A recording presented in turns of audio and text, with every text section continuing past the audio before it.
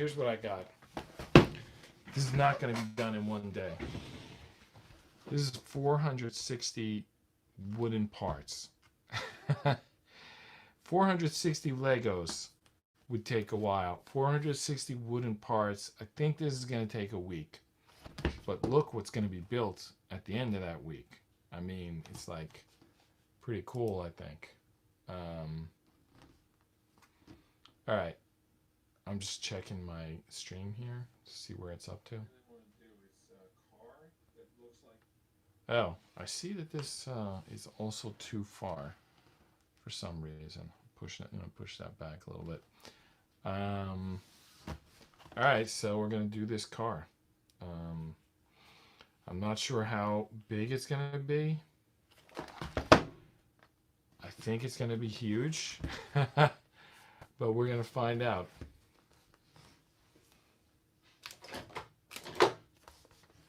So how's everyone doing tonight?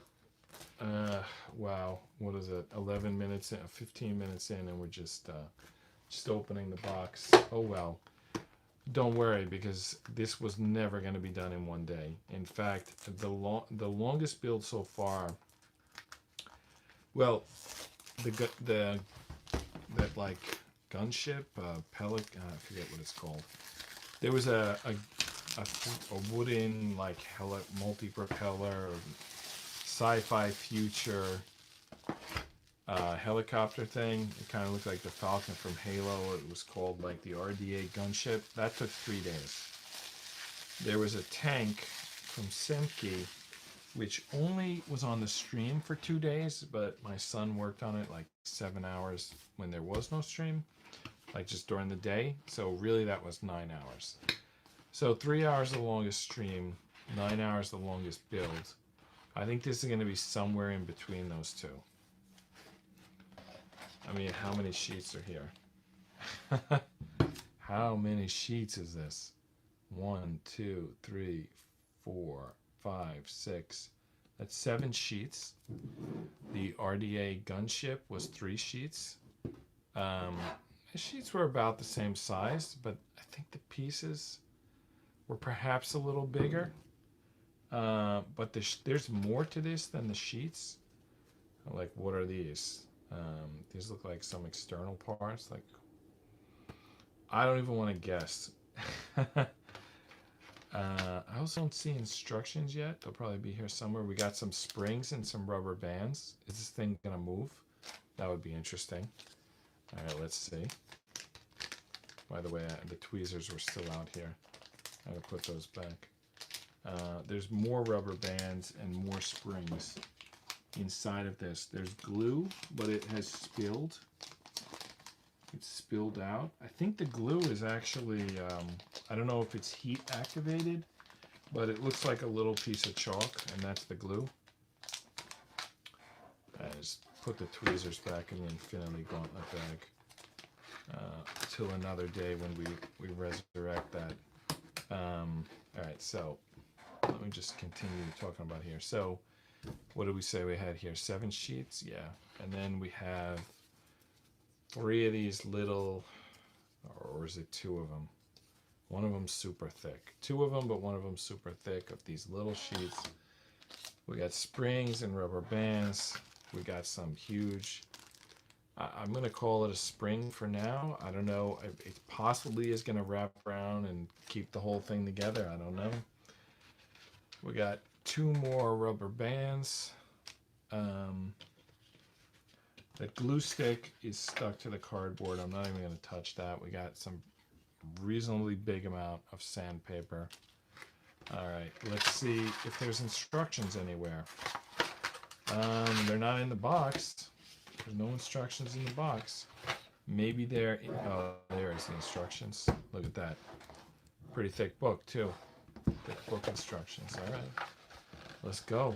Let's see what we got here. Gonna feel good once the first piece is assembled. That's always a good feeling.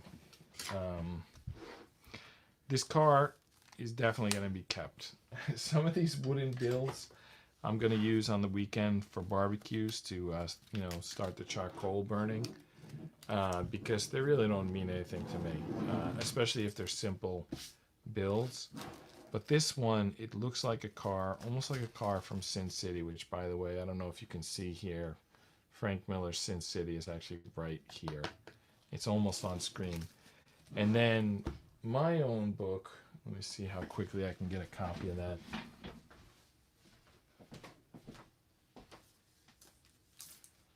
So, this is a series of comics that I make. It's called Vin Duty. And as you see, it's got a truck on there. And the truck from Vin Duty, I mean, it's quite different from this truck, but it is an old truck. It's a truck, and it's from the same era. And Sin City has got kind of the same motif, or whatever you want to call it, same era type of cars. Recently on Paramount Plus, I watched Godfather. And when I watched that, I thought that also had a lot of cars like you see in Sin City. Probably was set in the same era, I guess. Vin Duty is set more modern, but the protagonist, Vin, just happens to have an old truck. Alright. Here's the book. How big is this book? It's big. I mean, this is 70 pages. If you think about it, I mean, how long would it take to like read 70 pages? I mean, that gives you an idea of how long this build is going to take. I mean, look at this. This is like almost more detail than it needs to. I mean, are we like building like a functioning car here? I mean, what is this? It looks like it actually spins and it's like connected. This is like how a truck works. I mean, this is like a lot of detail for a wooden model. By the way, this set is from Ukraine. If you notice the language on it, it's Ukrainian, not Russian. All right, let's see if we can find the first page of this assembly.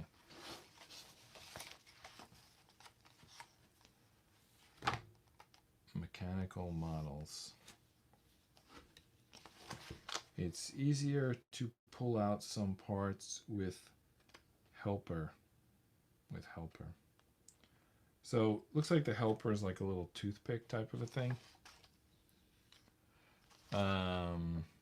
Not sure where that toothpick is found, if it's on one of these boards or if it's like separately in the box. I think this is it. That certainly looks like it. I'm going to assume that that's the case because if nothing else, this will be helpful in punching other pieces out. This is easily the thickest wood I've worked with on a puzzle.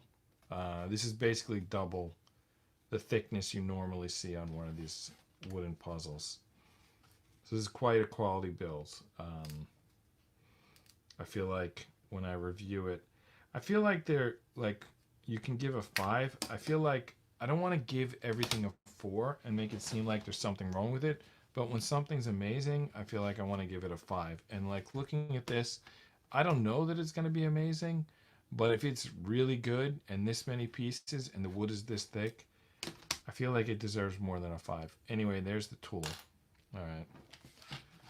So the tool's going to make our life easier. By the way, they're also showing the spring on this first page.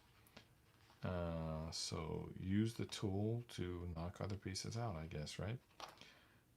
That spring is coming up in the 3rd panel.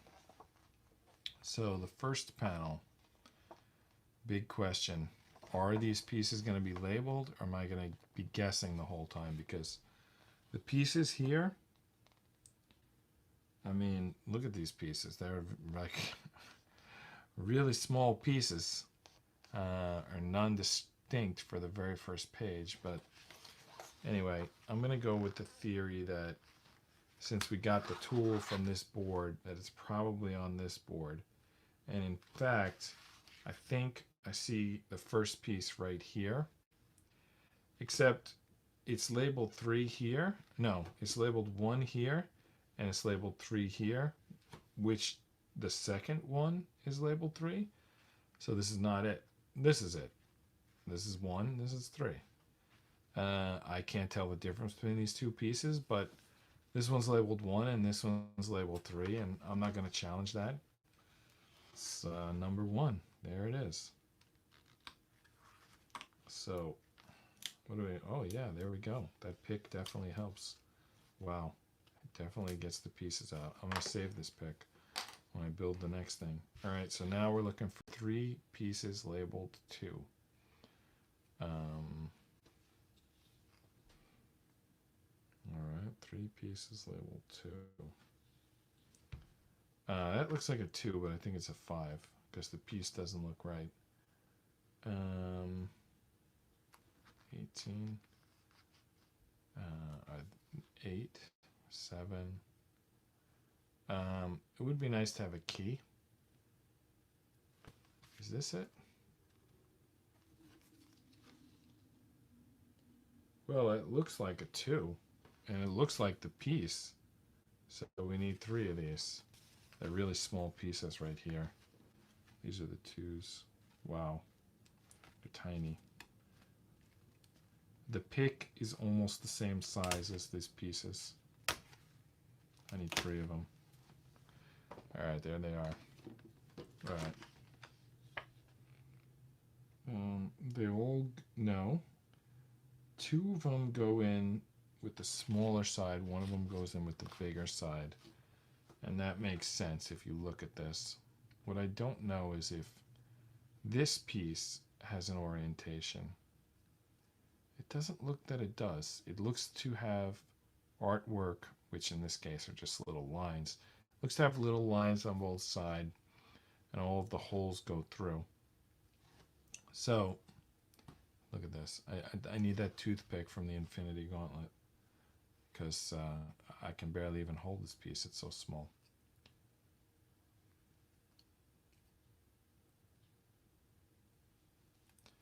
Well, it's in. It's small, but it's in. Nope, it's not.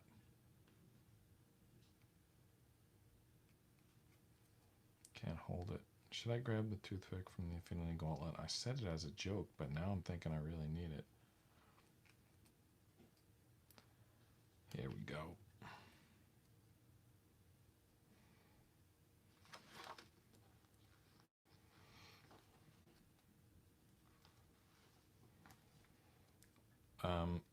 Something just popped into my mind.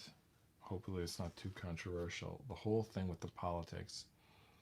Like, I often don't want to talk about it because I feel like it's so full of like triggering aspects.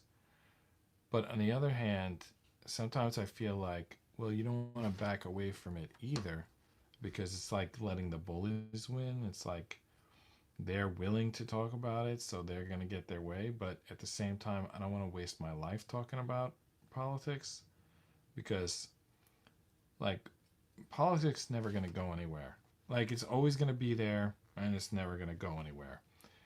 And the new thing in politics, they just collect money. Like, they just send, like, whether, no matter which party you're following and in which country, they just send out constantly like text messages asking people for money. And I feel like almost like the people should get together behind the politicians' back and say like, well, our party's robbing us. Yeah, our party's robbing us too. Let's just decide among ourselves like what we think, so that it doesn't cost either of us anything. And then we tell the politicians what to do. Like, isn't that how it was supposed to be originally? Wasn't that the plan? Like, politicians going to do what we say? Like, why are we going through them? Like, we should just meet.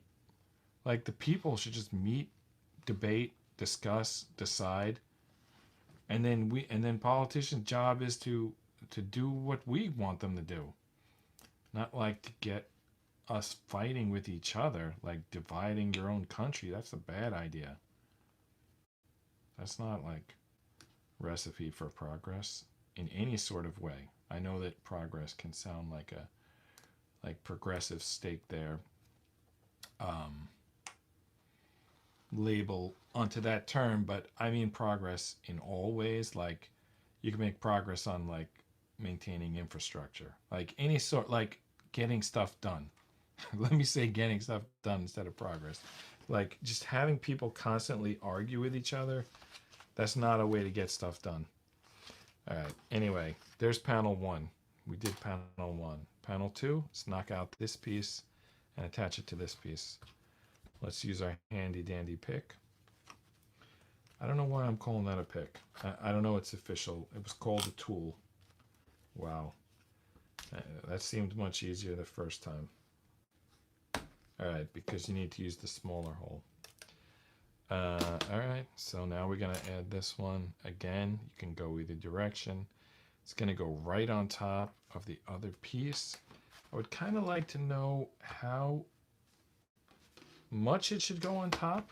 I'm looking at it here assembled. I think it's gonna go pretty much all the way. Like these two pieces are gonna be squashed flat against each other at the end. I think. You know, they could just pop out and it could be a fail. But anyway, whatever it is, we're going to find out very soon.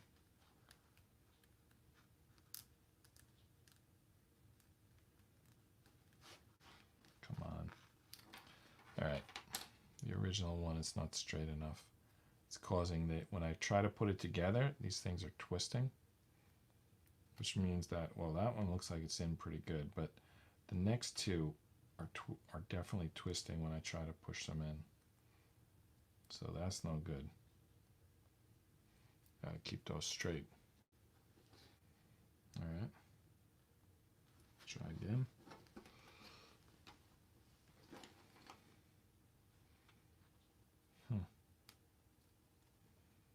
Not so easy. Were it so easy. Line from, I think it was Arbiter, regarding Master Chief. Were it so easy.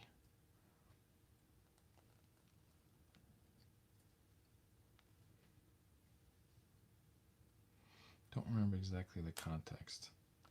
Feel like maybe reporting to the brutes or the who was the other ones? The prophets. Like basically taking out Master Chief is not so easy. Arbiter reporting to the Covenant.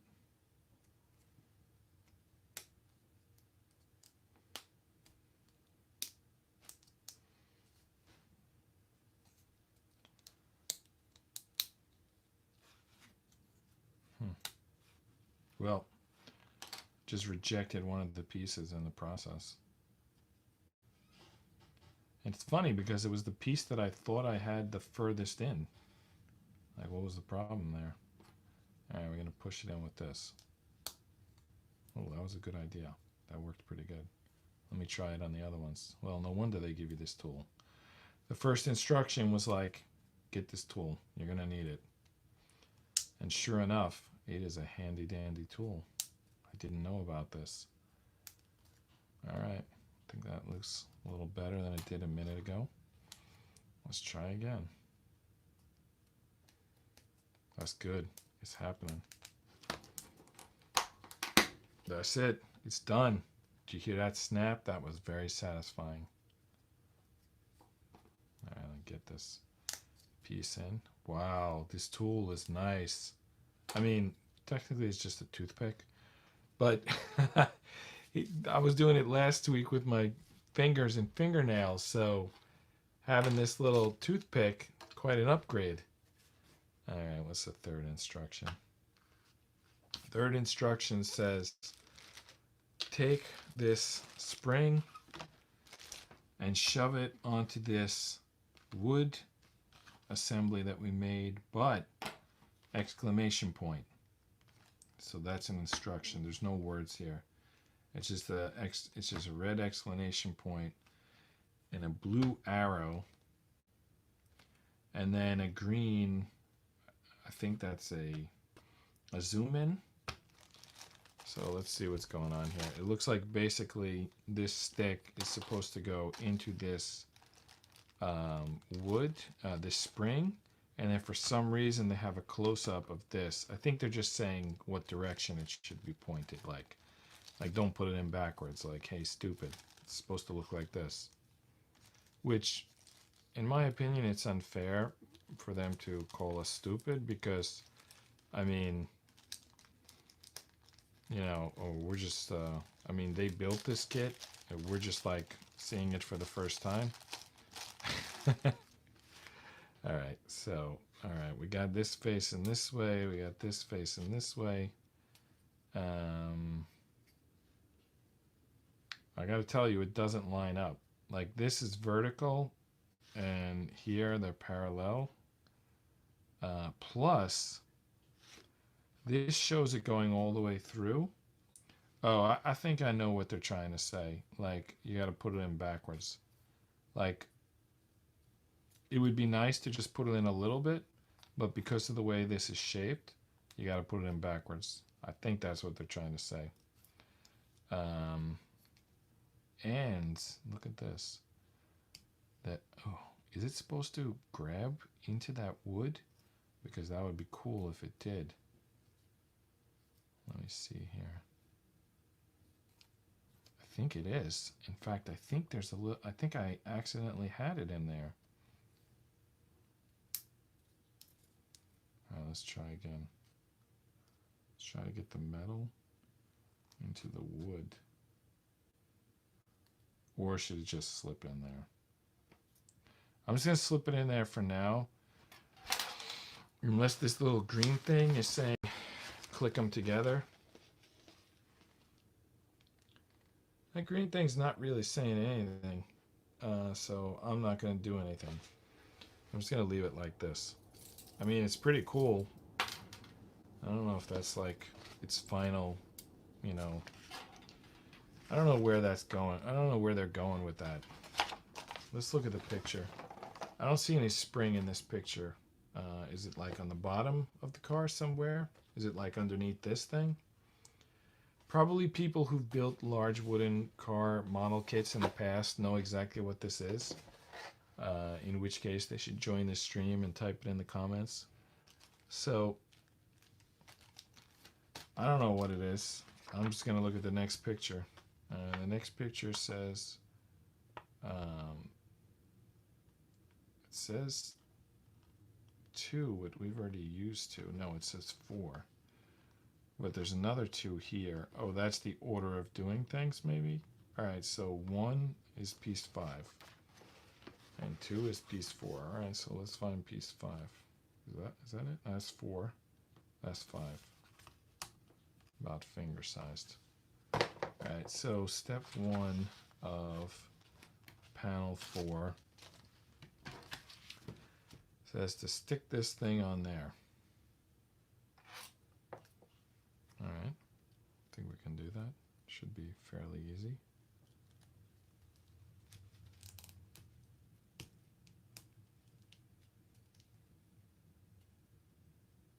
I'm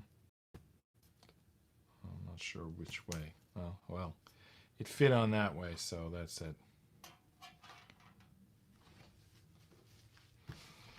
Alright, so 4. This is 4. Boom. Alright, stick this on the back. 5 on the front, 4 on the back. No problem. Just more slits, so I'm going to park it right below the slits. Though honestly, it doesn't really say how far. And then there's another inset here. It's not very descriptive. It's actually showing sandpaper and glue.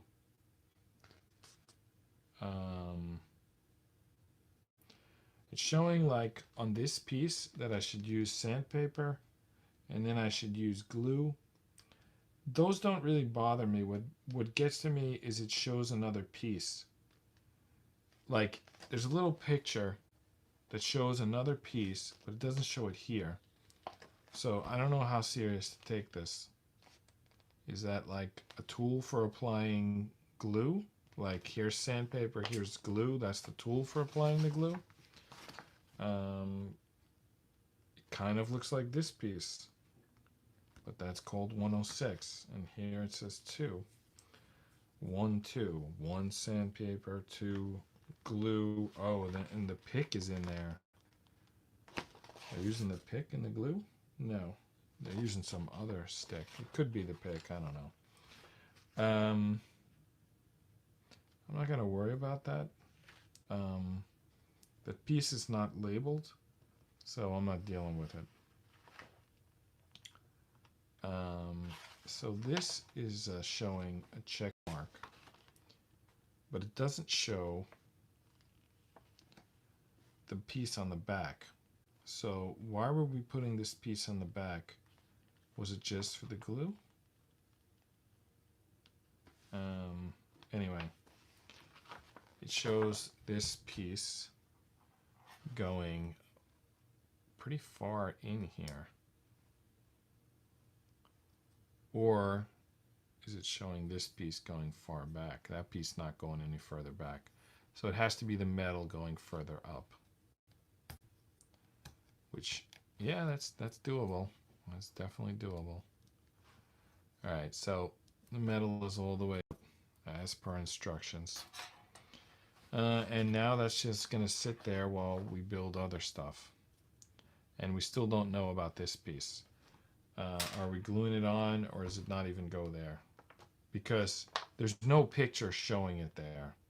There's a picture showing it sitting back here with some star being attached to it. I would say that this is the star, but it's not labeled in the instruction booklet, and here it's called, I think, 17. So yeah. Oh, am I reading this all backwards? Wow, it's so much easier if you read from this side. I was reading all the numbers like upside down, but if you turn them this way, there you can read them. So anyway, that's definitely 17. And it's definitely not labeled 17 here. And it also doesn't match it visually. So I'm not sure if anything even does. Well, something must. But I don't see that piece. This actually looks like possibly it, but it's 28. Let me look at this one more time. Okay, 4 and a dot. For a plus sign, just the outsides, and then a dot. I'm just using that as a way to remind myself what I'm looking for. No. It's, I'm sure that piece exists. But I don't think I'm supposed to scroll like 5 pages forward. So I'm not going to. If they wanted me to assemble it, they would have put a number on it. I'm going to the next page. All right. Next page involves a huge piece, which we're going to stick a lot of stuff into, including this. But the circle is removed from that. Why did they bring up this circle? Just to like glue to this star to it? Because they never used it. All right, that circle we're going to remove. Oh, am I supposed to slide it all the way up maybe? To behind here? They don't show it like that in a picture. It would fit though. It would fit, so I'm going to do it.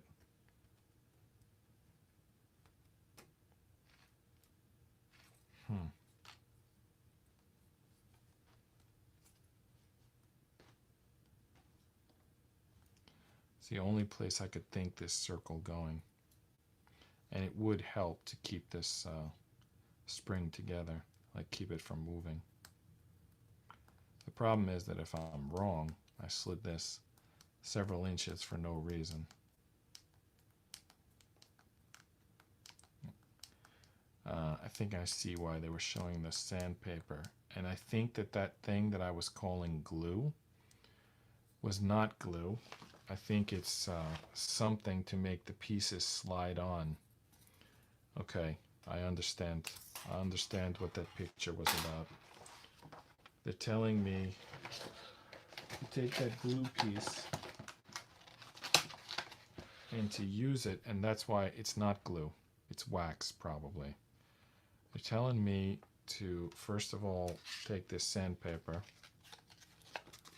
and make sure that there's no pieces. There's no pieces. I'm not going to deal with sandpaper. So they want me to put wax here so that I can make this piece fit. I believe that's what they want.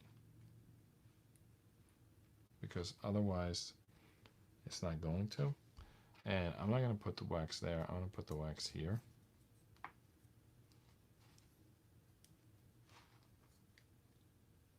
I think that's how you were doing it. Would do it if you were waxing skis or something like that.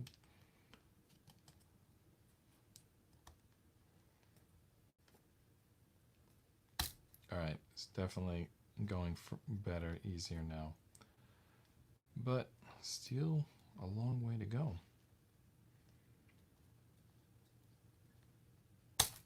Wow. That was something, but it's on. All right. Circle is on. The instruction meant apply wax to make it move.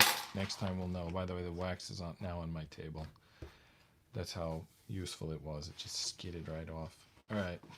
Where is this huge piece? It's called 6. This thing better say 6 because it's a huge piece. It says 6, but it also says H. I don't know what that's about. That might be where the pick was, the tool. Maybe the tool was called H, was it? Yep, the tool was called H. So this huge piece is 6. We're definitely building something. This huge piece is like a base to something. Wow, we still got 15 minutes left. I gotta tell you, so far this is the most enjoyable puzzle. I know that we don't have a lot done, but just I like that the pieces are like big and strong, and I feel like we're actually building something. Some of the other pieces, they're like, you build it and it's fun to build it, but I can't think of anything to do with it afterward than to use it as like kindling for the weekend barbecue. But this one, I'm thinking maybe I'll paint it. You know, maybe we'll have one night where I've got out a paintbrush and we're painting this car. All right, back to work. All right, so drop that down and look for 4 7s. By the way, they've got some more wax going on here. I don't know what this star tool is. Every time they show the wax, they show the star tool. I mean, they better tell me where to find that tool because I don't see it. Anyway, I just use the wax with my fingers. It's not a big deal. Anyway, I gotta find 8 copies of 7.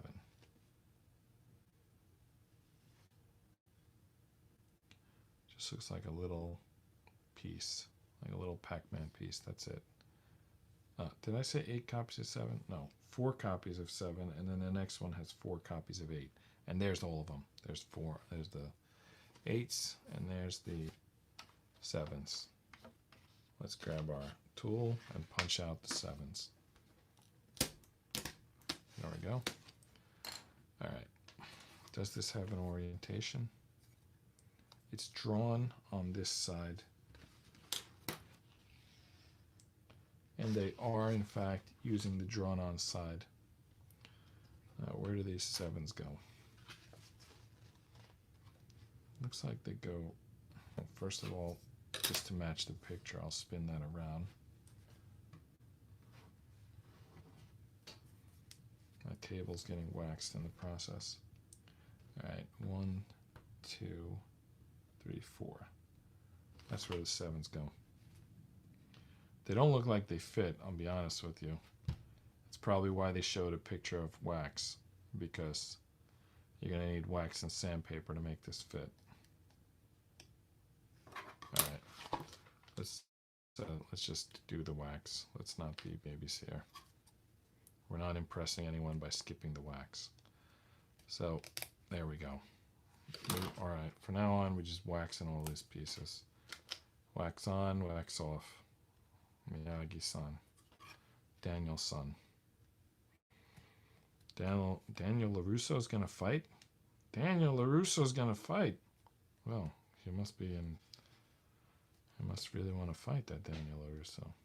It's been like 30-something years, he's still doing those karate movies.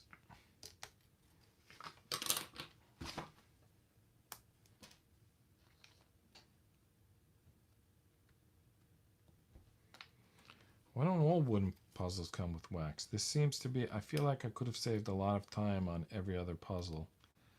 Well, I guess I have to think of it myself. I have to keep a toothpick and a wax jar with me when I work on wooden puzzles. Well, this is my 18th stream, and 3 of them were books, 1 of them was a metal puzzle, 2 of them were Legos. So how many wooden puzzles does that leave? I think maybe, it's quite a lot. It's like, what, 11 or something like that? What did I say? 18 minus 3 minus 2. That would be 13. So have I really spent 13 nights on wooden puzzles? Well, if I have, then I should have known about the wax and pick by now. But anyway, whatever. No, I think there was a shelf one night, so that removed down to 12. There's probably something I forgot. I think that lucky guess of 11 was probably correct. All right, now we have to do 4 8s. And the 8s, I think, are going to go on this side. So we're kind of making a grid. Looks like Stonehenge. There's the 7s. Now we need the 8s. It does not say to wax the 8s. The 8s are going to fit, apparently. And I can tell you the 8s are kind of like beveled, so it does kind of make sense that they don't need wax. All right. Here we go. 8's going in with no wax. Well, I think they would have done a little better with wax. Anyway, let's get them all in and then tighten them up.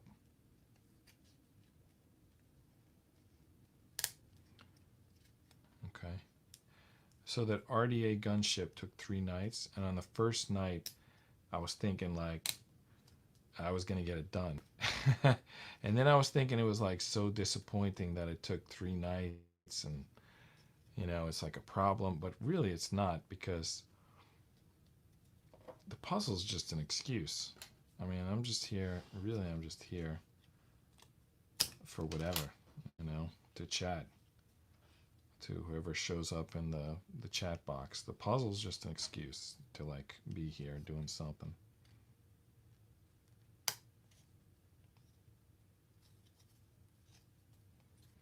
Just using the tool to tighten these up. This tool is excellent. All wooden puzzles need to come with these tools. I should tighten up the 7s as well. I mean, I slid them in with wax, but the tool can really finish the job. There we go. This one, we didn't get a click from this one, did I? So one of them did go in from the wax. All right, these are not the same height. The 7s sit lower than the 8s. The 7s come through. No, they sit high. They sit higher. The 7s come through the bottom and they sit higher on top. But their like sort of shoulder height is the same across the 7s and the 8s. So something's going to click on top here, and it's going to be the same it is here. And what do you know? It happens on the very next panel. No, 2 panels ahead. On the very next panel, we're taking this, and what the hell are we doing with it? It looks like this little curly piece is going to attach to one of the 7s, and that's why there's a graphic there, to match the orientation. And then this, I think it's just going right through the middle. So this is going to go through the middle, and the spring is going to catch one of these 7s. I don't know how deep it's supposed to catch it. I would assume all the way to the base. And then what am I doing with the rest of the spring? Is it kind of like, do I have to fit it inside? I have to tighten this thing up, I guess. Wow, that's kind of cool. Like tightening up the spring. How tight do we have to make it to get it to fit? I got to get it inside of those 7s and 8s. And I think it needs a pretty tight wind to do that. All right, I'm going to pre-wind this. Probably using this pick thing. Oh, you know what? And then what's going to happen? It's going to spring out and like cut me.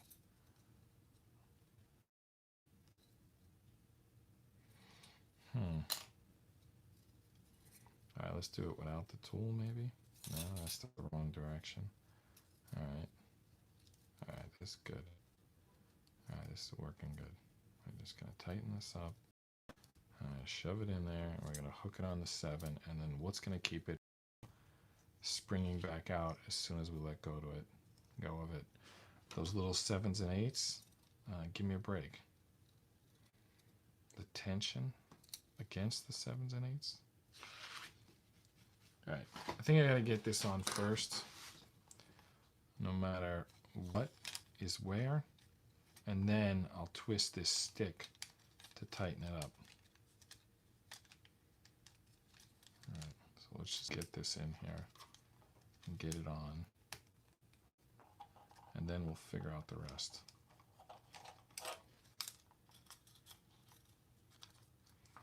Well, it doesn't want to go on. It's like, are you kidding me? This thing is like pretty tight here.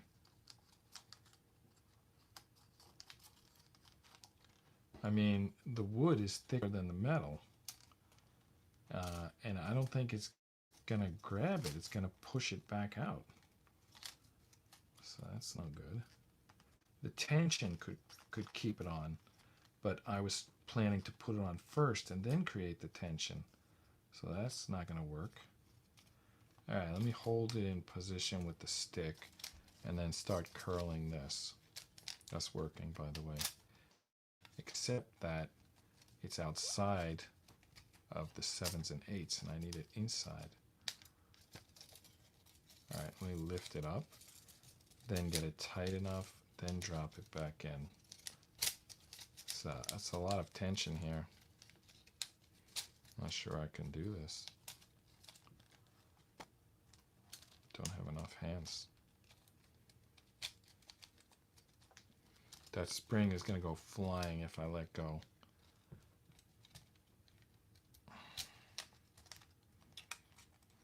Got to get it inside there. All right. Is it in? No. It's a little bit out. Is it in now? It is. It is in. In fact, I'm not sure how deep it needs to be. Let's let go and see if the tension keeps it in. All right. It's in. It's in. It's in. It's lined up. And it's lined up perfectly back here. It's hooked onto here. And the tension is keeping it inside of the little wooden stone hedge there. So, I don't know how we did that, but we did it. It's probably gonna at some point. Actually not, because the next piece that we're gonna add is gonna lock it in. So if we can get this next piece on, we're in good shape. And we're winding up to an hour, so we'll probably just get this piece on and then we'll meet up tomorrow night. All right, what is this piece? Piece number 9. That looks like it. And what do you know? It's labeled 9. We got maybe a third of the way through the first board. At that pace, this would take several days to finish. And it might indeed take several days for a finish, but it's not going to take 15 days as a third of the way through. One of the 5 sheets would indicate it's going to go quicker than that. Because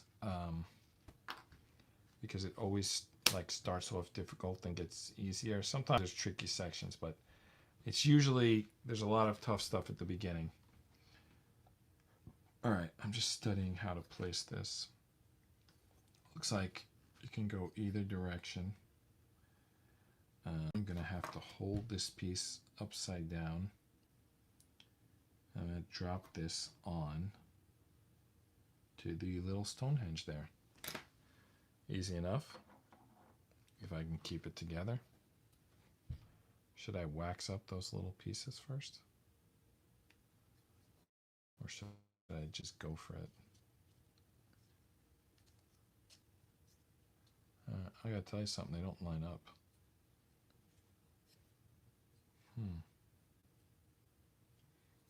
They look good. There's the 7s, there's the 8s. But somehow when I went to line it up, oh, I was doing it backwards. All right, let's try it again. All right, now it's kind of, you can see what's supposed to happen. All right, let's wax up all these little pieces. We're gonna need that.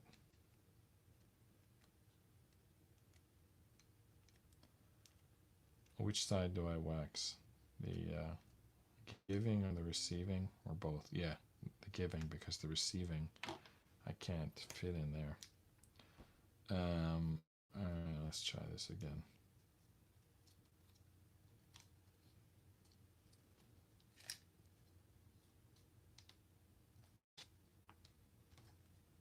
All right. I just want to get them all lined up before I put any pressure on them, because otherwise, obviously, I'm going to twist them out if they're not all kind of started. You know what happened? The spring is creating tension that pushes them outward, which makes it extra tough to line them up. I wonder if that's how important that spring is. Yeah, the spring is, at least at this point, the spring is working against us. Maybe it's going to work in our favor down the road, but not right now. No, we just got the back on. If we get the front on, problem is, again, we got to line up all of them. We can't just, I mean, it's nice that we got the back on. It's a nice sound, but they need to all be lined up before we go for it, which is tough with the spring moving these pieces around. I mean, it's a fairly strong spring. Yeah, this guy is not lined up. Oddly enough, I have the front pieces lined up, which I think are the most important. It's probably why the 7s are longer than the 8s, just to give you a chance to get it on track and then work on the 8s, maybe. Or maybe just some other reason, like it's going to hook on something else. All right, where's my tool? The pick. The toothpick. No, it's not a toothpick, it's just a wooden pick. All right, it's really bulging out there.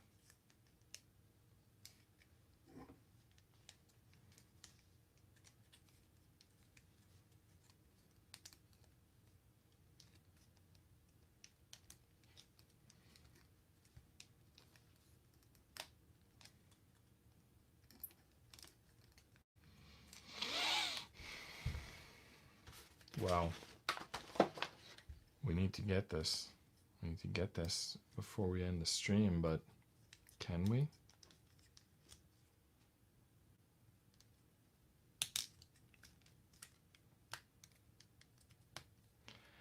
I don't know what's going to happen if I push it on. Is it going to pop the other side off? Is it going to bend these pieces? Is it going to bend these side pieces off? This one is way out. It's the only one that's not even close. The rest, I'm willing to bet that if I pushed, they would click in. This is the only one. All right, we're gonna go for it. See what happens. Maybe something's gonna break, or maybe they're all gonna click in. All right, what do we got here? Well, this front one didn't go in, which I thought I had that one lined up.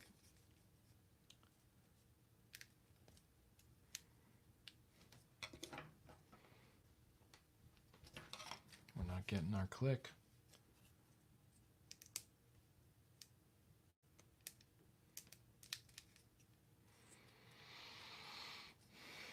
The back is on. The side is lined up. side is lined up. What's the problem? This front piece, something about this front piece is not wanting to go on. What is it? Is it not lined up? I'll take off my glasses and get a look in there. Yeah, I see what the problem is. It's like just a little bit off track here. Problem is, it also has a little bit of spread, and that spread is going to cause problems. I feel like I need to put my glasses back on before some splinter comes flying out of this. I should probably work in goggles. All right, I think I got it. There we go. Now one of the side pieces is out. All right, let's work on that. That is, how did that not close? That is in. All right, let's try the other side. The other side could use some help. That's true. Both of the pieces on the other side could use some help.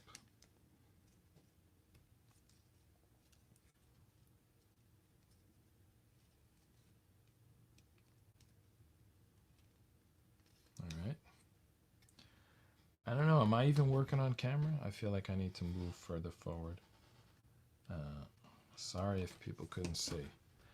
It's tough to see these wooden puzzles. You can hear those satisfying clicks, but you probably need like a second camera, like sideways here. Well, you can see these clicking in because now they're all lined up and they're all clicking in one right after another. So hopefully I'm getting that on camera. I think I'm probably getting my head and glasses on camera too, but which is not my intent, but whatever. I think this is pretty good. All right, probably gonna stop the stream for the night, but this is looking really nice. The 8s are flush on both sides, and the 7s are through on both sides. This is nice. Look at that. The disc was flush most of the way, isn't at the moment, but I think I can fix that.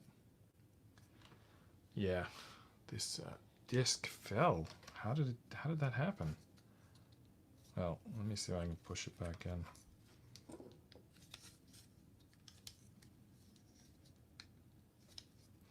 Somehow in the process of doing those little pieces, the disc came out, but as you heard, it just went back in.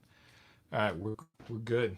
That spring feels good. I'm not sure what it's gonna do, but you can turn it and create tension. I think the car. So this is what we're building. Pickup Lumberjack. It's a Ukrainian puzzle from Ugears. I didn't get very far last night, but I think I did some crucial stuff here. There's this spring here, and I think it's going to be important. It's basically the engine mount, and I believe part of the engine. Anyway, we're going to keep building, and we're going to find out. I'm just going to turn this stream so I can keep an eye on it, and then I'll get started building.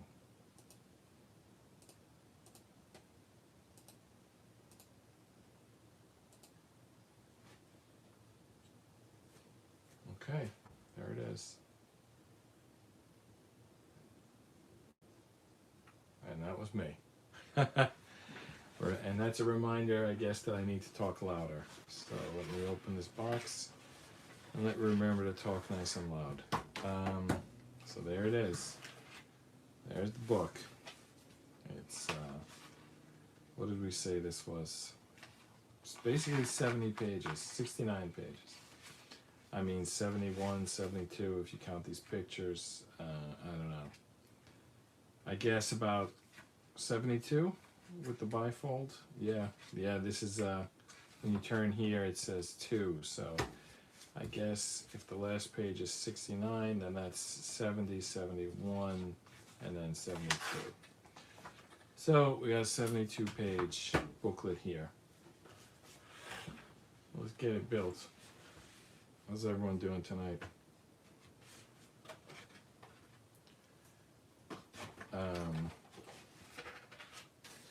lately this 11 p.m.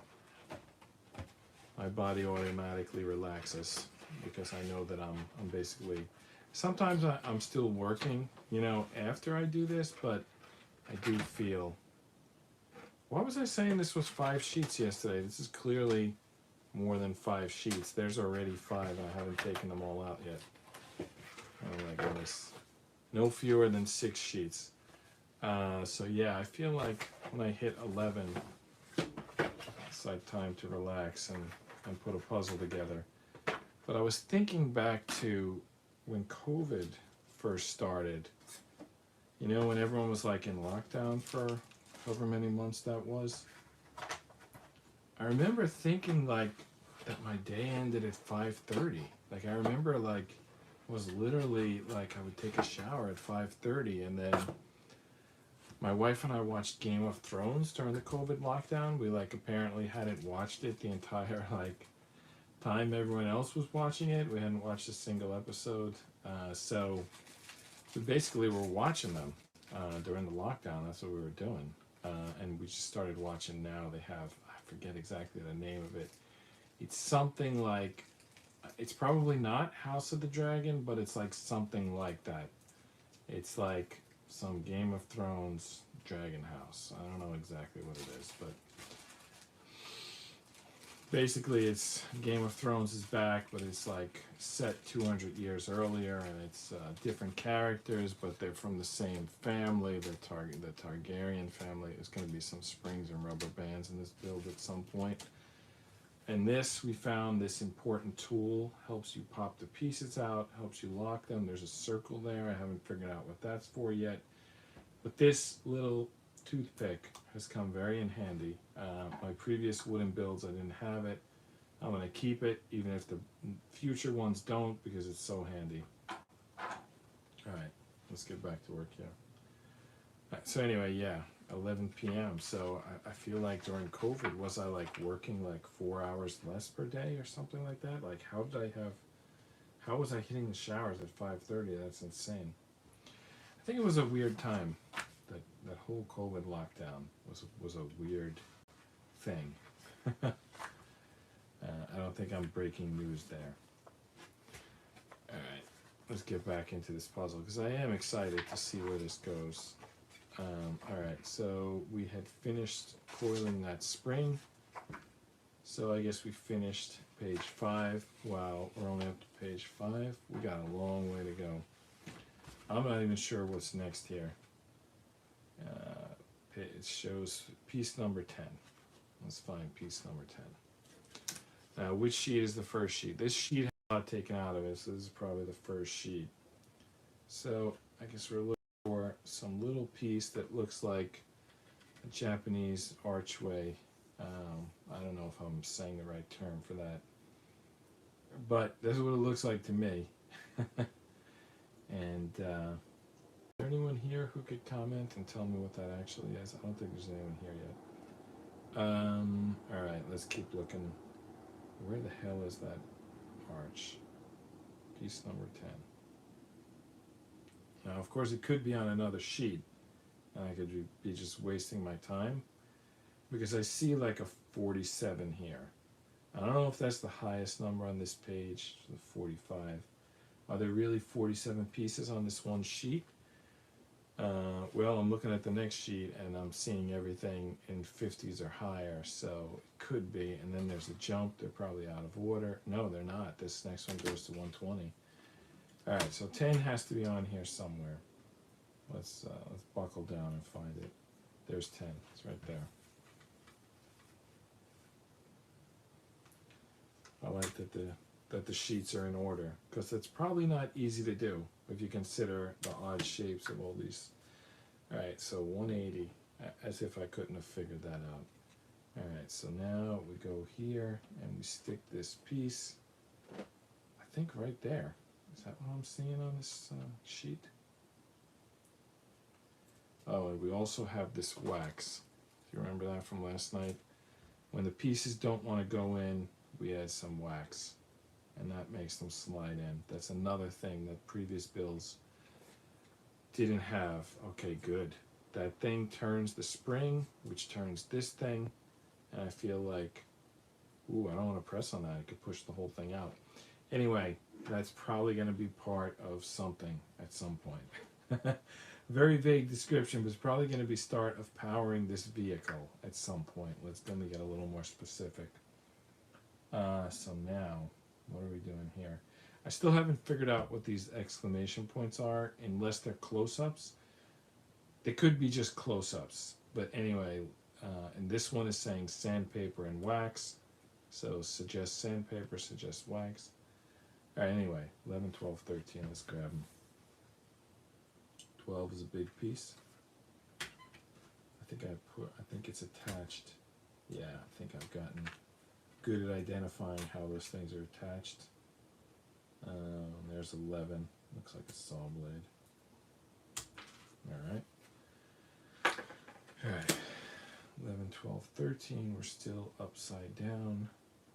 It looks like 11 goes inside of 12, does it? And then 13 goes on top. Can you actually get this in here? Is this why they were suggesting the wax? No, it's in there. I might need the wax to get it onto the other post. Let me grab some wax. I found this wax to be very helpful. These pieces of wood, they don't really want to slide together, but if you put some wax, they do. Suddenly they go together. I'm just trying to get the framing right. It's like every day I put this book in a different place and it never seems to like be perfect. It's like even if I check it, I think this thing slides. I think this tripod, the weight, I gotta add a gimbal, right, to counterbalance the weight, and then it will stop sliding, which I have one. I gotta add it. All right, so we're adding this spinning piece to the bottom here without breaking everything that's already put together and without these two pieces coming apart. And then we're going to put another circle on top. It's actually tricky to do this without breaking what we built yesterday. There we go. Those two pieces slid apart. Of course, this tight one is tough to get in there, but we're just going to put it back together here. I mean, one piece is like barely staying on, and then the other piece is like a struggle to move. So of course they got separated, but they're back together. And then I think we're putting this piece on just as a way to lock it in. This piece has a little circle in it. So, but that circle goes all the way through, and this thing spins. So I don't think it's crucial where it goes, but I'm gonna put it, you know, I don't even think I could tell which direction they put it. They have it basically this way, but I don't know that that really means anything. I think it's going to work in either case. All right, wax is still doing its job, but it's of course tight. All right, let's get a little more wax on there.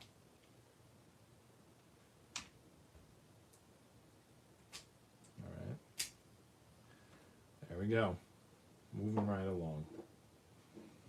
Putting more of these pieces on. Looks like 14 looks a lot like 13. 15 is another gear, and then we got two 16s, which are like interlocking gears. I mean, we're definitely building something here. I feel good about that. 14, 15, 16. So something interesting happened today. I got this like online survey, and I don't usually click on them, but if they catch my interest, they do. So this one was about a board game.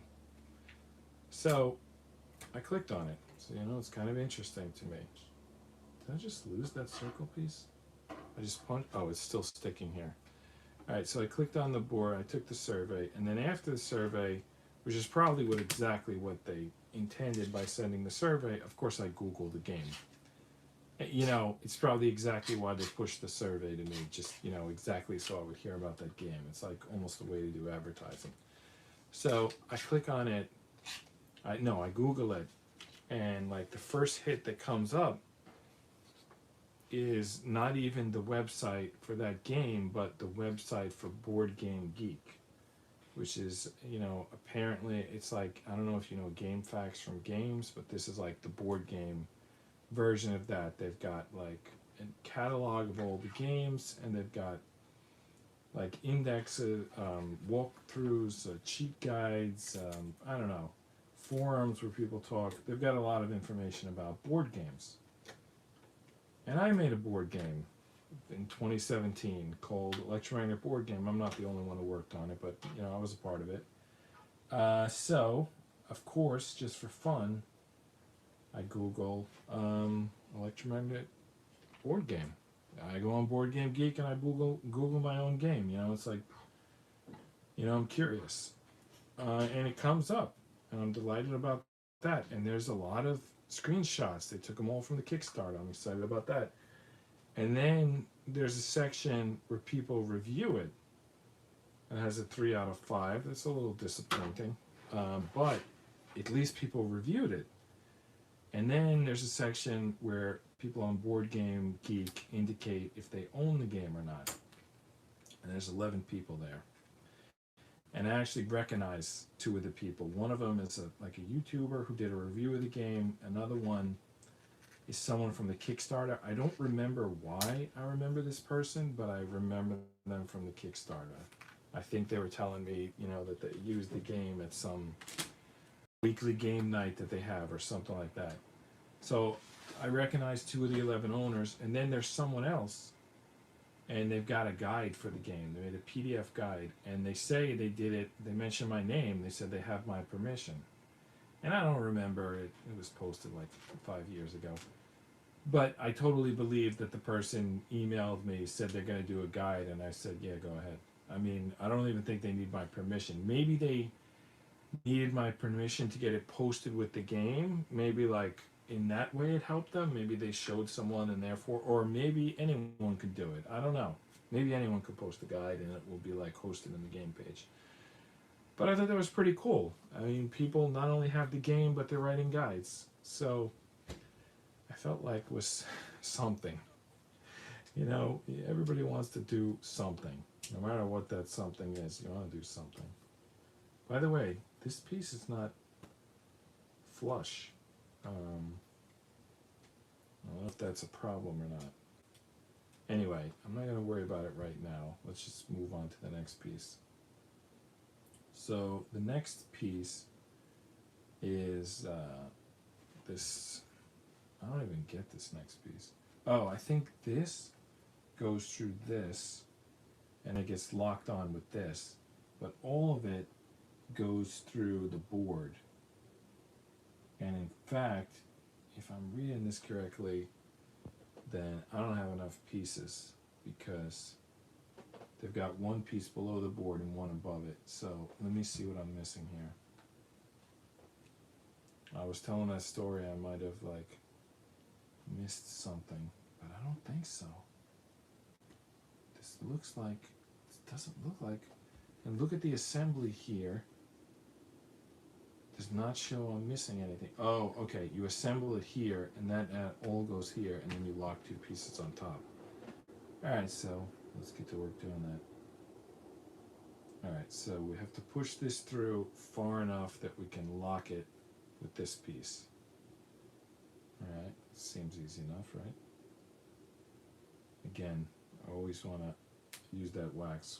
And this thing absolutely helps, because then when you push the pieces in, you're like pushing against wood rather than your fingers, because when you push against your fingers, it hurts and you don't want to do it. But using this pick, you can make everything fit. In fact, I think I can make that fit a little better than it's fitting right now. Definitely should have went for the wax first. It would have, I think it would have went in a little smoother. Because this is through, but it's not through that much. But it's through, you know. I'm not going to worry about it too much. But is it going to get pushed back out when I go the other way? Let's just go. There we go. Now, can we get this further in? I'm not sure what we can. Definitely locked on there. That's pretty good. All right, so this piece, and we need 17. 17 is another one of these gears. I think we're building the engine. I think that's what we're doing here. All right. Now, we gotta make sure we go through the correct slot. And I think this is the correct slot. Though, there's a lot of room there. More room than we need. Which makes me wonder, where does this go? Does it go in the middle? Does it go? Does it slide? Is that part? Is this a moving part? Is it going to slide when it's in operation? It looks like it has the ability. It has, yeah. It definitely. Look at that. It can.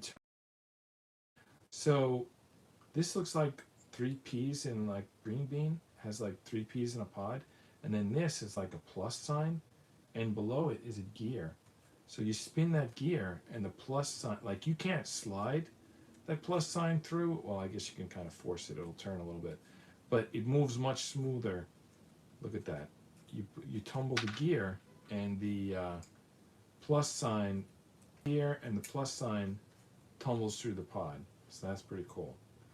And now we gotta lock that on. I would say it doesn't matter which way we do it because it tumbles anyway.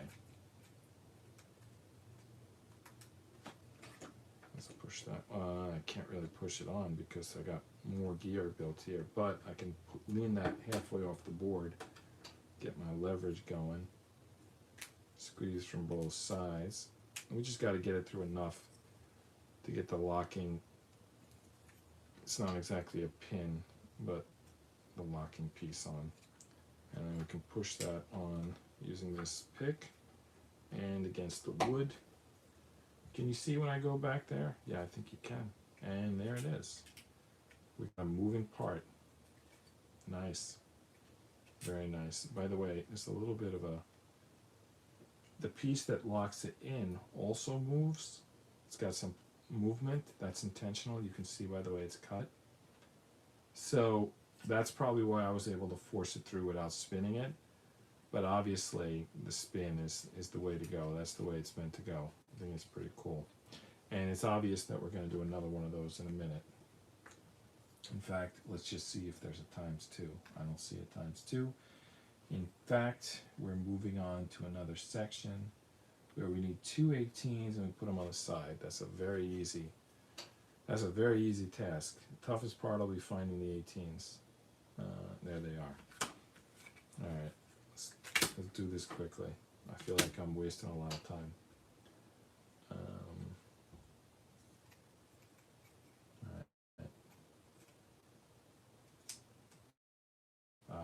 This is what I was worried about. It's too easy. Sometimes when the pieces are too easy, they don't stay in.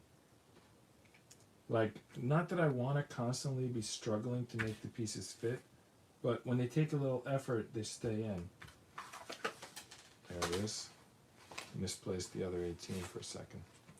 So, when you have to like really work to get them on, they stay on. When they like so easy to slide on, they don't stay on. So these 2 18s, I mean, yeah, I got them on pretty easy and they can fall off just as easy. So I'm hoping that something's going to come along and lock them into place. I can see that one of them is in further than the other. You can actually get them flush, so I'm going to use the pick to do that. And that definitely makes them steadier. But they still can be knocked out. So they're not locked in by any means. All right, moving on. Number 19. I mean, this has got, what do we say, 6 pieces?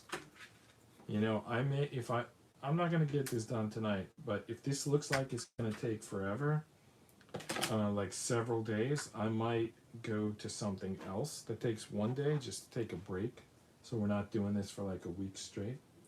Anyway, let's get this 19 in. So it looks like we got this up. So it looks here like the 19 goes here, but we built this circle thing way off. We had it in this gear and we were like bragging how great it was, but apparently that's not where it goes. Apparently it goes here. So we're gonna have to redo that. That was funny. I was thinking about how great it was, like fitting in there. I thought it was brilliant. It's not even in the right spot. So I gotta redo that.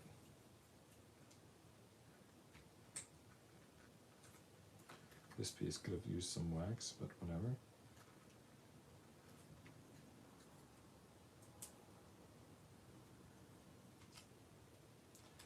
I wasn't tipped off. If you're thinking like, well, this is a circle and this is 3 peas in a pod, I wasn't tipped off because of the way that it was,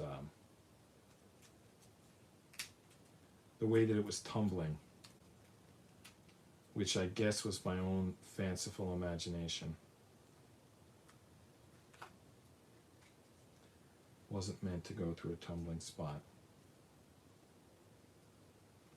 Though these gears are going to work together. Now I'm thinking look ahead. So now I look ahead and I see multiple gears. In fact, they're going to spin this big gear, and that big gear we know has the spring. So we're definitely building the engine right now. All right, I got that one out. I actually got it out not the way I was expecting to. It came apart. Like, I was trying to take the top off and instead the bottom came off. And the parts are not interchangeable, so I have to now rebuild it this way. Because it needs to be here. Can't flip it around.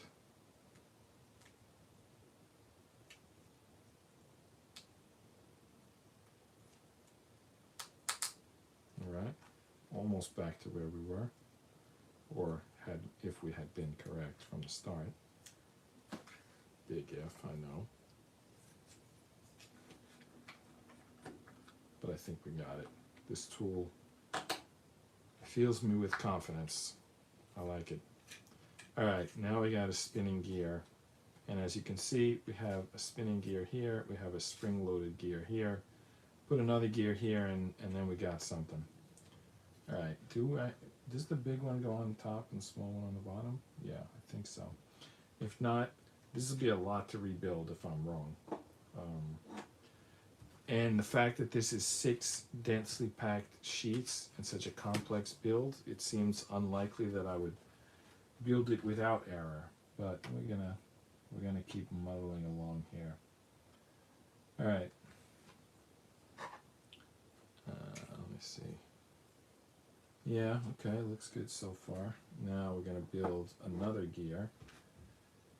20, 21, 20, no, 2 20s, 21 and 22. The 20s are just circles. They're pretty big circles though. There's my 2 20s. What do we need? 21 and 22. 2 20s, 21 and 22. That should be easy to remember. Why am I repeating it? There's 2 more 20s, by the way.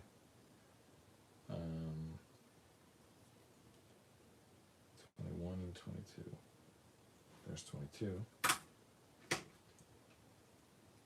There's 21. Looks a little bit different than the previous gear, but it's gonna work. Look at that nasty splinter. I mean, is it a splinter if it hasn't stabbed anyone? Well, nasty shard of wood that I sanded down to prevent splintering. All right. 20, 21. Seems easy enough, right? Grab a little wax. Ensure it'll be easy. There we go. That wax is beautiful. 22 is the gear, and then lock it on with another 20. Guess some wax going. Doesn't look like much, but it definitely makes a difference.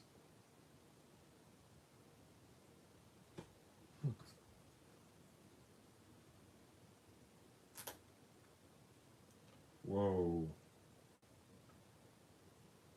I think I put that 20 on too far. 21 is the one. What? No. Did I put it on the wrong end? Is that what I did? Yes, that's what I did. Well, it doesn't matter. Just keep going.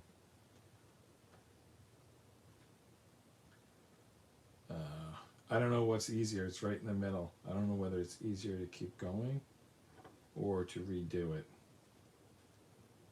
I guess whatever is doable. That's what we're gonna do. So it has 3 on one side and 2 on the other. And I don't know how I didn't notice that.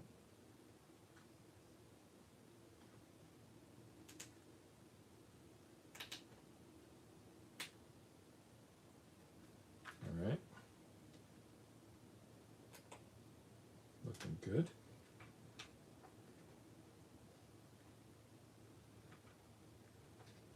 Get the second one on.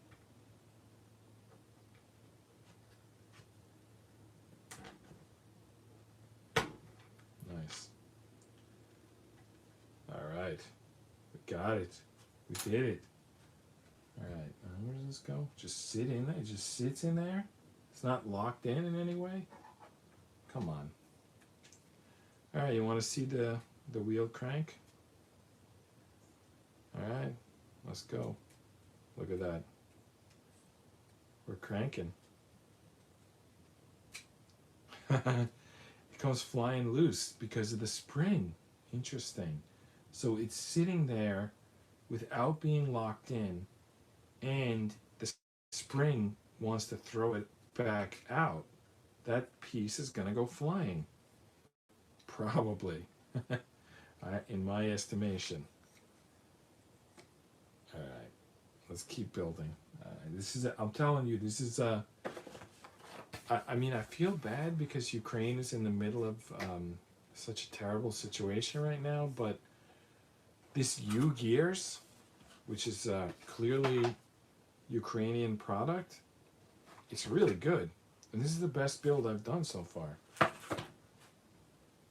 mean, I feel bad that I'm like enjoying the product of a laborer someone who's probably not in a good situation right now. But I guess they wanted their product to be enjoyed. I mean, I shouldn't feel too guilty. Would it be better if I said the product was bad? I mean, it's very good. All right, 23. Where's 23? That looks like a piece, but it's not. But why? Oh, it's a huge piece. This is part of the engine mount. It matches this piece. Wow, we're going to be getting to that at some point. Not sure when. All right, 23. Focus, 23.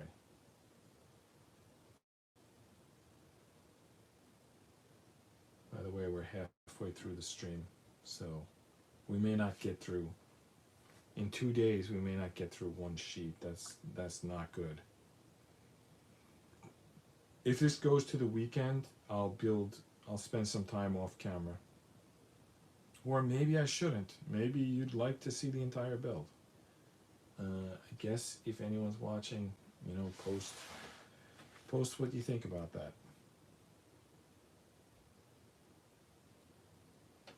Is it cheating to build off camera, or am I saving everyone?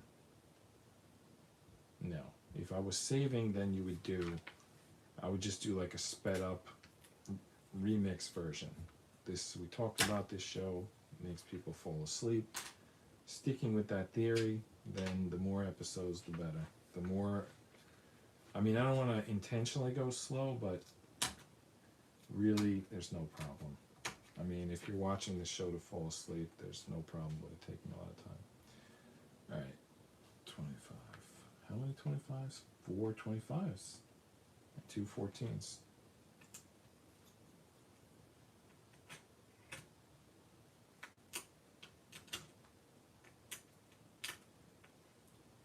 I could fit the pick through 25, but whoa, I just knocked out the whole mount, the top of the mount. 1, 2, oh, it's still here. All right, 3, 4, 4 25s, and I knocked this whole piece out. All right, I need 14, which there is a 14 here, but there's only one of them. Where's the other 14? I guess I gotta go back to the sheet and look for it. Wow, how am I gonna tell these 14s from these 25s? They look so identical. I'm gonna put the 14. Honestly, I think it's the same piece, but I'm gonna put the 14 up here by the wax. And I'm saying that out loud because I can rewind the video if I forget, and I'll know what I did. All right, so we got the 23, we got the 2 24s, we got the 4 25s, we got 1 14 up there, and we got to find another 14, which is going to be a little circle with a little cube in the middle. There's 2 more 14s. I don't know why there was a 14 in the middle of that engine. Look at that nasty piece. All right. Are these 14s any different from these 25s? I'll tell you, if they are, it's imperceptible to the human eye. Okay. Now, let's build. All right. Doesn't say to use wax. I will forego the wax. But I will use my pick.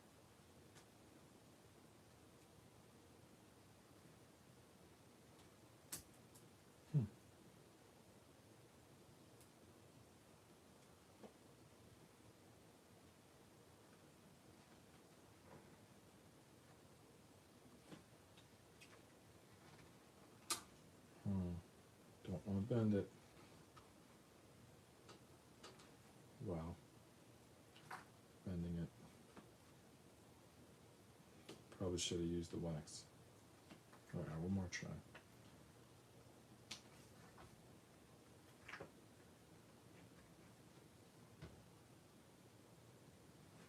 Sometimes they go in as you keep building, sort of like, you know, you add pieces to it and then they click together. But I wish they would click right now. Alright, there's one of them. One of them clicked. Yeah, that one clicked. The other one looks the same. Didn't make the satisfying click sound, but I'm just going to assume that that's good enough. By the way, these have little circles in them. That's the difference between the 25s and the 14s. The 25s have circles in them. I don't know if you can even see that. It's like so tiny. The 25 has a little dot above the square and the 14 doesn't. But who the hell would ever notice that? And plus, what are you going to put a wire in there? I'll be shocked if that hole is used for anything. I don't think it will be. Alright. Now, do I have to keep the holes going the same direction? The holes aren't even in the picture, so I'm not going to worry about them.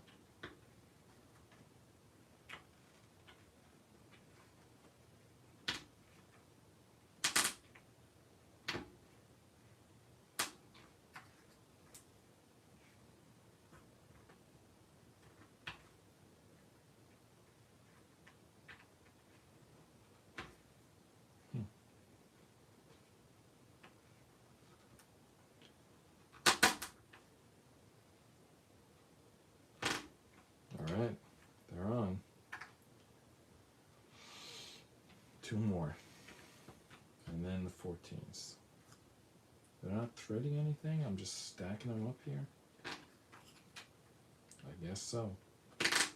Frankly, I don't think those 14s are much different from the 25s. Just looking at this picture and looking at the pieces and looking at what we're building, I'll be shocked if there would have been any problems caused by me mixing the 14s and the 25s together.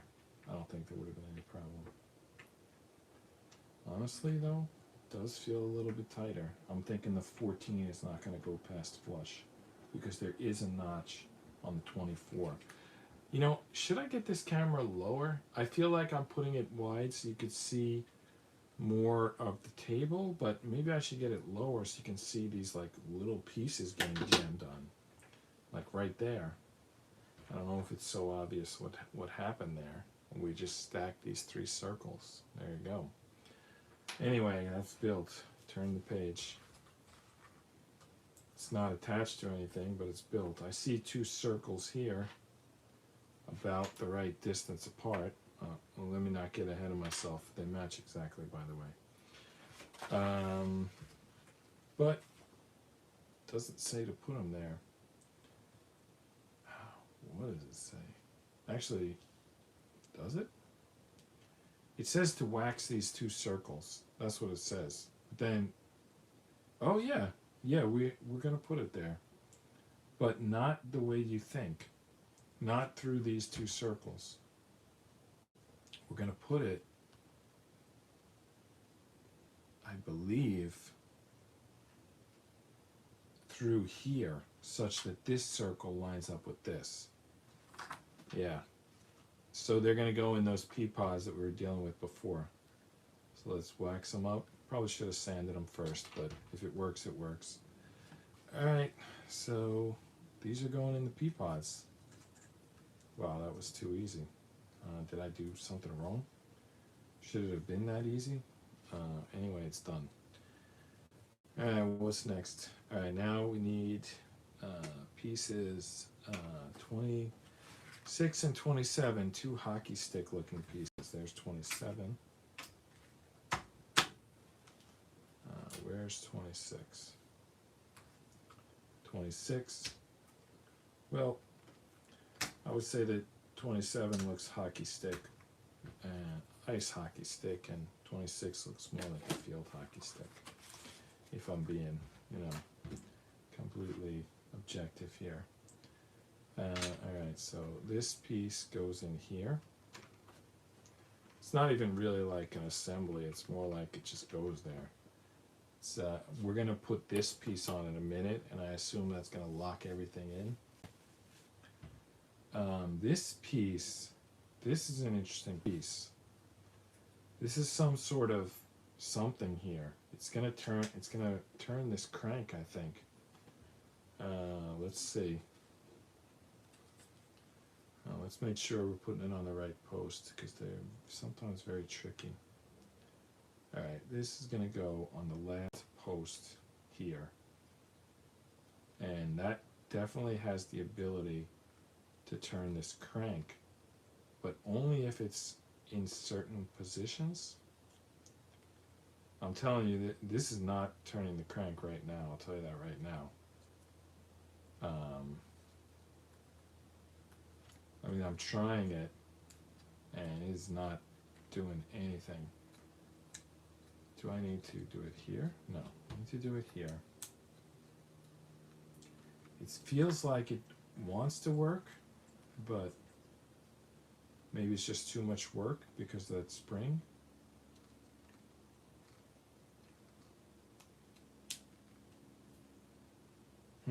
Well, I'll tell you, it is not moving right now. But it can be a lock. If you look at it, I think it could be a lock, and something else might move that piece, and this could be the brake, basically. Let's see. That's kind of how it looks to me right now, is that this is a locking mechanism. And if you pull it out, now it's unlocked. That's how it looks to me. It really does look like it fits in there, not like a crank, because if it was a crank, it would look like this. It fits like a lock, in my opinion. Alright, let's see what happens next. So now we have to put this big 28 piece, which I'm not even sure if this is 28. Let's just see if there's any other candidates. Now that is 28, but here's the problem. There's pieces still attached to 28. And I think I have to punch those out.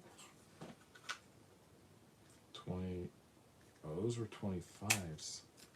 So actually that's garbage. 14, I don't know if that little dot is garbage or not. The break just went. Shouldn't say that, but it did. All right. So we're going to do this way.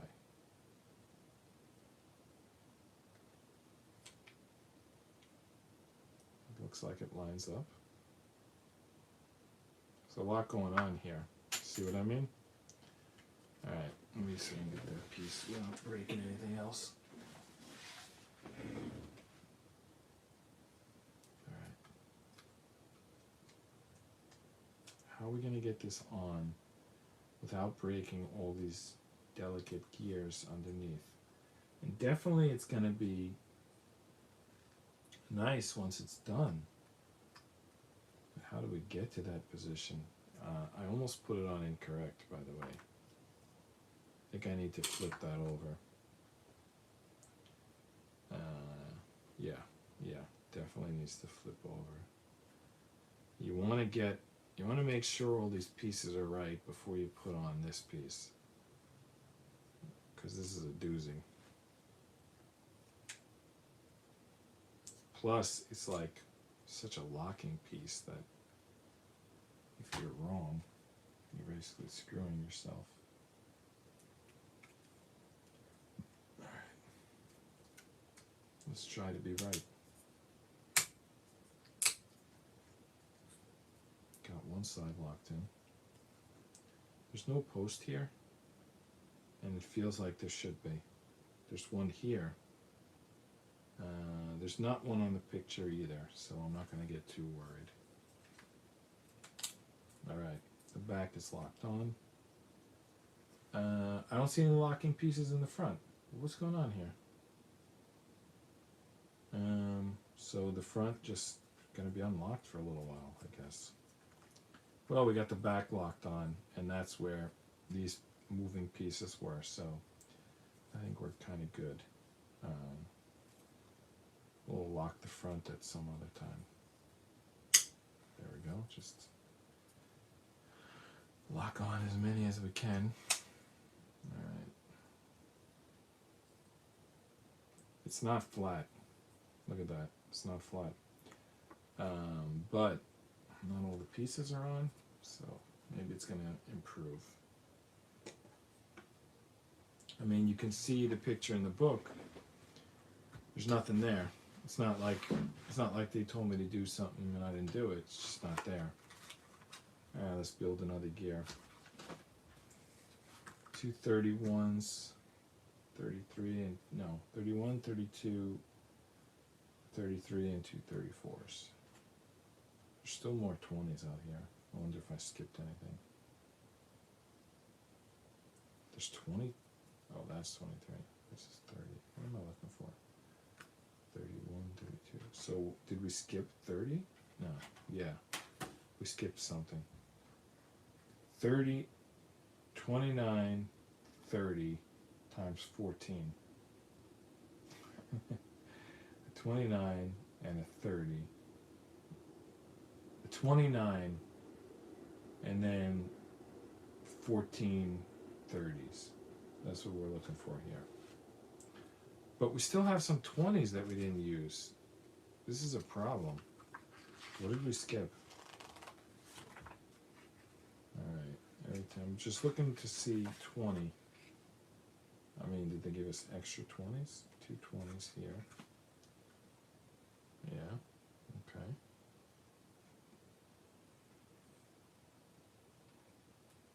25s here.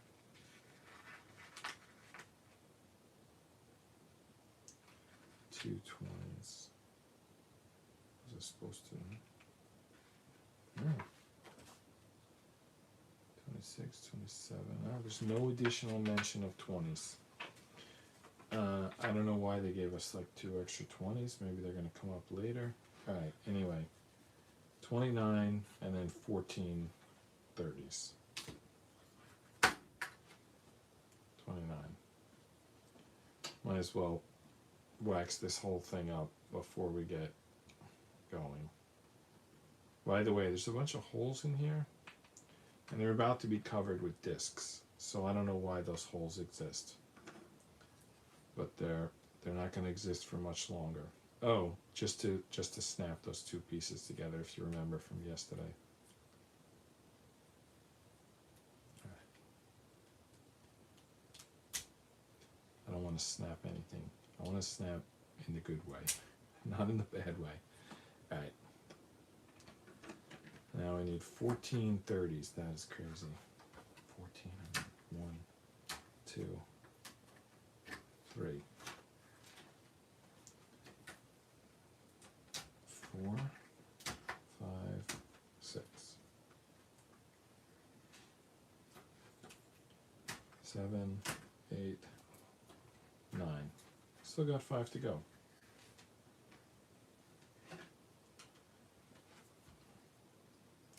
10, 11, 12. 2 more to go. There they are. 13, 14. All right. So we're going to stack 14 30s onto this. It's going to turn a rectangular prism into a cylinder by addition of a bunch of circles. I guess each one has to go 1/8 of an inch less as I stack them on, but they're tight, and I feel like I'm breaking the engine every time I add them. These sticks are coming apart. How is that even possible? That shouldn't be possible, but I guess it has to do with the forces that I'm putting on. Should I stack them like 3 and then push? Would that be easier or harder? I think that is harder. Well, it was worth a shot. And I'm now committed to it. So let's get it done. All right. And I just heard a piece fall. Yeah. This little piece fell. I knew that piece was suspect from the beginning. I knew there was like nothing really holding that thing in. Am I supposed to push it in further? Can I push it in further? Let me try. All right, let's keep pushing. I think we can. In the beginning, it didn't feel like a wise move, but now it seems like it's working. How's the project going? It's going pretty good. We're building this engine, and there's like, I closed this so you can't see what's going on there, but these gears, they turn each other. And this is like a brake. When it's in the gear, it can't turn. But if I take the gear out, then I can turn it, and it has a spring, so it like unwinds. It's pretty cool. It's pretty cool, yeah. Yeah, I think so. But right now, it's the most boring part. I got to stack 14 of these onto this. Sounds pretty boring. I'm turning a rectangular into a cylinder. What? A rectangle into a cylinder. Good luck. Thanks. Thank you.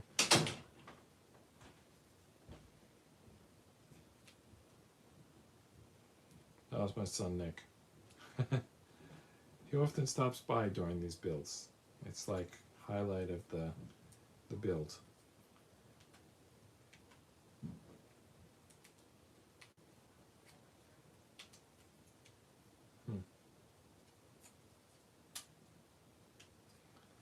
This middle section doesn't want to go. Add some more wax, see if that helps.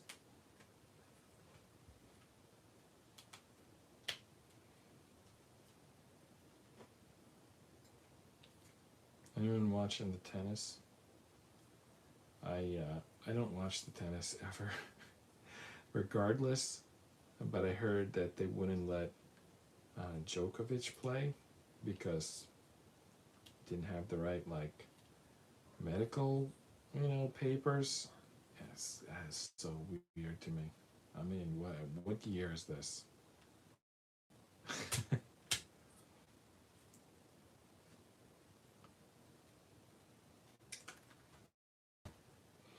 So that's my, I guess, political statement for the day. That I think it's weird that they're asking to see people's medical papers. Wasn't there like, didn't they make a big deal a few years ago about medical confidentiality? How did that become like no longer a thing? It's like it seems sometimes like they turn the rules off and on. You know, when it fits whatever's the thing going on, all of a sudden, you know, one set of rules matters and another set doesn't. I'm not saying that as a fact. I'm just saying it feels like that to me sometimes. Maybe it feels different to you. All right, two more. That's done. All right. Now, why did we do that? I guess we'll soon find out. Let's see what we got here. All right, we finally got to this next page, huh? All right, 180. All right, what are we doing here? Oh, we're finally using those 220s that we were wondering about. All right. Look at this. This is labeled 1, and this is also labeled 1. This is labeled 2, and this is also labeled 2. This is labeled 3, and this is also labeled 3. So I should do the top row first, I think. And the top row doesn't have the 20s. The bottom row has the 20s. All right, so let's do the top row first. 31, 32, 33, and 2 34s. Didn't we already do this? I have a distinct feeling we already did this. Or did we just read this and then we went back and did this? All right, whatever. Let's just do it. All right, 32 34s. By the way, there's a 2-pack of them there, so I don't know why I took the single and then took one from the 2-pack, but it doesn't matter now. 33. And now we need 31 and 32. Where are they? They're like two pieces that go together. 31 and 32, there they are. Two pieces that go together.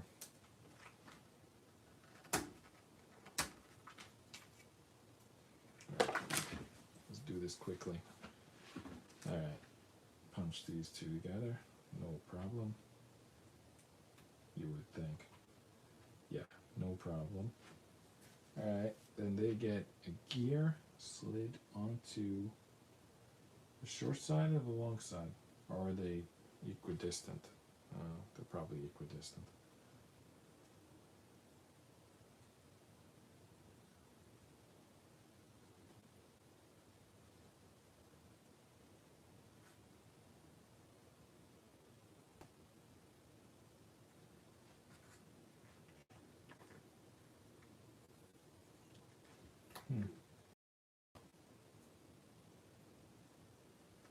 It's time to wax up.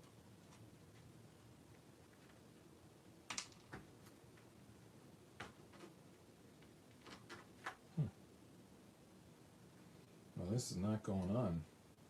And we got two more pieces to go after this. All right, let's assume that that was the wrong side. Let's try the other side. Even though I can't really tell the difference, you know, it didn't go on, so time to try the other side.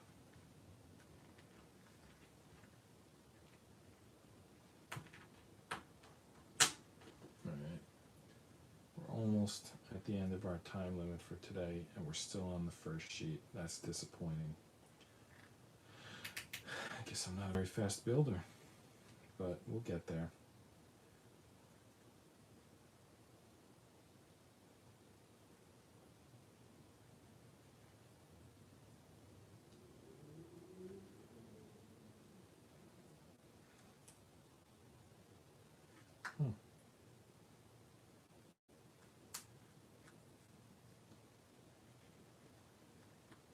This is like far from being done, but all of a sudden it's done.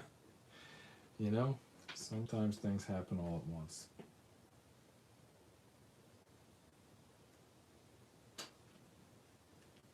do that again. 2 more times. I think it's going to be harder these times. There's less to hold on to. There's a pick on one side and my fingernail on the other side. No, I'll just use the pick on one side, then spin it around and do the other side. I don't feel like breaking my fingernail to do this. Boy, it really doesn't sound like correct, does it? But, let's see, yeah, that's correct. 34, yeah, that's it, we're doing it right. It's, we're beating the hell out of it in the process, but, you know, I guess that's how it goes sometimes.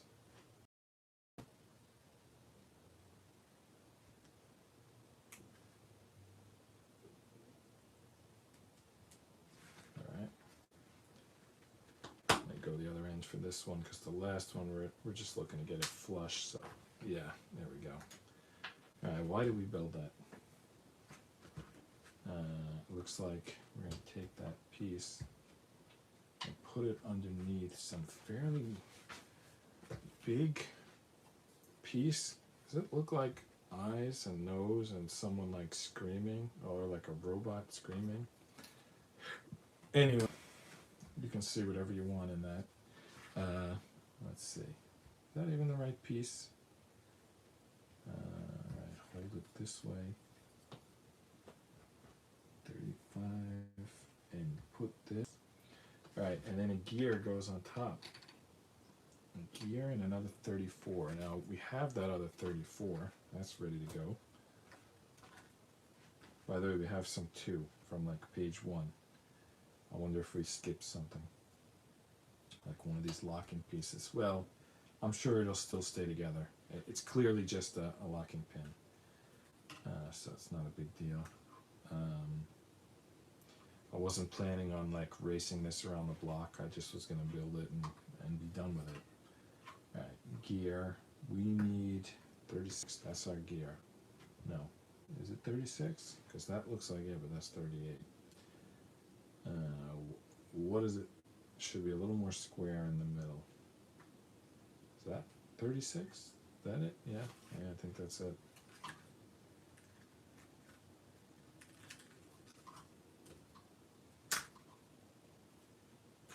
There we go. Alright, so the gear and then the 34. And it says to grease up 34, but I'm going to grease up where it's going. Wax up, not grease up. Wax up. Right.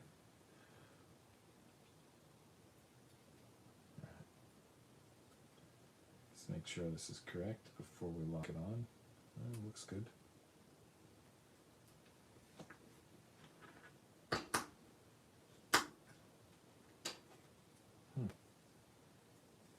Why does it feel like it's locked already? It's like we screwed something up here. Okay, good.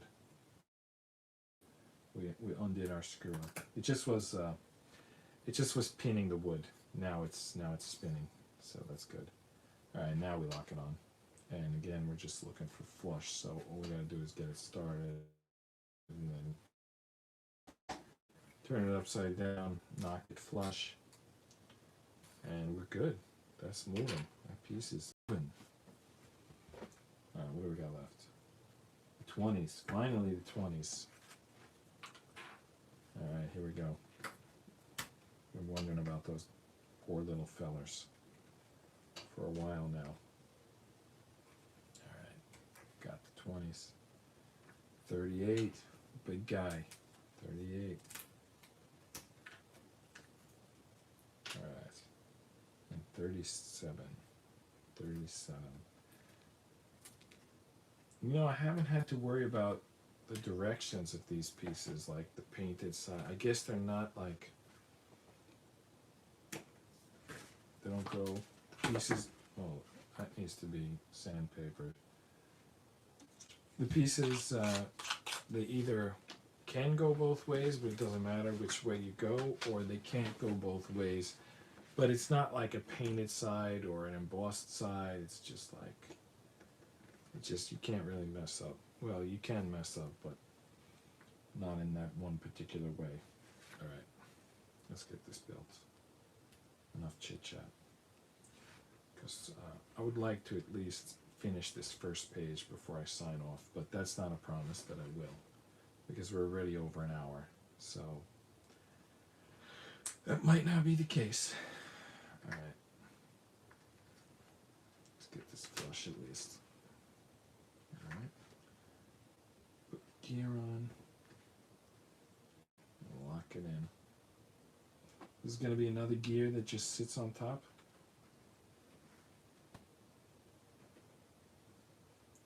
Looks like it. Looking ahead to this build, this piece is locked on, but nobody ever told us to lock. No one ever told us to do that. How does this piece get here? Is it going? Oh, it's a different piece. Okay. Yeah, it's a different piece. But this, is this really just gonna sit there? No, it's going to sit on the underside.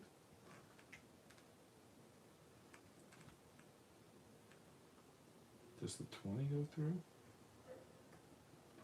Can I sit on the underside?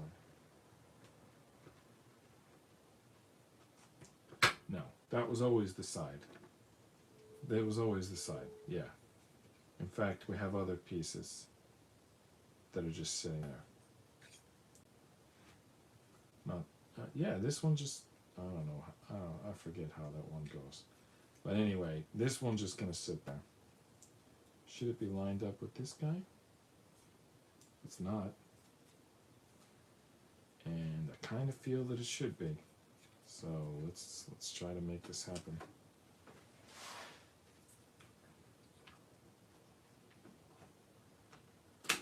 All right. Made some progress. Made some more progress. Still not lined up. They overlap now, but they're still not lined up.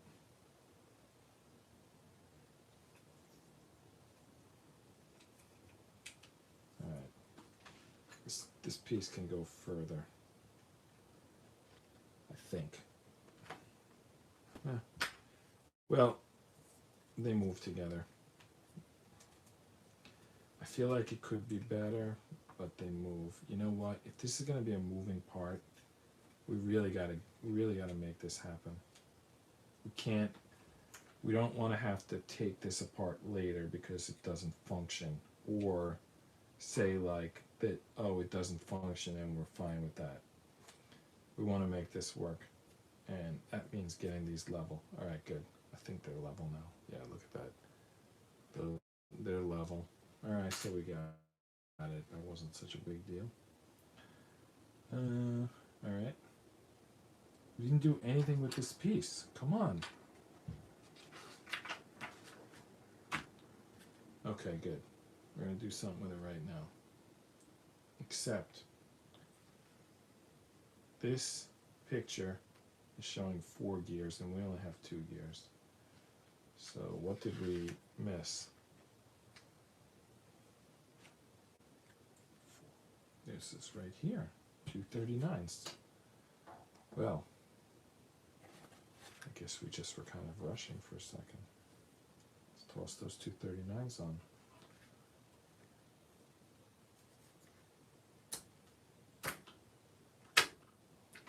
Well, we hadn't actually advanced yet, in my defense, but I definitely should have noticed the 2 gears on that picture. They don't touch. Well, they're not supposed to. They don't touch, yeah. They don't touch, what can I tell you? I think they will do something. Alright, this piece is going to cover all our work and make us wonder why we ever did it in the first place. And which direction do we go with it? I think the longer piece goes down. And that is going to connect all of these gears together. Yeah, yeah, I'm looking at some flush gears right there. All right. We built something here. Yeah, can you see those gears moving? Yeah, got some gears moving there. Take the brake off. Yeah, there you go. Put the brake back on. Well, they move one direction, it looks like, with the brake on.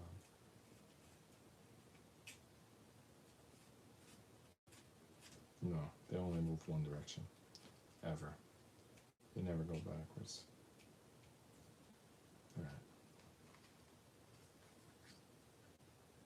How good is that? Is that supposed to be locked on, or is it just supposed to sit on?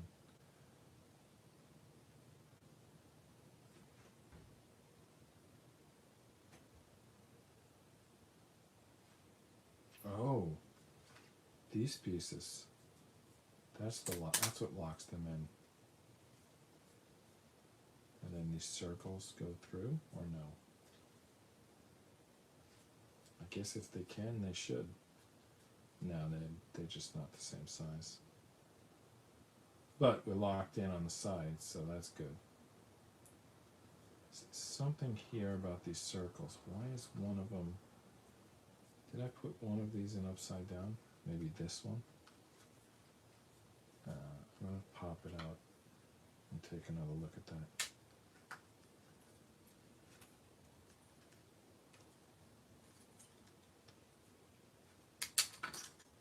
Good. I just want to take another look at this piece. See if I have it upside down. Is that better? I don't think it makes a difference. What about this piece? That piece is locked in. Alright, that was fruitless, but, you know, it was reassuring. Alright, drop that in. Wait, is that correct? Yep. Drop that in. Lock them on. Alright. Well, you know, we can't do everything in one. We're going to get to work. I'm still also trying to adjust the edges of this screen just to get it all on the desk. Alright. So, I think we ended yesterday attaching a piece. What piece did we attach? It was maybe one more page forward? Yeah, it was this. Oh, well, we're not looking at it. It was this piece. We attached this here, so then we gotta move on. Time to keep moving on. Pieces 40 and 41. Sorry, I'm a little revved up because we're, starting 12 minutes late. So let me get sheets out here. Did we ever figure out how many sheets? 1, 2, 3, 4, 5, 6 sheets. So we got a big weekend coming up, Labor Day weekend in the U.S. anyway. It's the last weekend before summer. I guess in Russia they started school already. September 1st was today. Actually, the reason I know that, I'm watching some pictures my mother-in-law sent of my nephew in Russia going to his first day of school. He was a head taller than any of the other first graders. His father, my wife's brother, is about 6'7" and 6'7" tall, 2 meters, whatever you want to call it.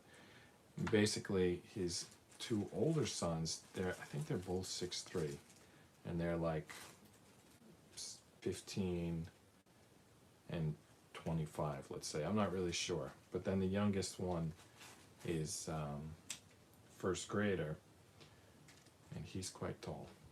Let's see how tall he's gonna be. I don't want to get too far ahead of that. Alright, let's just get something done here. Alright, 40, which is a huge piece. Is this 40? No, 41 is the huge piece. Yeah, 41 right here. I'm liking this stick for punching pieces out. But you're never sure where those pieces are secured. So you're never sure where to punch them out. On the metal puzzles, you could see where they're connected, but believe me, I don't miss the metal puzzles. Even if pushing pieces out was you clip them out. Once you got the right tool, the metal puzzles were pretty good. But I don't miss the metal puzzle. I'm happy to be working on a wooden puzzle. I haven't done the plastic yet. My son did a plastic one. He did 2 nights, and I was like in the background chattering, but I didn't actually do one myself yet. So I think I have to do a plastic one after this. Plastic are basically Legos. All right, looking for piece 40.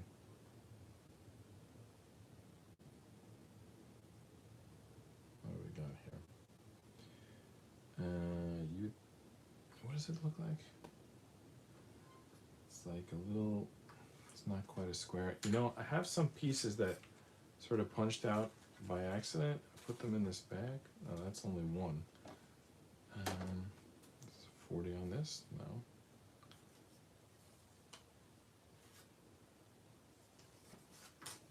Right. Well, it could be, because 8 is here. Or these boards 7 and 8. Okay, so 6 big boards and 2 little boards, but they're not in order. Their numbers are all around, so there could definitely be pieces on these little boards, but 40 isn't one of them. All right, let's look carefully here. This is all gone. We're almost done with this first board. Everything on this side is gone already. So if 40 is, there's 40, it's right there. I don't know how I missed that up until this point. Just shot off the table, but I found it. All right, 40 goes right in there. Right in that little thing there. Not sure if we need wax or not, and say to, but it doesn't hurt either. Alright, let's get 40 in there.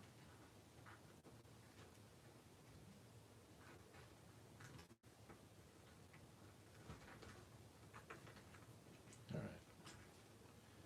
So that's quite a, it's going to be quite a distance, whatever that's connecting to. Like at least a 1/4 inch there. Flush in the back here. Just make sure that. Alright, now they got a close-up showing me where to put this. Where is that? It's on the other side, that's first of all. It's into this piece right here. That's where it goes. That's where it goes. That's where this goes. Right into here. And then the circle is going to go on that. So I'll just do that first. You're going to hear that click in a second. There you go, one side. Oh, no, there we go. There's a nice solid click. Wow, and the back just lined up nice. All right, what's next? Just a picture. Does it match the picture? Okay, they want us to take a second here to see if it matches. Yeah, I mean, it looks like it matches. What's the, you know, I didn't study it too close, but it looks pretty good. Now they want some sandpaper and some wax. It shows a big piece being punched out here that I haven't punched out yet. Okay, there it is, 45. But first we need to build a little widget out of 42, 43, and 44.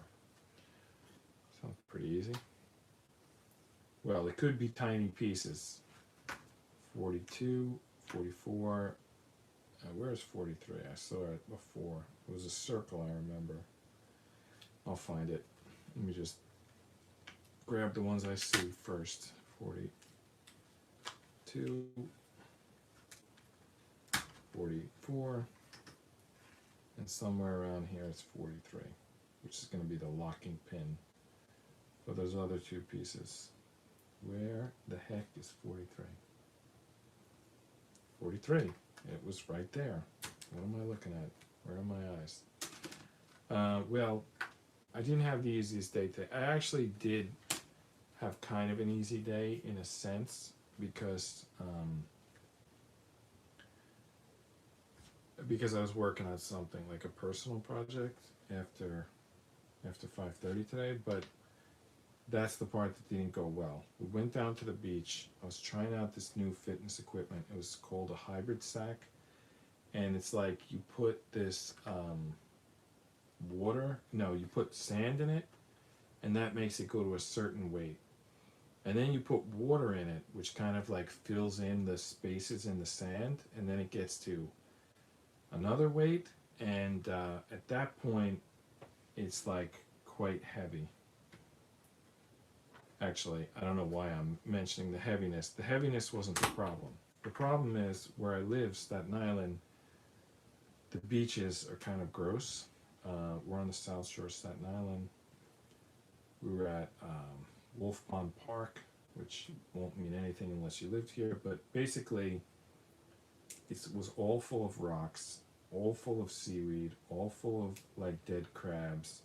It didn't smell, which was interesting. It usually does, all full of like broken shells.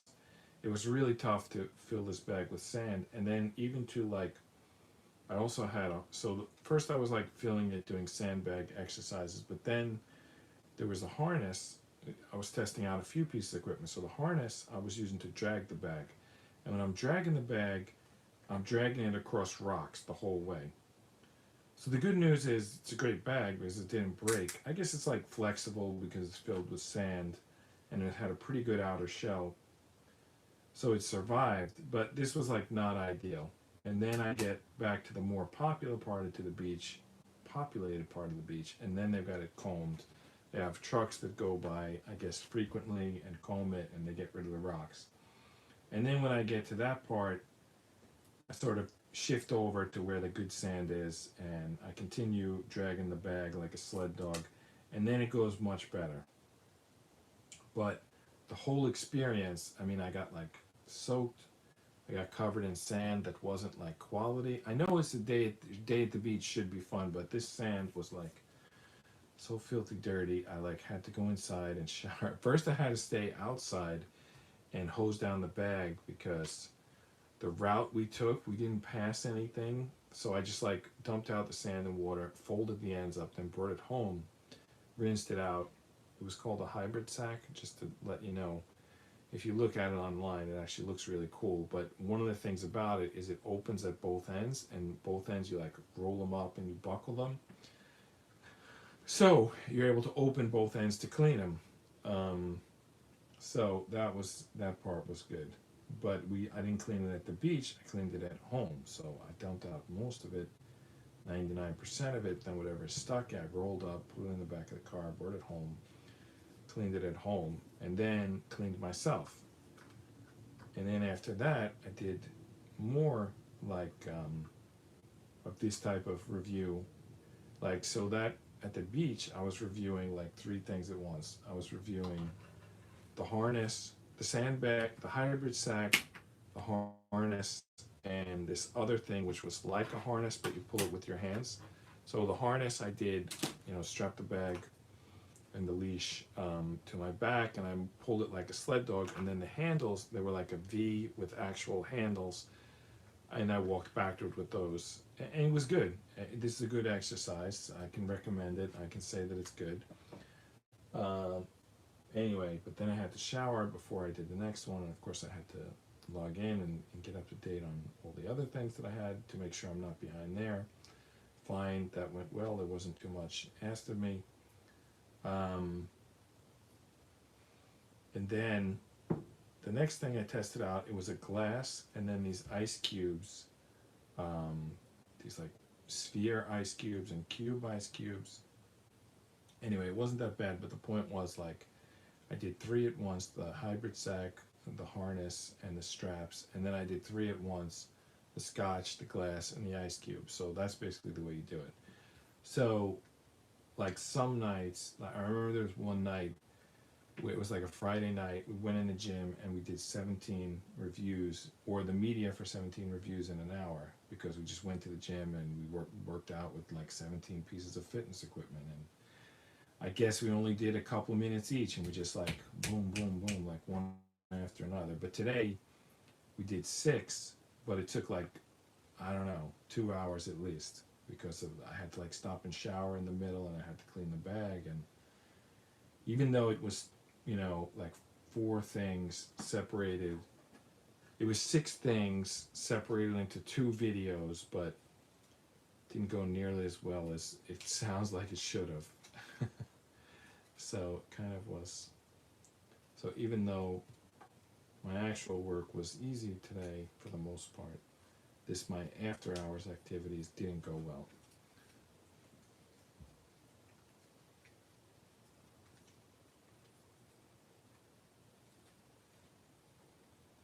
Alright.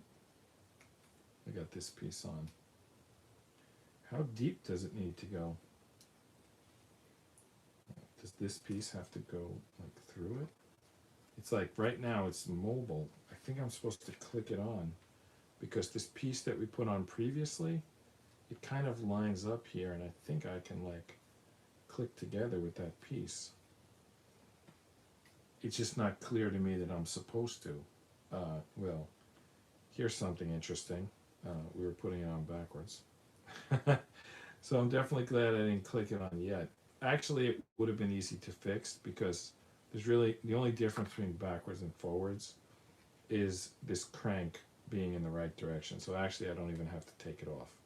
I just have to turn the crank around, which I've now done. And now I can click it in. And now when I click it in, those two cranks, one vertical, one, they're basically perpendicular to each other. And they're gonna, this one's gonna turn this one. But I have to like kind of line it up to get it to click on. Otherwise they're gonna smash into each other. Alright, it's lined up right now. Let's use this pick, see if that'll do the job. Probably should have greased it, and not greased it, probably should have waxed it, effectively greasing it. Probably should have waxed it and sanded it like they told me to. But I was busy telling a story about my day at the beach. Which turned out to not be a day at the beach. That's why you really want to leave those filming for Friday nights and Saturday mornings. That's when most of the filming gets done. But today I thought I could do a couple of quick films on a Thursday night. I don't know why I thought I could do that. It ended up being a pain in the neck.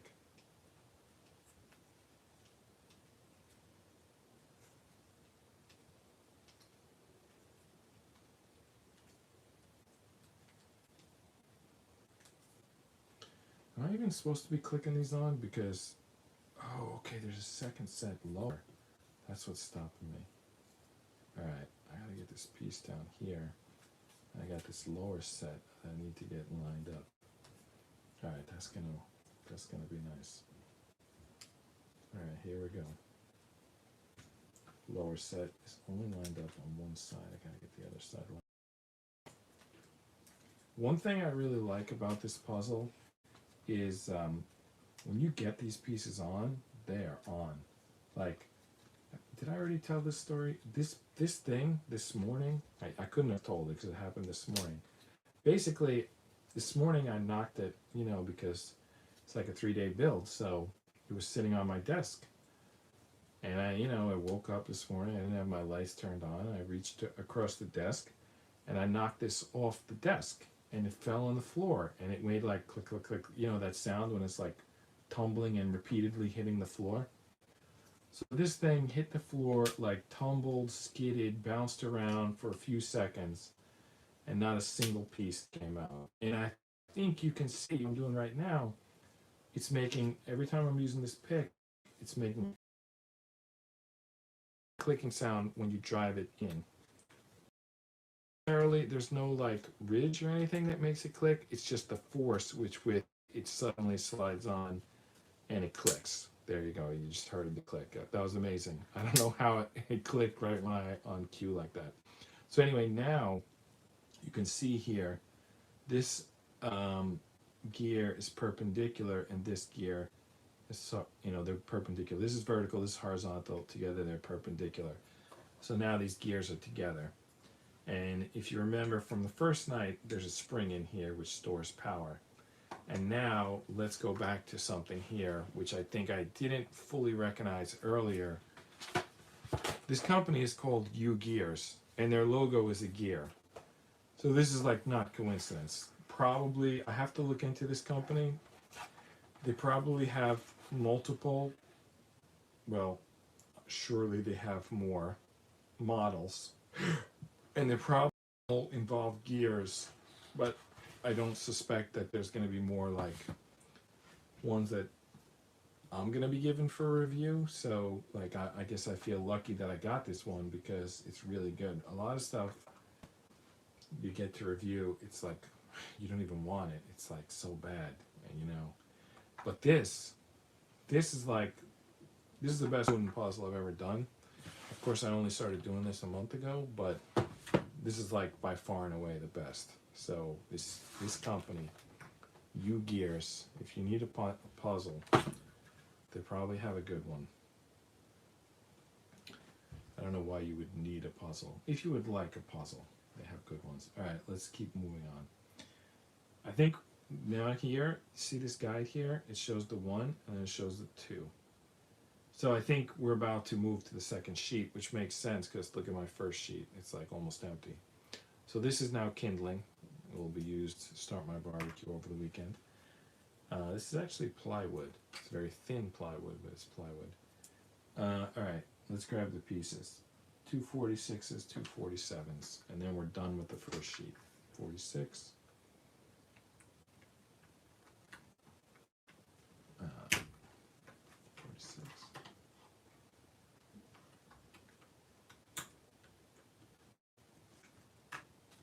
Now I need 247s. 47. 47. And there are some pieces still on this sheet. There's another 14, and there's another 34. So I'm not going to throw this sheet out until I'm done the build. I'm tempted to punch these out and put them on the up here, so but then I won't know the number unless I write it on it. So I'm just going to put it aside for now. All right, so what do we got to do with these pieces? All right, so we got some square pegs and round holes, and it's sort of tough to see on here which is which, but I think the squares are in this direction and the circles are at the bottom. And then we're going to drop these two pieces in. It doesn't look like they go together. They're going to go to two different places. Are they going to go? Yeah, they're going to go here. How are they going to do that? Well, let's deal with that in the next picture. For now, let's just build them. Well, it's actually not clear from this picture, but it's clear from the next picture that it goes all the way up to the wood. So that's what we're going to do. From the first picture, it wasn't clear how, if we're just going flush with this or if we're pushing it all the way on. I think the general rule in these puzzles is push it until you can't push anymore. But that's not, I don't know that that's always the case, so I'm not like assuming that. All right. Let's use our tool, get this here. I think it's stopping because of that wooden piece here. So I think once we get past that, it'll fly to the other side. But maybe not. Let's see. Alright.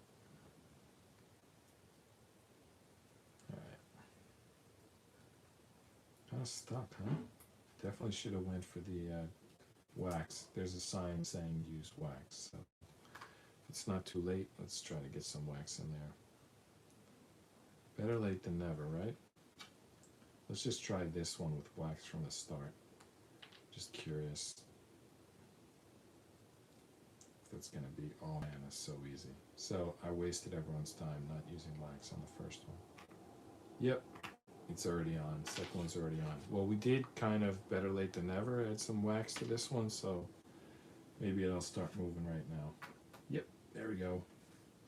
Better late than never. Okay, I think that this little slit here and this little pair of slits here are somehow related because it shows this going to here, but the dotted line goes through here.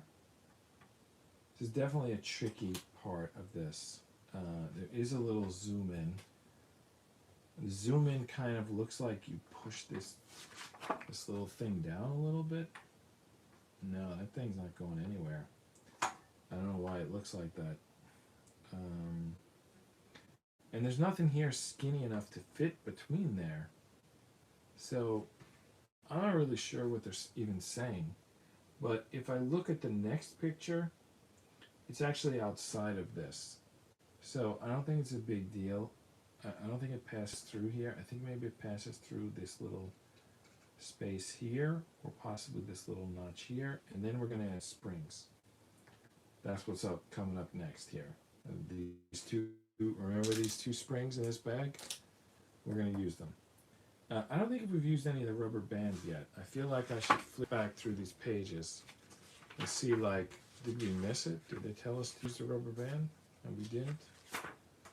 No, I don't see any rubber bands. Alright. Now let's get this piece on. Alright, so I'm just trying to get it facing the way they have it. So looks like is it the long or the short side? There's a long and a short side. I just threw the piece off the table. I'll be right back.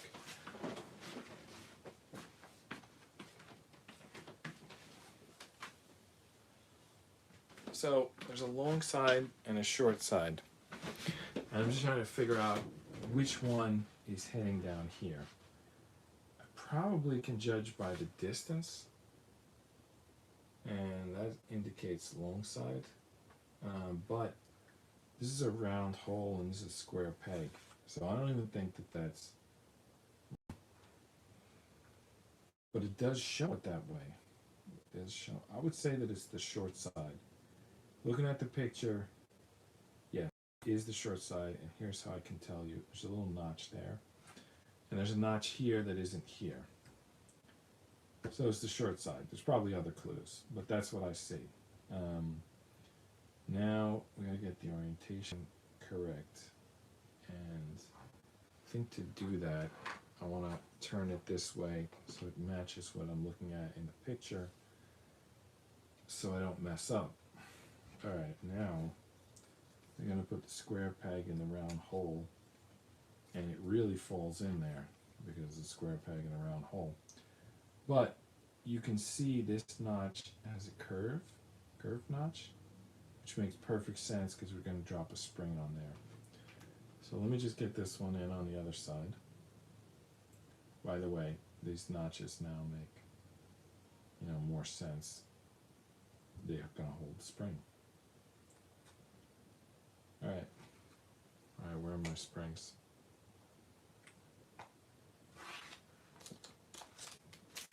I'm just going to drop the springs on there. I mean, what's going to lock them in?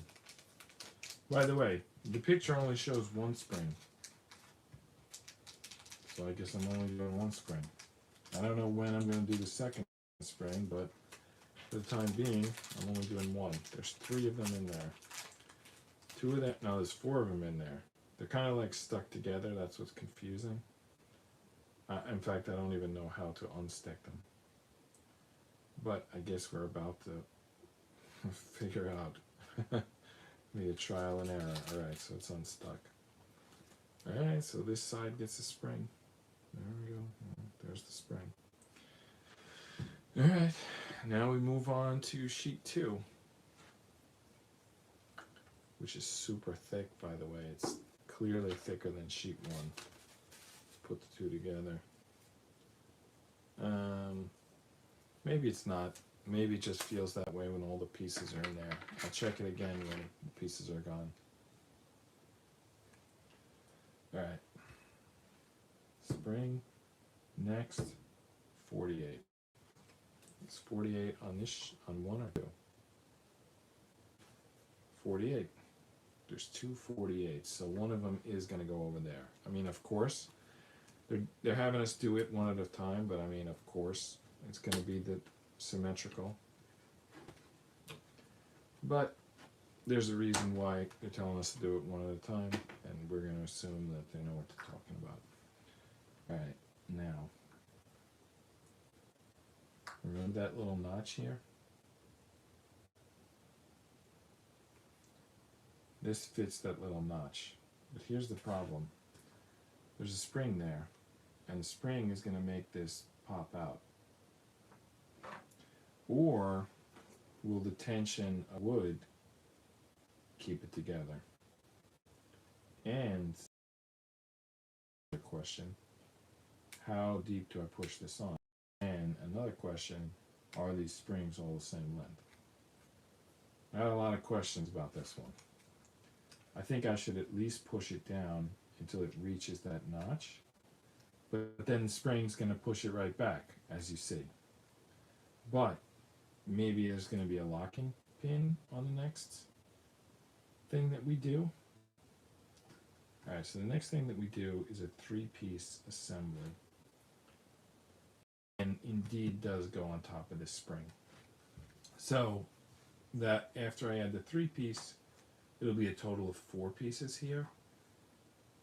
Is 4 pieces enough to stop the spring from popping off? I don't know. Maybe there's gonna be something else that locks in. It looks like it's gonna lock into this piece via this piece going through it. Let's see. Let's just relax and see where this goes. Our job is not to predict. Our job is just to snap these pieces together. That's why it's a hobby, not work. If it was work, we'd have to measure, and we'd have to model, and we'd have to test, and there would be all sorts of things we had to do. But this is a toy, so we're just snapping pieces together. They say snap it together. We snap it together. Couldn't be easier. Don't always follow that rule. We saw that a lot the last couple of years, right? With the people like, hey, I'm just doing my job. Yeah, well,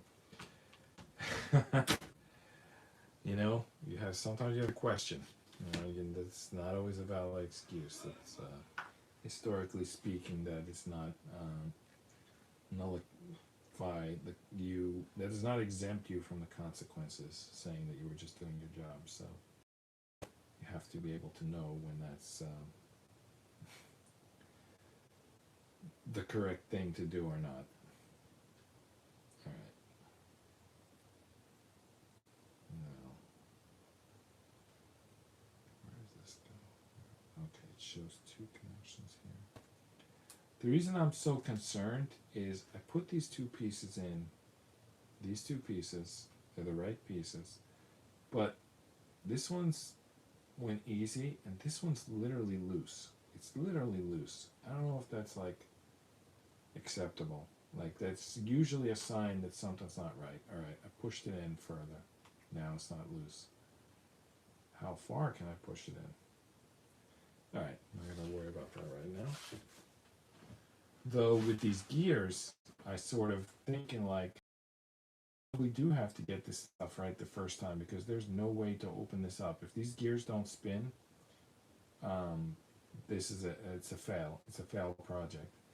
You gotta keep this stuff spinning all the way through, because we're on page 11 of 72, and this whole car is going to be built around this engine, which is what we're starting with. I notice a lot of these puzzles, you tend to do the most difficult part first, and then it's like easy after that. I mean, assembling the chassis, or the body, should be pretty easy after we've done the engine block. But let's see how it goes.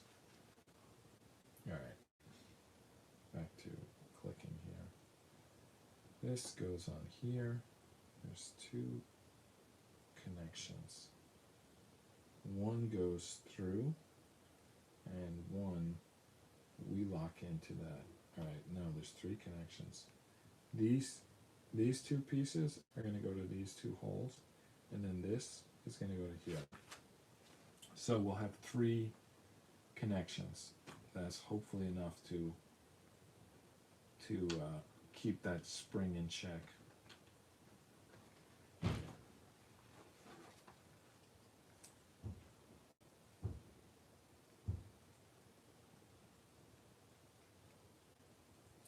feel like I put it in backwards. Yeah, it must be outside.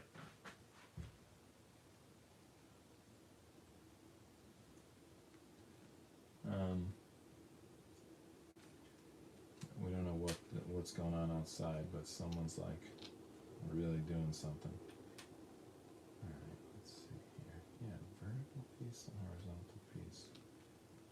do is line those up and get it on top of the spring.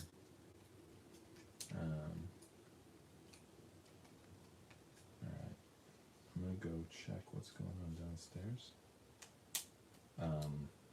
If it's someone knocking, you would think they would use the doorbell. I don't know why it sounds more like someone like crashing into the wall. But anyway, let me just get this piece to snap on and then I'll go check it out. Well, I now hear neighbors cursing in the street, so looks like it's their issue, but I'll just go double check just in case. And now you hear the dog barking in reaction to that.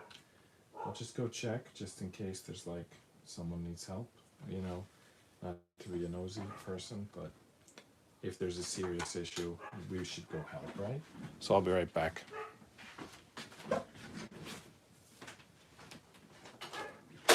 What's going on? It's not happening from my room. It's like someone like breaking in the house. I don't know. I mean the whole house is like shaking. Yeah.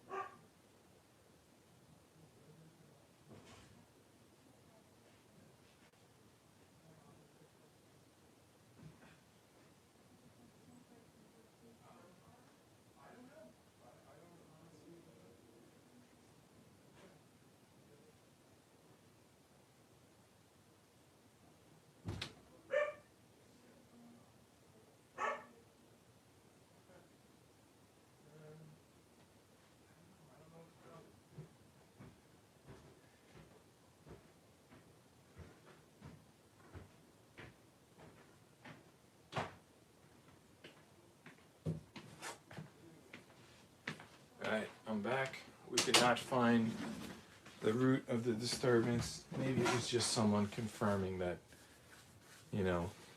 I mean, if someone needed to confirm it was me live streaming, that would be a good way. Or it could just be coincidence. Anyway, maybe someone's got some construction going on or something. We couldn't find it. Whatever's going on, we couldn't find it. Except to say that it's still going on. Like it's whatever it is, it's still going on. I want to get this piece to snap in.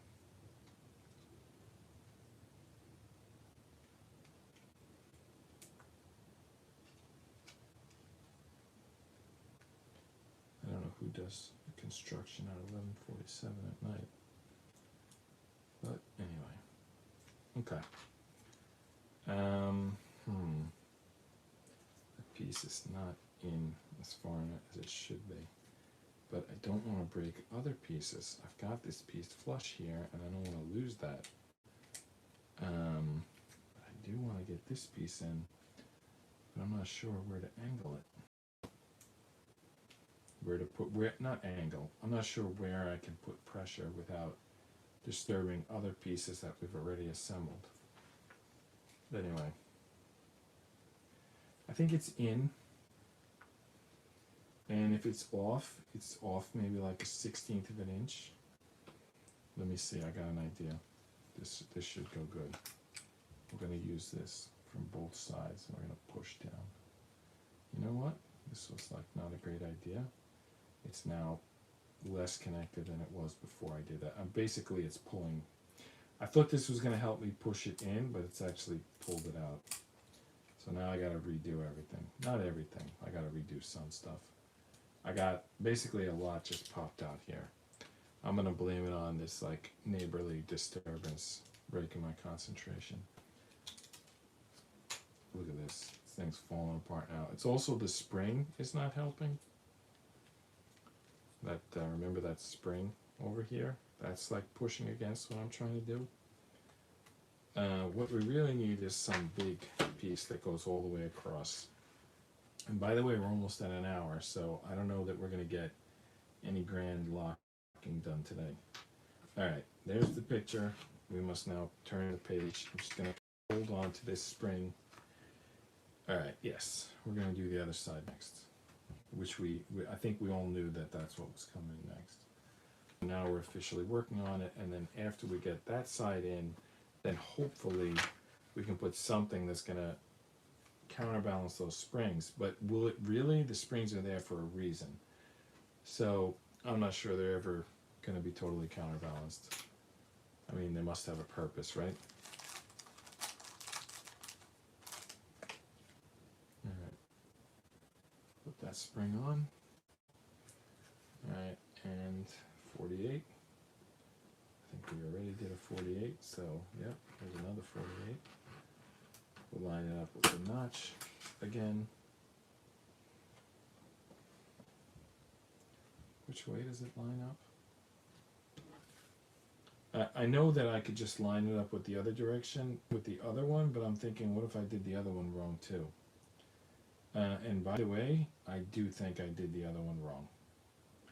So, gotta take that out. Right? Let me just double check here. Where's that circle supposed to be? I doubt it's supposed to be hidden under the square. Yep. Gotta spin that around. We did that wrong. So all that talk about the spring messing us up, and now we gotta redo it, and boo hoo hoo, and turns out we gotta redo it anyway, because this piece is not correct. But by now we're like experts on taking this piece on and off. So let's get it done.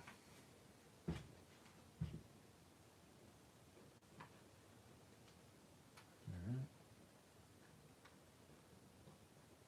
Why does it again look wrong?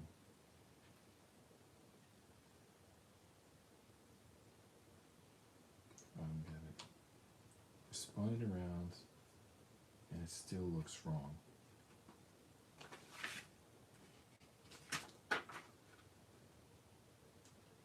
Oh, it doesn't look totally wrong, but it certainly doesn't look right.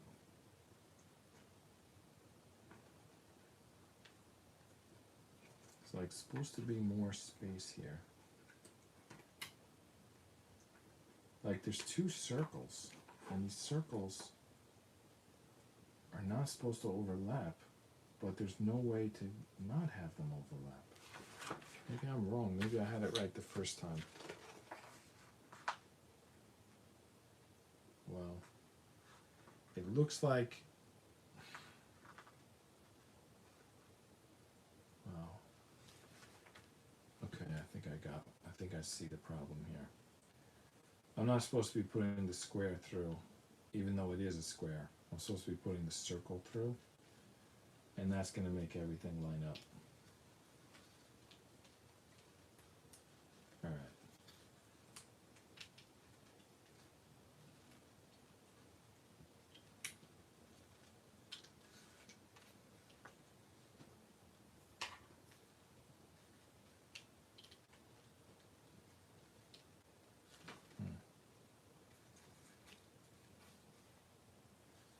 Hard to tell if I've got that or not.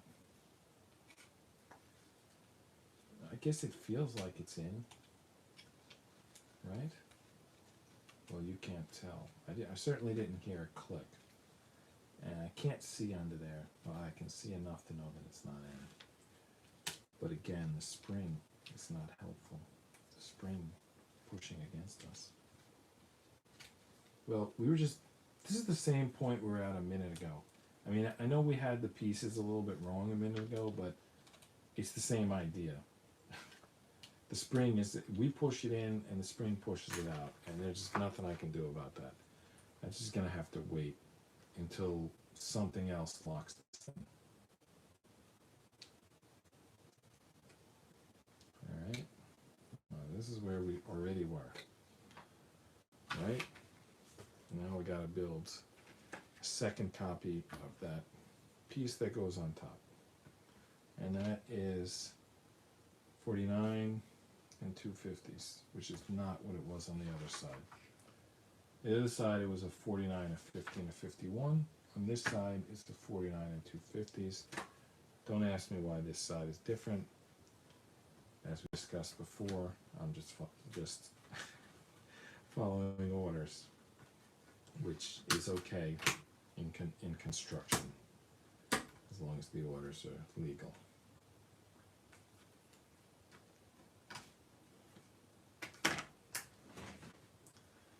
Okay.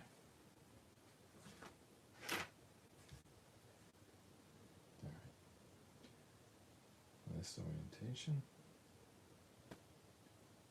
And these two spots. Get them flush.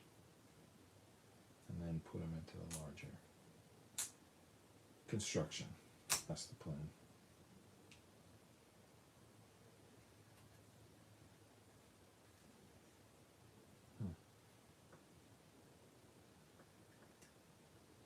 I feel like there should be, I mean, I'm very thankful for this tool, but I feel like there should be a second tool.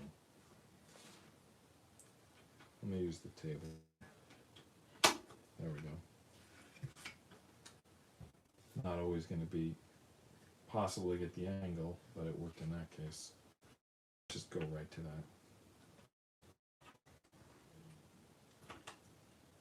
that. Yeah. If you've got it, use it. So table is the second tool.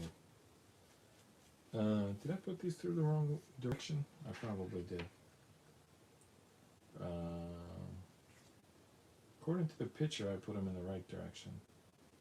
Alright, it's got to go on the circle again. So, line these up. Put this on the circle. No. Put this on the circle. And then line those up. Whatever those noises were before they stopped.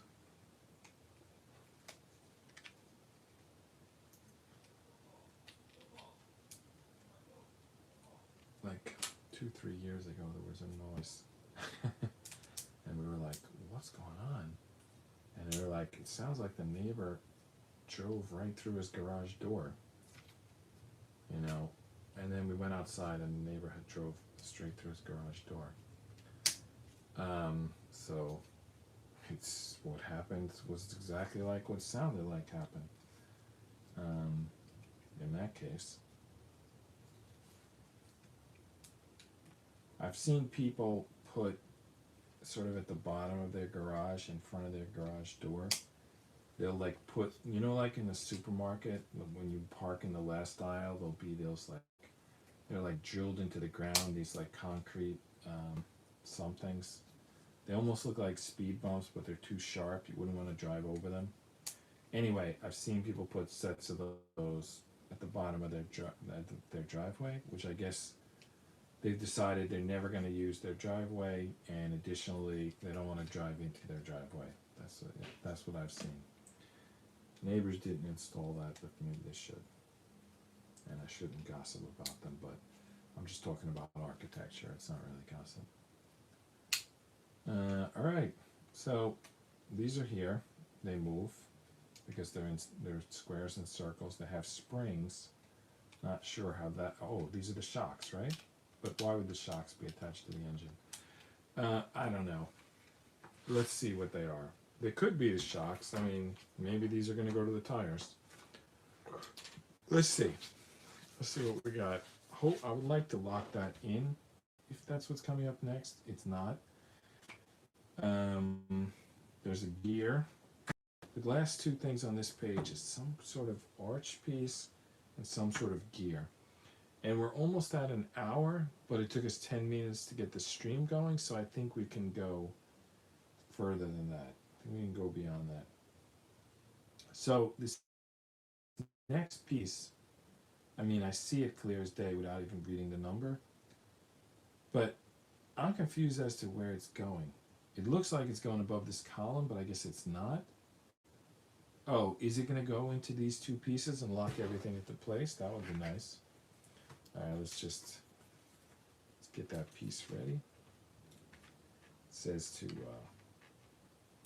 wax it up. So we're gonna. I've regretted skipping that instruction in the past. So this thing says you're gonna need some wax. We're gonna add some wax. they do look at those pieces. They're like have barbs on them. So they are gonna lock in. They're not gonna slide in, they're gonna lock in, they have barbs. Which means this is absolutely the piece that's gonna hold those springs down. Or at least hold the assembly together. Alright, I just wanna confirm where these are going, because from the picture, it looks like they're going to these circles. But and that probably makes sense, because even though going to these squares would lock them in, that doesn't really make sense, because there's this thing in the middle. It's like impossible. Yeah. Is it? I don't think it's possible to go there because this is in the way. It is possible to go here, but that's only going to lock the two springs to each other. That's not necessarily going to lock them down. So I need to look at this picture closely. Well, what usually helps is you go to the next picture where it's already in place, and you see what that looks like. And what that looks like is it's absolutely those two circles. But why would I need wax to go through these two circles? Well, because of the barbs, I guess. Yep, yeah, those are tricky. Let's wax up these barbs. Should I do one at a time? Could make it, I don't know, could make it tougher to get the second one in if I put it like I did it already. I put one through, so now it's time to get the other one through. Alright, I did it. Not sure what I did, but I did it. Shit, I didn't check which is the correct way to do it. And as luck would have it, I did it the wrong way. So I pushed them through barbs without checking which way they go, which means now I gotta squeeze them to push them back out. I might need to get tweezers. Well, there was a 50-50 chance that I was gonna do it right, but I did not manage that. Luckily, the second one's not in yet, so at least I can get one side out. I think I can get the other side out by squeezing it one side in and wet it. Yeah, there we go. So that's out. Alright, now let me just double check. Maybe I did have it right. A, B, no. See this here? This lines up with this. So, we had it wrong. And we had a 50-50 chance, but we were wrong. Probably would have made more sense to look ahead and get it right the first time, but whatever. We got it. We're there. We made it. Only lost to like 10 seconds, but not all mistakes are so easily fixable, so definitely should check ahead. I'm embarrassed that I didn't. Alright, this looks good. Now we need 53 is going to go here. It's a gear. Alright, there's 53 right there. Alright. Doesn't look like much here. I just dropped this gear on. Probably should have waxed the receiving point part first. This is actually trickier than it looks because there's nothing on the other side to support it by. But I think I got it flush, so we had some good luck there, I guess. I don't see how that gear is gonna move. Yeah.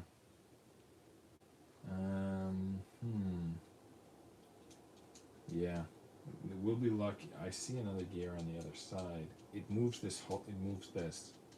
It's the spring that's. It's not stopping. It's not the wood that's stopping me. It's the spring that's stopping me, which means that I can probably turn it from the spring. Yeah. Look, I turn the spring, it turns. Turn the spring, the gear turns. It's we haven't. We're still on track. This is still buildable. I think it's quite possible that at some point we're going to gum up these gears and lose the chance to make this work, but we haven't yet. It's still going.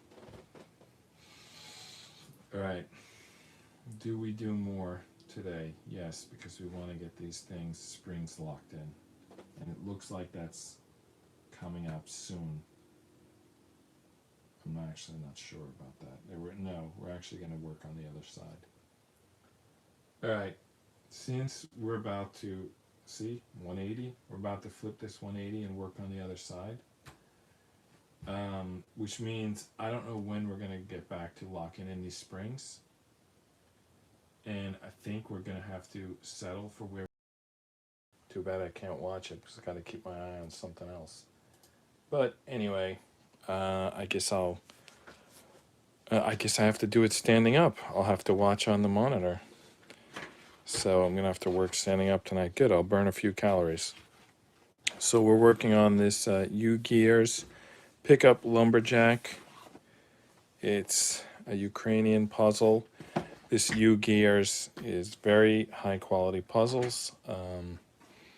This is the 4th day we're working on this one. Obviously, I'm going very slow. I would like to go faster, but I'm going as fast as I can. Just not that great at these at the moment. Maybe I'll get better as we go along. All right, so we have 7 sheets. No, 8 sheets if you count these two. We have 6 big sheets, these 2 little sheets. We've got this little pouch here with a tool and some wax. The tool helps. They both do the same thing, the tool and the wax. The wax makes it so you don't have to work so hard to get it to go in there, and then the tool just like helps you lock it in. There's some rubber bands. I haven't seen what those are for yet. There's some springs. We've used 2 of the springs. There's some sandpaper. We used 2 of the small springs. You can see them right here. And there's a big spring. Oh, by the way, I've realized that this downward angle, it works for certain things. Like we were doing a book yesterday. I mean, it worked perfect for that. But for the puzzles, you'd probably rather an angle like this. And in which case, I'm going to have to get one of those mini studios. It's like a back, 2 sides, and a floor. But the front and the top are open, and I can like reach my hands in there. So until we get that, you're going to keep getting this top-down angle. Sorry. Sorry that such a great puzzle is being done on such a bad camera angle. But at some point, it'll get better. All right, so we haven't worked on this since Thursday. I'm not sure I even remember where we left off. This is where we left off the second night, I think. Let's see here. Somewhere on this page, right? Let me just double check.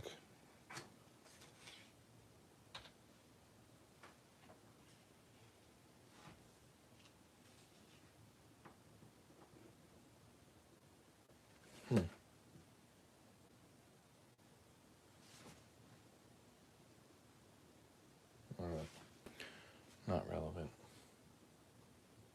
Sorry, that's the real world thing. I'm just trying to pay attention to 2 things at once. So I apologize.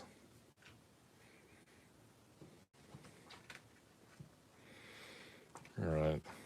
Did we get to this page or not? Yeah.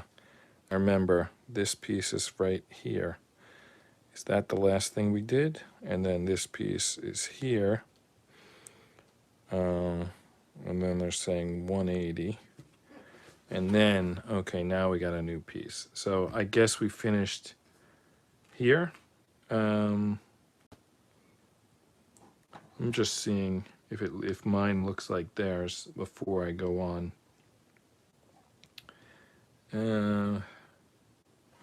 I see something here. Where is that? I don't feel like I have that. Oh, there it is. Yeah. Is that it? I think so. That looks like it. Yeah. Yeah, I guess that's it. And then something over here. Yeah, we're good there. All right. I mean, it looks pretty good. I'm just going to assume. Not assume, but I mean, it looks good. So now we have to move on to here. Now it says 180, and sure enough, we're flipping 180. Right. This piece is not here yet, so this is what we're up to. 54 and 2 55s. That's what we need. All right. Are we? Is that going to be on this page, or I got it upside down? Oh, that's it. There you go. There's 54 right there. Let's pop that baby out.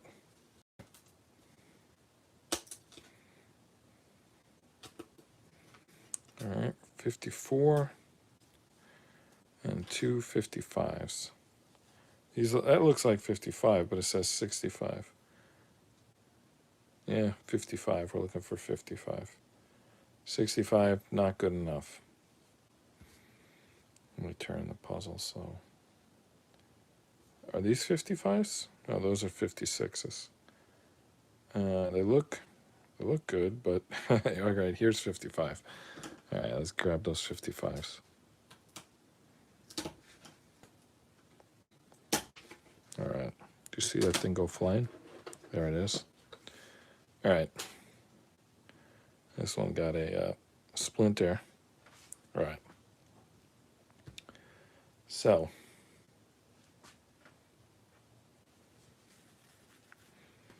$55. Looks like it's going to hook into those circles. The cheat is to go an image forward to get a look at what it looks like after it's already assembled. And yeah, it does look like it's going to go to those two circles with these little 55s locking it in. All right, so let's do it. Line it up. By the way, we got a square here and a circle here. So I think I'm going to put the these, by the way, the 55s are barbed. So they're not coming back out once we put them in. I think I'm going to put them through first. And then I'm going to get the whole piece onto the big piece. I think that's the way to go with that. Did I just break it? No. Maybe I snapped a little splinter off, but it's still together. All right, let's try that again.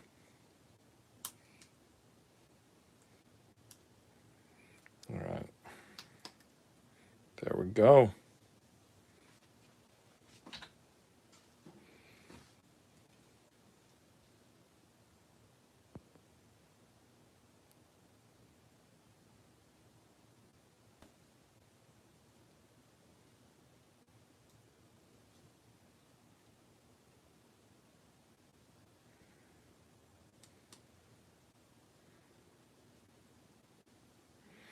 Wow. Not going through, huh?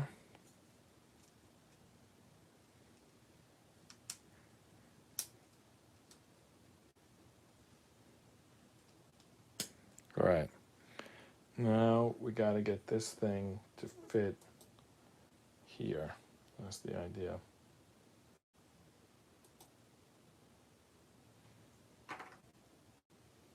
All right. So, is that right?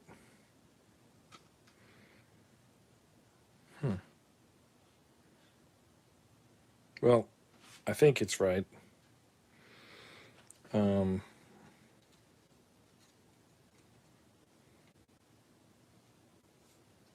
Get in there. If I get them both at once, or there we go. Got them. Barbs are through. There we are. Nice. All right, now look at this. Well, we're clearly still building the engine block here. These look like the spark plugs, right? So we got these sheet. We have two pieces that attaches to. We're probably going to need two sides to this. And then we've got a bunch of circles, a bunch of pins. Wow. All right, it's going to take me a minute just to like collect all of these pieces. So 4 56s. Yep, there's 8 56s. So we're definitely going to build this once for each side, but I guess let's just start with one set. You know what? I'm here. I'll punch out the other set. I'll just stack them to the side until we... the danger there is that I forget that they're 56s, but I don't think I will. Pretty distinct looking. All right. There's 4 56s. There's 4 more 56s.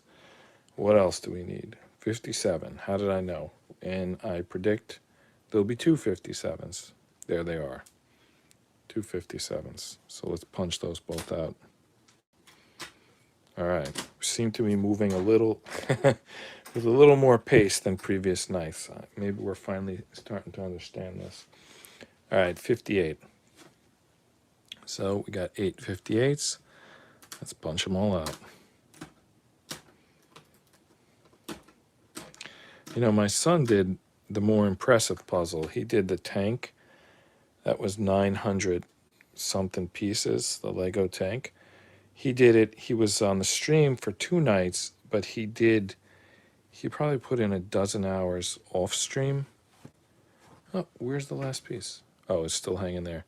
So yeah, he like on the stream first night, and then no. I think he did it off stream. He like opened it, just started working on it, and then he was like 5 hours into it, and we did the stream, and then he did like 7 hours the next day, and he basically finished it. But then we had like characters to add, so he like showed up for the stream and just like added the characters. All right, let's keep doing this. So 1, 2, 3. Oh, that's good. We can at least get started here. So I don't think it matters which direction. 4 of these, and there are 6 of these. So yes, there's going to be 2 on the outside. All right, so we stick these through, right?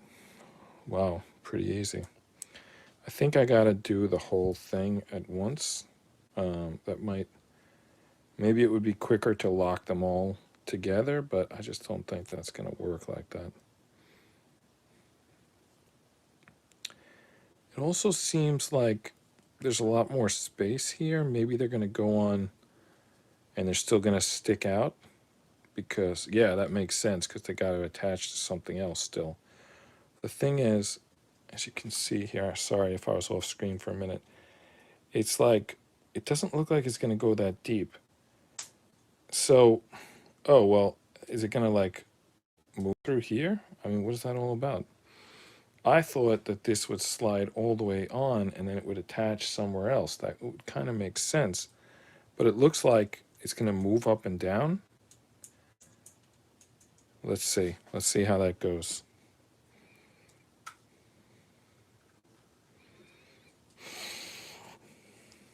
All right.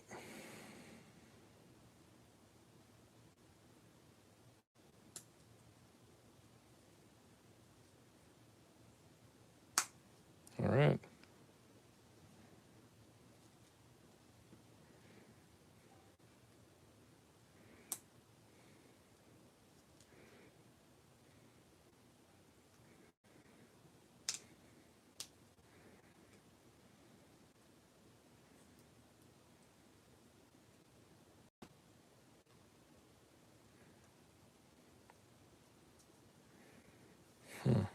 What's going on here?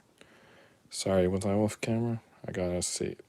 I think it's easier to stay on camera when I'm sitting down, but I'm worried that I'm not gonna notice if the stream. I don't know. It's a holiday. Maybe the stream's not gonna break, but there were so many nights that like second week I was doing this that stream was just constantly breaking. So now I'm like, feel like I need to keep an eye on it, but I can't have it on my computer screen, so I'm just standing up so I can see the phone. And as I'm doing that, it like changes my angle, and not sure if it's if my hands are always on the screen. Like it's just I have to like push them out uncomfortably, not uncomfortably, but further than I normally would. When I pull them back to where I normally want to work, then I'm off screen. But when I push my hands out this far to get them on screen while in the standing position, it requires some like support muscles in my back, and then they start getting tired. But it's a good workout, right?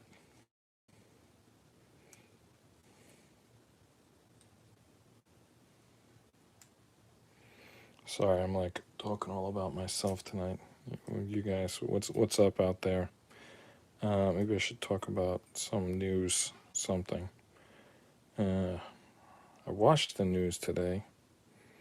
What the hell were they talking about? I don't remember. I watched a movie on Tubi. It was called Unstoppable. It was pretty good. It was this like runaway train in Pennsylvania. Denzel Washington was either the lead or the co-lead. Chris Pine was the name of the other guy who was on it. All right, I just checked the stream and nobody's watching, so hopefully nobody was disappointed.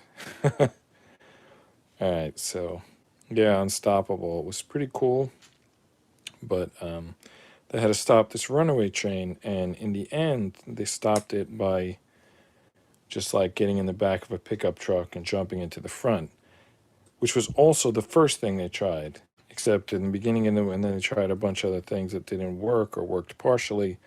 But the first thing they tried was driving up next to the train and someone jumping on. But the guy was in like the front with the door open, and the door hit a stop sign and like busted apart, and then they couldn't try again. And I was saying if the guy had been in the back of the pickup truck, it would have worked fine. Like I was watching live and I was saying, not live. I mean, I was watching the movie and I was saying if he was in the back of the pickup truck, that would have worked. It would have, would have been a good attempt. So anyway, that's what they end up doing in the end of the movie. They're like, the guy's in the back of the pickup truck and he jumps onto the train. It's like the first thing they tried worked conceptually, just the execution was a little off. So in a way, it was kind of a bunch of movie about nothing because the first thing they tried ended up working, though not on the first attempt. But the concept was good. Like all the other things they tried, basically unnecessary. But that, that's how it goes sometimes. I mean, honestly, especially in a situation like that when time is a factor and you just got to try something. It's an unfortunate situation to be in. You want to have time to think and test and be efficient, but the train's like barreling down. The movie's called Unstoppable. They can't stop the train. They got to figure out a way to stop it. And they don't have time to figure out a way to stop it. So they just got to try stuff. And the thing that ends up working is the guy just jumps in the train. Oh, sorry, spoiler alert. That's what they ends up doing. I think it's kind of an old movie, though, so maybe I didn't spoil anything. All right, the next two pieces we need are 59 and 60. Oh, times two. Yeah, we were doing it correctly. There's a times two there. I didn't even see it the first time, but so we build this times two. We knew it was times two, but it says it there. And then you attach it to these pieces, which are probably the two holes open at the front and back. So 59 and 60. They should be the same length. Here they are with the same attachments, but just a little bit different. I mean, this is clearly the engine. I mean, if you look at these pieces and the pieces we're about to attach, this is like a 1960s engine, like the movie Grease type of engine. There we go. That's it. Let's do it. Oh, they don't reach. I'm probably misunderstanding something. Okay, yeah. They need to go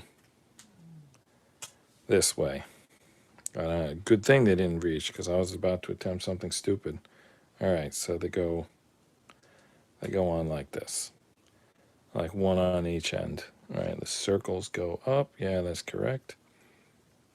The picture has it this way. I don't think it really matters until we attach it to something else, but I'll just hold it the way that matches the picture.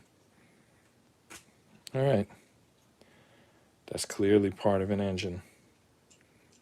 Pistons going up and down.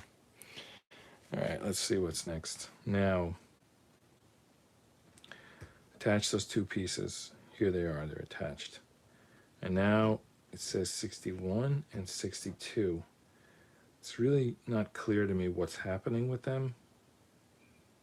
They're different. It's not 62 times 2, it's 61 and 62. We don't really have a good shot of 62. And even if I go to the next page, we still don't really get a good look at 62. You're looking at the back here, you're looking at the back here, but we see it's going to clip on with 63.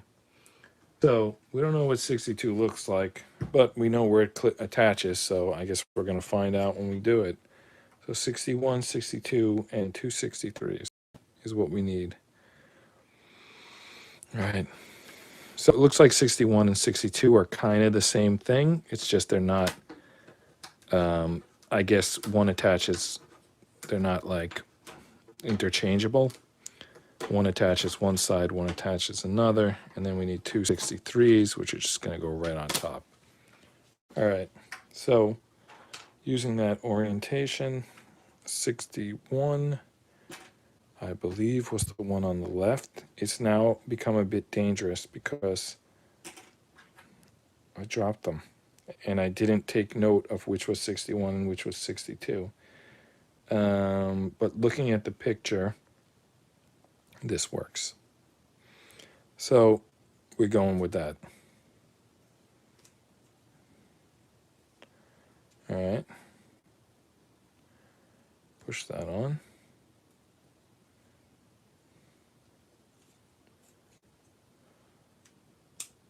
All right.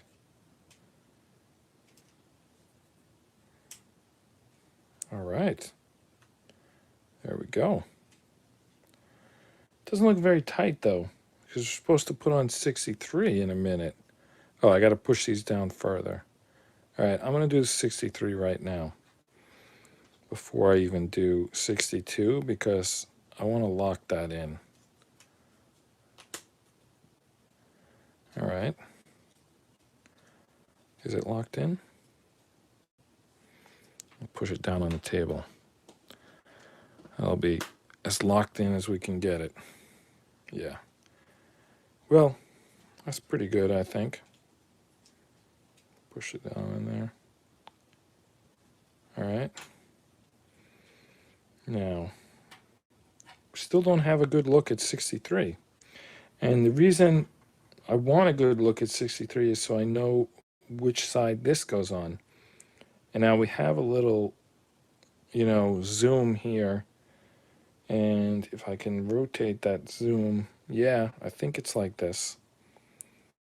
I would have liked a little bit better of an angle, but I'm pretty sure this is accurate. And then we're going to lock it in with 63. And then we're going to turn the page. I think we're doing pretty good. What time are we? We're like 24 minutes in. You know what? We're probably not going to get through this page, this sheet. I don't know how many weeks this build is going to go on for. If we're only going to do an hour a night, it's going to go on quite a while.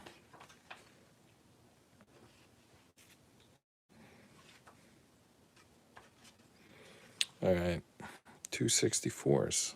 All right.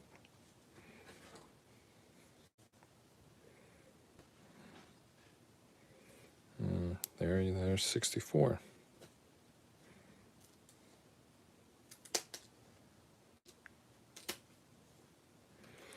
There was another funny thing in that movie Unstoppable. I guess I'm giving you a lot of spoilers. But there was this guy, and he was like, in the beginning, he was telling, the guy who was driving the truck at the end when they get the other guy into the car, he basically was talking about his job in the beginning to this people at the diner, and they were like bored. Nobody wanted to hear it. But then after he like saves the runaway train, he's basically using the exact same words when he's being interviewed by the TV about the rescue, but he's given the same description that he gives about his normal everyday job. Because basically, although it was a different type of a job, I guess, he looked at it the same, like, this is the job we got to do today.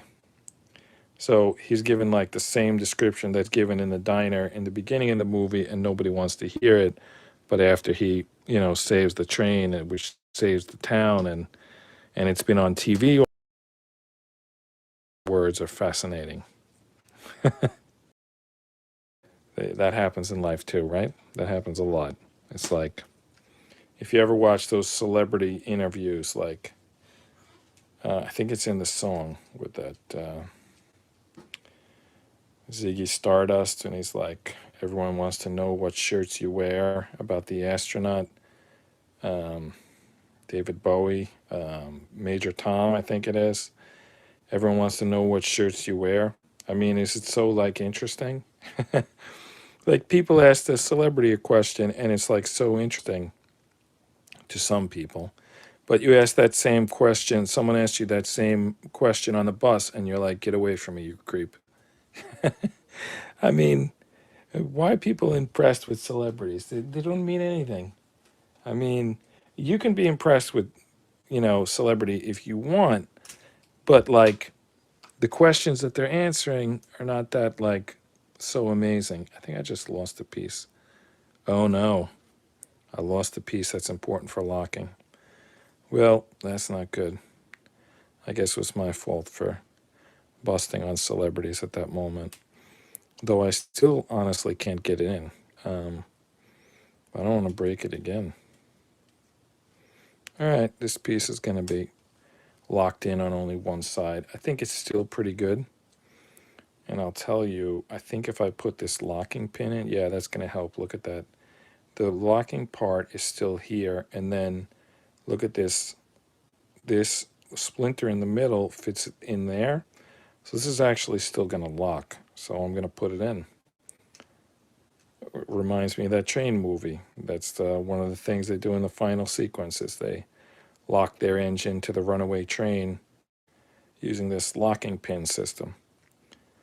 Trains are mechanical. I think mechanical is usually superior, but it takes sort of muscle power, human power, or at least some sort of animal living being power. But things that are human powered, they burn calories, and it's like if you want to do a job where all you do is push buttons and then after the job you go and work out, well, maybe you should have just done a job. Maybe you should have just done a mechanical solution instead of a, electricity powered solution, and you would have gotten the workout while you were doing the job.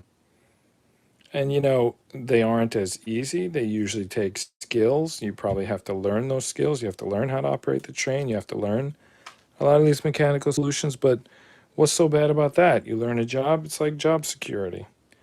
You learn a skill. I mean, what? And skilled people, skilled laborers, they do great things. People who you just program to push buttons, I mean, you like wasting your time and theirs. Let people do their jobs. Well, anyway, that's one of the themes I got from that movie. Although in the movie it wasn't about technology and energy, I'm sort of taking it there. In the movie, it was more like about investors and dollars and insurance and what they're allowed to attempt and what they're not allowed to attempt, what the workers can attempt on their own if their bosses don't tell them to, a lot of those type of decisions. And like decisions are being made from guys on a golf course asking about how it's going to affect the stock price, which I know in a movie that seems like, oh, typical and people will groan, but like, yeah, I mean, the stock market's supposed to be rational. It's supposed to be the decisions the stock market makes are represent that like wisdom of the crowds. Supposed to be.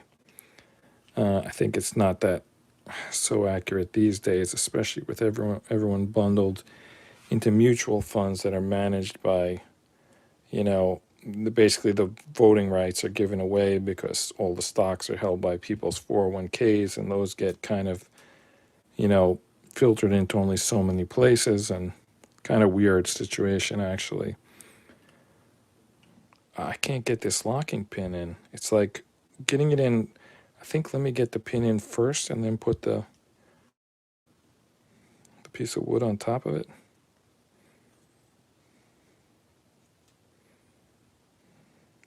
Maybe this is why it broke in the first place. It just doesn't fit. In which case I'm supposed to sand it and then wax it. That's how you make it fit. I might give up if I can't get this in soon.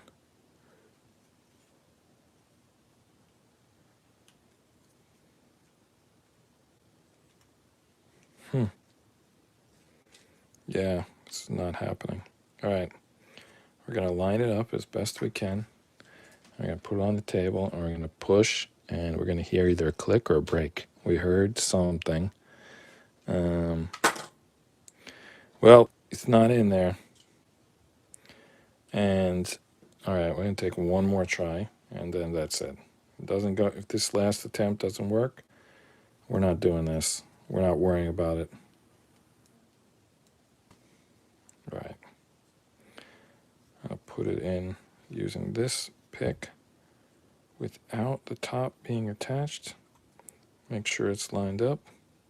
There we go. Doesn't want to go.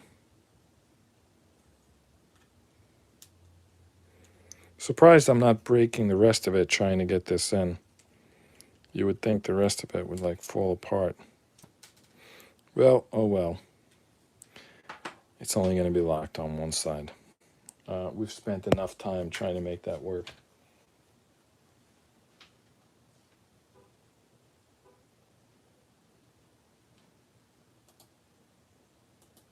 All right, let's see what's up next here.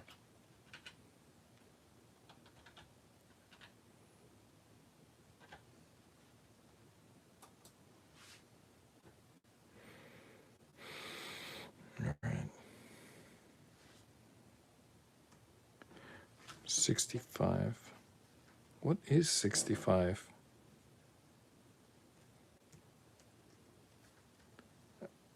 I don't know. What is that? I can't make out what that is. It says it needs wax, whatever it is. Oh, 65. It's a little locking pin. I don't see a ×2 though.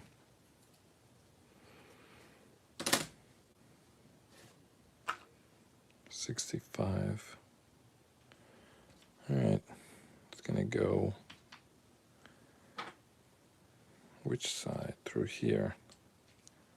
Well, that did not need wax. That was fake news. All right, 66. Maybe it's gonna need the wax because we're gonna attach 66 to it, which I think that's what we're about to do. All right, where is 66?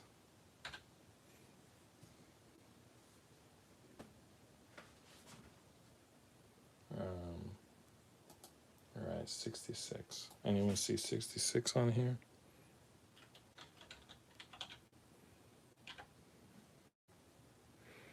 $66. There it is.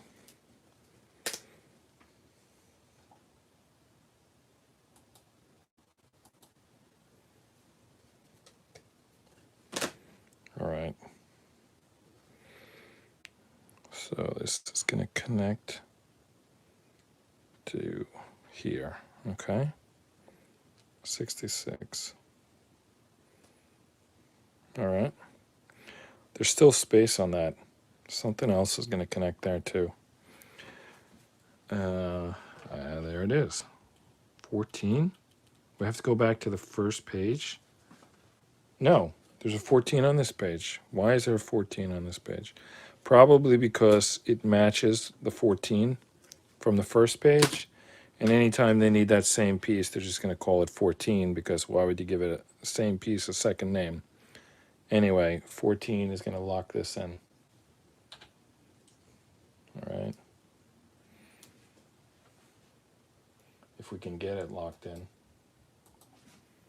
What is going on here? All right.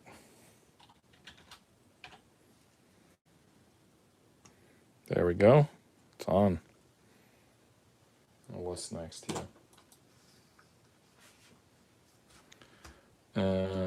180. Flip this over.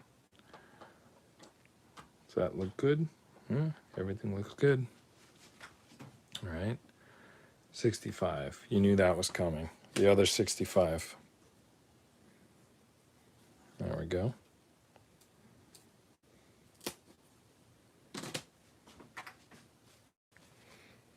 The other 65 goes through the other side. Well, they had us flip it over. Does it go through the square or through the circle? It goes through the circle. They had us flip it over now for this side, but they didn't have us flip it over for the other side. What's that all about?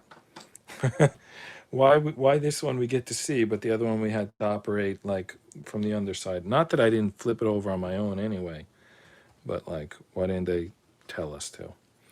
All right, 67. All right, so 67 I assume is going to snap onto that. And then another 14. All right. There's the other 14, which is going to lock on after we put on the 67, which is right here. Only question, which direction does the 67 go on?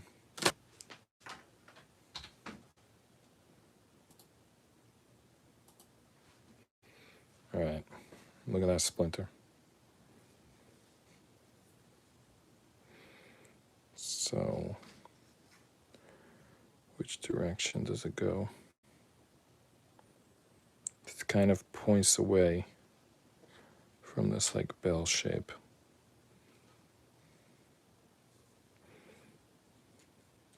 Right. Well, it turns anyway because the pin is going through the circle. The pin goes through a circle. I'm going to put the lock on it. But again, it spins. So we're facing it this way, but it's not going to stay facing that way because it's inside of a circle. The piece passes through a circle, which makes it spin.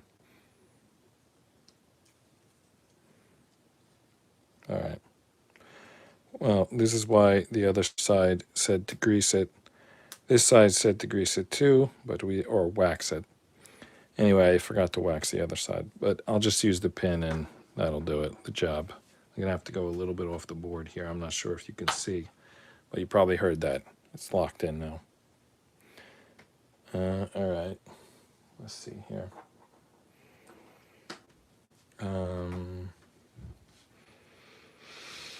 14.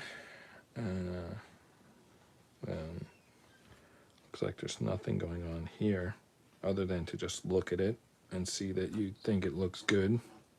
Doesn't say 180, but they've clearly flipped it. Not only they flipped it 180 both ways. All right, now we have to get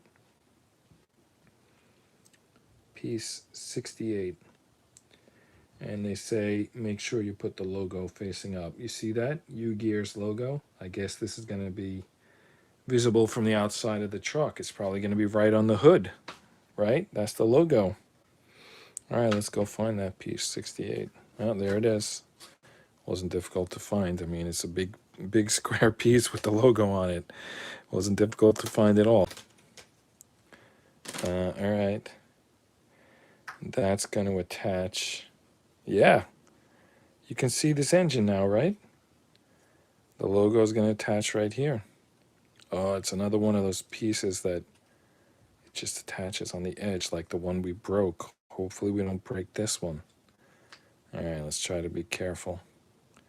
It's tough because you can't put it down because it's got these pieces hanging. You've got to like hold it in your fingers. We got it. Wow, nice. There's the engine. And, you know, I kind of assume like it's probably going to go through here. I'll wait until they tell us, but I mean, that looks right, doesn't it? All right, let's see what we got going on here. All right, check.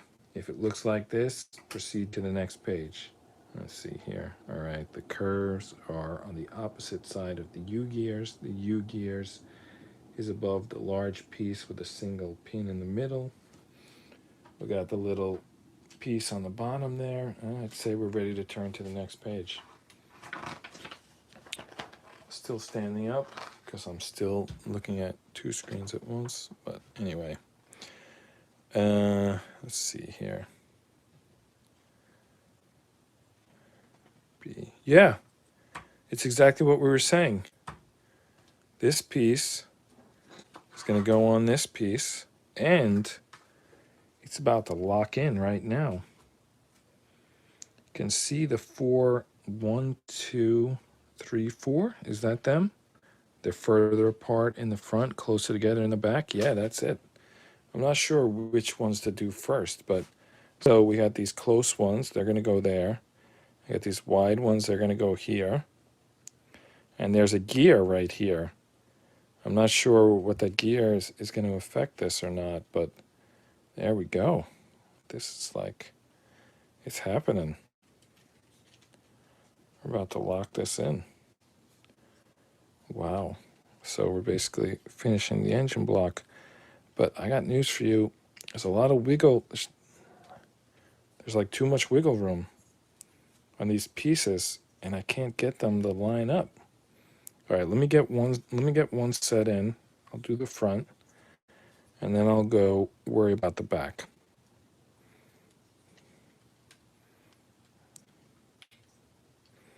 All right. Not so easy, but we'll get there. And we'll put this here and then push through. There we go, that worked. Do the same on that side. Good. Now we just got to get the back to lock on. And I think we're going to use a pick to push the back into position. What's up? Oh, it's sold already? Oh, okay, but that's how much it's going to weigh? I just think like, doesn't make sense. I put some cardboard in there. Yeah. Yeah, as long as it Because doesn't up to come out. 70 All right, let me pounds see. you can ship. Yeah, I think. I'll just tell if anyone's listening. You have both plates in here or one? Like Yeah, four plates? No, just Two? So it should be 5 pounds. We're selling 2.5 pound plates on eBay. If you want to go look for them, Everlast set and a Hulk Fit set.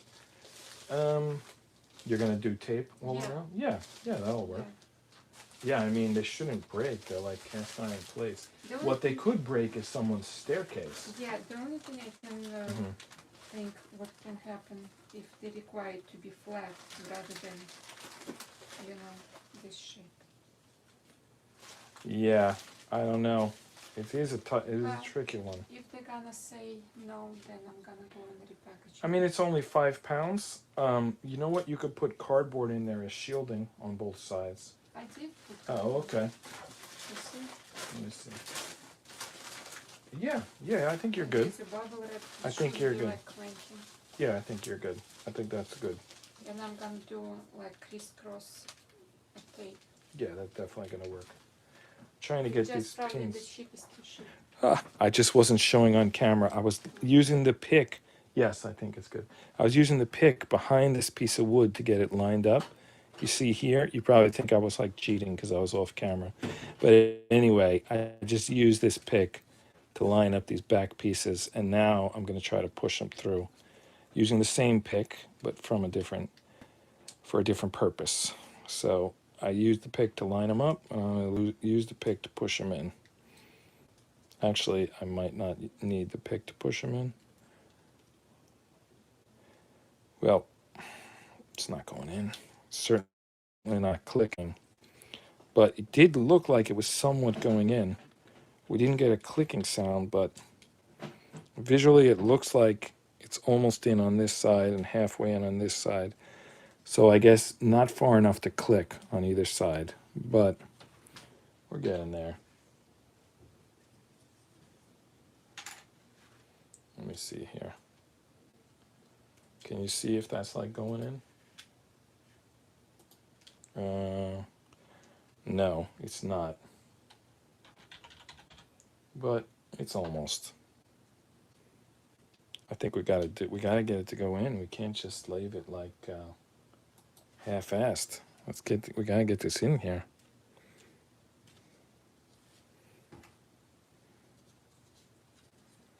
All right, come on. Not gonna happen. All right, what if we feed this through the top here? Yes, that's it. Feed this through the top till I can grab it from the other side and then push down. That's gonna work. I think that's gonna work.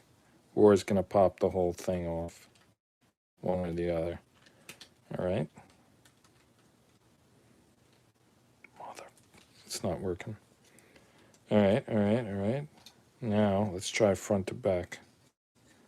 I'll use my thumb underneath Alright, so leverage. And let's try. We got it. That works. That's it. Pass through the top, grab on the other side with the thumb, push it in. That went on one side. It's not going on the other side. All right, let's try that again. Come on. There we go. We got it.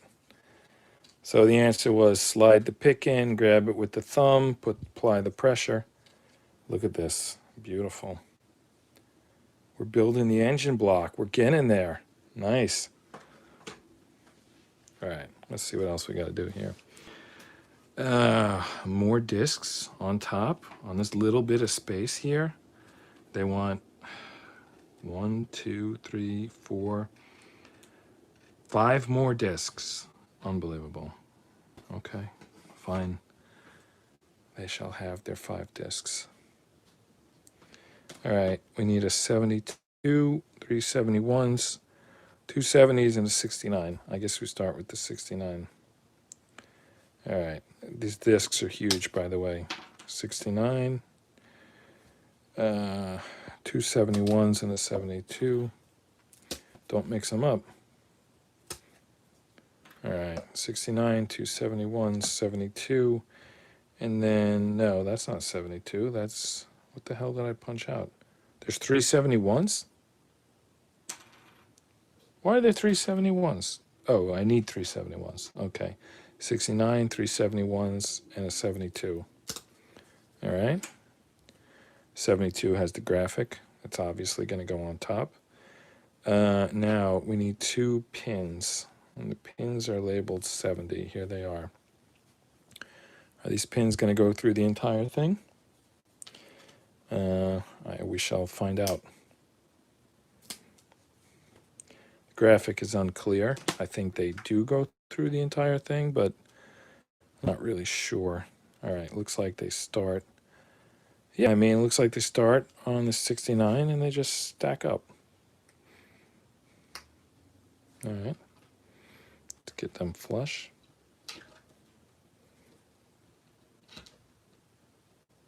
Come on. I mean, come on. Get on there. Or is it already there? You know what? These things are going to straighten out when I put the other pieces on. They have no choice but to, so I'm not going to worry too much. Just get them started, and they're going to get pushed on by the other discs.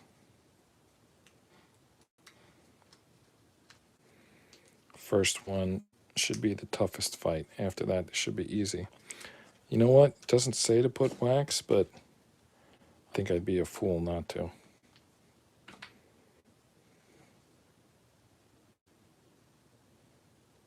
All right. We got this. There we go. That doesn't fit at all.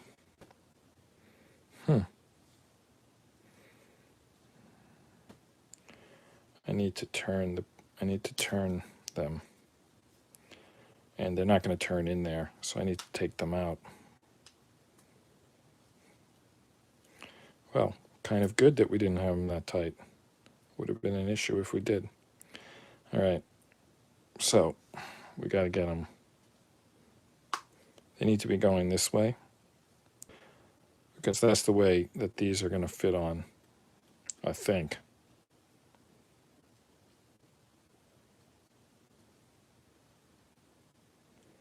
Come on. You can do it. There we go. First one's the toughest. Now they're all just going to follow suit. There we go. One more 71. And then we cap it off with the 72 with the logo. So that's definitely the top. And then we just drop the whole thing on, right? Let's wax that up. I guess the negative side of the waxing is it could come undone, but the positive side takes less time to get it on there. I probably should look at the instructions before I do this. Yeah, that looks correct. Wow. There you go. There's the engine block. There might be a few more pieces, but that's essentially it. All right. 9 minutes left in the stream. Let's see what else we can get done. All right. 273s. That's all that's going on here. Why does it show us? Why does it show this turning? It doesn't show it until the next graphic. So I'm not going to attempt to spin it now, but look at this. They're saying to spin it, and they're saying it again here. All right, we didn't get up to it yet. Let's get these 73s in. It says wax them and add them. I'm not even really sure where they're adding them. Somewhere, I think that maybe this is where they're adding them. I don't think so because that spot's taken. I guess the square next to it must be, yeah, the square next to it. Yeah, remember those springs? The springs push it out. You know, so the square next to the spring. That's where these 73s are going. And there's the 73s. They're kind of odd looking pieces. Let's make sure we got them orientated correctly. They look like little seahorses. All right, let's see. They're going to go pointing out. Seriously? I need to wax them? To get them to go into this one little square? Is it like so difficult? I guess we're about to find out. No, it wasn't difficult at all. I don't know why they made a big deal out of that. All right, let's get this one in. It barely fits. Okay, the engine moves. And the spring and the shocks move. And when you move the stuff, then you can get it in. I didn't, but you theoretically can. And the other one fell out. Okay, obviously wasn't locked in. All right, let's try again. We got to get a click, otherwise it's not going to stay.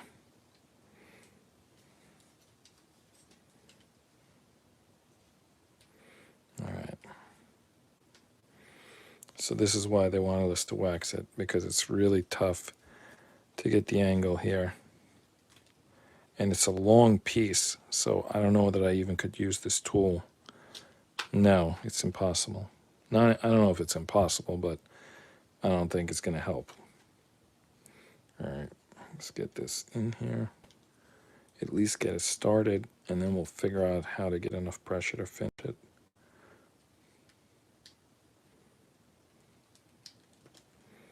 All right.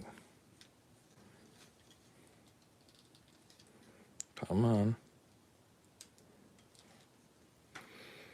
No click. Didn't click. Such a weird shaped piece. And I feel like I'm breaking the whole thing trying to get it in. Come on. Well, look at that. It looks like it's in, but it didn't make a click sound. So it's going to fall out.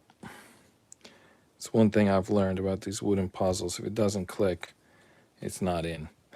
No matter how much it looks like it's in, if you don't get the click sound, it's going to come back out. All right, yeah. Get it down on the spring. Get it lined up. There we go. That one's in. All right, we got it. All right, now. All right, wait, there's a little zoom in here. What is this zoom in saying? It's saying to grab this piece, and what do I got to do with it? It's to grab both pieces, push this one this way and this one in. So this one in. All right, if it's out, the brake's on. So I push it in, I take the brake off. I push it towards the center, it takes the brake off. I push it towards the out, it puts the brake on.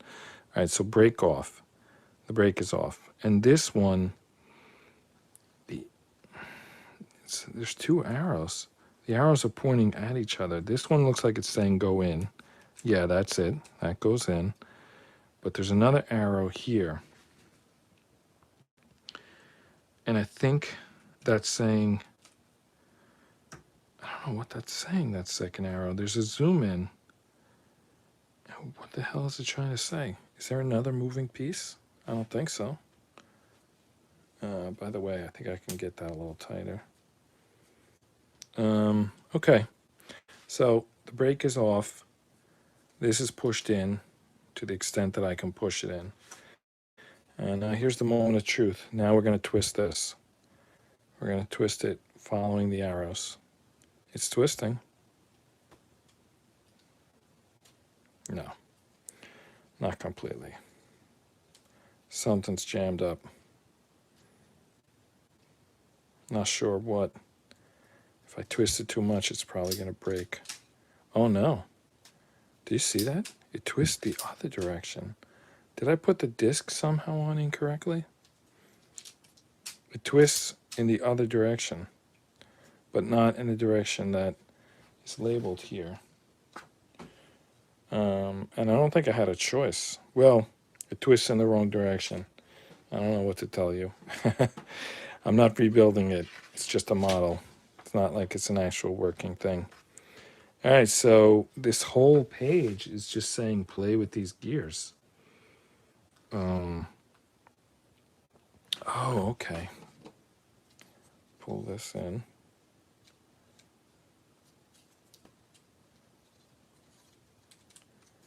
Pull this out. I'll pull this in. What is that going to do?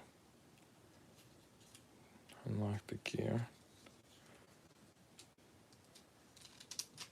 Sorry, it doesn't turn that way. It turns the opposite way. I mean, it's cool, but it turns opposite of the way that it says to. I'm just going to keep building. I can't really stop to worry about that too much. This whole page just says, like, play with the game. It is what it is.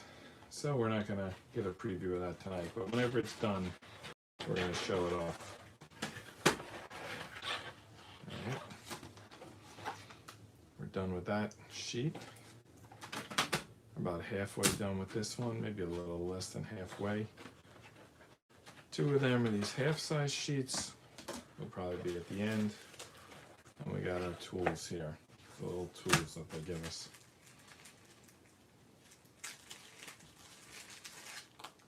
I think the main ones I need are the pick and the wax. All right, let's get back to work here.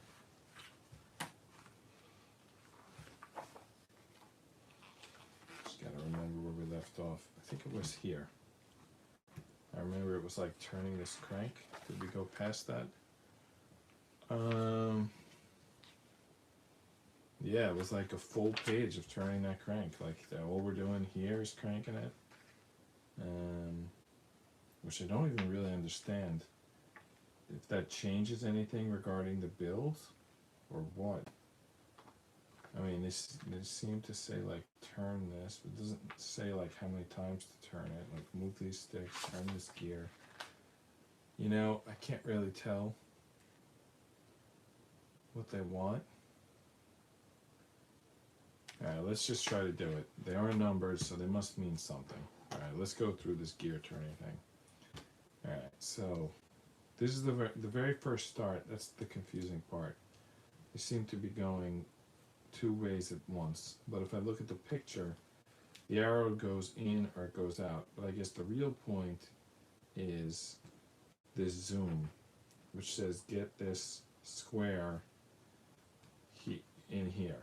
So, what do you think? Does that look like the picture? That's all I've got to go by. And then disengage the brake. Turn this, which I cannot, by the way.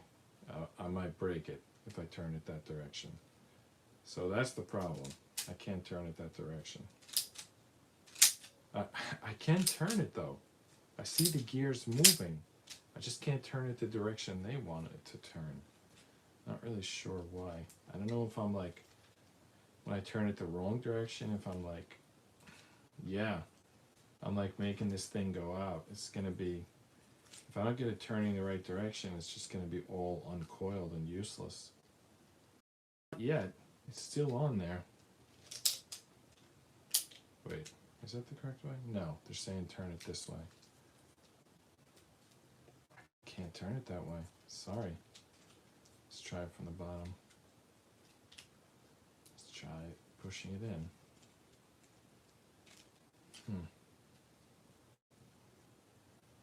And the further I go the wrong direction, the more I'm like destroying it, so I just cannot turn it this direction they want me to turn it. If I turn it the other direction, it's bad news. Alright.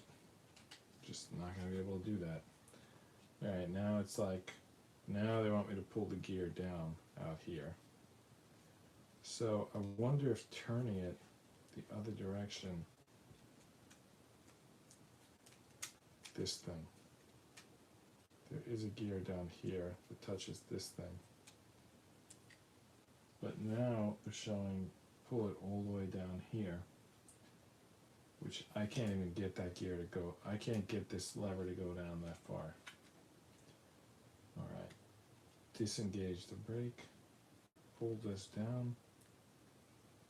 Just gonna break it probably. Helps. Well, there we go. We broke the pick. So, that's it. This thing's not gonna ride. There's like nothing we can do really. Just more pictures with like, the whole time they want this brake off, and then they want this to go forward and backward. And it's like, go forward, turn it, pull down, turn it. Mine doesn't turn in any case. There's no case when it turns. So whatever they're trying to achieve, it's not going to happen, sadly. It's just going to be a model. Alright, 74 and 275s. Is that right? 275s and a 74. How's everyone doing tonight? Is there anyone here? Oh, 2 watching. Hey, I'm just saying hi to whoever's the person watching. Maybe maybe it's only me. Maybe I reloaded and it thinks there's 2 watching, but if there is someone watching, how you doing? Alright, 75. Looks like there's 2 of these 75s. But there's the 74s look exactly like. No, 74. I guess there's 4 of these 75s. And 74 doesn't look like their picture of 74. What have I done wrong here? Alright, we got 2 75s. Oh, it does look like it. The cutout doesn't look like it, but the piece looks like it. Alright, so put this through here, and let's see what we got. Well, we need 1 more piece. 76, and then 2 more 75s. I'll just grab those right now. There's the other 2 75s. We're gonna need the 76 and the 77, which kind of look alike. So let's try not to get them confused. Alright, I think I got what we need here now. So let's say first put on the 76. So get these 2 ghost looking characters in here.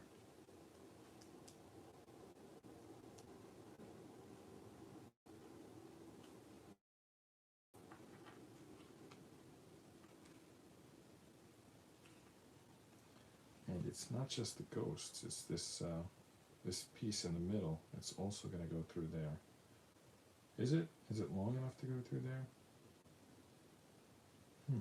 Looks like it's got some movement to it.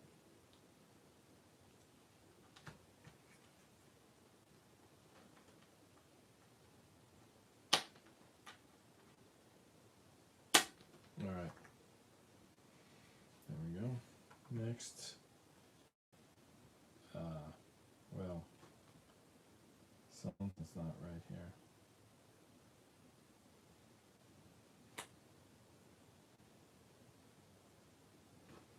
There's supposed to be out the side.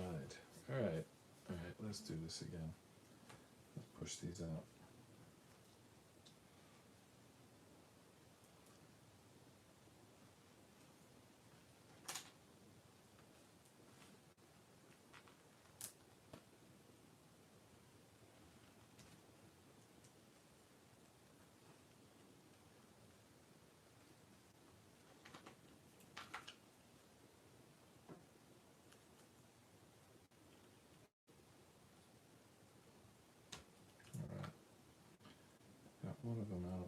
I may only need to get one of them out. Yeah, that's enough actually. So got it out and put it right back in. Just needed to spin this middle piece here, because as I see, now we have to attach 2 more of those 75, but we need to point them in the other direction. Just want to test that this first set of 75s are in tight. Yeah, they seem to be. Well, at least after that click, they seem to be. Alright, so we'll put the second set of 75s on here. And then we hook them to 77. I'm not really sure what we're building here, but it's going to be constructed in a minute. Some sort of axle piece, maybe.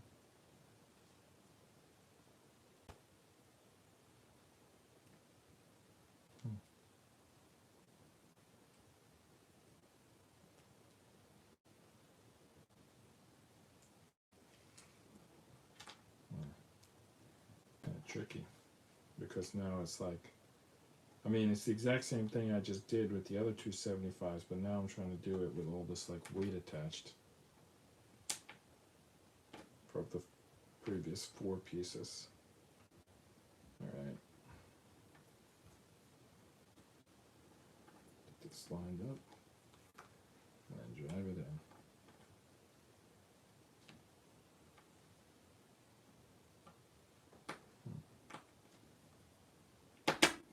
Alright. Yeah, it's a funky little piece here.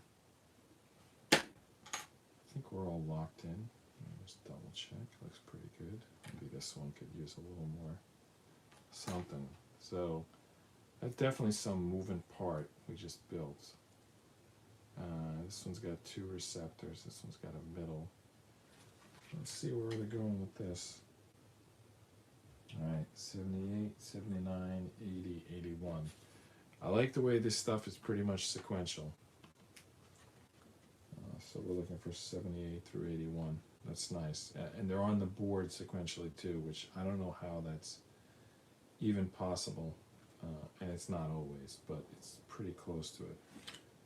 They're not too far. If they're far, they're not too far. If they're not right next to the number before it, like here's 77, here's 78, here's 79.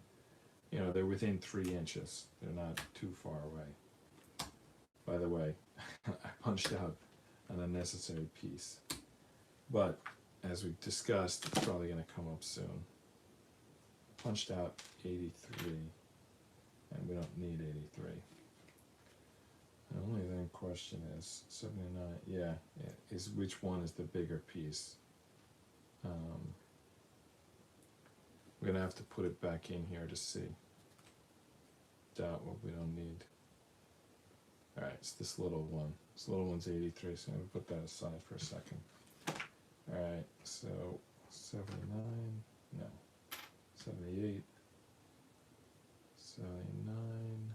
Is that the right size? Yep, that's 79, 80, 81. We're just going to slip these on. How far? I assume as far as they'll go. It would be nice if the picture told me.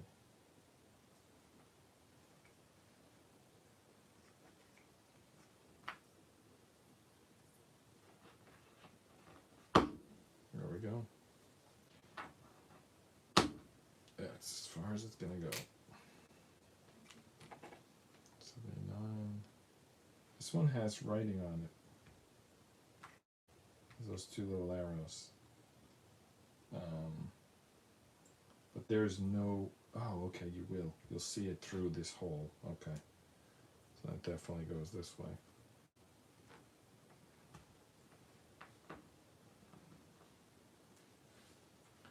Using the end of the desk sometimes to push this on. Alright. So that's why the circles were different sizes. To have something to push this piece against. Alright, so 83 we've already got. And now we need 82, and then we're gonna attach the whole construction to that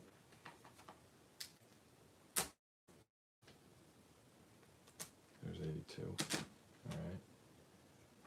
82. There we go.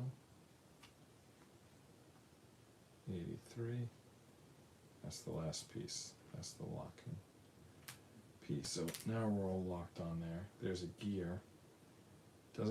Doesn't move because it's got a rectangle in the middle, which means this whole thing is probably going to move. Alright, so now we have to attach it to the thing we just built a minute ago. At this point.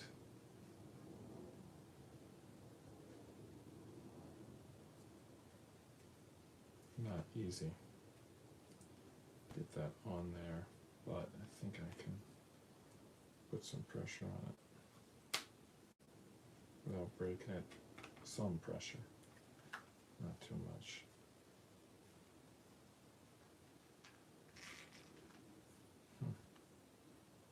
Oh, here we go. Let's get this piece through. No, it's not going to fit through, is it? It is. It is going to fit through. So I think we can use this to get it on there. Oh, it's already on. I guess that sound was the sound of it going on. There we go. Not sure what we got there, but it moves and it has a gear on the end. Let's see where that goes. Alright. Another 83. 84, 85, 83, 86, and another 14. How many 14s are on this build? Alright, alright. There's a lot of 83s as well, by the way. Anyway, 84 is the first piece. There's a couple of 84s right here.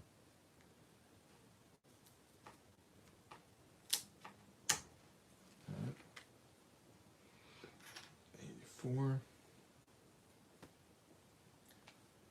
Next is an 85, if we can find it. 85. And then we go to 83. 86, which one? Yeah, there's two of them. 86 and another 14. We got, there's another 14. I'm sure that's just going to be the locking piece. Alright. That 84 needs to be sanded. Sorry, it's not an 84, it's a 14. Anyway, there's some rubber bands in there and some springs. I guess we'll get to it at some point. So this piece didn't come out like perfect. This 14, you see that on there? So we gotta sand that. Alright. Let's see.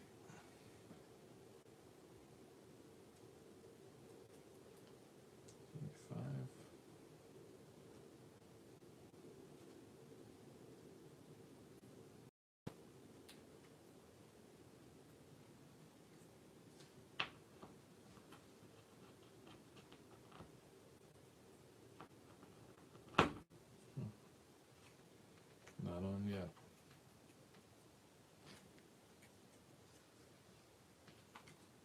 Think it can go further. There we go. Alright, there's 85. Now we need 83. Is that gonna go also? Wow, yeah, it is. Okay. It's a little piece. It's going on to this big piece. It's like barely big enough to fit on, but there you go. Alright. Now, which way is this supposed to go? And then this goes on, and then this is the locking pin. But there's still a lot of room there after the locking pin is on. Definitely going to need some wax here to even get that pin on. And who knows what's coming up next. Alright, let's see here. Alright, that's on. Oh, no, that's no good. Alright, now it's on. Although this clearly can get off still.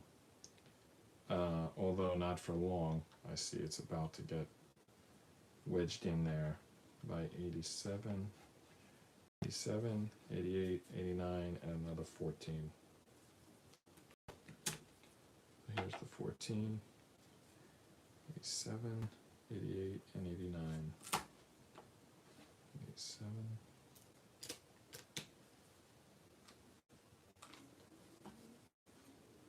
88.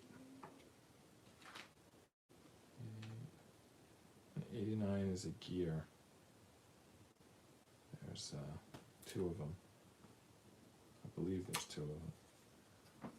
Looks like there's two of them. Alright. See what I mean? This piece is tricky. But it's about to get locked on. Alright. Definitely glad we waxed this thing. Maybe a little more. Got two more pieces to go.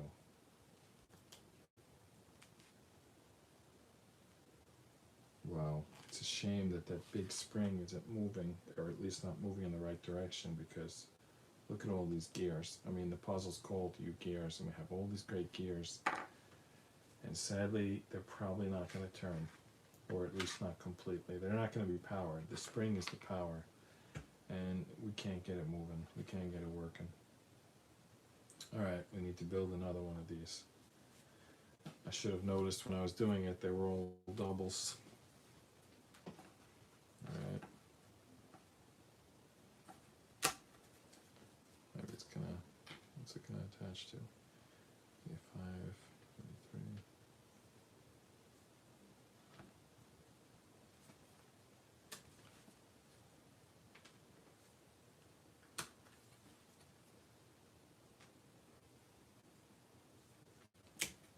Six. I'm running out of 14s. I already used 4 of them from this page. Here's another 14. I probably used 4 of them on the previous page too, at least. Alright. Let's wax this one up and get to work. I should have waxed down at the bottom as well. Anyway, got it.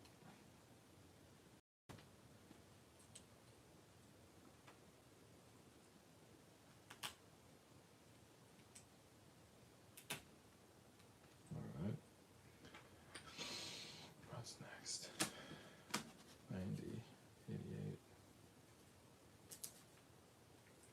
This 90 is different. On the top it was 87, so we gotta be careful. 90.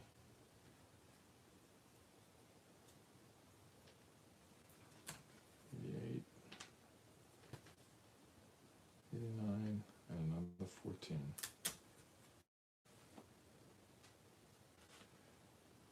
There's 2 more 14s. Right.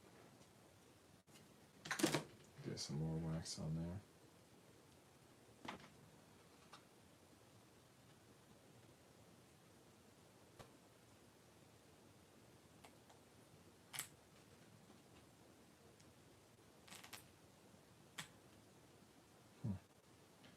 Felt it shifting up. Whole construction, but I think I got it.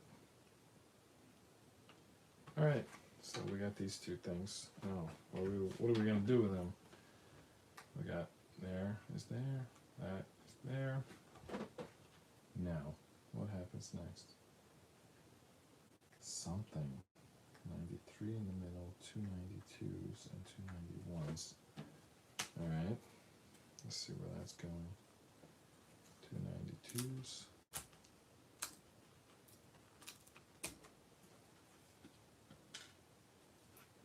93 in the middle. That doesn't mean anything. It's not attached yet. And 91s on the outside. Oh. I was only trying to get one of them. I got both of them. Alright. So what are we doing here? Well, first thing we're doing is greasing it up, waxing it. Oh, that was the wrong piece. I mean, I'm sure it'll be helpful too, but this is the piece it said to wax.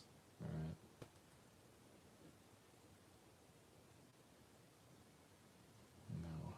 pieces go? If this one goes this way, these ones go this way.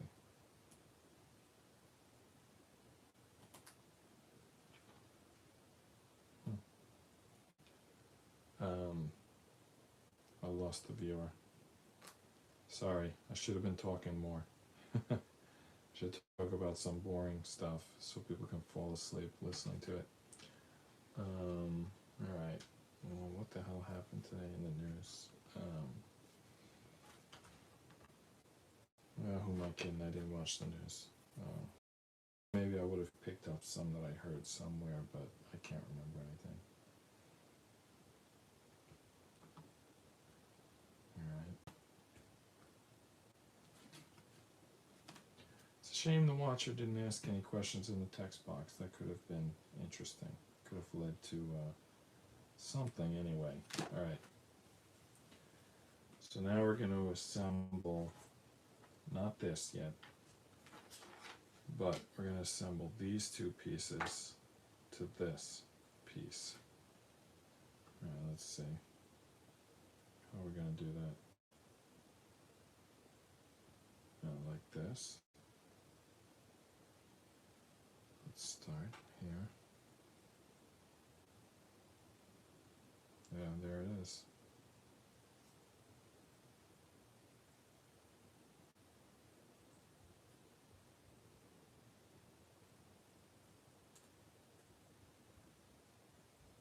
Okay.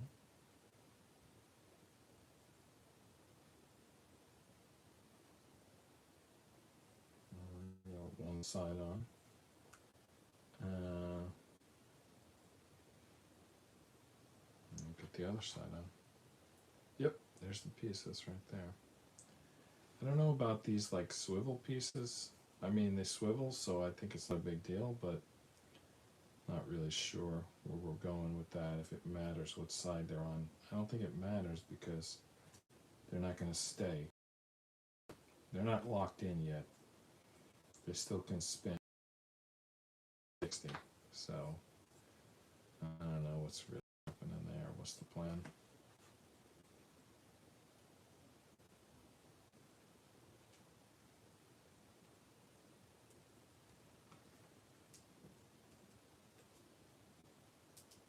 Okay. Wow. Definitely some tight construction here. There we go. That's on. Wow, there's definitely something going on here. This is the axle, maybe? Is this going to connect to the tires? And this is the steering? Let's see. It kind of looks like it. These are not lined up. Now they are. Okay, they move. Yeah, that makes sense. They're tires. Look at that. When I turn different ways, the gears turn. You know, for example, if you're making like a left turn or a right turn. Basically, this works just like a car. I mean, it's like the real gears in there. Alright, let's connect. Let's connect this one. So this connects. So the steering wheel is probably going to connect here, right? Because this turns, and this turns, and this is the steering wheel. Okay, I'm happy now. At least we're going to have a working steering wheel if we're not going to have a working. Like the spring is the power for the engine, and it's not turning. I'm disappointed about that. But this wheel looks like it's gonna. The steering wheel looks like it's gonna turn the front wheels. So at least we'll get something. Maybe it would be cool though if it was powered. It would be cool. I feel like I failed on this puzzle. You know, I'll have to try again with another puzzle. I'm not going to take this one apart, but maybe the next puzzle I'll get working. Alright, let's see if we can snap this together. We've got one side. Let's get the other side. And let's hope we can steer it once we get it together. Feels like it's crushing and snapping. So let me just use this. Maybe that'll be a little better. Yep, there we go. Alright, let's see.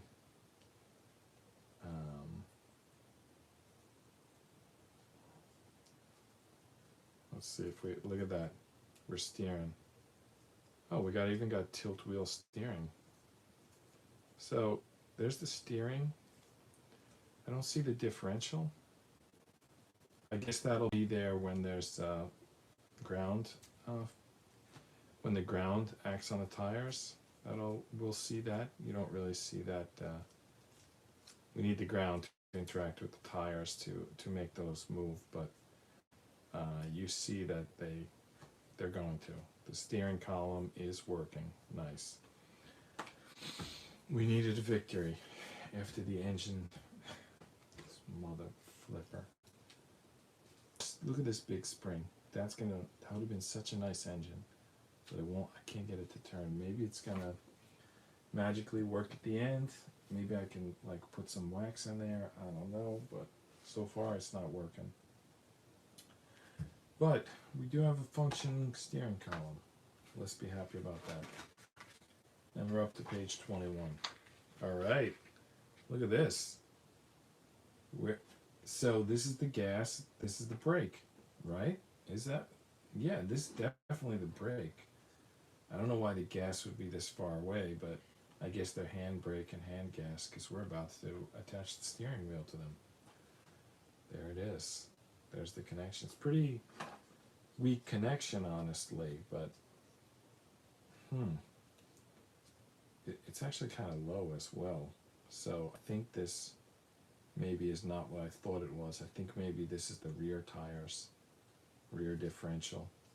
All right, so it's the rear axle, rear differential. This is not the steering wheel. This is not the steering column. I was a little off. This is probably going to attach to the steering column. Anyway, we got the rear wheels working, sadly. The front ones may be stuck with that same engine problem. All right, that's attached. Does the whole pickup move? It's kind of looking like that right now. Let's see. There you go. You can kind of see the powertrain, or I'm not sure if I'm saying that right, but you can see what's going on there. All right. That's pretty cool. All of our pieces are connected currently. All right. So 295s, just as locking pins, 94 and 96, and we're going to add some springs. All right, 94, 96, and 295s.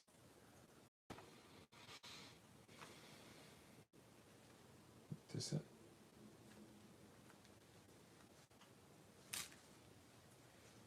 Yeah, that's it. That's 94.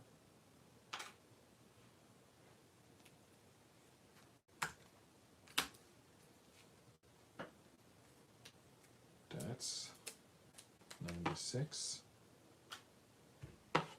And 294s. I think I have to get better about talking about other things than the puzzle. I should have like probably notes prepared. Anyway, next time. I swear, if someone would type in that text box, I would then talk for an hour straight answering them, but someone's got to ask something first.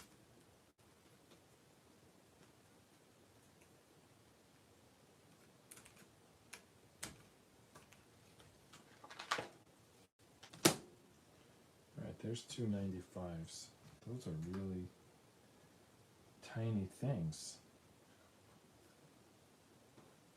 I'm not sure what we're even doing here. Alright, let's assume the circles line up. So, are we just gonna tie these together with the 295s? Is that, or is there supposed to be a little bit of space in the middle? Is one hole bigger than the other? It is. So I guess I have to put the smaller end in first and then attach the bigger end. Wow. Is it like too small to even handle?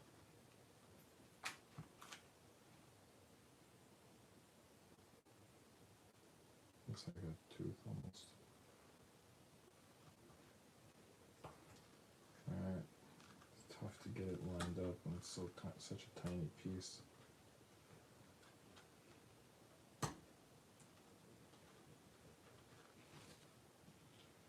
I don't know how to even describe that piece. There's like nothing, like a grain of rice or something. There's like nothing we deal with that's that small. Maybe I should put the big end in first, because then at least I can hold it by the other piece. Let's try that. Let's try putting the big end in first.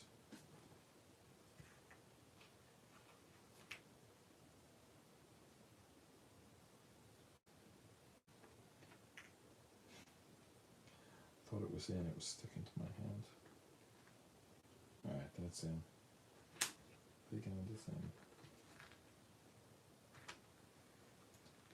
It's not all the way in. Trying to get it to flush. Well, you know what? That might be good enough to get going with the other side.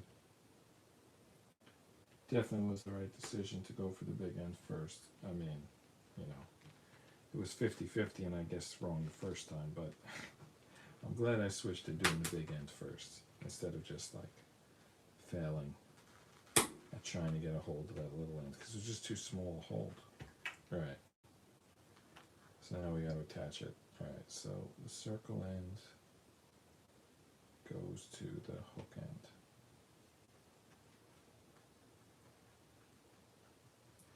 Another way to understand that, the two inked sides go outside. Alright, that's together. Really all we did was double the thickness of this piece. I mean, it's a little bit like a hook on one side, a circle. It goes through both. There's a little notch on that side, circle in the middle.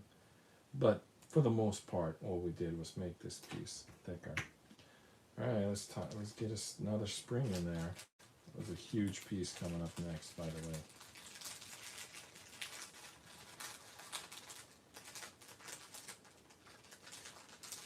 There's two springs in here. Gotta get them separated. Alright.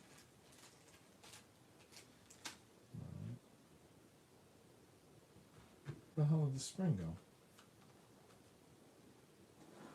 There it is.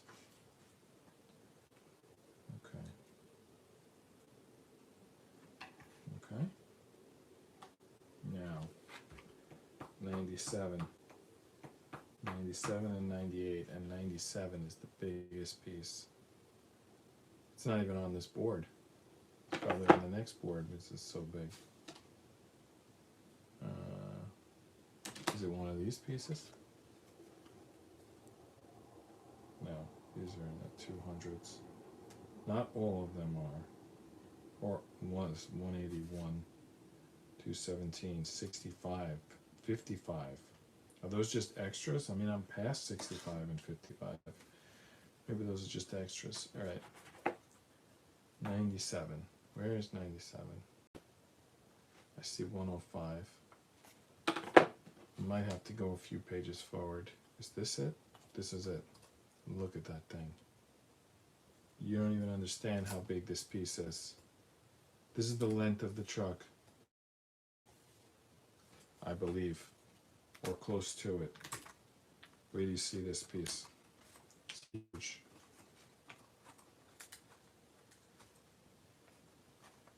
Come on. Alright, it's almost got it out. There we go. That's it. 97. Behold. This looks like the front. This looks like the back. I'm just guessing. All right, let's just calm down a minute. This is 97. I don't know what we're doing with it, but this is 97. By the way, they want us to wax up. I guess the steering column or something is going to go through there. They want that hole waxed up. All right, 98. Let's get serious here. 98. Where's 98? There's 98. Alright. There we go.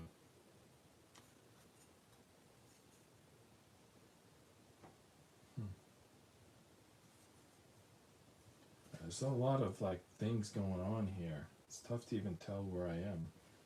Alright, let's just get it looking like correct. Alright, that looks correct. And then I have to go 1 notch here, and then 2 notches. That's it, right? I mean, there's a lot going on this 97. I easily could be messing this up, but I think I got it. I don't know. I guess we'll find out if I don't. But I think that's correct. By the way, on Sunday, we were streaming Electromagnet, my first graphic novel, and there was 3 people on the stream, and we were talking, and it was like so much fun. It's so Sunday night's probably the best night to follow this this thing. But you know, tonight you got a puzzle. All right.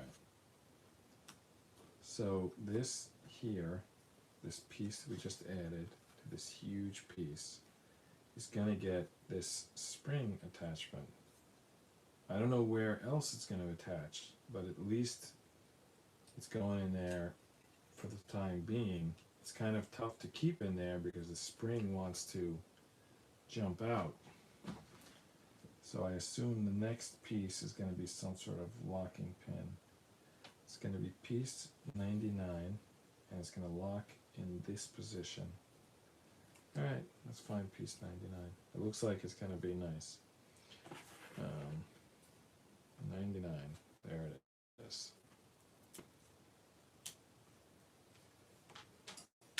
I dropped it. I got it. Alright, 99. It's gonna go through this hole. The skinny part through the hole. The fatter part above the hole. And it's gonna catch onto these 2 pieces. Like that. But we have to go through this hole to do it. And that's going to kind of lock that spring piece in. Are we lined up? I don't think we're lined up. That's the problem. We got to get lined up, and then we can make it happen.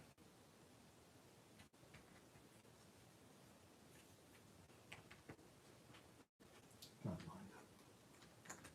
Alright. Feels lined up. Nope. It's jumping out.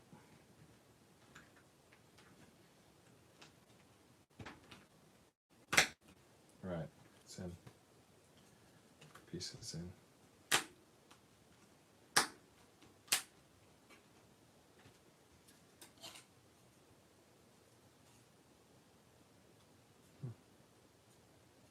So what is this?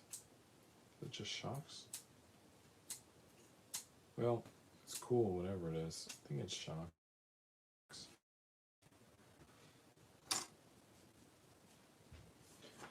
Anything else on this page? 99. And the next page. We're just showing the same thing 2 images in a row. 98. 99. And just double checking, just like take a look, see if it looks right. Okay, it looks right. Alright, go on to the next page. Hopefully I'm not missing any little pieces as we go along, because they'll be impossible to get later. But you get them while you can. For example, this gear. We're going to attach to this. How are we going to do that? First, let's get orientated with the picture. Just makes things a little easier. Yeah, there. No, that's not right. Well, it can be right. This thing spins, right? So we just spin it over, and now it's right. All right. Okay. Now, where is this going? I'll tell you, it's looking good so far. Just gotta figure out where exactly that connects. Well, I think I gotta hold it like this first. There you go, look at that. Is that the back tire?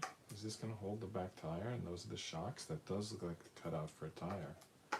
Yeah, those are the rear shocks and this is the rear differential. So I guess we're doing pretty good. They're probably gonna go through that hole, right? Yep, that's exactly where it goes. When I look at this, I see more discs on here than I see here. What did I miss? When did we add? When were those discs added? Yeah, I'm definitely missing some. But when were they added? Huh.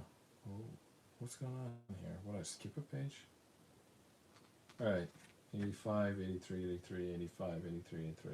No big deal. I'll just throw on some 85s and some 83s.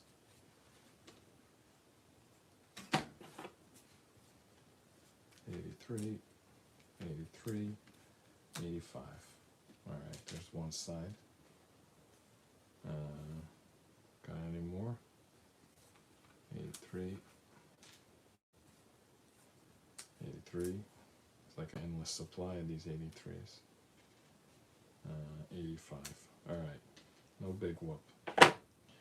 We have put these on. Looks like we got a little overexcited before, got ahead of ourselves, but we're gonna fix it up now. It looks like these get a little distance between probably this ridge is gonna catch the 85 and then the two 83s go on the outside.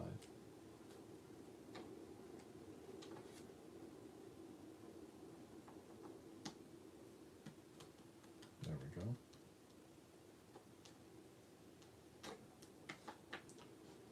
The other 83 on that side, other 85 on that side. Did I grease this side up? Oh, I must have, it went on. Then two 83s, and then we're ready to get back to work. I was just talking about what if you skip pieces. Well, I had.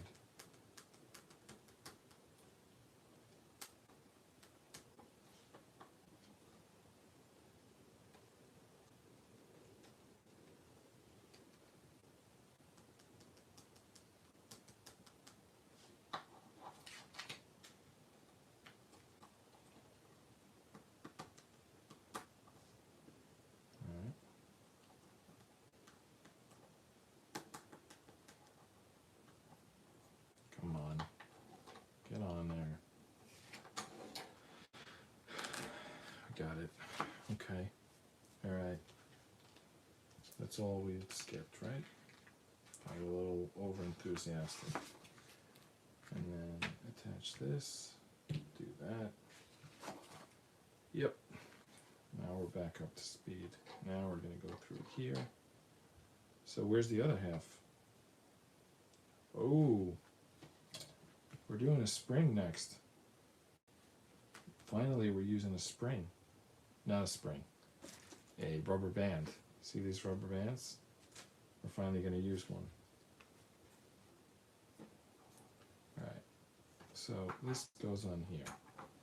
That was easy, right? Next part.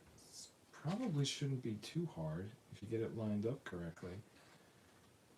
And they chose not to give us a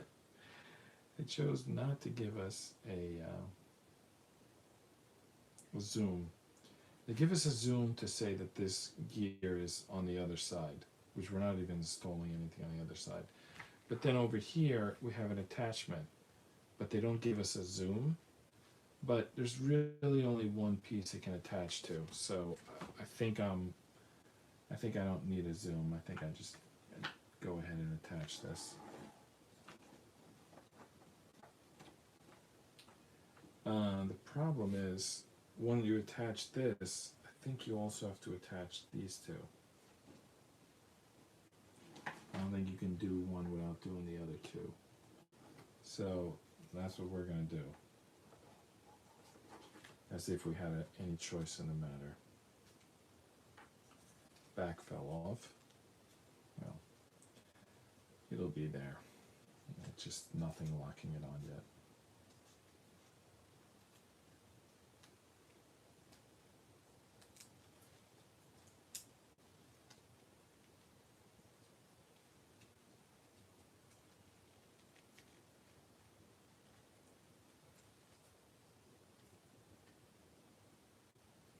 Ooh, there's a lot of connections. There's a lot of connections. Why did they only show one of them? Well, they show one of them with a caution, but they show the other ones with dashed lines. I must be getting loopy. Why did I not notice all these connections? Okay.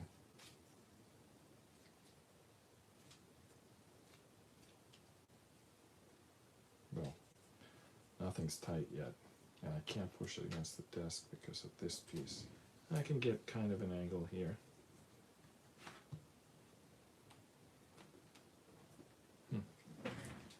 Almost.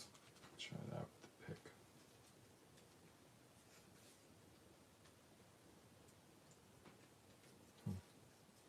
I don't want to break what I've already assembled. That's why I'm like, I can't really find an angle to get these pieces in. Alright, here's one click. One of the two. Next one is up here. Definitely need to support this one from the back. It's going to help our construction though when that's in. I mean, of course it is. All of them are, but I think it's going to help a lot. There, it's on. It's easier than it looked. Alright, two more here. Wait, is it wrong to lock these on before I get that back piece in? That back piece has a lot of mobility. I probably can wait. Come on. Alright, let's get that back piece in before we lock everything else on. Alright. There we go.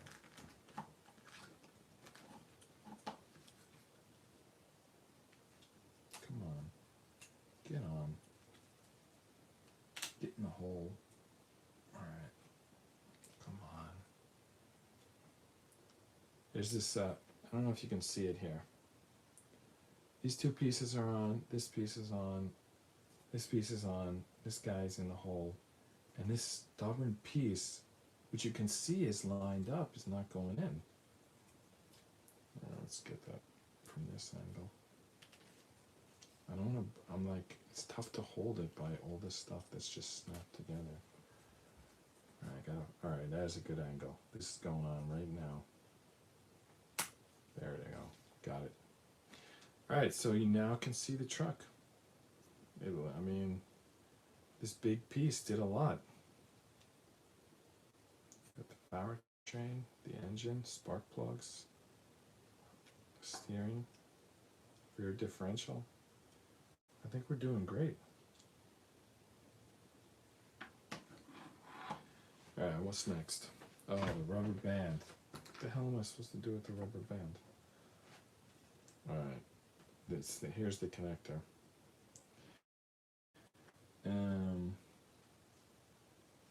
Ooh, is it supposed to connect to the brake? There's the brake. In there. Yeah. Yeah, that rubber band is going to connect to the brake. Why to the brake? It's going to cause it to always be in brake mode. Unless there's... I'm not sure what they're going for here. That rubber band is going to put the brakes on. Yeah, let's do it. See where it goes, right? That's what we're doing here. We're not building from scratch. We're assembling a model, so I guess they know what they're doing. To me, it looks like they're causing this to be permanently in brake mode, but I'm sure there's something going on here that I don't see yet.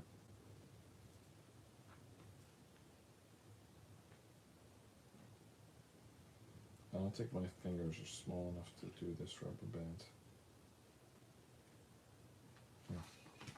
Maybe if I start from this end, at least I can see what I'm doing. Alright. Get this rubber band on. Nope, went right through. Alright, I think I gotta grab it at both ends and then work it onto here. Yeah, there we go. Alright, and now I gotta put it on the brake, which should be pretty easy. I mean, it should want to pull in there without me having to do too much. It's lined up right now, but it's not squeezed into that little crevice. Now it is. Alright.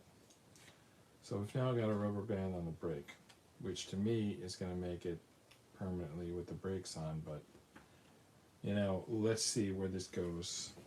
Alright. Feed the rubber band in, attach it to the brake, look it over. Now last time we failed at this look it over stage. We didn't see a couple of circles. So let's try to look more carefully this time. There's the rubber band, this side. And we're at 58 minutes. Oh, but we're not at midnight. Alright, I guess we can go 7 more minutes. I was kind of thinking it's a good spot to stop because it's like all one piece and it's all connected and it's looking pretty sturdy right now. But we have 7 more minutes. So let's see. No, we're building little pieces and we're connecting them here. And I can't guarantee I can get through those pieces in 7 minutes. So I think we're going to end. Nah, let's go for it. We're not going to end. Let's see if we can do this in 7 minutes. And if we go 5 minutes over, who cares? Well, let me just check something real quick.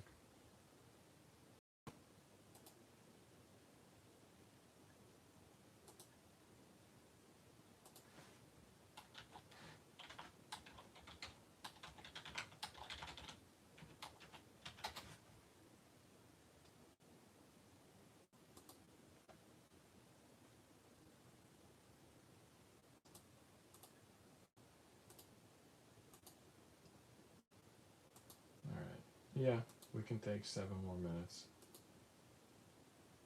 Alright, let's see if we can get this done. So we're going to build something, and then we're going to attach it. Right, let's get started here. 100 and 101. There's 101, right there.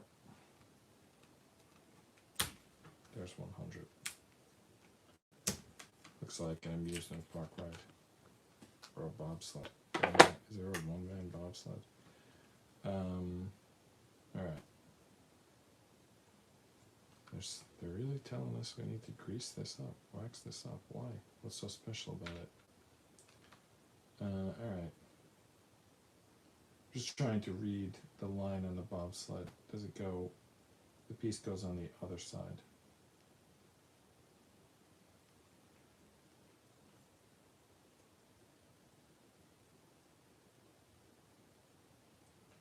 These pieces never work out when they're when you have to decide like slide in or drop in. Those seem to be the most likely pieces to break. Broke one of those yesterday. It ended up not being consequential, but could have been bad. All right. Did that go in? Nope. That's not going to work. I'm going to try on the edge. Come on. This piece isn't going in. Oh, let's see, is it in? I think not quite. There's a little, I can see a little daylight there. Well, I just broke the piece. As I predicted, these pieces are the worst. When half of it slides in and the other half pops in, like, never seem to get it right. Alright. Let's lock it on to another 14, and I guess we're gonna stick tape on the back because the only other option would be to throw it out. So let's go with the tape. Alright, locking pin goes on the painted side. Actually, drawn side.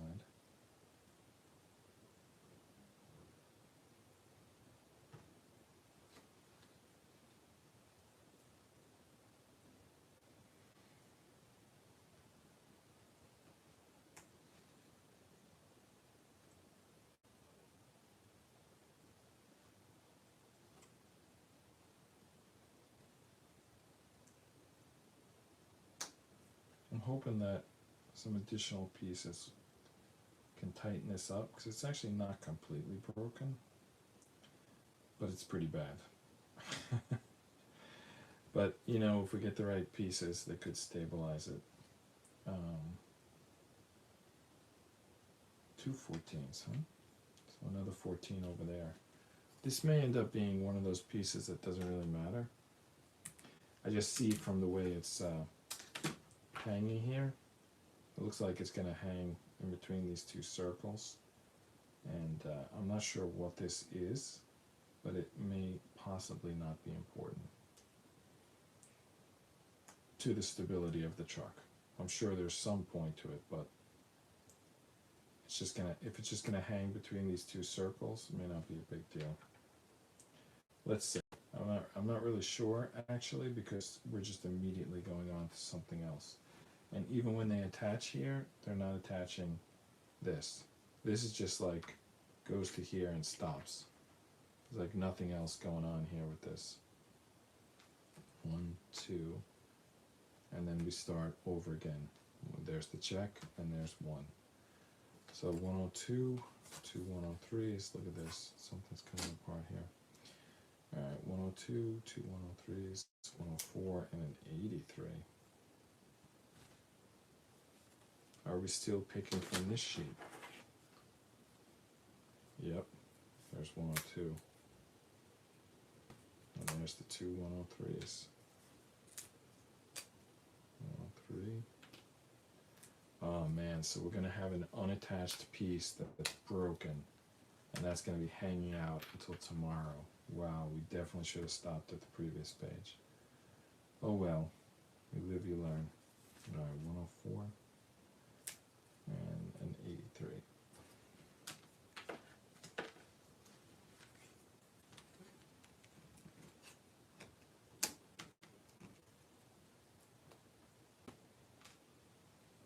Alright, 83. Alright, what are we doing here? Roll these pieces. Alright.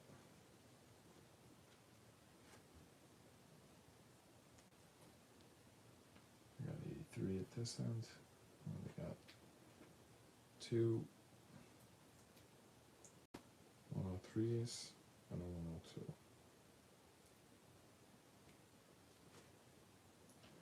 Of course it said to wax it, which I didn't think to do, which I didn't do, but better late than never.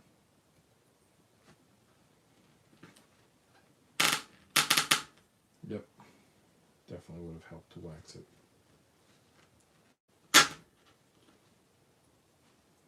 Get some wax on before the next one. Do they line up? Should they line up? It's a little weird. I'm going to do them not lining up. No, I have no choice but to line them up. Well, let me test.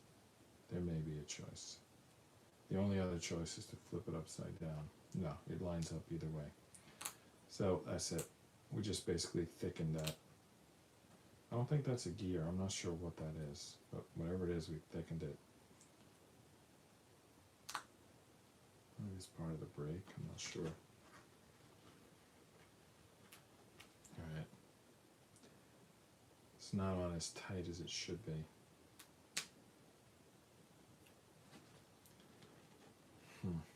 Wow.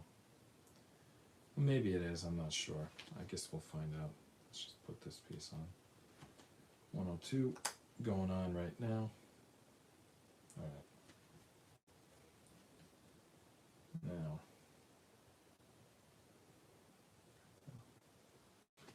It's done.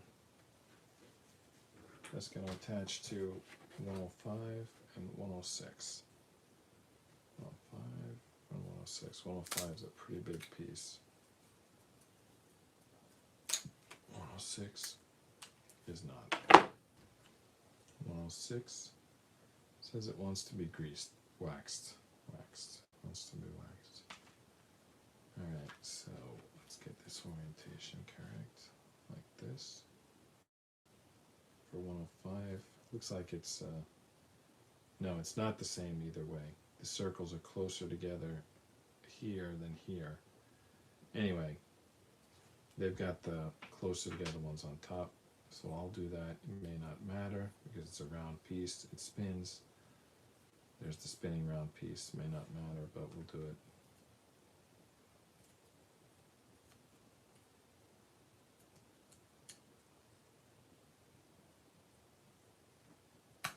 Alright, that's in. Alright, 14. No. 2 locking pins, 107 and a 14.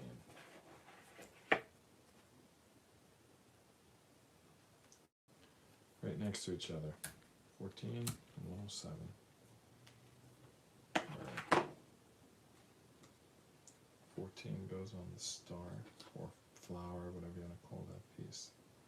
107 goes on the other side. There's no room. That is filled out completely. And this is probably going to be the same. Yep. It's completely buried. That 104 piece, it's covered end to end. It's not going to stick to anything. Well, now it's asking for 2 108s, and then it's asking us to turn this. Well, it turns. That's nice. Alright, 2 108s. They're right here. They're little wishbone, not wishbone, dog bone type of pieces. Alright, got the orientation this way. Stick these 2 pieces in, the short ends in. See if we can get that done. Alright. One of them's in. You know what? Let's see if we can get the click sound without breaking anything. No click sound.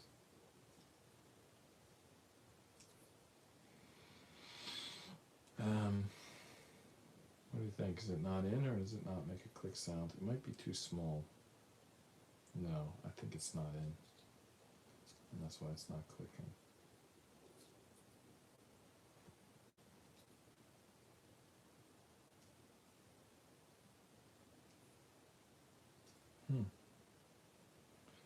I don't know. Anyway, kind of on. All right, it looks good. They say turn this, fine. I turned it. Nothing really happened. But I turned it.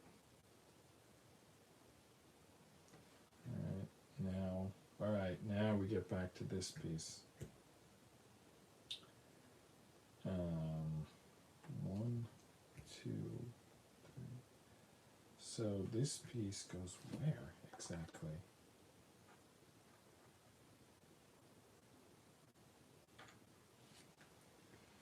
Oh, does it go like facing down? No, it's definitely going to be harmless that we broke that piece. Looks like it goes right here. What am I talking about? That's not harmless. That could be a crucial piece. That could be, I'm not sure. I'm not sure what that's going to be, but it could be important. That's a shame that that piece broke. Oh well. Moving on. Alright. This thing. Where does this go? They're showing it attaching. Alright. I gotta read the page. I can't really read this. If I had to guess, I would say it's these two pieces, like here and here. But if I look at the next image, yeah, definitely those two pieces. There and there. And then what? And then where do these two posts go? Which side goes on top? No. The flowers go on top. The gears go on the bottom. Makes sense. There's some connecting gears, and there's even a circle where that circle's going to drop in. I doubt everything's going to work, but oh, look at this. It's going to go on top of that other piece we just put in. That's kind of circle receptor.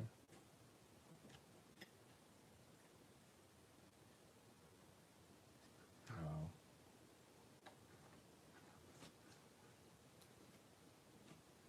I think I need to get it into the sidewall first and then go for those two circles.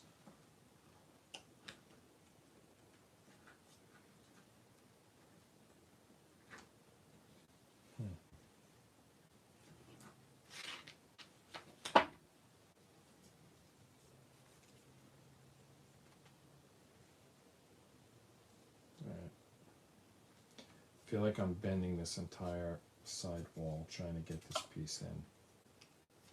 Alright, let me get closer grip. There we go. Alright, now I can get that circle. Lower circle is not in. Nope. Well, it is now. The top circle. Alright, we're good. We're good everywhere. We got the side, the top, and the bottom. Alright. So, I'll show you the side here. You can see the full length of the truck from here, and that's one piece. And then you've got the engine here, the spark plugs, rear differential. That's actually a brake here. We've got some shocks. You can see here where the wheels are going to attach. They've got shocks there. There's a spring here to power the engine. It's a pretty good model here, and as I understand, as I mentioned, that hurdy-gurdy is like even more so than this one. So this Ugears, it's quite something. It's quite a company, and they're not that expensive, by the way. They're like, some of them are. The ones I've seen, they're like from maybe $30 to like from maybe $30 to $90. Let's say that's the range. So like that Stradivarius, whatever that one was, that like the one they called hurdy-gurdy, that one's probably like $90. But this one, it's actually pretty expensive too. I think it's like $60. But they do have some that are around 30. Sorry, I'm also still trying to get this, just this tripod to be in the right spot. All right, hopefully we got it now. Get our sheets out. Let's get to work. How about black Sharpie? Yeah, sure. Actually, there's one right here if it has ink. See if it does. Kids start school tomorrow, so means I gotta wake up like 3 hours earlier than usual tomorrow. It's gonna be like that for the next 9 months. Just getting the wax out here from this bag, it often have to wax the pieces to make them fit. I can see the hood of the car there. I don't know how it's gonna, probably right here. Anyway, I just noticed that. I just sort of glanced at these sheets and saw that. I think this, there's like a 14, there's a 58. There might be some pieces, if I'm looking for, there's a 2. If I'm looking for pieces, I gotta go back to these old sheets, but basically these first 2 sheets are done. For the most part. So that leaves us 1, 2, 3. That 4 sheets. I think this one's like, oh my goodness, I just broke off some pieces. Not a big deal. Anyway, this one is the one the big piece came from. So I got like 3.5 sheets here, and then these little pieces here. Probably not going to be finished tonight, but let's see what progress we can make. So I do know what the news of the day is this time. It's the Queen. I assume that's like worldwide news, because I was watching, it's kind of like the Olympics, but they call it the Commonwealth Games. I was watching replays of some of the track and fields from the Commonwealth Games. Maybe it's only track and field. I don't know if they have other events or not. I basically watched the track and fields replay on YouTube. And there were a lot of countries there. Like Jamaica was there. You know, the like sprinting powerhouse Jamaica. They were there. Like Canada was there. Australia, New Zealand. I mean, and more than that. There was like countries far and wide. I mean, I don't know if it was everywhere. I don't remember all of the countries, but it was quite something. And this was the Commonwealth Games. And I believe that the Commonwealth is associated with that monarchy. Now, I'm not an expert on monarchy, so don't quote me on anything. And in fact, don't even consider it factual. I don't want to get in trouble saying the wrong thing, but my understanding from watching old movies was that the king is basically the largest landowner. And the reason he's the landowner, and the reason that is because the laws, they come from like I'm not an expert on that either, but they come some like common law, which is based on property rights. So when you hear people talk about, this is like popular in the communist movement, they'll say like they want to abolish owning things. Well, you can't. I mean, somebody has to own them. They might abolish you from owning it, but someone still owns it, and whoever that owner is, they're gonna own a lot of stuff. So like, I don't really know a lot about the king or the queen of England. I guess right now it's King Charles, but I would say that you hope that he's not going to be duped, because if the reason he's king is because they're the largest property owner in the Commonwealth, well, then let's hope that he doesn't fall for one of these like swindles, which could come from anything. Like a lot of people talk about now, like climate change and carbon neutral and all that stuff, and like, you know, that could be dangerous territory to get into. I think that in addition to owning the land, like it needs to be like, I don't know if this is exactly the case, but I have heard this term like allodial title, and it's like that's the person who owns it. He has like an allodial title. So like when you or I buy property, it's not only does the bank own it, the bank only owns like the lease to it. So it's like we're like really far removed from what the queen, or now the king, owns. And what he owns gives him his basis in law, because the law is based on property rights. I mean, again, I actually never study in any of this. It's just kind of things that I heard here and there and what kind of makes sense. So don't quote me on this, any of it. But that's my understanding, is that if the king is a simple-brained moron, which let's hope that he's not, and someone sells him some bill of goods, and as a result, the ownership transfers, you know, somewhere else, that could be incredibly bad. I mean, you may not like property rights, but you have to recognize where they exist in the foundation of everything, all the like structure and laws that we live under today. Because that could all go away. And this is why a lot of people talk about in America, and it's not even like America because it's the corporate world. Just a lot of it happens to be in America. People buy these, they put their money in the 401k, and the 401k is like managed by somebody, and then that manager owns the common voting stock.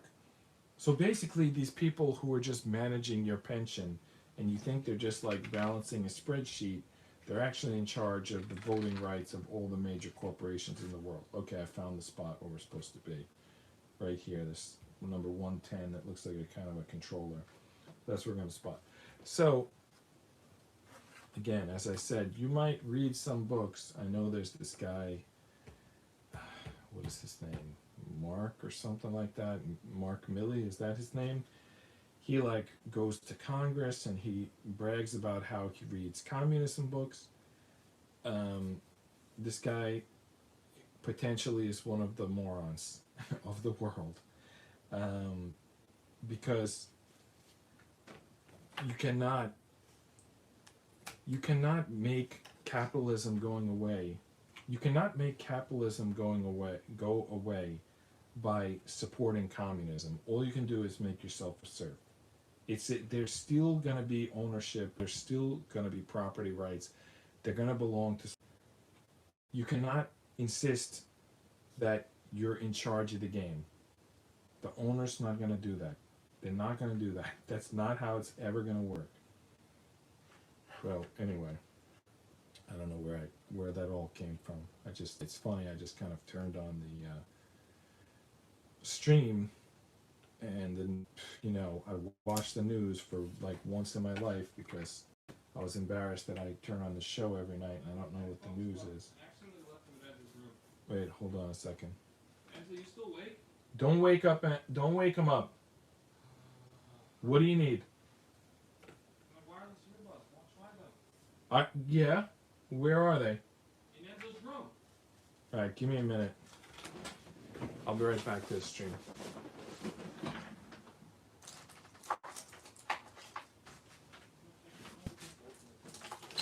What? I'm seeing what's going on.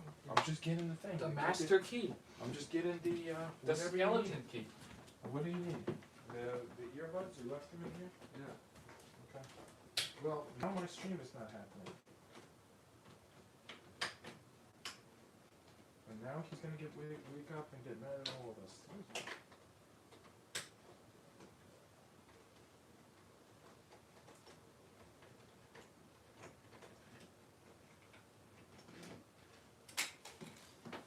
You have another one of these cards? Alright, Nick, get your earbuds and then let Enzo sleep.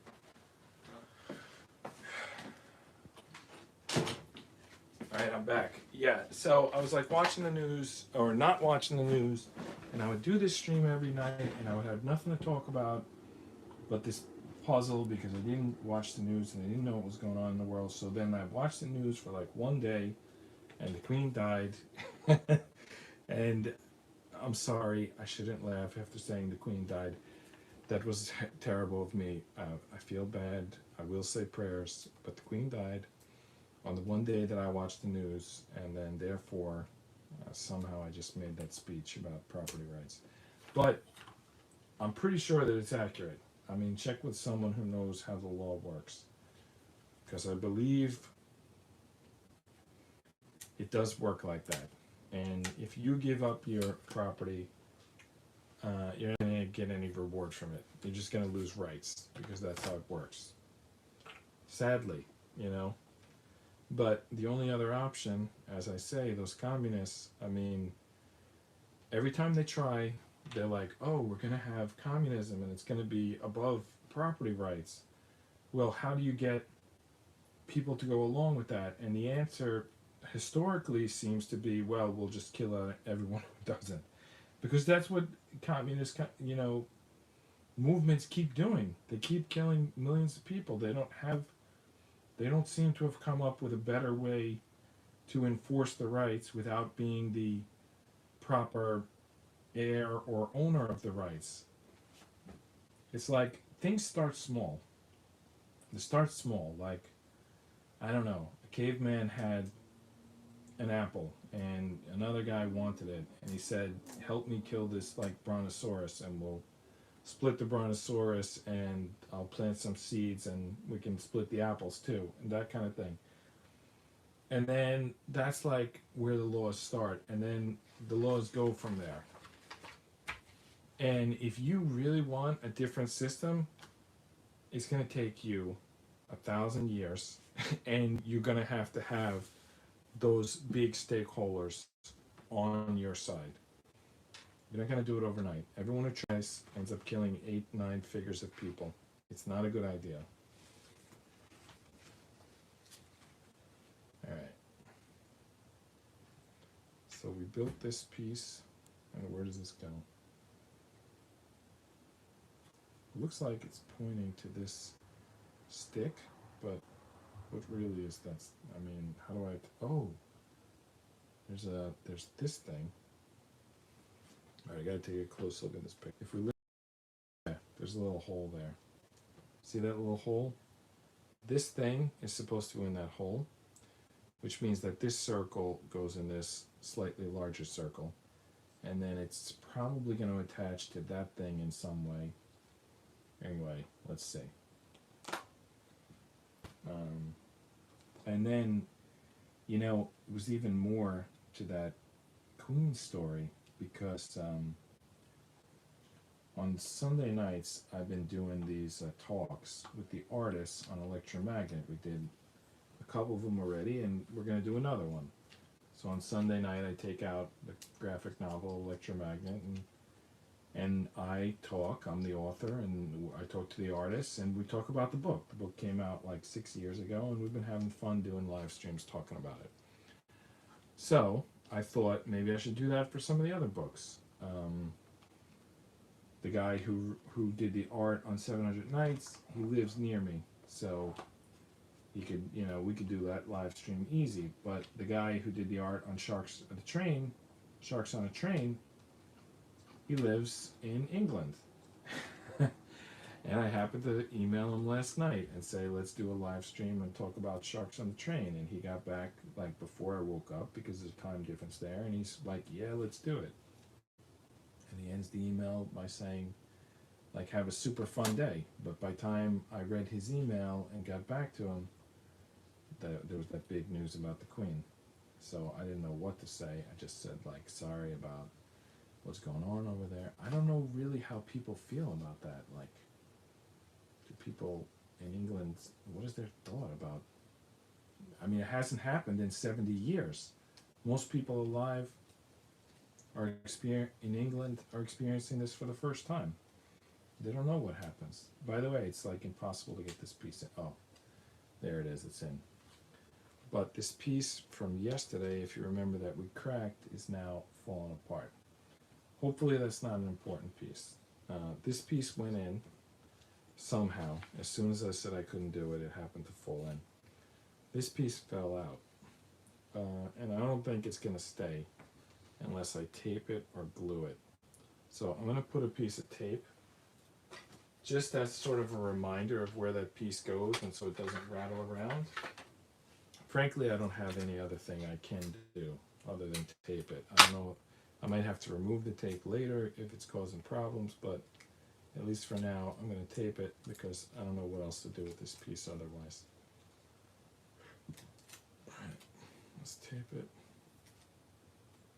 line it up, and wrap it around, which probably won't work, but anyway, that's what we're trying.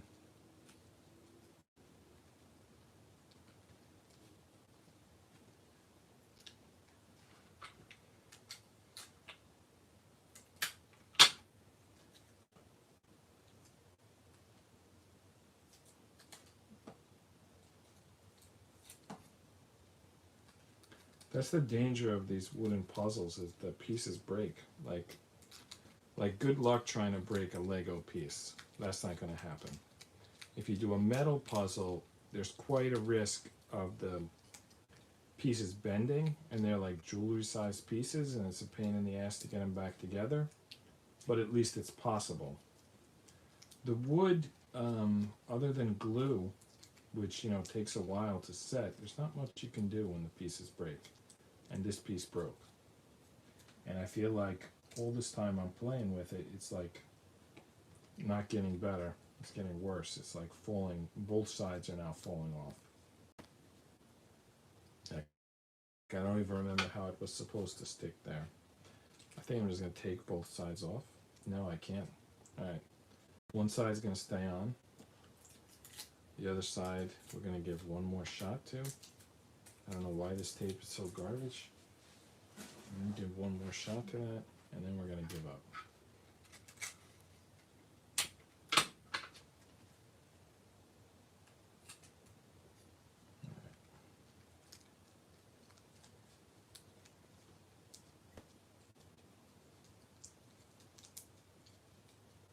Alright, that's the temporary hold.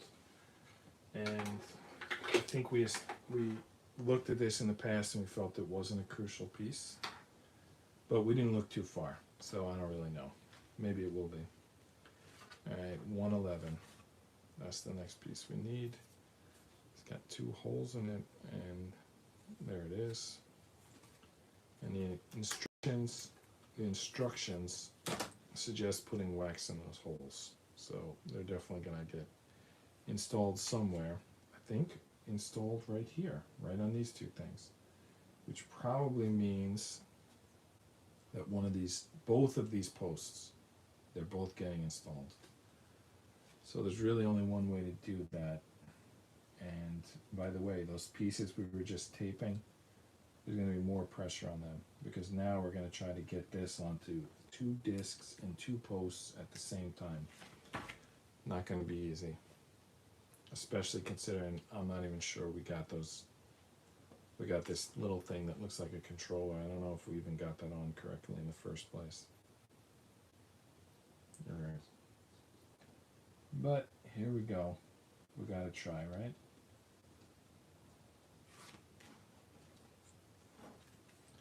I got my window open today, and it's kind of humid. I opened it because it says it's 66 out, but I'm not enjoying this humidity that's coming in with it. And it also means anyone walking their dog heard my speech about the Queen's transference of property rights to King Charles and what effect that has on laws throughout the Commonwealth and beyond, really, because at this point, ownership of property is an international thing. I know that, you know, land property is probably more so understood than intellectual property, but, you know, it is. I mean, we have international corporations. We may not have one international law, but we do have recognition of ownership, at least to an extent.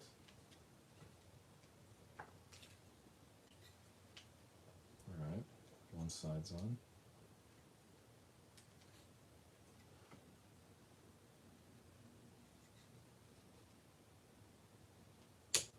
Other side's on. Alright, that's that. Ooh. Nope, needs to go further. The next instruction says to put 14s on top of both posts to lock them in, which means I need to push them down further until they go onto those circles, probably. Gonna be tough. I don't know, how am I supposed to even get my finger in there? Gotta grab that tool that we have. How have I not had this out yet? Alright, I'm going to be using it the whole time, but it's still in the box, this pick. It's going to be useful. Right now, we're going to make this go on further, on both sides. The pick is going to give us some leverage to do that. Again, that broken piece is a bad spot. Annoying.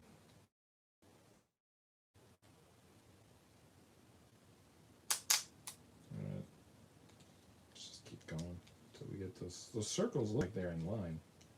Just got to get these pieces to go a little further in. I mean, they started, they clicked. Just got to get them further, and we're good.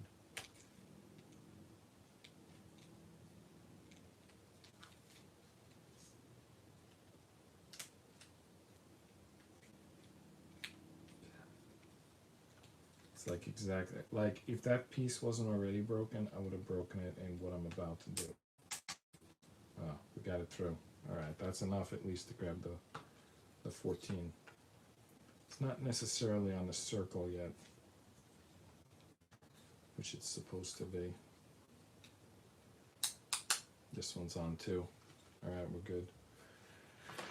All right, I think we said some of those sheets that we're done with still had 14s. Yeah, there's the 14. Might as well grab them from the back sheets, right? Is that it? Just 114? There's another piece. It's a 2. Let's see if there's a 14 on this one.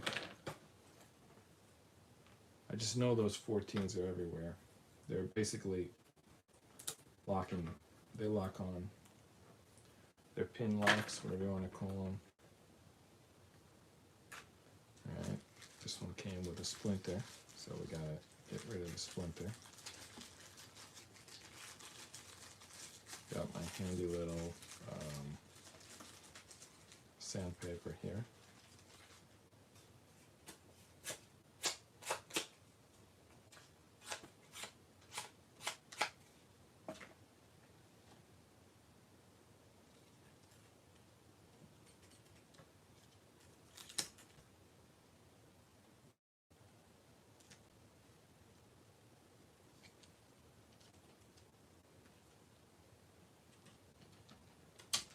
Whoa.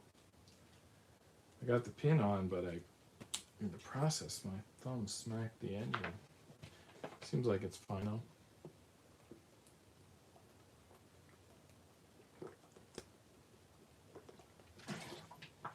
Alright, what's next?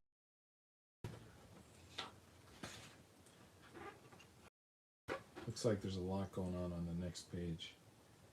I think we're done with this page. No, there's something here. What are they trying to tell us here? They have a blue arrow on this, which, by the way, has already been covered by this. So, oh, they're showing how they're supposed to line up. Well, that ship has sailed. Let me see if I can peek in there. I mean, they're basically saying that the joystick goes outside of the flower. It's outside on this side. Let's see on the other side. Let me count the flower buds. 1, 2, 3. Yeah. No, it's good. It's good. 1, 2, 3, 4. Yeah, we're good. It's set up correctly.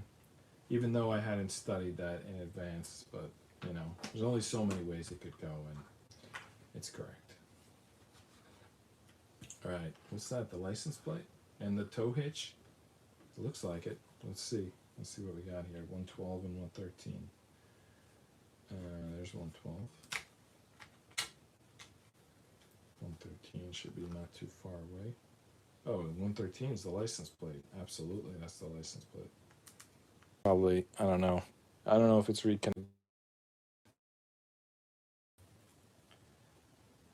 My stream might have went out. I don't know if you can hear me. My stream was out for a while. And I was just talking about my book, Vin Duty, so it's kind of a shame. So I don't know what you heard. But anyway, the characters in Vin Duty, they live in the Max Auto, which is the Maximum Autonomous, which is a place without laws. The reason it's without laws is because the owner doesn't want it to have laws.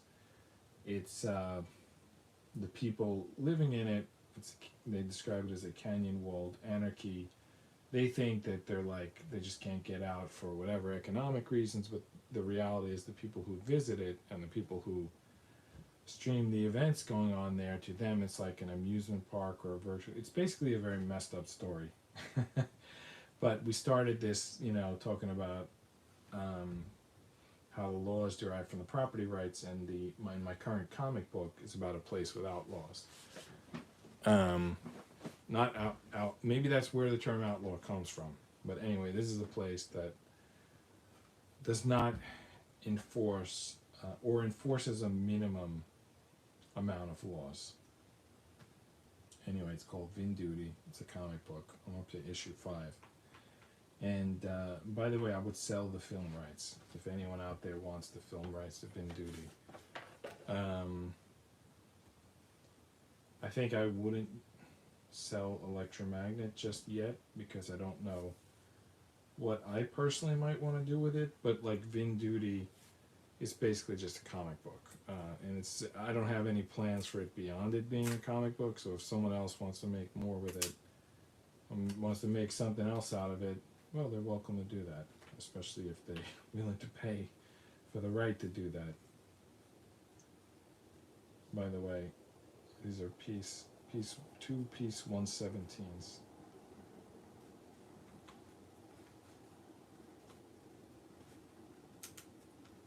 They look like horns. It's probably the bumper. I would imagine this is the bumper, right? Because we just did the hitch and the license plate, and this, I mean, look at it. It looks like a bumper. It's got to be the bumper, right? Two 117s. I got to tell you, this puzzle is really strong. It's like, I know I've said that on other nights we've done it, but like, if you don't break the piece as I did with that one, if you actually get the things to lock together, it's very strong, which is amazing because this is like fairly thin, you know. It's not even wood, it's like something. I guess they say, I think it's thin plywood on the outside. I'm not sure what's on the inside. But anyway, it's basically very thin wood, let's call it that. And there's no screws, there's no bolts, there's nothing. But everything stays together very strong. Alright, we need two 114s. And the directions say wax them up. Where are my 114s? These are them. See, look at these pieces. They're clear, and look at these pieces. They're gonna, when that gets all put together, it's gonna be quite strong. How's it going? Can you do something for me, or would you mess your stream? No, I can do it, but let me just brag about the stream first. I started off talking about the Queen, and then I went into property rights, and then it perfectly segued into Vin Duty. Do you know why it segued into Vin Duty? Because Vin Duty owns a car.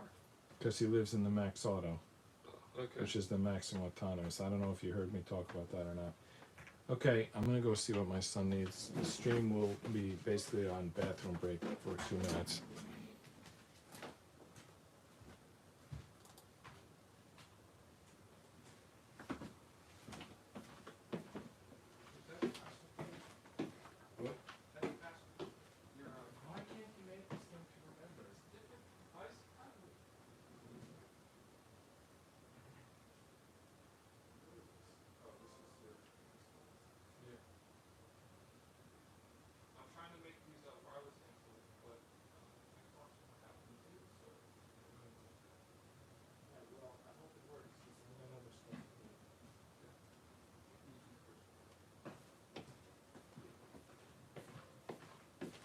Okay. Apologies for the delay. I think we're about to just build the bumper here. I see that there's also delay on my screen. Let me check here. Alright, not too bad right now. Alright, let's get this right. So these pieces go this way? I think they go this way. Yeah, that looks right.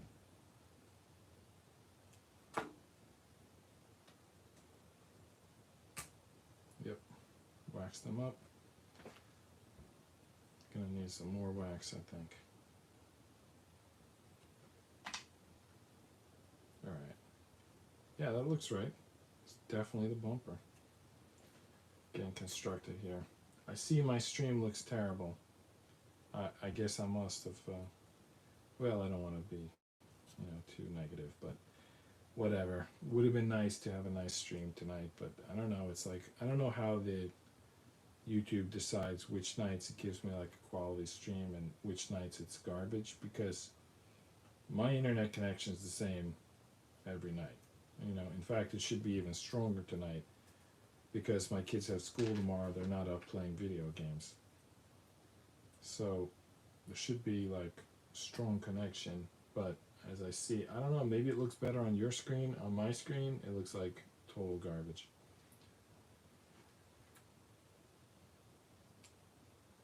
By the way, I might have put too much wax on these pins. It's like they're moving around. Wow, there's some like curvature to that. To that bumper. And by the way, there's a really small piece here. I don't know if it's gonna go here. Yeah, that might go there. This little piece with the license plate. Anyway, we're gonna find out in a minute. Let's just finish building the bumper, and then we'll find out. Do we put? It doesn't say to put locking pins on top. Locking, you know, those number 14 circles. I guess these are the locking pins. These things, the closest thing we have to it.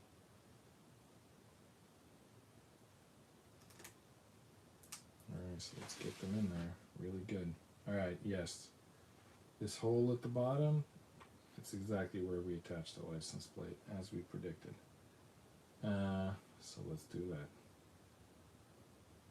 I say license plate, but really it's the whole piece, the ball and hitch, and the piece of wood that holds the license plate. Basically, it all attaches to the bottom of this bumper, and I just put it on backwards. I realized it as I was doing it, so I gotta fix that. Hopefully without breaking it, because, you know, that would be bad. Alright, I think I got it out. How did it even fit in? Oh, I guess it fits in either way. Alright, let me double check here. Okay, alright.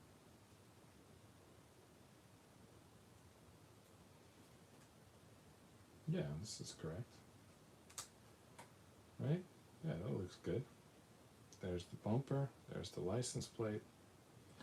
When do we attach it to the car? Not yet. I think we're doing more work. Well, that looks like a muffler. Alright, let's see what's going on here. 118 and then 4 119s. Obviously you want to wax up that 118. That's looking like a pretty easy job right there. Alright, well, I see the 119s. Where's the 118? What does it look like again? Looks like, alright, what? It looks just like 122, but it's not. Okay, it's 118. And I'll tell you, the 118 does look a lot like 122. It's probably just like a lefty-righty situation. It's probably the only difference between them. By the way, there's some grill here, and I don't know if I'm supposed to punch it out or if it's supposed to stay attached, but I couldn't keep it attached. It's out. I had hit my thumb on it so many times that it couldn't stay together anymore, and I lost like 6 splinters in the process. So the grill is going to be damaged. Look at that. Hopefully that's just a divider, but that's looking like the hood, isn't it? So the hood's going to be damaged. That's a shame. Well, that's a shame. Well, I saw some guy on YouTube who did the Ugears hurdy-gurdy and got like 1.8 million views. But I don't think that's going to happen with this puzzle because, I mean, I'm breaking it. I mean, I was taking out a piece way over here and I broke the pieces over here. I don't know how I even did that. Alright. Let's do what we can here. Gotta get something done, right? Alright, so 4 19s. And if the 118 and 122 were a lefty-righty situation, then it's probably either another 4 19s on the board, or yeah, there are another 4 119s. But I was thinking the other possibility is some other like lefty-righty type of thing. But no, there's definitely more 119s on the board. Oh no, those are 121s. So it is that lefty-righty situation. And you would think it doesn't matter for these little football pieces, but the 121s have dots, and the 119s don't have dots. But there are also more 119s, so who knows? Let's see. Alright, let's just get to work here. I feel like I'm chatting more than building tonight. Alright, there we go. 5 pieces done in like a second. They weren't very complex pieces. Alright, now, those 2 121s with the dots that I just saw, they're actually coming up right now. 120 and two 121s.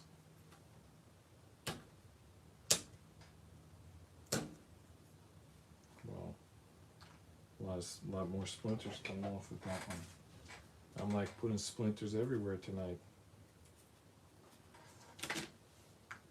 Look at this. Look at those splinters.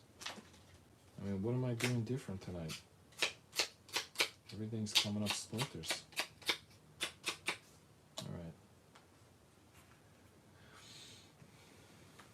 Alright, 120. Looks like a Christmas stocking. There's 120. There's actually two of them. And by the way, they're right in the middle of the hood. Like, yeah, there we go. I accidentally punched out the hood because I really had no choice. You know what? I think the hood is open and this spark plug and this fan and stuff is all going to show. So I think, you know, it is a problem that I broke the hood in the front. It's absolutely a problem. But whatever. It's such an open hood that, you know, I can't feel too bad. Alright, now how does this attach? The ankle part of the boot goes on the same side as that little connector piece. Done. And then the 121s, they go with the dots sticking out. Actually, the dots go through to both sides. It doesn't really matter.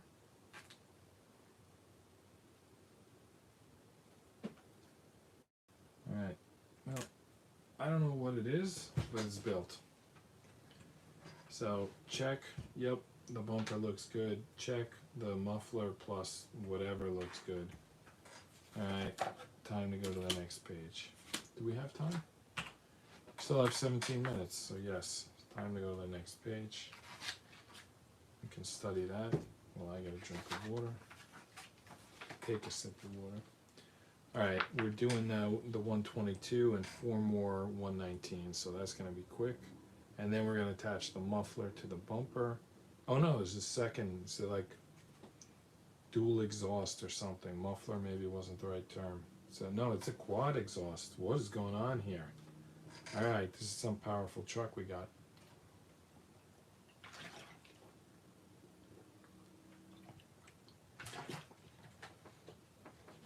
Alright, let's get the building. So 122, pop it out, wax it up.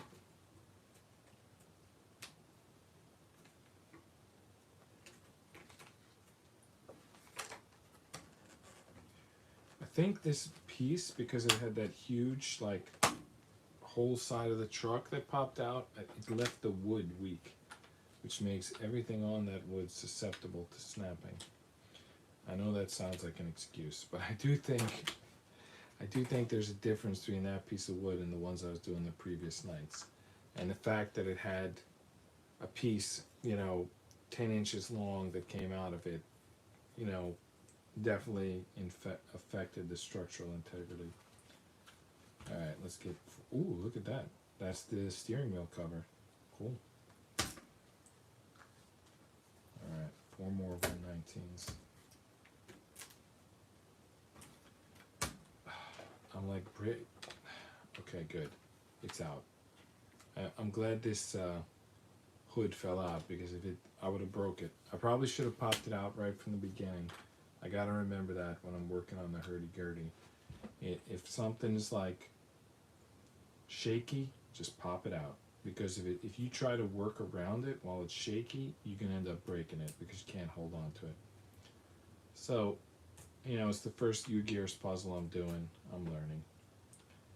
Alright, now the next 120 goes again, same as the other one, with that ankle on the rigid side.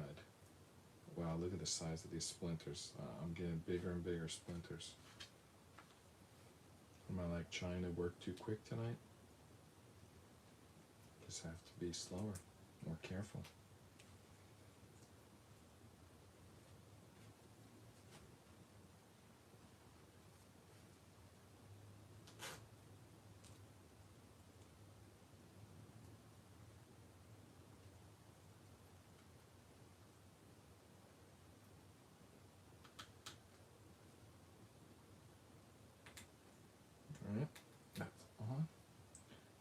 like I was bending them as I was putting them on, but whatever, they're on. Alright, 2 more 122s, yeah, 121s actually, yeah, anyway, we got them. 121, 121.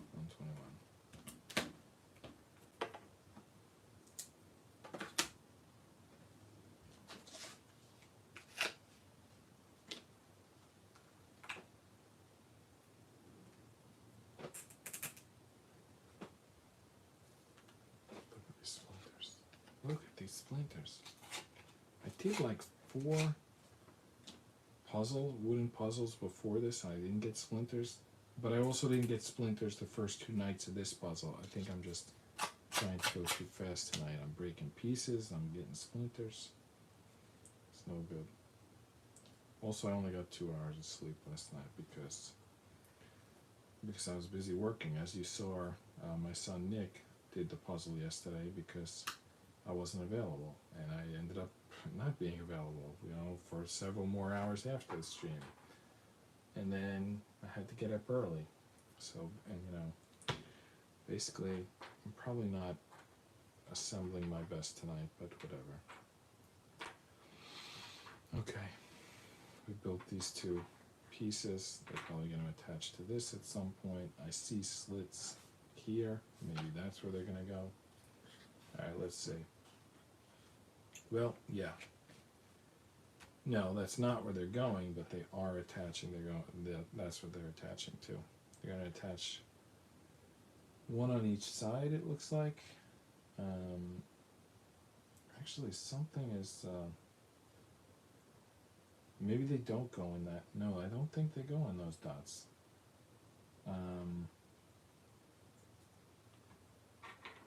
Or do they?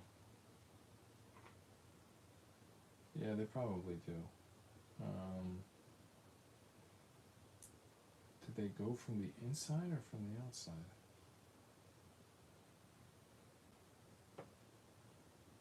Oh, okay, those are the exhausts. Alright, so they go inside. So then, like, this one would go here, I think. I'll do it upside down, it'll make more sense. Right. So you can see that, or underneath the bumper, attaching the muffler, the 2 exhausts. I'm going to do 2 more on the other side. Yeah, that's actually pretty easy. That's the way to do it. Turn it upside down. See what you're doing.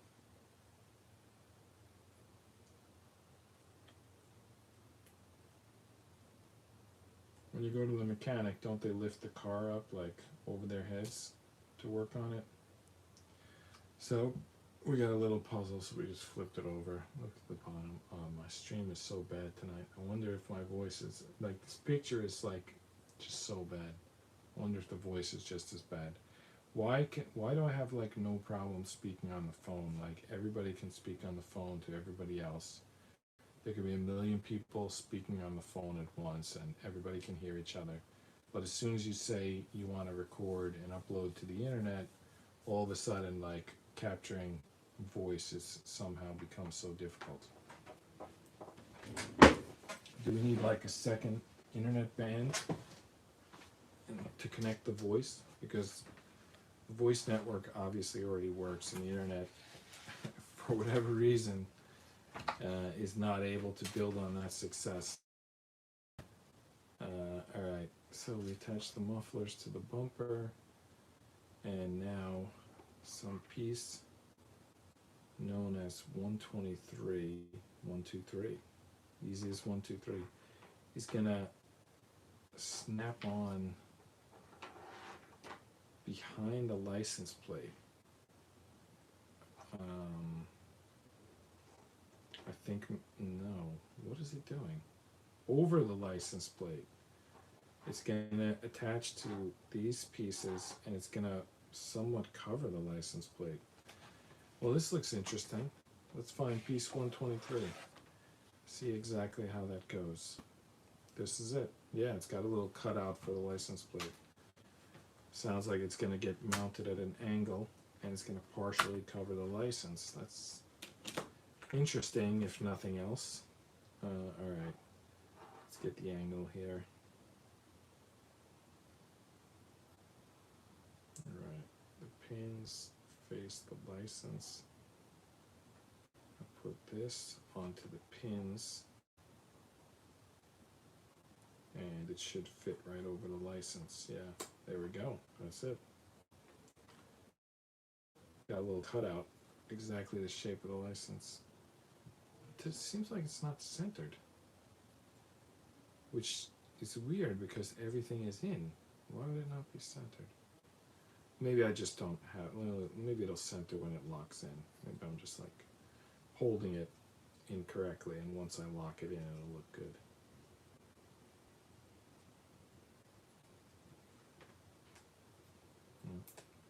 Almost ripped the bumper apart. I guess I didn't have the, I definitely didn't have the correct angle. Alright, come to my room when you're done streaming. Alright, it's only 8 minutes left. Well, don't you want to see what I'm building? Come back here. Just for 1 minute. Nick. I'm building the bumper. It's got the license plate. Oh, I broke my rule of not screaming during the stream. Sorry.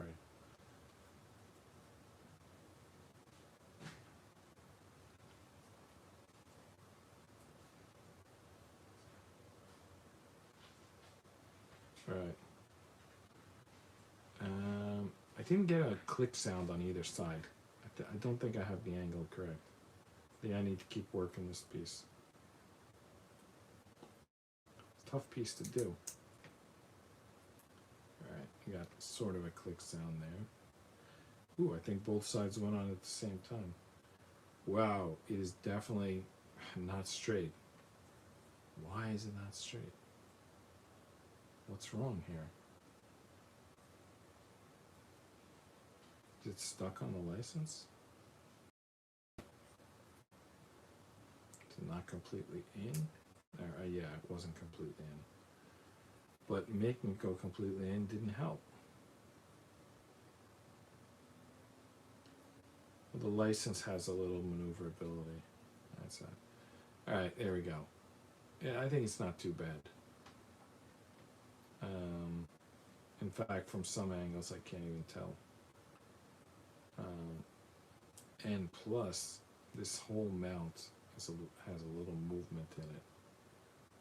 The problem is when I make it tighter, it gets worse. Look at it from the back. You see that? Why is it lined up so poorly? Alright, well, I think I'll leave that for later and just work on whatever's next. It looked like it's something big here. 1, 2, 3, 4, 5. So number 3 was attaching this piece over the license. So number 4 is attaching 125, 126, 127. Are those the pieces I was accidentally popping out before? Yeah, they were. And it means that I now, because they're popped out, I don't know which ones are which.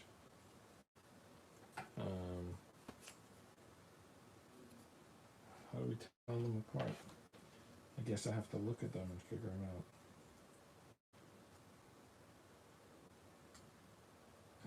Alright.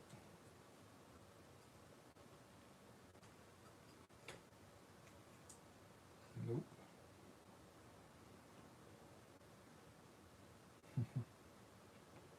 There's no piece that looks like 129. Should be one of these ends.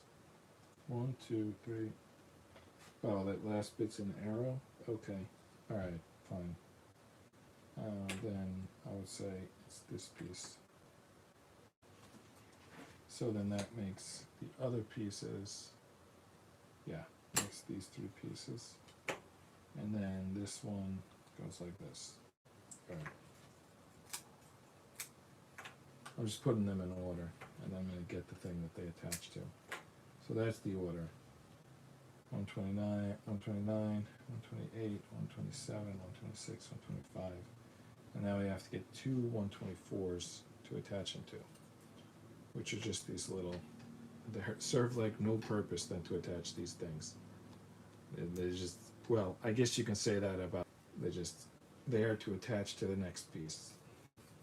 What was that song, like the hip bone connected to the thigh bone or something like that.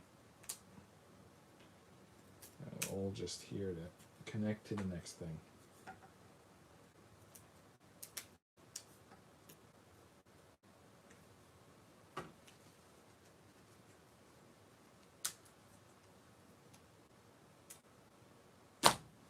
Alright, let's go. Looks like this piece is ambidextrous, so not too much to worry about there. Just line them up so I can get kind of a good view of them. And also double check. 1, 2, 3, 2, 1, 2, 4, 1, 2, 1, 2, 3. Yeah, that looks good.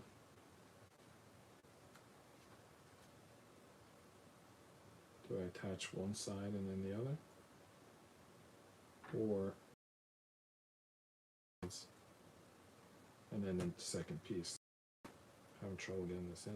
I think I'm going to go with the both sides approach. I don't want to do like 5 pins at once. I can do them one at a time this way. Though I suppose it would be quicker doing 5 at once. What's the screen doing here? Anyway, steel can be pretty quick. Flip that. Flip that. I think we're still good. I gotta be careful though. Can't be like flipping these pieces around, otherwise it's not gonna work. And probably gonna be a pain to repair.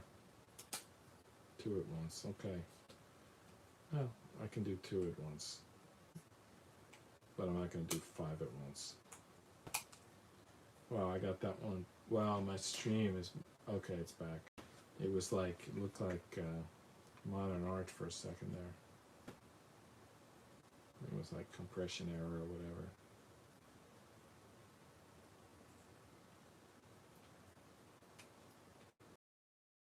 I think we're just gonna click these 3 things we built.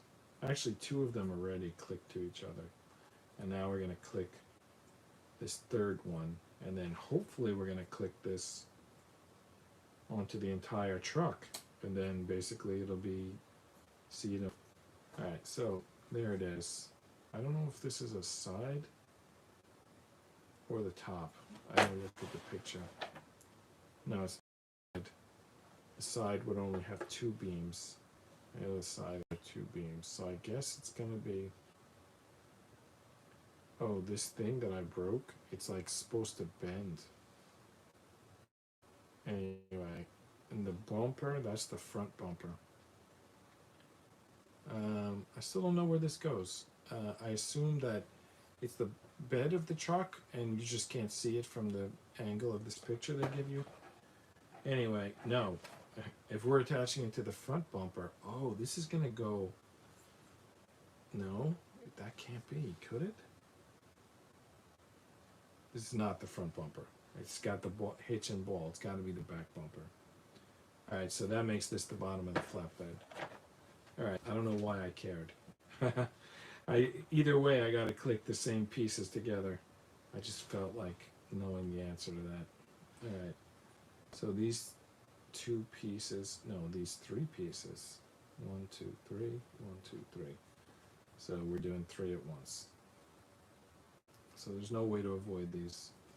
Sometimes you just gotta do 3 at once. 1, 2. Gotta get that 3rd one.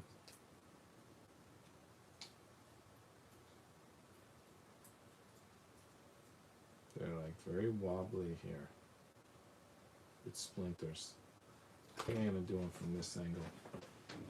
Alright, yeah, this is much better. Alright, I can see what I'm doing at least. And I could drive all 3 home.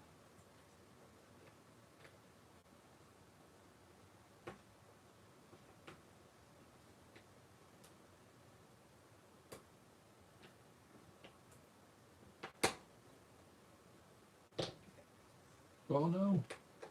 The middle one wasn't lined up.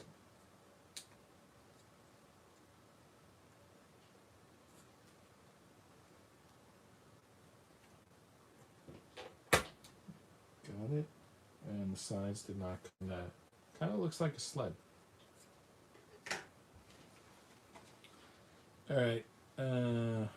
Yeah. Let's attach this to this, and then we're done for the night. All right. Let's see. Nick, you want to attach a piece? Oh no, I just thought you ended your stream. So. This is the last piece I'm attaching tonight, and then I'm done. It's tricky. We got a 3 matrix here. One of them is the fat type. There's 2 fat receptors. Which one am I looking for? Well, it's got to be out here because the bumper has to go around that, right? Yeah, the bumper goes around. Absolutely. So, I think we can figure this out here. Alright.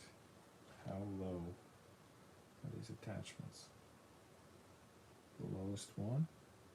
Or one above that? Or does it move? Let's see. Let's get this fat one up, and that will tell us the rest.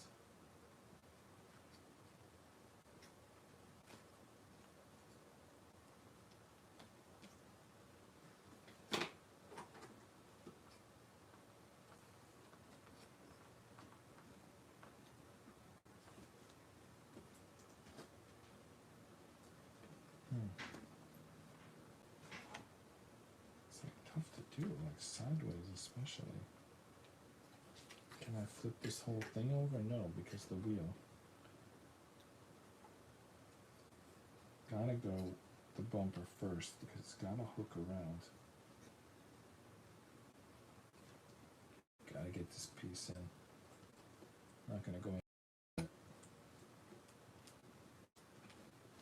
Right. I got it. Got it. Good. First piece is not as strong, but the second 2 pieces are in. Let's see here. How can we get this through?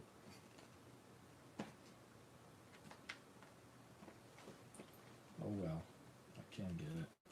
And I don't want to leave for the night without getting this, like, flush at least. Yeah, the other 2 are flush.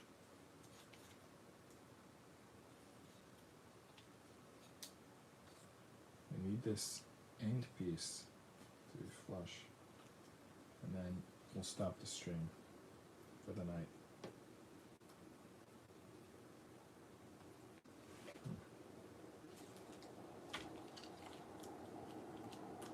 Come on.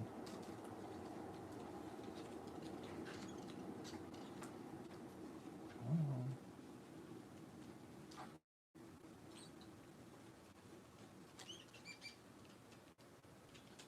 Man, such a big piece too. Probably should have waxed it first. It's pretty good actually. I would have liked to have gotten a click, but I think it's pretty good. Alright, there's where we are. The bumper's on, the license on, the ball hitch is on, the flatbed is on. We got one of the side walls, we got the engine, we got all 4 the axles for the wheels. I think we're in. Let's get back to building this pickup truck.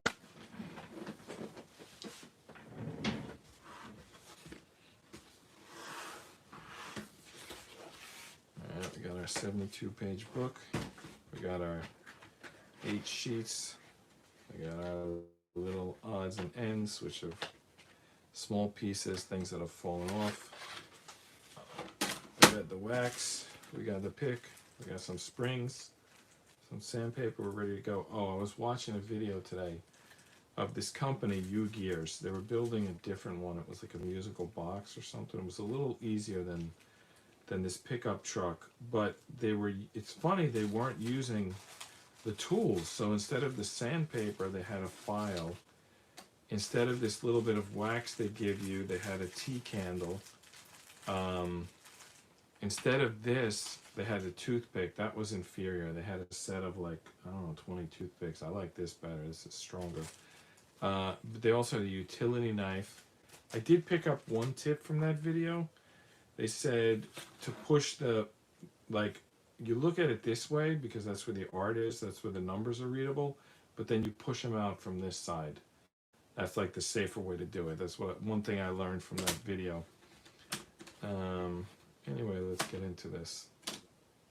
All right, so these 2 sheets are done, but it's our 7th day. Well, this sheet's almost done. We still got a lot of sheets to go, but the pieces are getting bigger and bigger.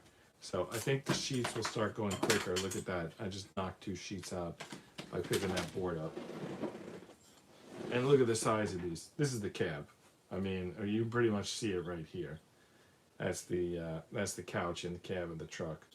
So anyway, I didn't mean to knock those out, but as you see, we're getting to the area where the pieces are bigger and bigger.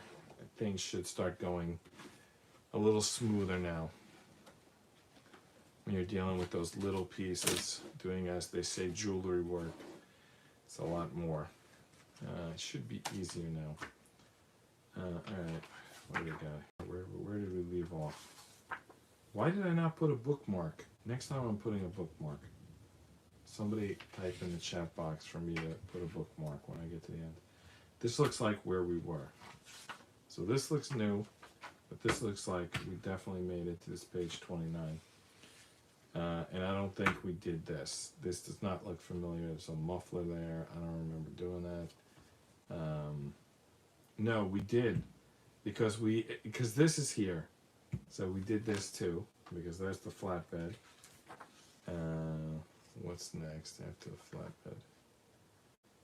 It looks like they're hooking this on. Well, that's hooked on. Now, what is this? That definitely looks new. Where does that go? That goes up here. That's the steering wheel. We're going to be putting on the steering wheel in a minute, so then that must be the steering column. There's the dashboard. Oh, we're about to get into it right now. I don't know how we resisted this on Thursday when we stopped. And we're about to do the steering column, the dashboard, the steering wheel, the gear shift. Wow, what a spot we picked to stop. All right, let's get back to work. All right, 130, 131, and 132. All right, so we're gonna push them out from the back this time, right? Let's see if that, no, but how am I gonna use the tool? All right.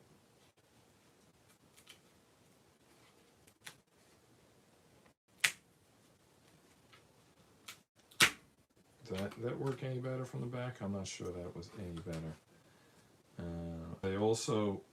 We're supposed to use that wax a lot more than we've been using it. I gotta start doing that wax a lot. 132. Well, I'm not sure going from the back did much for us, but hey, they said to do it, we did it. Let's use the wax. All right. Wax on, wax off. Alright, I'll stop saying that joke. I'll stop using that joke. Well, let me type something in the chat box. It'll hopefully encourage someone else to type something in the chat box.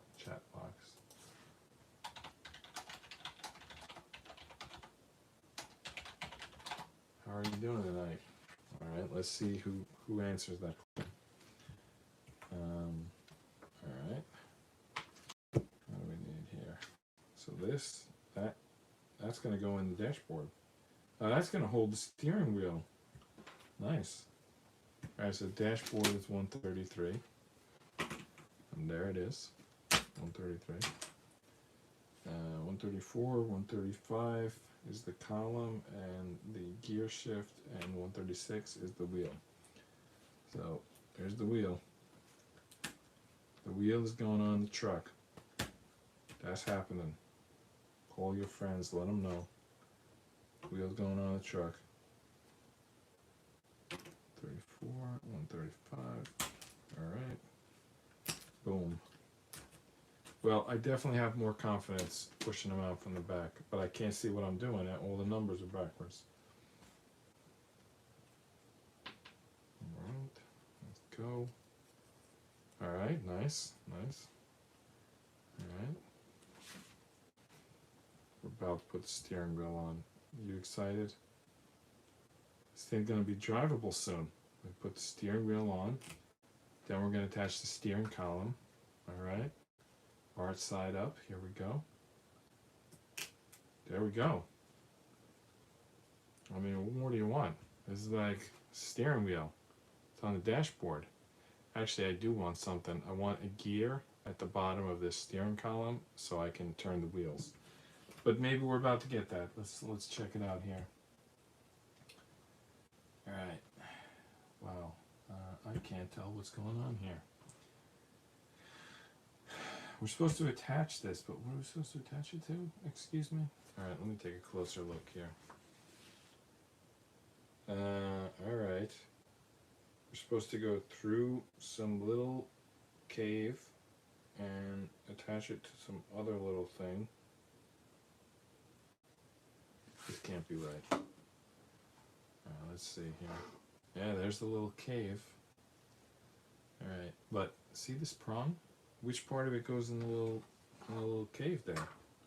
All right, I gotta go to the next picture and see what it looks like when it's already in. Okay, all right. So the bottom part goes into it, and the top part goes above it, and then that should determine the angle. Ooh, there's a receiver for the top part. It's a little bit past it. Can you see it in there? Can you see those two things? All right, let's try to get that in there. Yeah, actually, the top one is gonna lock. The bottom one, this steering wheel's not gonna do anything. That's not going anywhere. Forget about that steering wheel. Oh, there's something for the dashboard to click into. I don't know about the angle on this though. Yeah. Oh, okay. I got it in the wrong spot. All right, here we go. All right, the dashboard's clicking in. That steering wheel does not turn the front tires. I'll tell you that right now. So much for that hopeful thought. Didn't happen. Got some comments on the channel today. I don't know if they were serious. I remember like when I was a week or two into what was it? The Temple of Iron, which is still going. They're like in the can. They're just programmed to release every day. Anyway, I remember getting some comments early on in that. So that didn't lead to anything. So I don't know if these comments will lead to anything. I can say that I've gotten people asking me if they could have the puzzles when I'm done. The ones I pay for, I definitely can give away for review. I'm supposed to hold them for a certain amount of time, so I'm allowed to like burn them or throw them out, but I'm not allowed to sell them. Hopefully I can give them away. I gotta look into that. I'm not sure if that's like, if I have to wait 6 months or not. Anyway, sort of a, you know, inside baseball thing, but the point is, if I'm gonna, I mean, this puzzle's taken like a week or two, but if I'm gonna do one every night and they're gonna finish every like couple of days, they're gonna add up. I mean, it's not like a video game where you could just like store like a terabyte or hit the delete key or, you know, reinstall. I mean, these are like physical puzzles. You can only fit so many of them. Ooh, license plate? No, that's the tailgate. Doing the tailgate. And then we're going to do the hood. Alright, let me just make sure we didn't skip anything. It seems like after 6 days of like toil and trouble, finally we're actually getting somewhere. So right out the gun, we did the dashboard, the steering wheel, the gear shift, we hooked the steering column up, and now we turn the page and we're doing the tailgate. Unfreaking believable. Alright, so 137 is the tail. That right out the gate. Alright, what else we got here? Oh, where's the rest of it? Is it one of those pieces I accidentally knocked out? Like, alright, let's calm down here. I think this is it. It should be labeled 138. Yeah, it's 138. The only problem is this is going to take out more pieces. There, see that? There's pieces in the middle of it. It's 141 is here. I don't know if there's more pieces. I'm not sure how that even works. I think I gotta punch the whole thing out. And then it goes into that sort of save for later pile. When we can't find a piece, look there, it's probably there. Alright, now what lock? We need some locking pins. Twos. Twos! Like, you know, like 1, 2, 3. Twos. It needs 2 twos. We gotta go back to the first page. There's a 2. Only problem is we need 2 twos, and that's only 1. Where's the other one? Well, it could be on any page at this point. It could even be on these, like, non-pages, or because it's so tiny, I could have, like, lost them. Or, you know what? I think I could just carve any piece of wood and shove it in there and call it a 2. But let me see if I could find an actual 2. There's a 58. Come on, there's got to be a 2 here somewhere. There's a 14. Wow. I need another 2. The sheet I'm working on have a 2? Oh, it does. It have 2 twos. I didn't even need to go backtracking. Here's another. Here's 2 twos right here. Okay. All right. Remain calm. Gotta remember that. All right. The fat side goes into the tail, and then I clip the sort of border of the tail on next. Oh, these little 2s. I remember these from the very first day. They're tough to work with because you can't grip them. It's like almost impossible. If you can get them lined up, then you can get this pick on top of them and sort of force them in. But if they're not lined up, you're just going to smush them, and it's going to be nothing achieved. Alright, it's kind of halfway in there. Maybe I can like wedge it in. Yes, these 2s are annoying. Let me say very annoying. Look how crooked that is. Alright, I keep an eye on it, and I'll make this happen. Here we go. It's turning sideways. I can't do it. I can do it. I must do it. I will do it. Alright, I think it's in. Now we just gotta do another one exactly like it.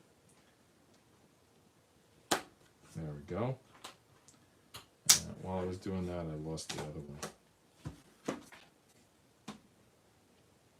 Oh, there it is. Alright. That side in first. See, I mean, it sticks to my finger rather than the wood.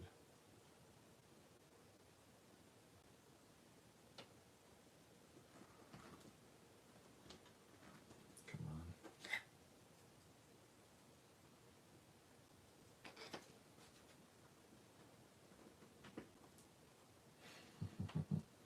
It goes in like one side at a time, therefore it like turns sideways, and then you go to straighten it out and it pops out.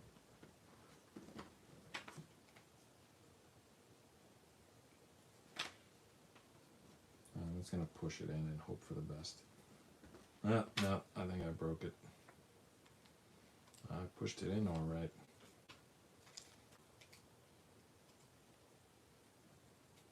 Come on. I'm gonna push in only on the side that's messed up. No, I pulled it out. No, time to try again. Here we go. One more try. Right down the middle. There we go. Okay. Let's see this. Just slip this on. No problem. Both sides. Drive it home. Boom. Actually, I didn't get a click on this side. I don't think it'll matter. It's the tailgate, but anyway, I got it. On the second effort, I got the click. And then just like toss this aside because the directions now move on to the hood. Which, if you were noticing, if you were around last week, we broke. Because we punched out the piece next to it and it was still attached. You can see the splinter there. And basically it broke the hood of the car. I totally wasn't my fault. I know that you'll probably say that, oh, if a professional builder was doing it, he wouldn't have messed it up. But look at this. I can't get this splinter off now. And now I've broken the hood further. That's it. Hood's broken. I mean, you can blame me if you want, but I think that thing was on a little, you know, so flimsy piece, and it was on a little tight. The only good news I can tell you is that it appears to be getting covered up by a different piece. So no one's even going to notice. So I was kind of complaining about nothing. 139. Which piece is 139? 185. 218. The problem is that this could be 139, but there's like extra. It definitely looks like what they're looking for, but I don't see that it's going to clip in, and there's some extra something here. I think maybe I broke this piece too. Let me keep looking. Maybe there's some other thing that's 139. Nope, that's it. That's 139. No, 139 is this, and this is supposed to be attached. So maybe that's the whole reason it's broken? I don't know. No, it's like this. Yeah, this is like, I'm not sure what went on here, but this is broken. And it's a piece that's supposed to bend. So that's definitely going to cause problems. But we're just going to deal with it. I don't know, maybe we're going to tape it or something. I think there was supposed to be a whole second layer here, and that's what's missing. Sad, but what are you going to do? Alright. Let's stop crying and get the next two pieces, which are these two 140s.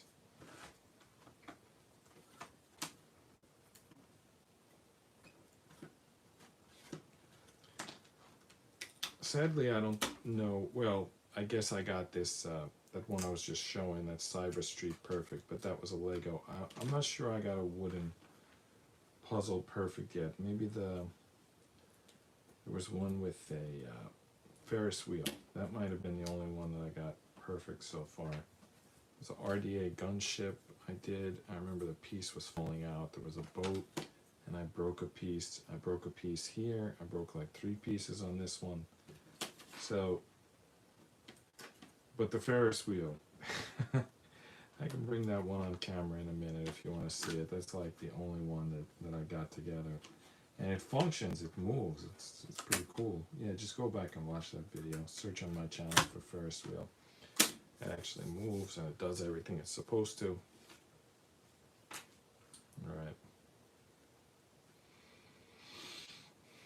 Okay.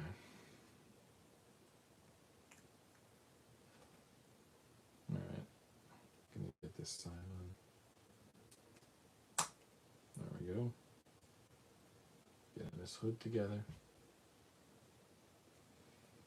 Come on.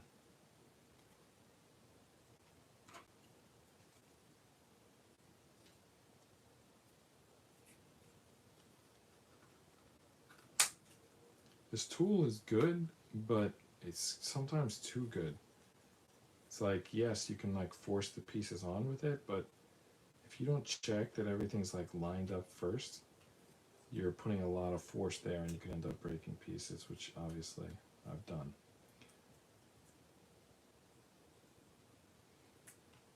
Sorry, I feel like I keep drifting off camera. What's wrong with the camera tonight?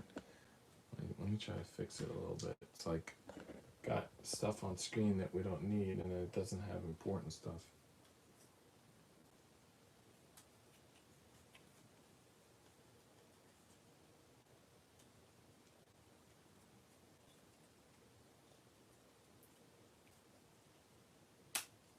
Well, that's too far. Adjust that a little bit. Okay, we got the hood on. Now, what about this broken thing? What's supposed to happen with that? So it was supposed to be attached. Wow, well, that's definitely why it's broken. And there was supposed to be a top layer. Alright, well, no use crying over spoiled milk. 141. That's what we need.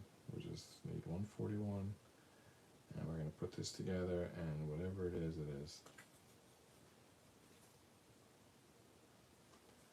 141. Right, there it is.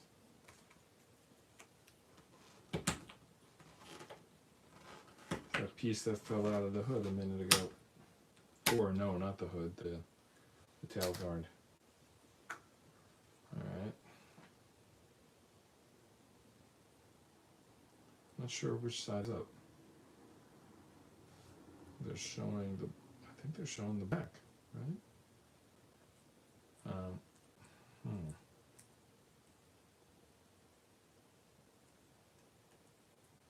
Only one side stays in because a layer is gone. But we're going to attach it to here. And then, oh my goodness, this thing's falling apart worse and worse. It's done. This part of the hood is just done. There's nothing we can do about it. It's like crumbling in my fingers. It's gone. That part of the hood is not going to be in the final build. Unless they got a second type of that, which they might. It might be what these pieces are. Maybe I could rebuild that at the end. I don't know.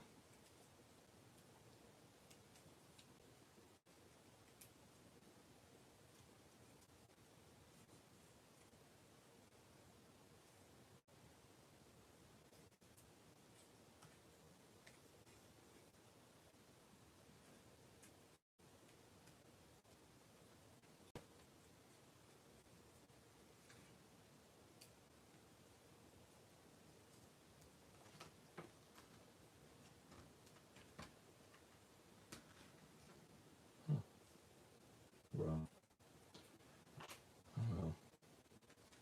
What can we possibly do?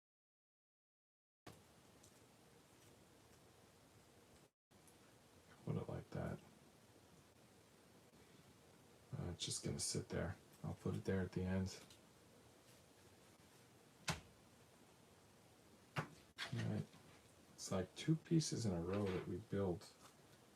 Nothing happened with them. I mean, so far. So we built the steering wheel and the dashboard. That was great. Then we built tailgate. And then we built the hood. I mean, these are like three incredibly significant pieces, but only one of them's attached. All right. Now, we had these on the back wheel. So I guess they're going to go on the other back wheel, and then we're probably going to attach, yep, the other side. So it's really going to start looking like a truck in a second. Now we're putting springs on. Yeah, very nice. Probably going to start doing the wheels anytime soon. Sometime soon.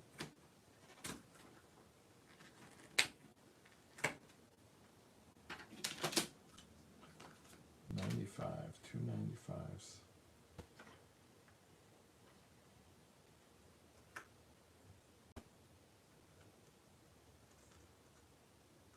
Yep. 295s. I'll tell you what, they look almost identical to the 22s. They're even smaller though. The 95s are even smaller than the 2s.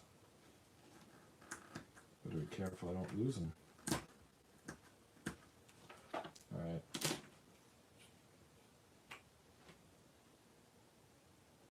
Alright, they both go small end into here, big end into here. That's actually easier, I think. Slightly easier than the ones we were doing before. It's just little pieces. I can't deal with them. When I was doing I was doing a metal puzzle a week or two ago. It was the Eiffel Tower, and it was just impossible. There was little metal pieces, and it was never going to happen. Eventually I got jewelry tools, and then it finally became manageable. But then I still needed like a magnifying glass and like floating clamps, and basically you need a whole different set of tools to do a metal puzzle, which at that time I didn't have in mind, and I didn't even know what I needed. The next one I do, I'm gonna be more prepared. What do I do with the pick? There it is. It would be cool if the pick could hold this thing. It has a circle, but I'm not sure. I think that's maybe for actual toothpicks. I don't know.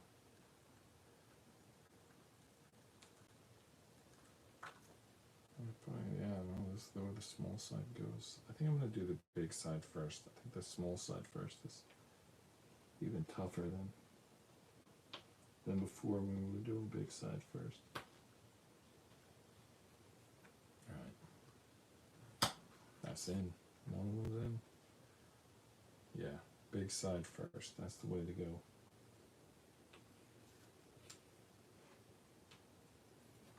Drive it home. Alright. 32 minutes. Okay, good. We still got some time left. 28 minutes. We'll get something done tonight. If we don't just break all the pieces. Definitely heard some crunching on that one. It's in, but I heard some crunching as it was going in. Alright. That's how we line that up. Bam. That one's on. Alright, now where does that go? You pull out, nice. We're going to pull out the whole side of truck in a minute. First we got to put the spring on this piece. Which is good. Those are the, I guess, shocks. And then we're going to attach a wheel. I mean, there's a hole there. I assume the axle's going to go through that. It probably already does on the other side, right? Yeah, it absolutely does. So that's where the wheel's going to go. Now I got the spring. Spring is on. Now, we're done another sheet. Sheet 3 is done. I mean, there might be some, there's another 2 there. There might be some little pieces that we have to go back for. But 3 is done. 3 sheets are done. We're officially halfway, but I think the second half is going to go quicker. I mean, it would almost have to. Alright, there it is. There's our side of truck. Right, reverse neutral drive. Why would that be in the middle of the siding? I don't know. Is there like an outside stick? What am I missing here? This is a truck, right? I don't know. I guess we'll find out together what that's all about. There it is. There's the side of the truck. There's the outside, R&D. Alright, so before we attach this, what we just built with the spring, I have to first attach this piece. Yeah, I have to attach this little piece, which is 98, and then that's going to drop into it. Problem is, we're way past 98. Maybe it's on one of these sheets. 55, 65, 75, 56, 218. I don't see any 98 there. I gotta go back to these sheets that I'm done with and look for a 98. Come on, seriously? Did I read that right? And then the next piece is 99. What's going on? No, I already used 99. Is there another 98 and 99? I'm confused here. Yeah, 98. You want me to use pieces that I don't have anymore because I used them a long time ago.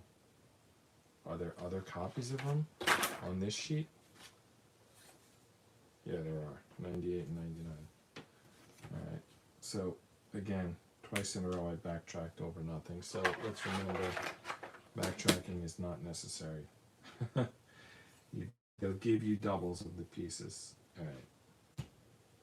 98 goes where? There's a lot of pieces here. You could easily mess up.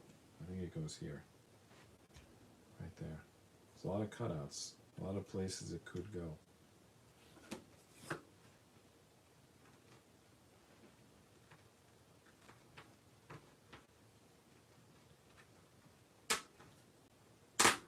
Alright, that's in.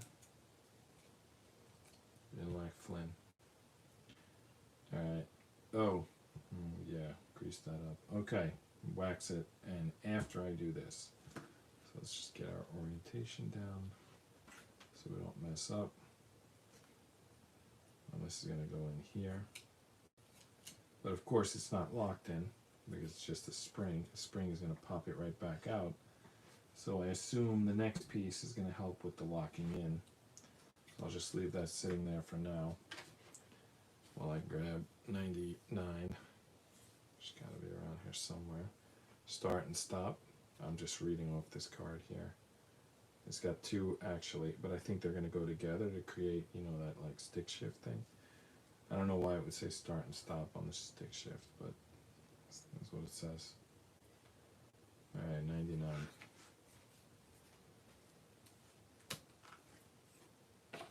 Alright, now this is going to lock this in. How?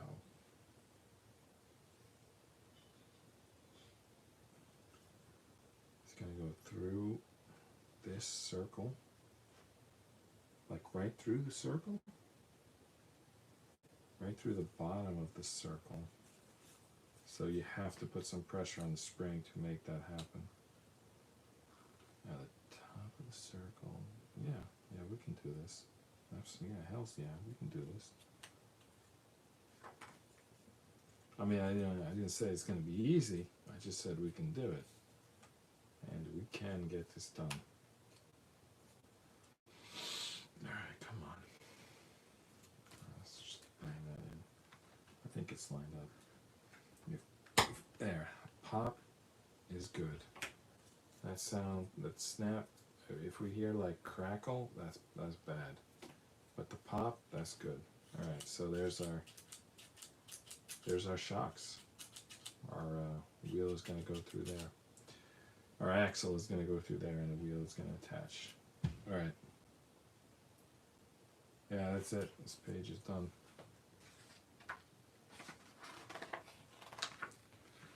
Alright, now we're going to attach the hood and the tailgate.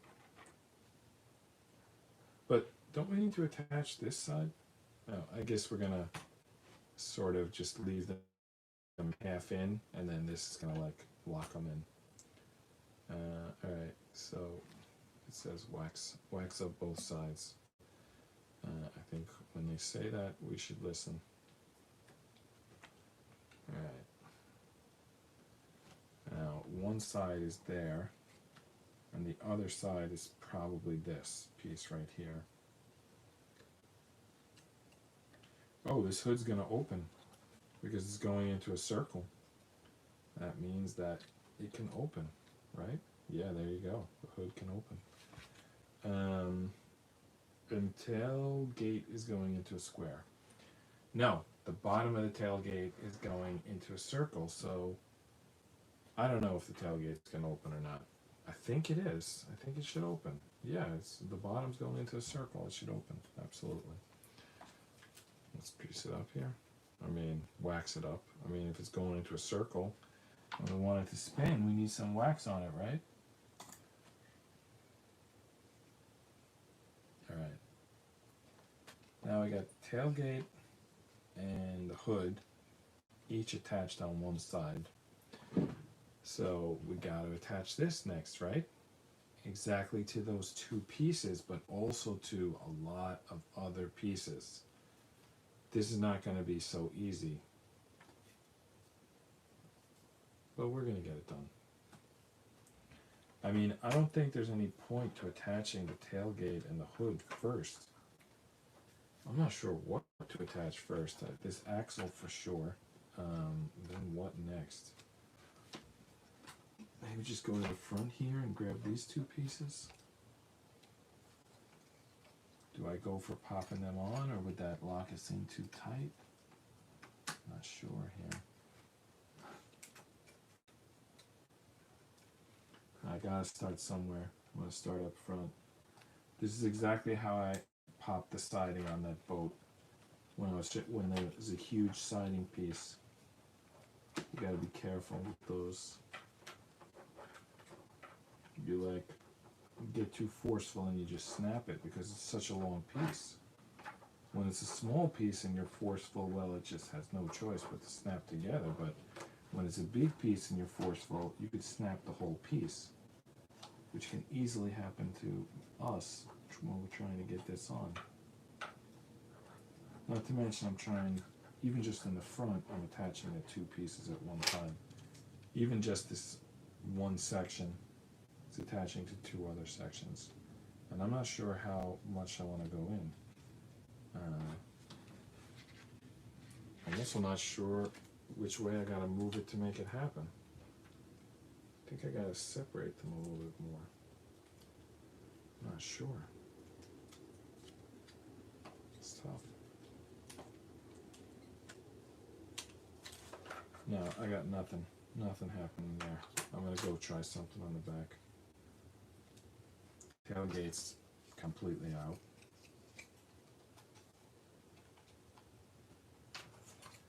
Alright, let's do something back here first. Yeah, that's gonna work. We got a single connector back here. That's gotta be easier than those double connectors up front.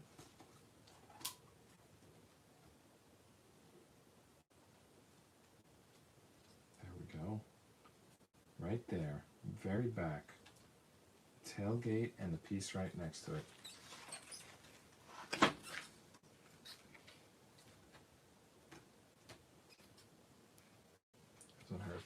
It doesn't help that my arm is sticking to the instruction book. Humidity today.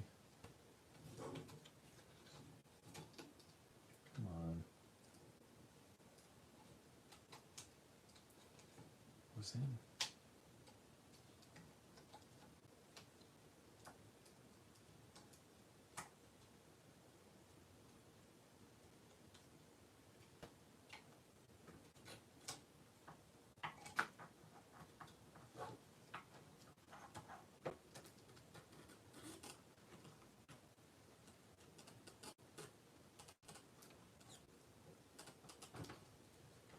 Yeah, I saw the tailgate fall off, but I just want to get this thing started.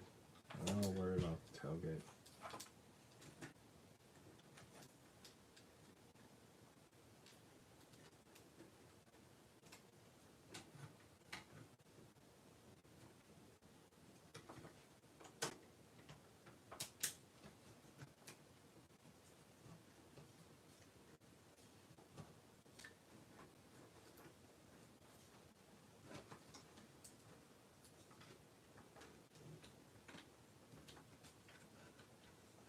Pieces on the other side are like snapping in firmer than they were in the past, but the piece on the side I'm trying to do, I'm not budging.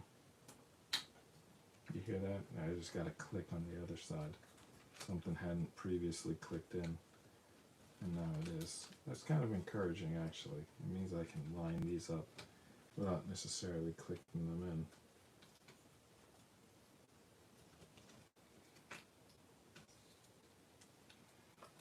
Definitely a point when I could accidentally snap this entire thing.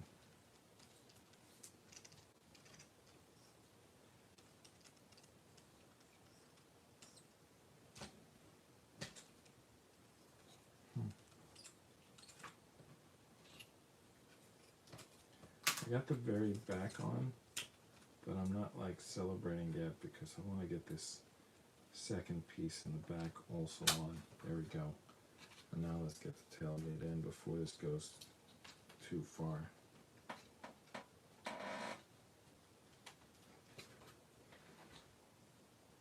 Wow, this top like tightened in, like it bent. What's going on? Well,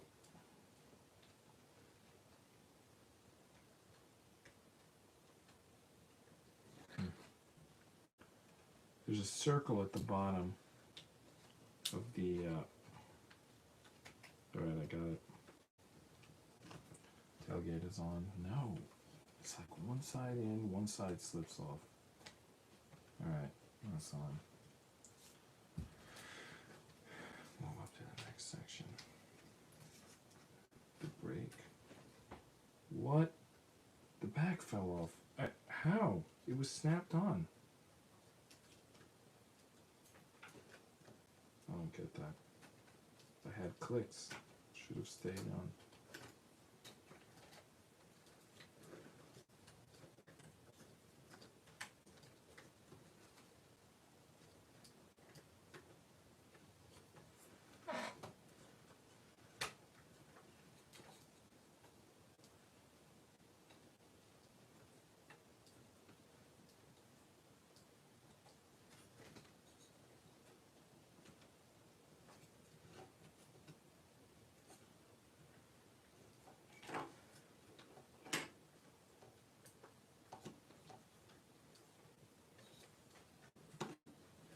How the hell did I get the first half on?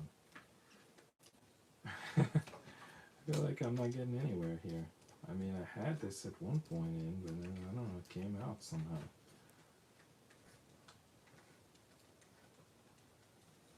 Alright, this time I'm not going for that tailgate until I get much further along. And I want to hear a snap back here.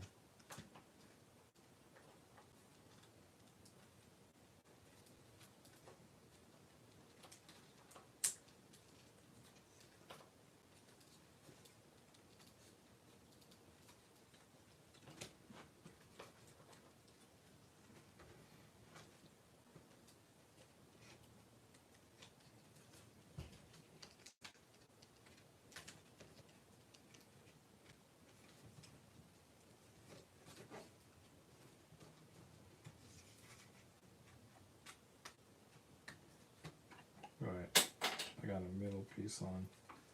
Yes, the tailgate just fell on the floor, but the middle piece is a bigger win than that tailgate falling is a loss. But I don't have that middle piece in yet. I just sort of see it, but it's not in yet.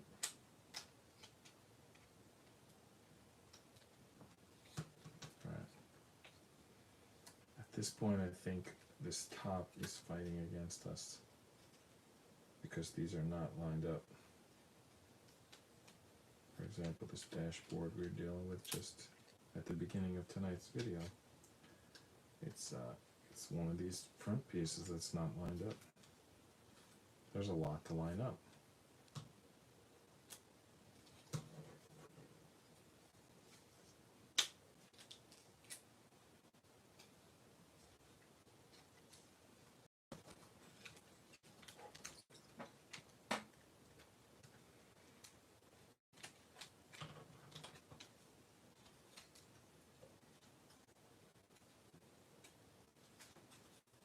That looks like a good one, if I could get it.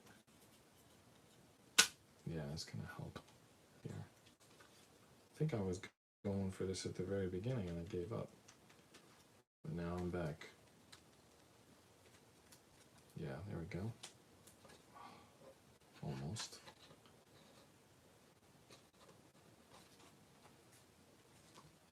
Alright. So we have the front, the back, and the middle on. I'm sure there's a couple of belligerent pieces along the way that need to be fixed, but basically we're going to get this. Or maybe the whole thing's going to come undone. Who will win?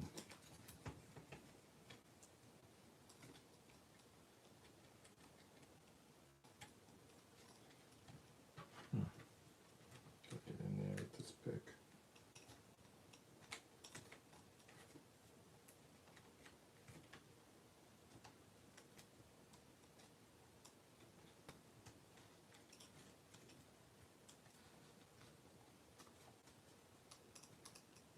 This hood just like goes anywhere, which is not helpful. Right, that's a good one.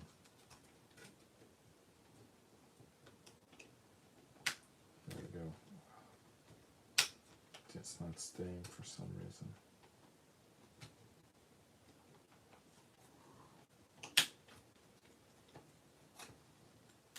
It's probably pieces further down that are not going in, and they're kind of creating this pressure that's pulling the other direction.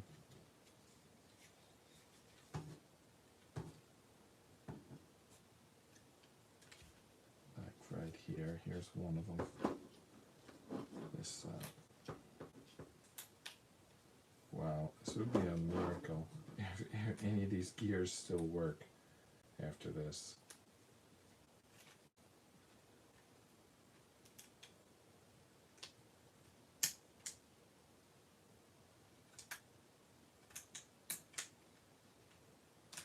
Ugears is the name of this puzzle maker. It's all about the gears. Gotta get those gears in and working, keep them working. Alright, I'm not sure what this piece is, but it's really tricky. It needs to slant. There's two hooks in there, and the back one is low and the front one is high. No, the front one is not high. There's three and it goes to the middle one. They're both high. The front one is not low, they're both high. Alright, which is good. It means we can make this work.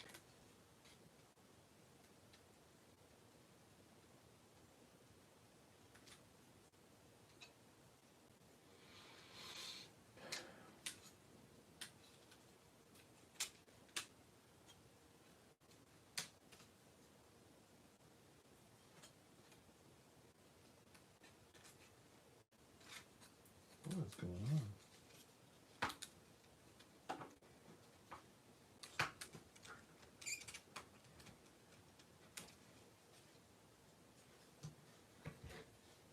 I gotta go from this angle so I can see when they're lined up and then just jam them in there.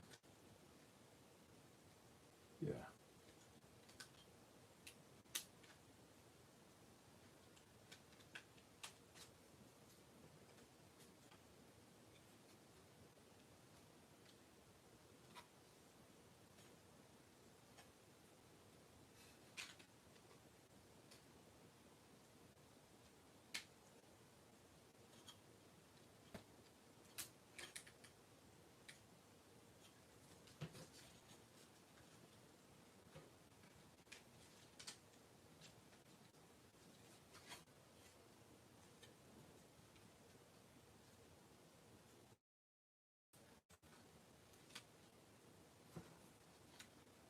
I wonder if I'm doing good or bad to my hands to like squeeze these things for an hour each night. Is it like making my hands stronger? Or it should, right? But I don't know. I don't know. I don't know how it works.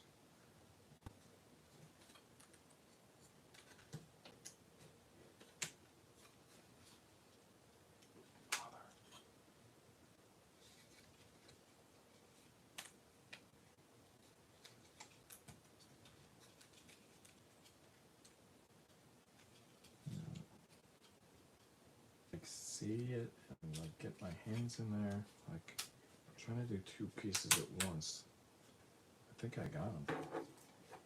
It's like as soon as I said it out loud, it happened. I was like silently struggling there for 10 minutes, and then as soon as I did it out loud, it happened.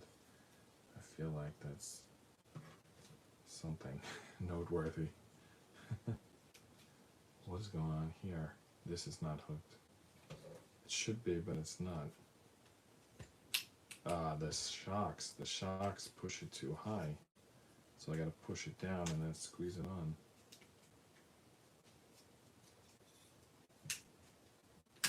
Oh man. Did I just break that piece? Oh, I remember this piece from the other side. I need the pick to make it work. I need to feed this pick through. And then pull against that. The braking sound wasn't braking, it's this engine with the spark plugs that moves. Actually, that was the sound of it popping off. I had it on there. Probably should have just stuck with what I had. Instead, like I pushed it down with my finger and I got it in there, yeah. But then I went in with the pick because I remember doing the other side that way. But now I'm thinking I had that and I let it go. I should have just smushed it in.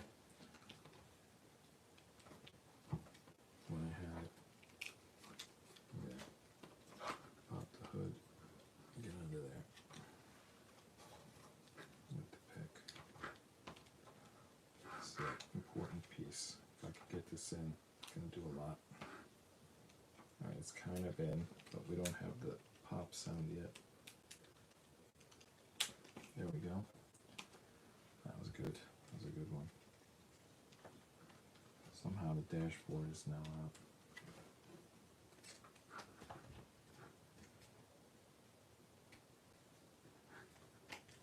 The hood is out, but I consider that a trade-off. Sorry, am I like blocking the screen with my head? Sorry about that.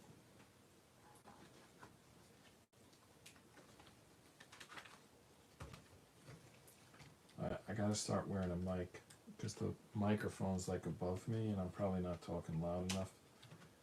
I gotta remind me tomorrow. If I start without wearing the mic, remind me to put it on.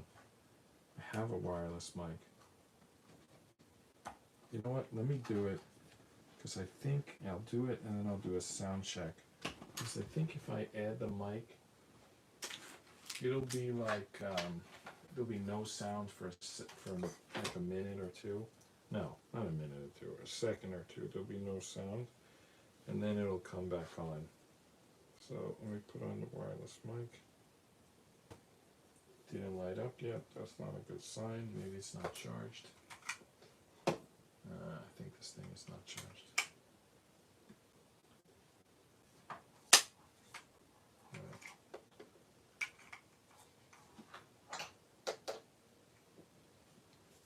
Alright, I'm gonna charge this thing real quick, and even if I only wear it for like a minute of tonight's video, it'll remind me tomorrow to wear it. Charge this up.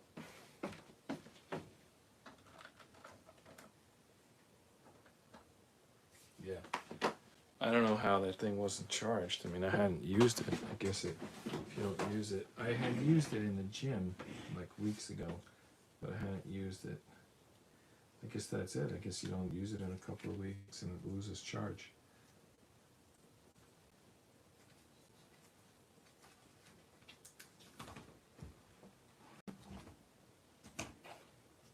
"59 minutes. Oh no, we're almost done. Not gonna have time to put that mic on. Maybe I should go a little over tonight. No, I got other things to do. I can't. Alright. The fact that I plugged in the mic near where I plug in the light hopefully reminds me tomorrow to wear the microphone.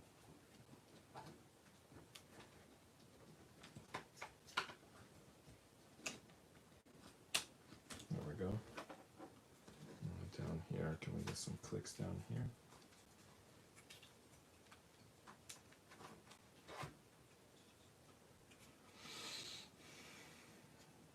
There's a couple of this. It's not in the. What is this thing? The flatbed is not in. It's supposed to get a click with the siding. Yeah, we got it now. Both the front and the back of it. I got the front of it. Now I get the back of it. The more pieces go on, the less fight we get from the other pieces. It's like they're like, well, we might as well just go on now. It's over. All right, yeah. Now everything's clicking easy. I'm just checking to see if the connect. When I see a connection on one side, I'm checking to see if I see it through on the other side. Well, the tailgate is missing. Well, I dropped that on the floor like 10 minutes ago, didn't I? Alright, let's get the tailgate back in. Hopefully without breaking the rest of it. Or only minimally breaking it.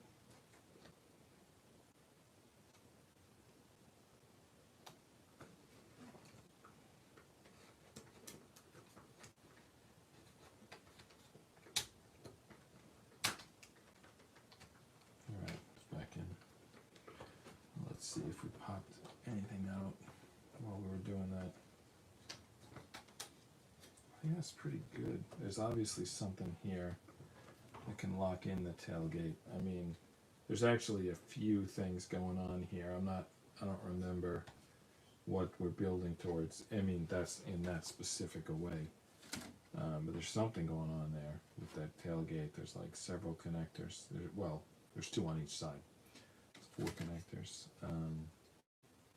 Still checking the pins, see if I have all the pins through. It looks like, I gotta tell you, it's looking pretty good right now. There's one out. Okay. See way down at the bottom here? It's actually out on one side and not clicked on the other side, which is making me wonder if it's even supposed to be in, but pretty sure it is. Alright. We can get this. And it's not in on the original side. The original side, the one that's been done for a week. Is it offline? Why is it not clicking? I think it's off.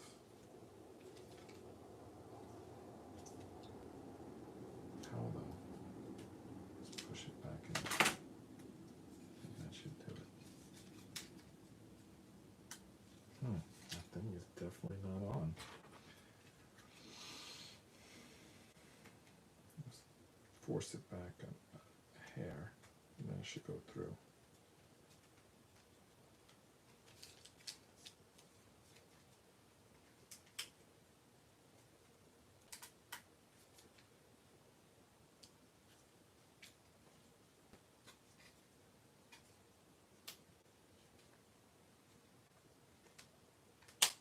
It's on.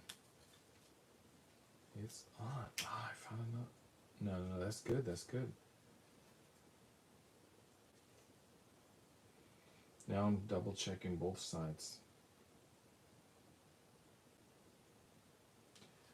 There's a couple that aren't quite clicked, but they're lined up, which is good.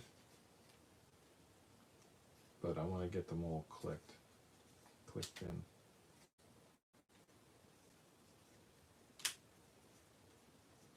Pretty sturdy.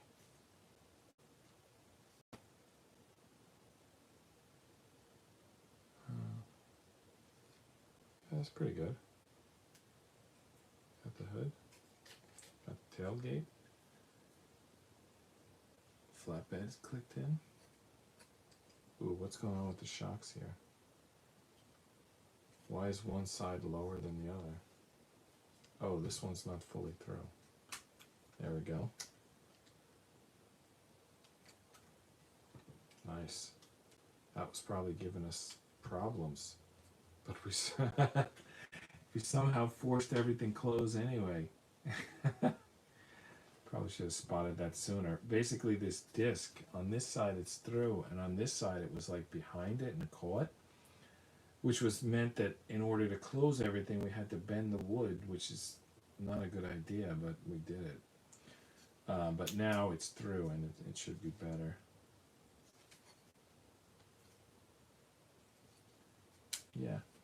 Yeah, everything's good. Before I get started, I have to do a sound check. I'm going to try to improve the microphone today with this mic. Let's see when I plug it in if you can still hear me and if the sound gets better or worse.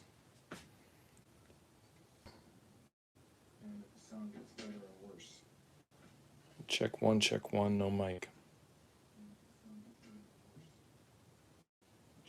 Check one, no mic.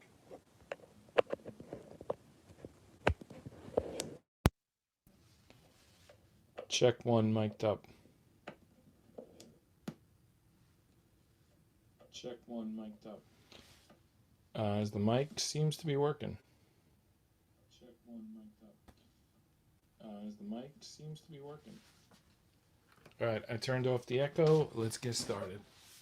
I'm going to type in the chat box. Just greet people because maybe someone's going to show up. Let's see.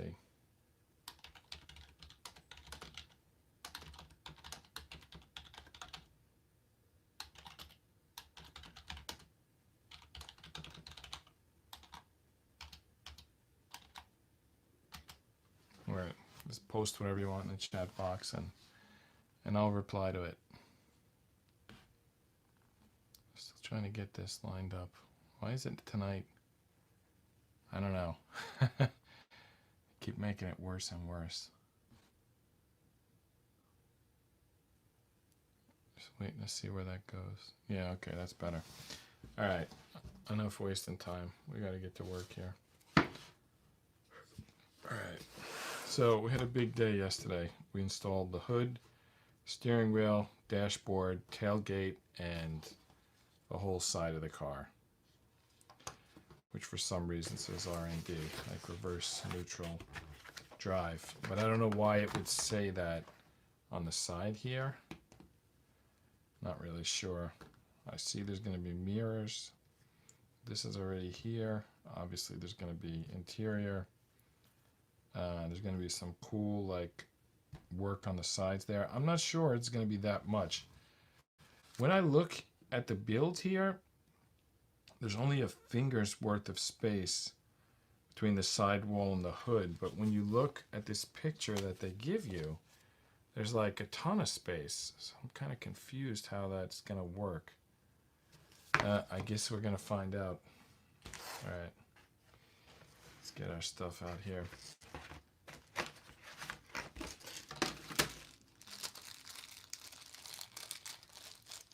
Actually, there's one other thing. I was watching a video from this Ugears company, and the guy had a Swiss Army knife on the table when he was doing the build.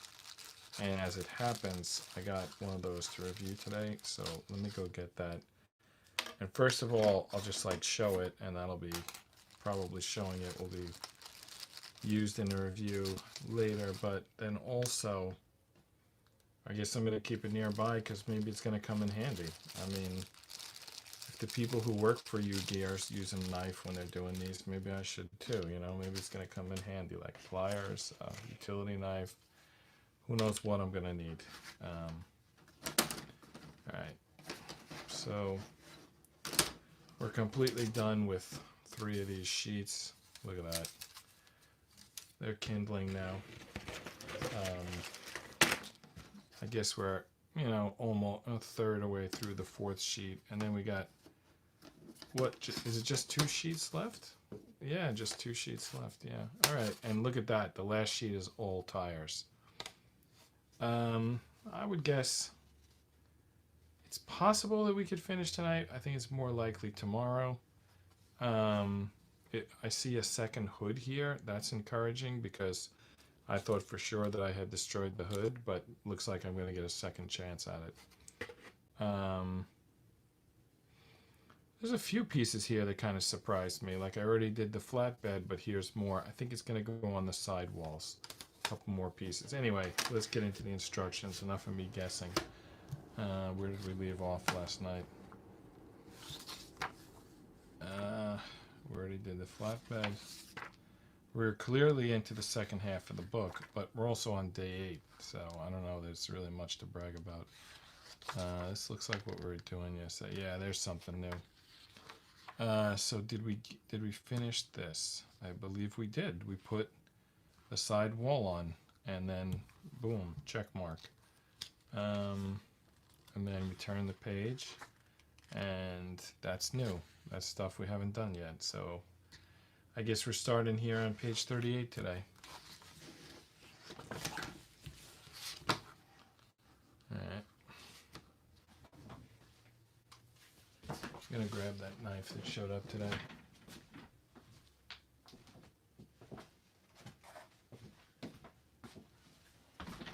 I notice everything's tactical these days. They could, like, anything they sell you, it's like, so this is tact demand gear, gives you a tactical edge. Everything's tactical. They could be selling you like Q-tips, but they're tactical. Alright, so there's the box. Some instructions here. I'll check that out later. Alright. What do we got here?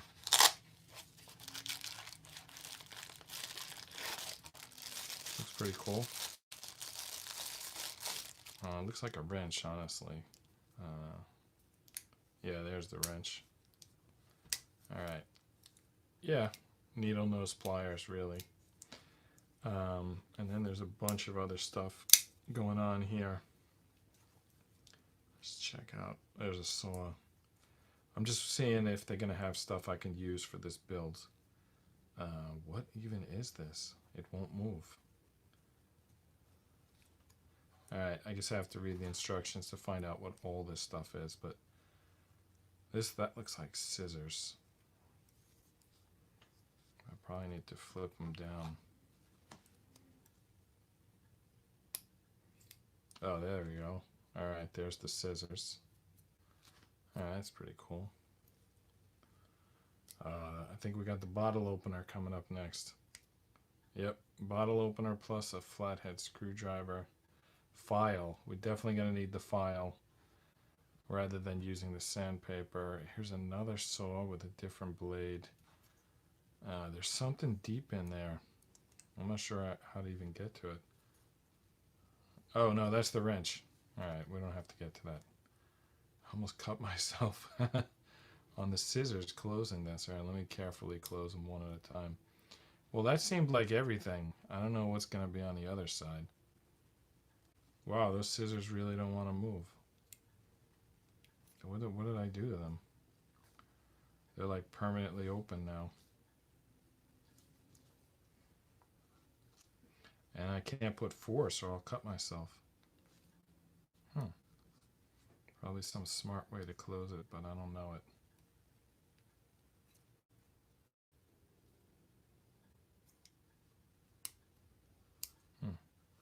Am I breaking the scissors? Alright, there's the scissors. How do we close the scissors? There's a little thing here. Let me pull that down and see if that... Yeah, that's it. So that means this thing that we couldn't figure out, I should pull that down and that'll open as well. So how did I get the scissors out without pulling that down? I don't know. There's something on the back there. It like goes through. Yeah. Pull it down on both sides. Still doesn't come out, whatever it is. Anyone know what this piece is? I can't figure it out, and it won't open up. Maybe it's not supposed to open up. Alright, let's just see what we got here. Okay, another knife. That one's, I don't know, what's that, a steak knife? Looks quite dangerous, whatever it is. Looks like another bottle opener. No. That's a utility knife. That definitely can be useful in this build. Phillips head. Can you call that a Phillips head? I'm not sure. Well, it's definitely another bottle opener. So this is going to go in the bug out bag. Another saw. I don't think this is the world's most useful Swiss Army knife. I'm probably going to give it a 4. I still haven't gotten this open, nor do I have a guess on what it is. You know what I think this is? I think this is to clip it to your belt. Look at the size of that. That probably clips to your belt. So that's why I can't open it. So there's nothing to open. It's a clip. Alright. I think the needle nose pliers was the most useful part. That's probably what I'm going to the mode I'm going to leave it in. Oh, there's something here on the ends here. I don't know if that's just a guard or if those are just guards. Yeah, they might just be guard. No, they might be extenders. Let me pull on the little trigger here and see what happens. Something came out when I pulled on it.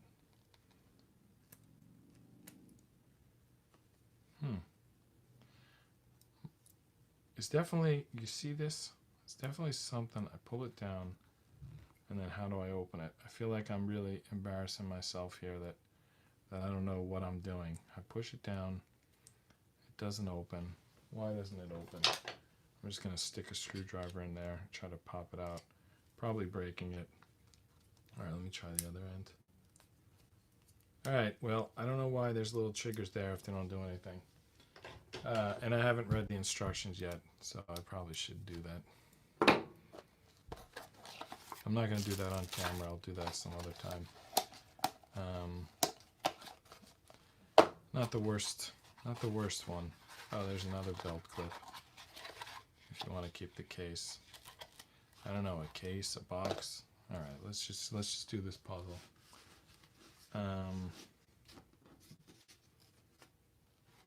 All right. 140, 145. That's 149. Where's 145? There's 145.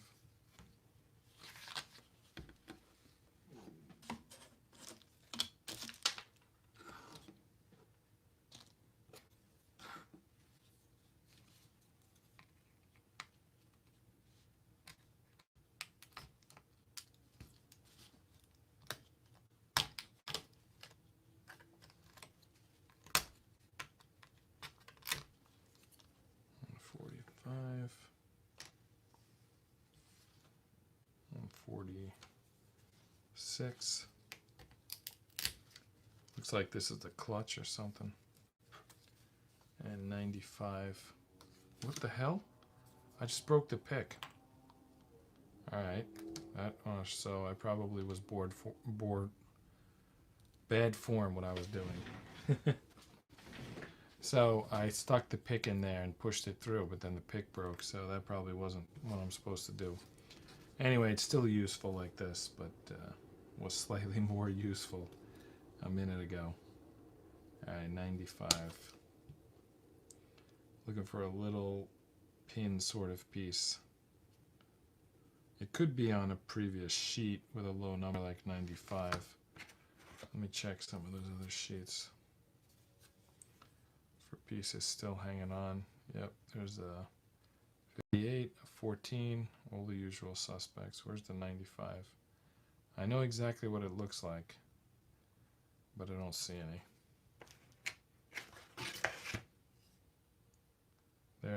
That's a 2, which I think the 95 looks like that too, just a little bit. There's two 95s came out of there.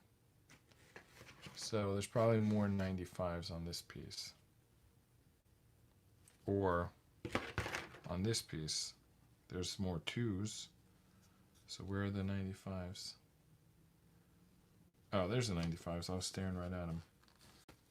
Alright, so I just need one at the moment.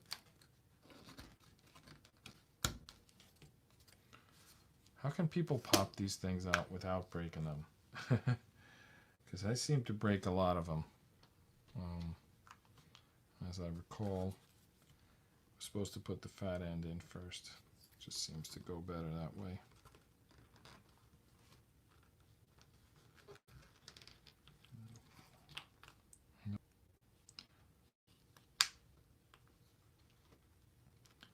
My dad asked me to disassemble these and give them to him when he's done, and he'll do them, but I don't know if you actually can disassemble these.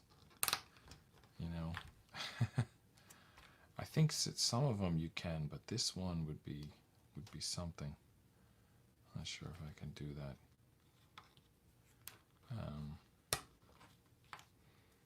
All right, so we built this little thing. Well, what do we do with it?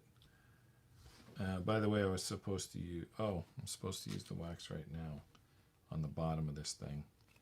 So where's that gonna go? It's getting all waxed up. Alright, next we need some fairly big piece named 147. So as these pieces get bigger, we move quicker. I mean, bigger pieces, you know, it's like more surface area or more volume for less connections. So it says, doesn't say it, it pictorially indicates that we keep this on this side while we slide this. Is this going to be a working gear shift? I mean, I just see there's like a pattern there. You often have to look to the next picture to see how it connects. It looks like it connects really high, like slide it in here and then slide it over onto this. It does have quite a bit of mobility from that position. Alright, now we need 148, which presumably is going to lock that into place. Alright.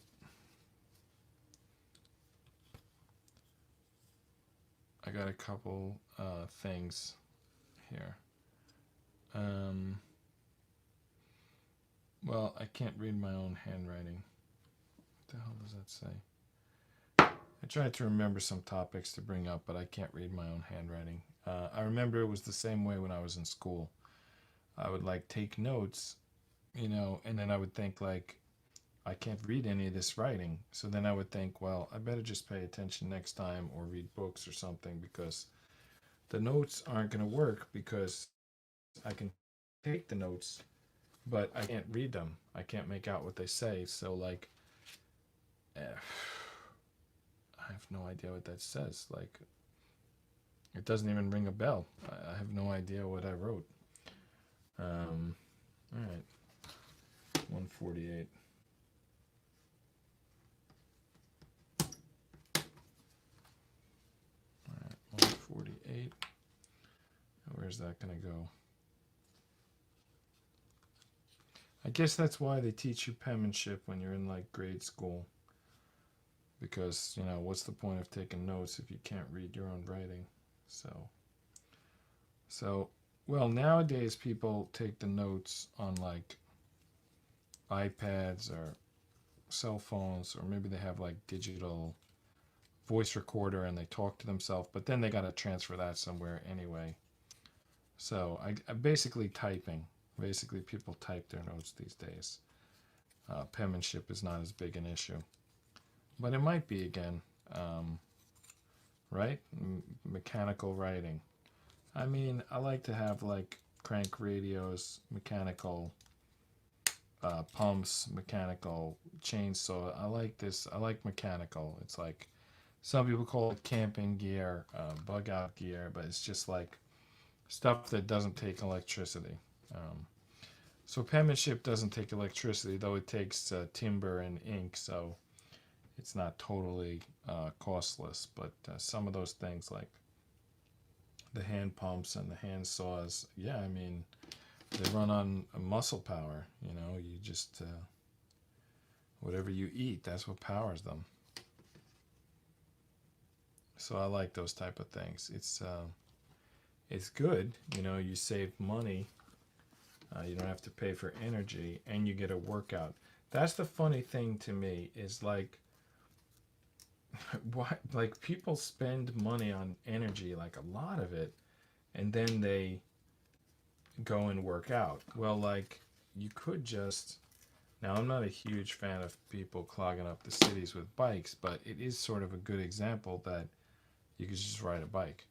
But even that, you could just like ride a stationary bike and collect energy, or like why are we buying energy just to save energy when we could make energy? Like, our bodies could make energy. Like why don't we do more of that? All right, this goes basically parallel to this. So if I called that the clutch, you know what? Maybe this is the clutch, because see that circle on top? This is probably the hill brake, the start and stop. Oh, or is this a dump truck? No, I don't think this is a dump truck. I think that's probably just the hill brake, and this is the clutch. Or maybe this is the gear. I don't know. I'm not sure. Let's just see. I'm a little bit lost on this, but it doesn't look as vertical as the picture. I think I did something wrong. Yeah, it's supposed to be like this. All right, you know, at least I fixed it. All right, so there we go. Now our clutch looks good. And is there a second 148? There must be. They're asking for one. Yeah, another 148.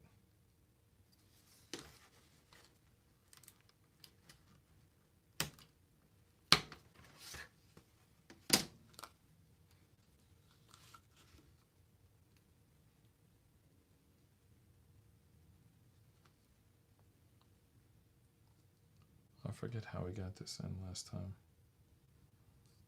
Oh, okay. Yeah, I see. You wedge it in there, and then you drive it in here.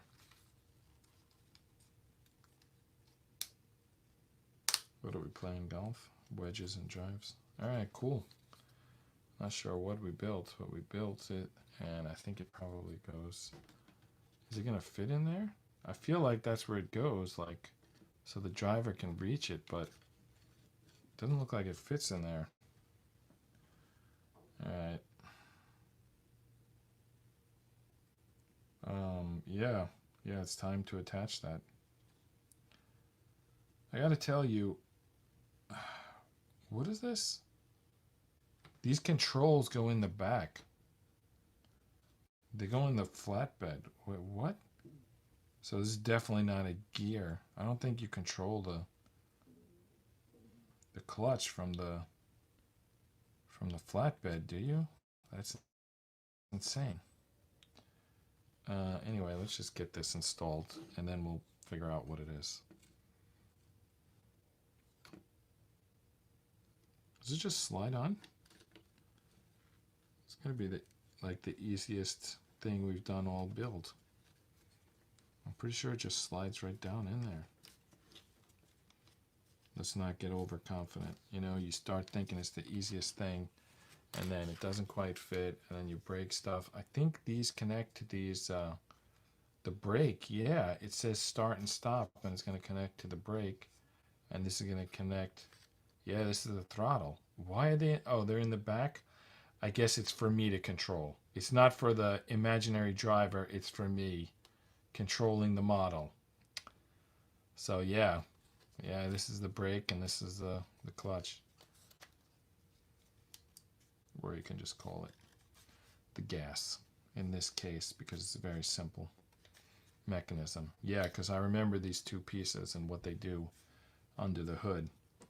So obviously we've gone off it being an accurate truck, and now it's become a toy model that moves, and it means, you know, basically these controls are for me to control this little truck. And I screwed up the connections, so I gotta back this out, because obviously this is not gonna work unless I make these connect. All right, that one's connected. Where does this one go?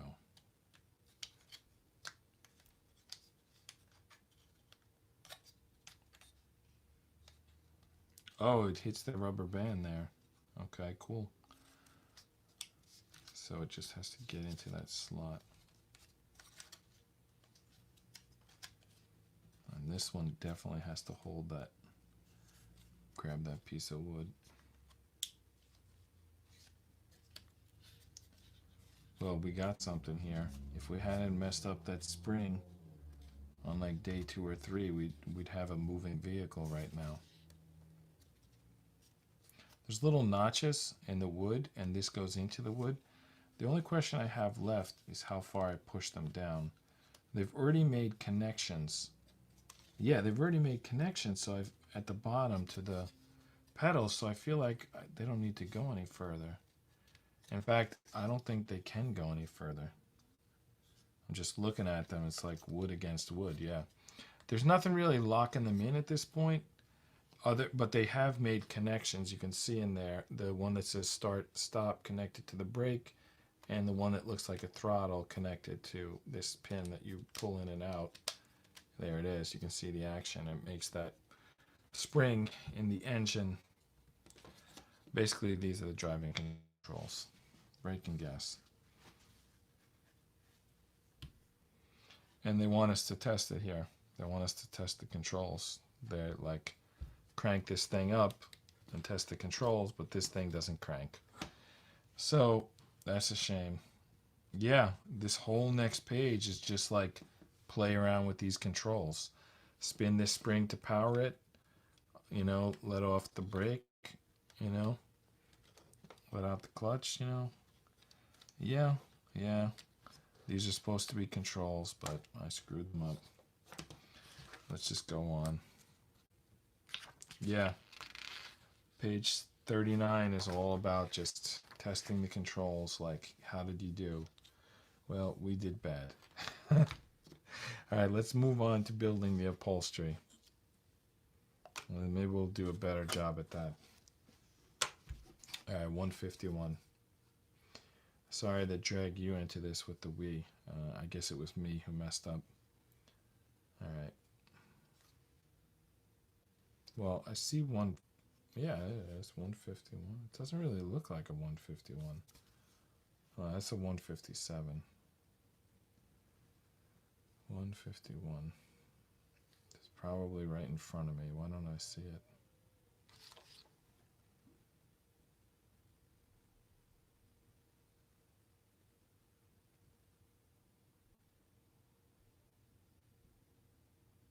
Is it on another page?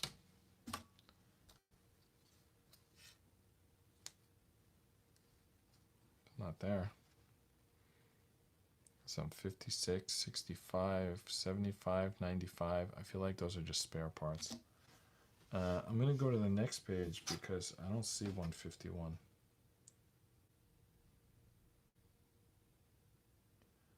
The numbers on the next page are too high. So apparently I'm staring right at 151 and somehow don't see it. 159, 169, 170, 171, 150, 153. You would think it'd be close to 150, right? 157, 156, 158. I must have punched it out prematurely and it's sitting around here somewhere. Maybe I'm reading the number wrong. 151. It shows it. There's like some highlighting here where it shows you where on the board it is. All right, this is here. If I orientate, so it should be here. I punched it out accidentally. It's right here. It was once here. So where is it right now? Well, these are here. I hope I didn't throw it out thinking it was like some garbage piece.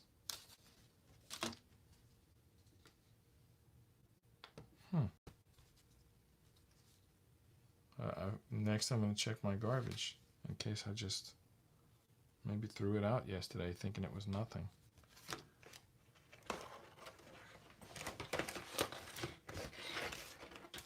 I'm looking around for all little scraps of wood.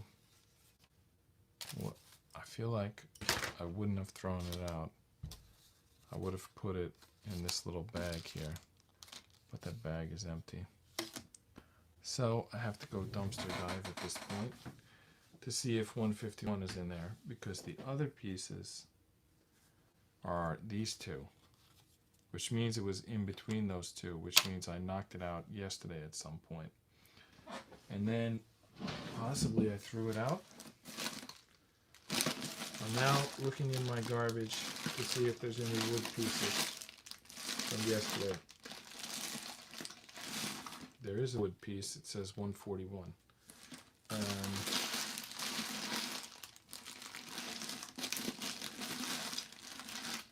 Well, we're not looking for 141. We're looking for 151. Well, it's not here. The garbage was fairly clean. It was just like paper mostly. But I didn't see the 151, so I don't get it. I have the two pieces that it was with. Is it like on the table right now somewhere? There's 151.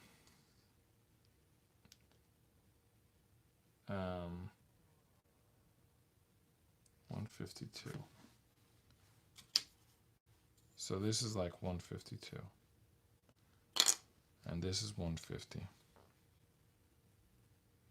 Let's just start assembling it, and maybe we're gonna come across 151, and we're just gonna figure it out when we get there.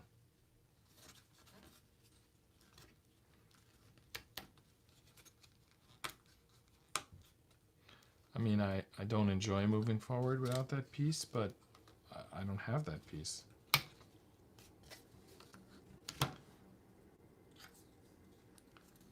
Oh, it's already attached? Is this it? Yeah, it's already attached. Like it was never separated. Okay. Look at this. Look, this is 152. This is 151. So they're basically were never detached. This is two pieces. And they're gonna go together. I don't know if maybe one of them tilts a little bit, in which case I do need to detach them. You know, I really can't say. And I also can't say which one is 151 and which one's 152. Because as far as I can tell, they're identical, but they have different numbers. That's weird. Well, I can't tell the difference. So, presumably I'm not going to destroy the build if I pick the wrong one. So, alright, let's just do this. Alright, so 150. We're going to stick this in here. See if it fits. There is a bit of a tilt, but I don't think it's worth detaching.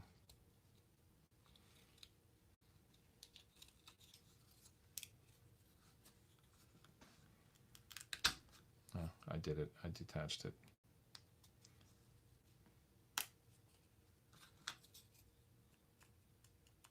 There's a little bit of a tilt. Yeah, see? A little bit of a tilt. What can I tell you? Needed to be detached. Alright.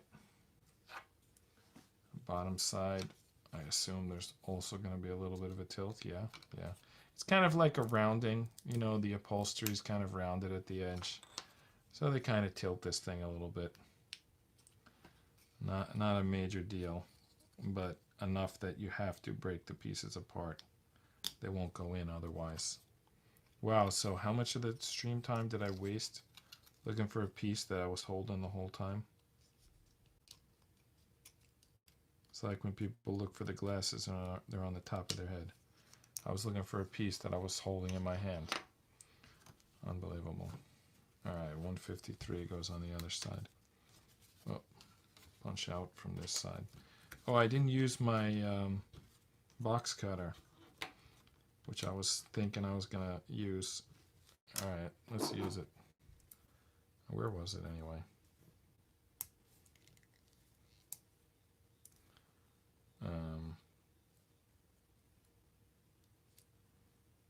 Yeah, I think it's the next one.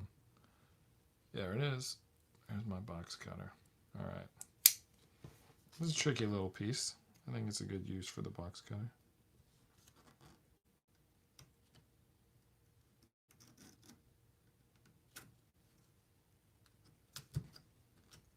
Alright.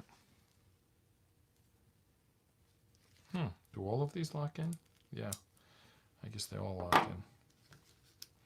That's probably how all Swiss Army knives work. I mean, the last time I had one was probably 40 years ago, and I remember it was red and actually had the Swiss like kind of flag on it.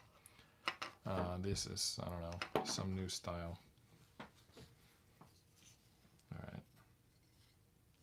I got 4 connectors to do here. And then we got the interior of the truck. I got somewhere for the driver to sit.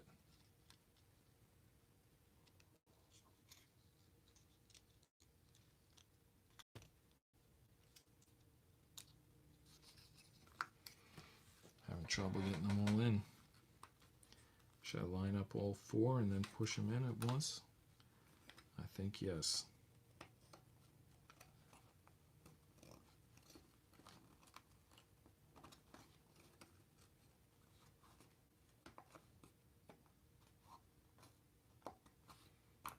Alright. No. Thought I had them all lined up, but not exactly. Alright, now they're all lined up. You know, you get them all lined up, and then one of them shifts, and then you push on it, and then they all shift. Come on, that is definitely in. You can't tell me that's not in. You can see it's in, but obviously it's not all the way in. So we need 4 clicks. 1.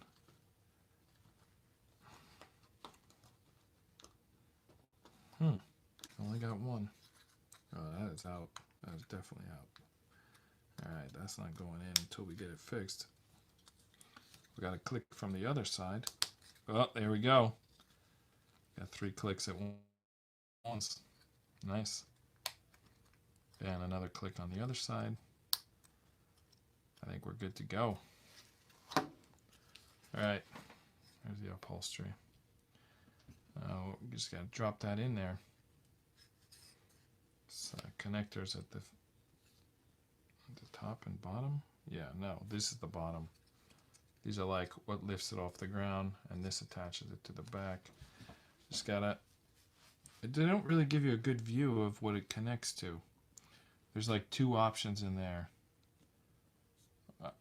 I think it's got it. I think it's this one. Yeah, it's got to be that one. And then the top one is not connected to anything at this moment. There's obviously going to be something connected, but maybe maybe on the next page or page after that. We're just connecting the bottom. One side's in, other side's in. Good. Driver's got somewhere to sit. We got controls to work it. I'm feeling good. This is already, well, it doesn't have tires.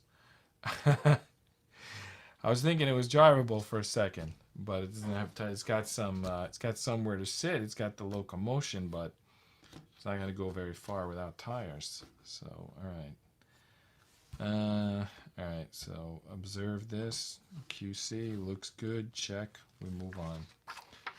So all we did on that page was the upholstery. Up to page 42. What do we got here? What the hell is that? Is that the grill? Yeah, that's the grill, right? Yeah, I don't know why I didn't recognize that sooner. 154. Are we doing it? Are we taking one from this sheet? No. Nope, not from that sheet. 154 is going to be locked on to the hood via 155. 154.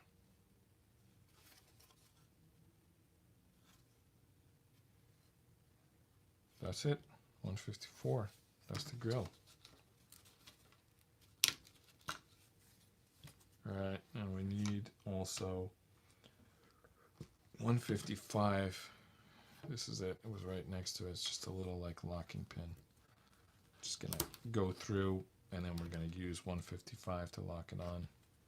Splintered off, but the splinter stayed on the wood, so I don't think it's a problem.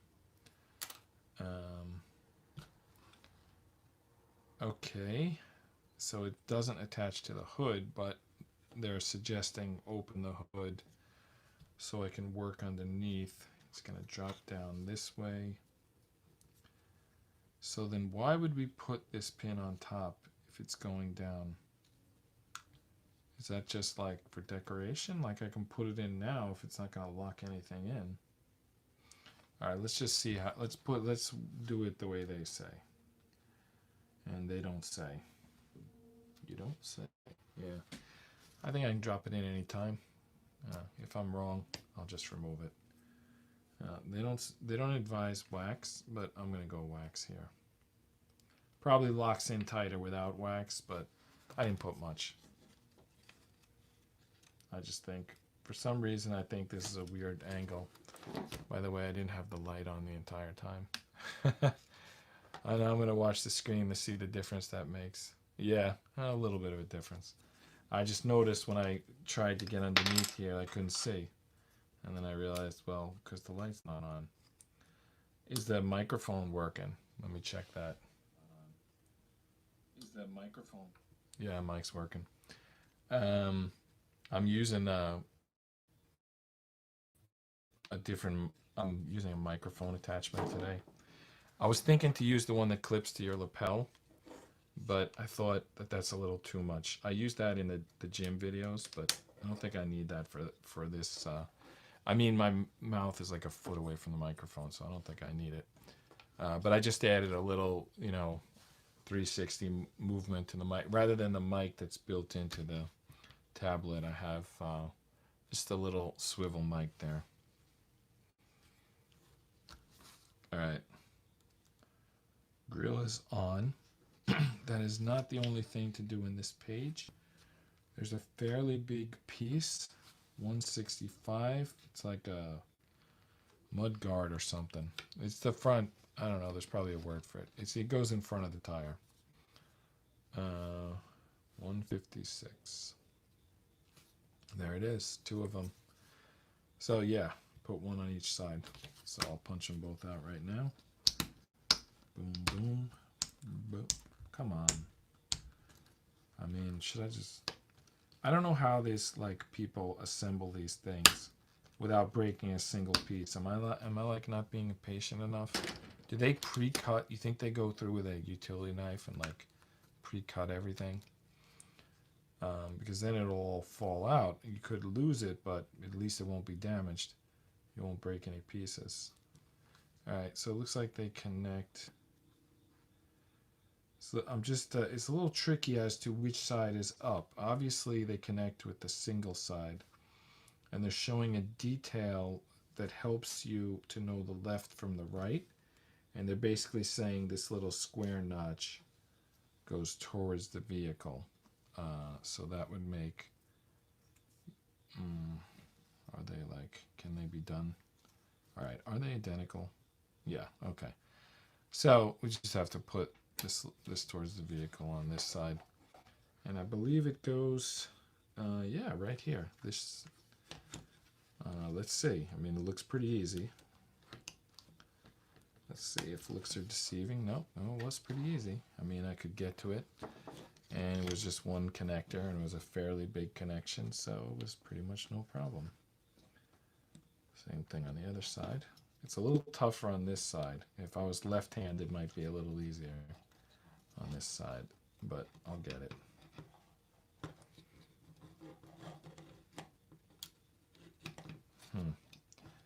I feel like I'm pulling the siding off, trying to get that in. All right, I'm just gonna do it this way. Nope. This way.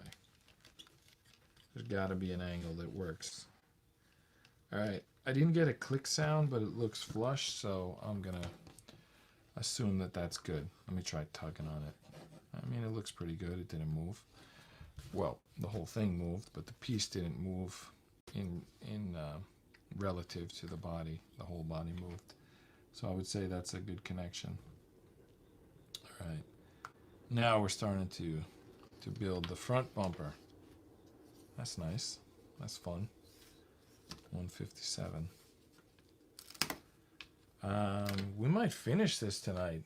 Is that possible? No, I have 2 whole sheets that I haven't started yet. I just feel like we just tore through this first sheet. And the last sheet is only tires. We're going to do that in 10 minutes. But this sheet looks a little complex. So maybe one more night, because we only got 14 minutes left tonight. But I think tomorrow, as long as I'm available, we're going to finish this tomorrow. All right, 158. No, I keep checking these pieces thinking they're going to be there, and they never are. This 158 is this is a tricky one, because it's going to pop out a bunch of pieces that we don't need yet. And then those pieces are going to have to go in the bag if we don't assemble them tonight. So this is actually, I'm not happy about this, because now we have to go on, because now we have these pieces, which are not part of 157. So I got to knock those out. See that? 4 pieces there. I'm going to be 2 or 3 pieces on this one. I don't know if that little one counts as a piece or not. I don't think it does. All right. 6 pieces in total, maybe 7. Alright, so let's build this grill. Alright, ink side up. I would say ink side out, but there's no ink. But as I learned from watching the video, and I should have noticed on my own, one side is smoother than the other.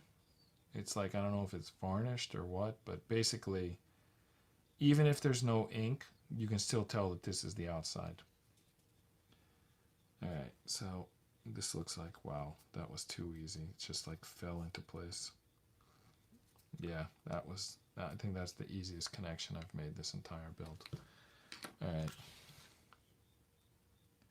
And now that goes onto the bottom of these mud flaps, tire guards, wheel wells, whatever you want to call them. I think they'd be mud flaps if they were on the back, wheel wells on the front. Yeah, that's the only connection right at the bottom.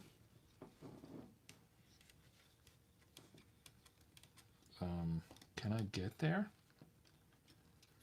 What angle do I take to get there? That we have to find, let's see, look at this. We have to find where, probably the deepest point. Let me see if I can tell from the picture. Usually you have to go to the next picture to tell. I can't see. It looks like they're saying go completely underneath. Like ignore all of these opportunities, go completely underneath and then go up. That's what the instructions say. So that's what we're gonna do. Though I gotta tell you, it doesn't feel right.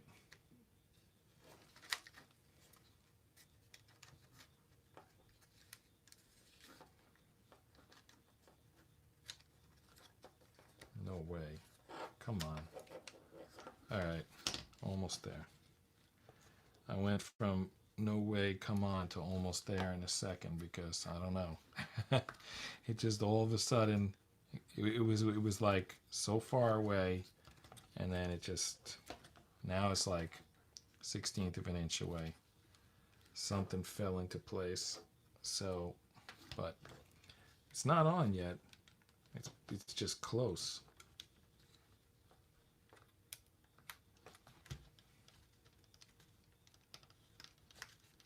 I think I can play with the wheel well, with the, yeah, a little bit. Alright, did I pull the other side off in the process? Slightly, but we can recover.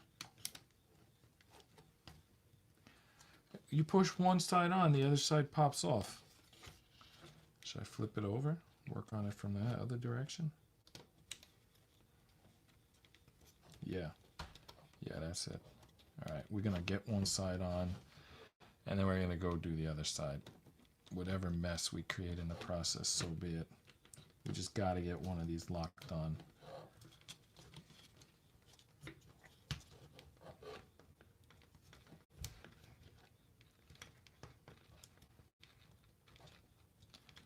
If you're... Oh, it's halfway on. But I feel like if I switch to the other one, it's going to pop off. I want it to lock before I go to the other one.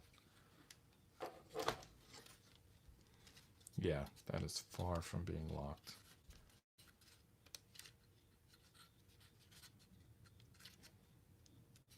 It's not even on. It's like, it's a little bit out. Come on. It's, the wood is folding. It's bending. All right, since this was so easy, we're just gonna do that. We're gonna do that a second time after we get this on, right? I mean, why are we going crazy? Let's just put this on the bottom and then we'll put that on the top. There's no reason to have to try to do it and while balancing that.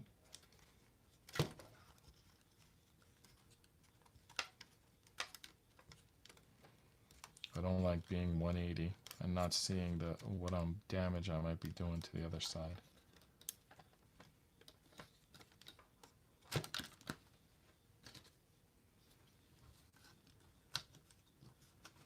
Alright, one piece, one side. We're not giving up until it's on.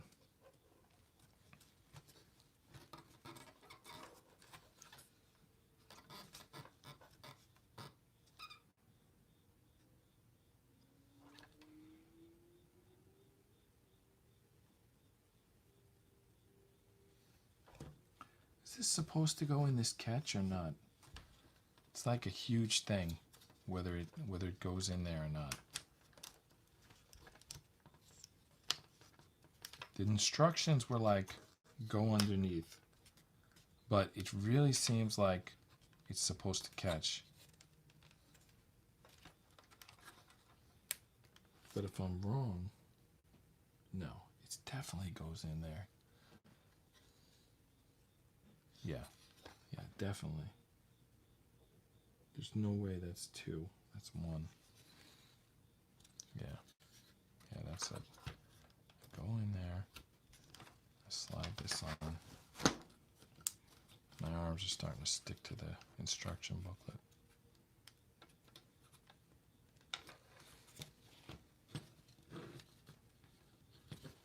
They're almost on, by the way. It hasn't been pretty, but they're on.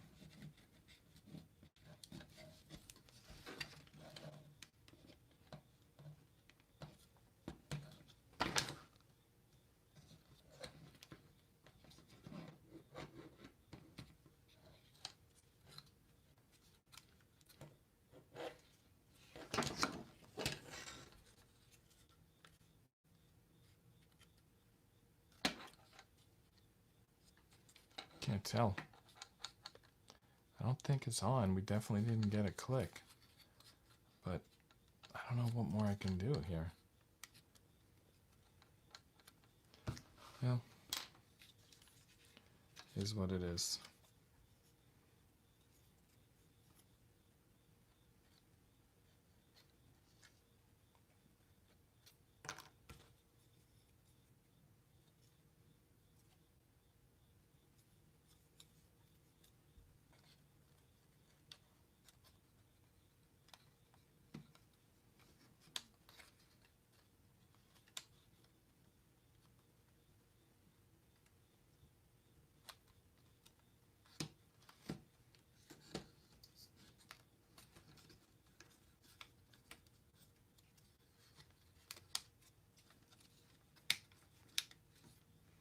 I closed the hood on this. Even though it didn't say to. It lined up and I felt like it locked in pretty good. So I did it. But as you see in the picture, the hood is still open. So there might be more stuff to put in there. Yeah, there is more stuff to put in there. By the way, it's the front license plate is coming up. All right, let's do that. That sounds like fun.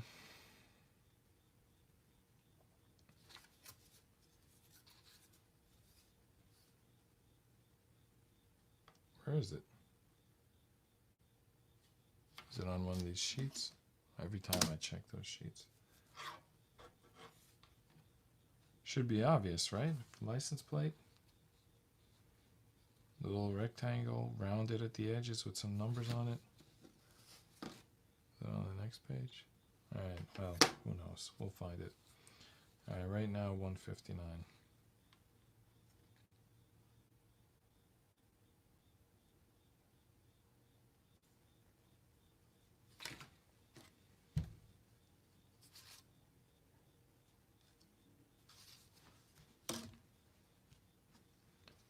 Did I switch the order of these? No, this one's like totally untouched.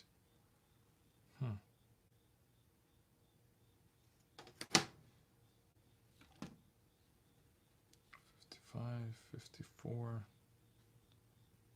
72, 73, 74, 71, 70, 169. Oh, here's 159.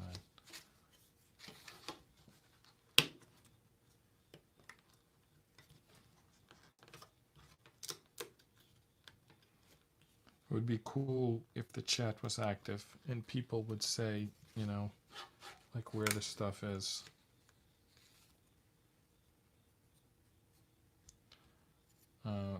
we would develop a language, like some orientation language. All right, 161 and 162.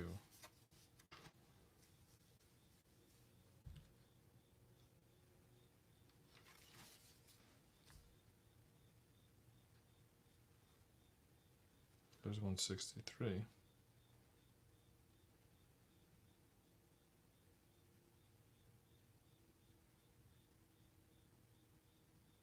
I hear a cricket. I don't know if you hear it over the computer, but I hear it.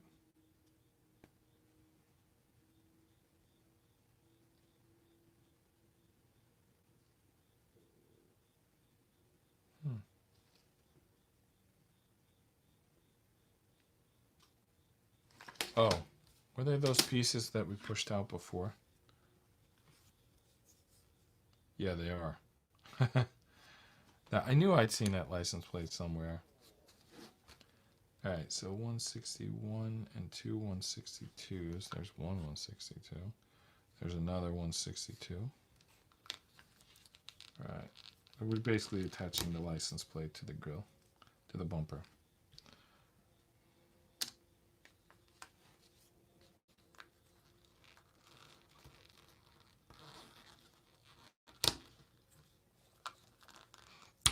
All right. That done. Finally done. All right. There's nothing that goes through here, but I guess it kind of pins it. Yeah, there's like a little slot on the side. I'm going to kind of pin that to it. And what fashion does it pin it to it? The bottom, and then these guys kind of pin them in.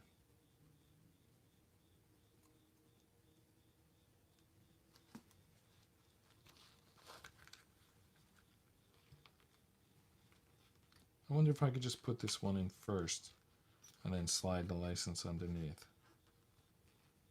Probably could. But I think I'm gonna do it with the license in place. That's a good, that felt good. All right, let's do the other side.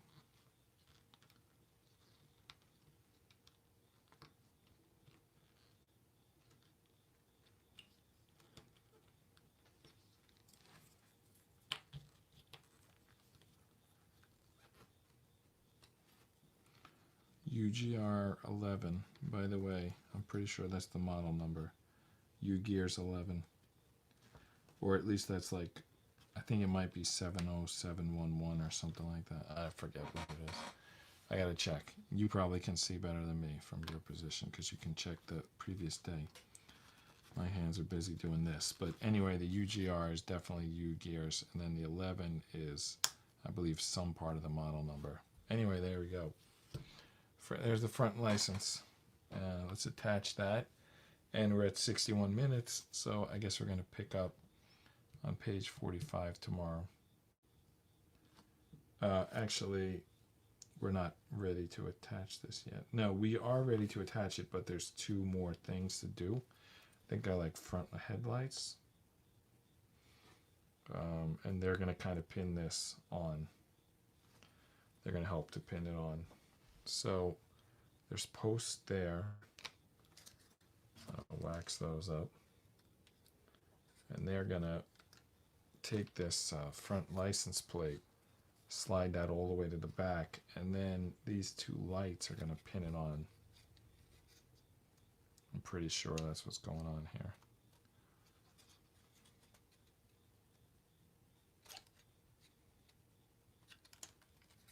Yep. That's in. It's it also pins the two sides together. That looks pretty good. I like it. We're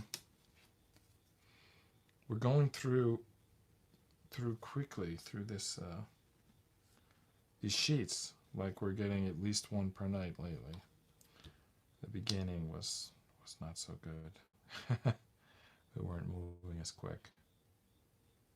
160. What we're looking for is two little headlights. Are they on one of these sheets we popped out before? Yes, they are. Yep, they're the headlights. And they are going to help to lock in the front bumper. And then we're going to say goodbye until tomorrow.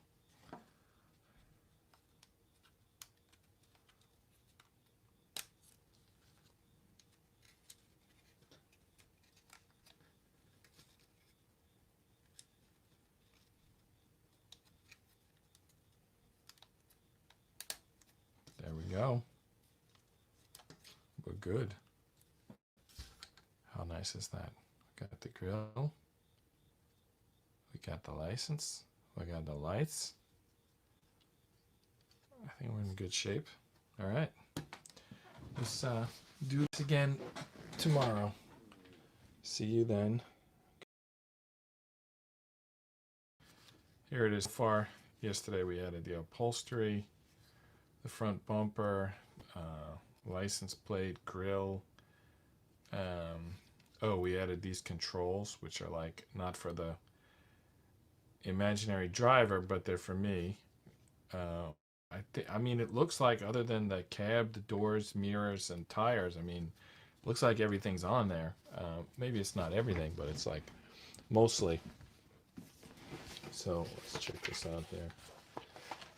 Our always handy instruction book. Got some sheets that are done. Got some little half sheets that amazingly haven't come into play yet.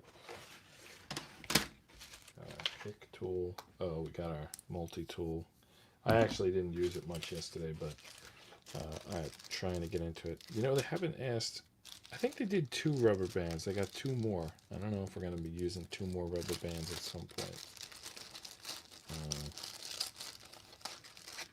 Sandpaper, wax. I think we used the file yesterday rather than the sandpaper. We used the file. We got some not even half sheets, some like broken pieces. I don't know if they're going to come up or not, but we're ready if they do. Alright, that's about it. Alright, let's find our place and get to work.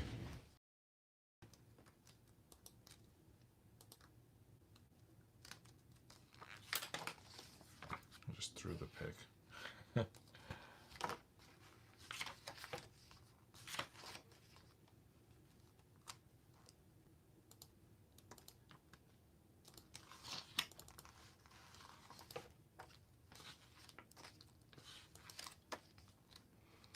Call it out if you see the page.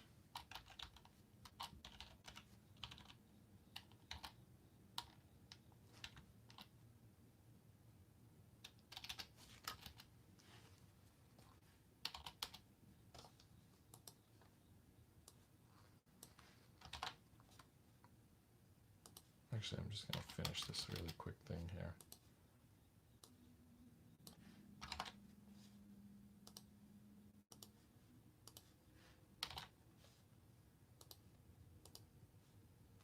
All right.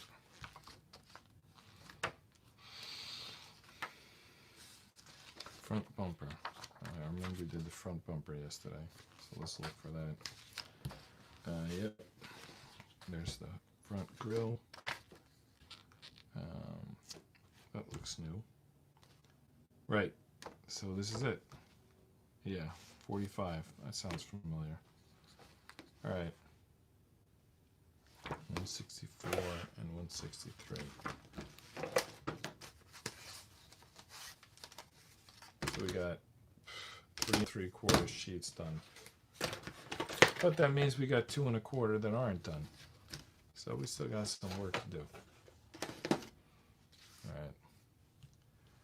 164, 163. Do I have to do that twice? I just see that image is there multiple times. Oh, yeah, we do have to do it. We have to do both sides. Yeah. Alright, 164 and 163. 63.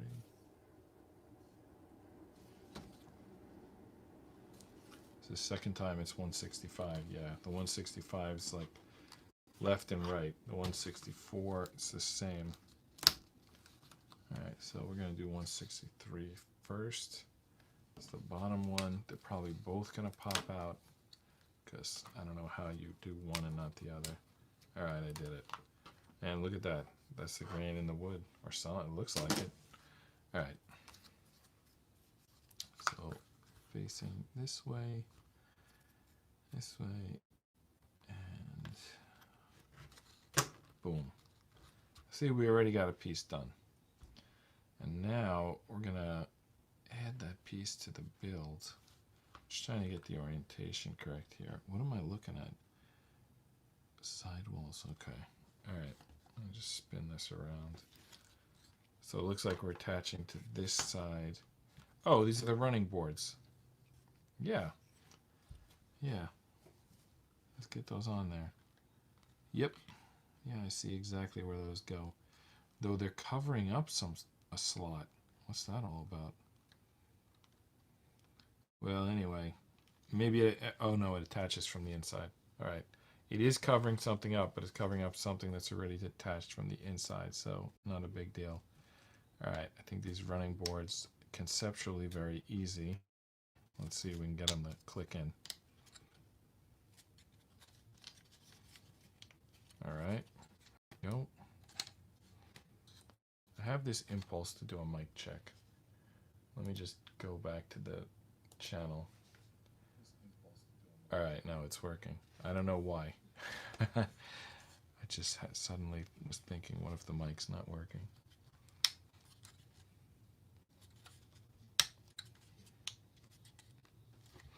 All right, now we're going to do the other one. I'm just going to quickly type in the chat.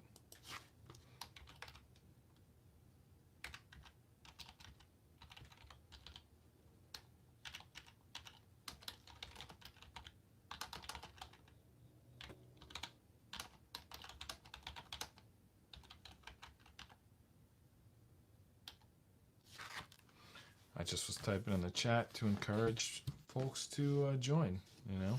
You type something in and we'll have an interactive conversation.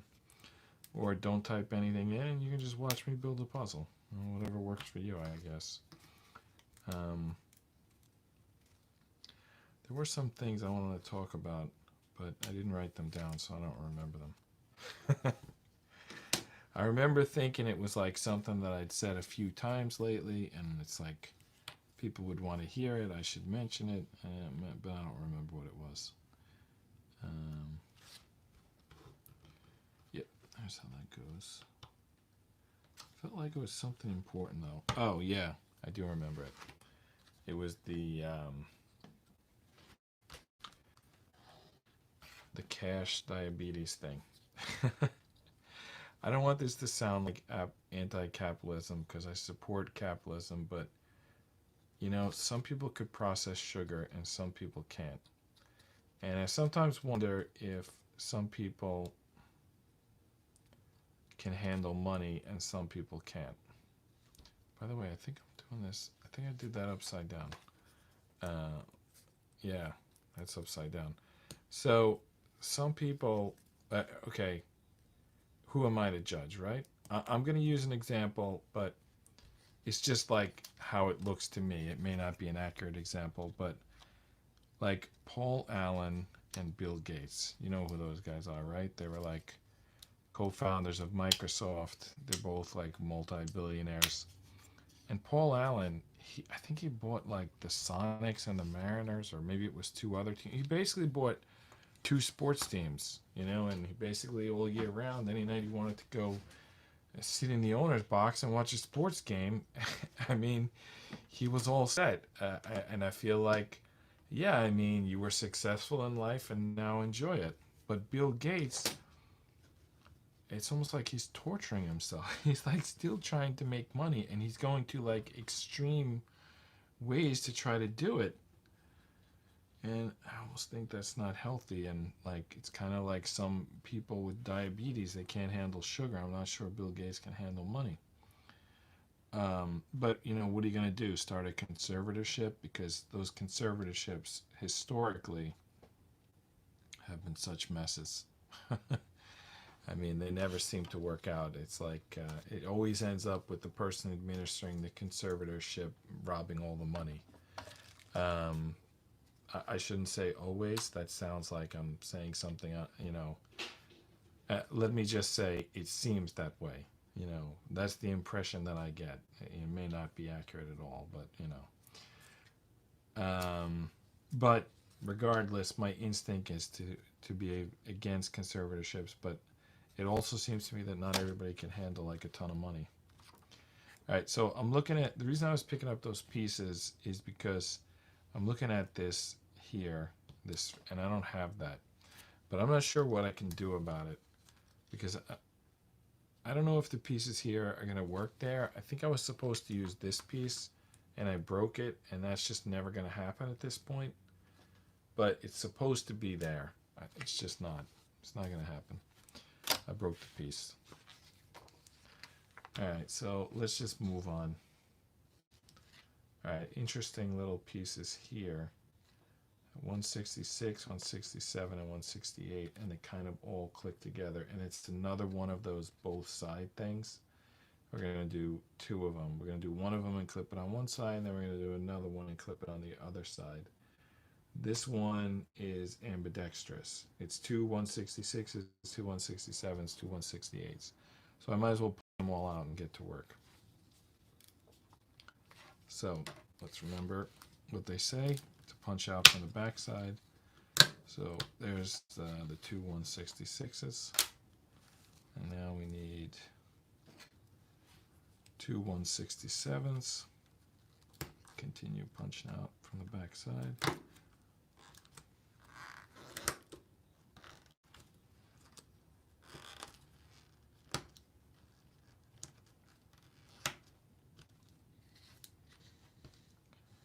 Now we need two 168s, which I think was kind of a curvy little piece.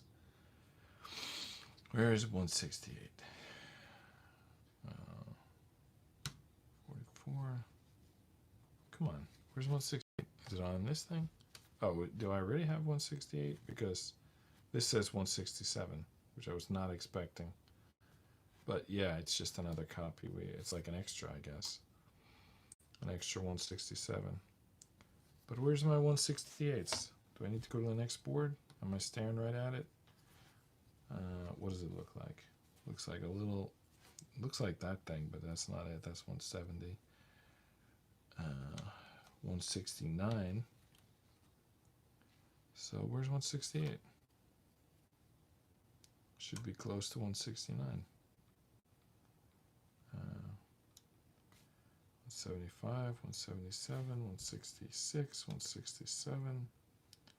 Oh, there it is. 168. That doesn't look anything like it's supposed to. Oh, I was looking at the 167s. All right, okay, 168.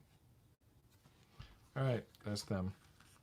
I just was, I was reading one number, but looking at another shape was a poor form on my part. Anyway, let's build these two things. Should be just two copies of the same thing, I think.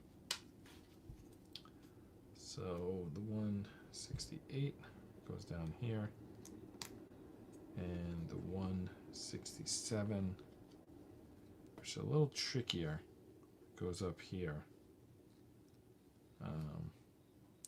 I don't think it's going to be tricky to slide it in, but it's just tricky piece. It's a little weird. I mean, how far do I push it in? That's another question. I think I could go further, but am I supposed to? I think I am. I think it's got to catch something on the other side. Yeah, it is. I got to push this all the way in, which it doesn't seem to want to do, by the way. So we got our little tool there. There we go. There's one side. Like, how do I know I wasn't supposed to put these in like the other direction? Oh, because of this. It lines up with the notch. Okay. All right, good. All right, easy enough, right? All right, so let's line this one up with the notch. We kind of got lucky on the last one. We slid it in before really double checking our work. But, you know, if we'd been wrong, we would just pull it out. We hadn't the next section yet, so. All right, so now we have to attach them one on each side. It looks like we attach right near the, like we attached on the front of this midway piece that separates the cabin from the flatbed. We attached on the front side, and now it looks like we're attaching on the back side. Or are we attaching further in the front? Let me take a close look at that. We're attaching further in the front. Where does the clamp go? This is weird. There's a slot here, and I think that this should go through that slot. Oh, okay. I don't get it. It doesn't look like it's going to. What did we do wrong? Well, I think we did put these on the wrong side. Even though we matched the picture. We matched the picture, but it doesn't work? Come on. Oh, I know what it is. We did them both the same way. We were supposed to do one on one side and one on the other. So if I hadn't checked the instructions, maybe I would have done that by accident. So checking the instructions didn't work out. Because I made 2 copies of it, and really they were supposed to be mirror copies. So now I gotta pluck this one out. And I broke the pick, so that might not be easy as it was before when I had the pick on my side. Alright, I got it out. Alright, let's try this again. Alright. Now the clip is gonna line up with the slot. It's got 2 catches. They line up as well. How deep does this go?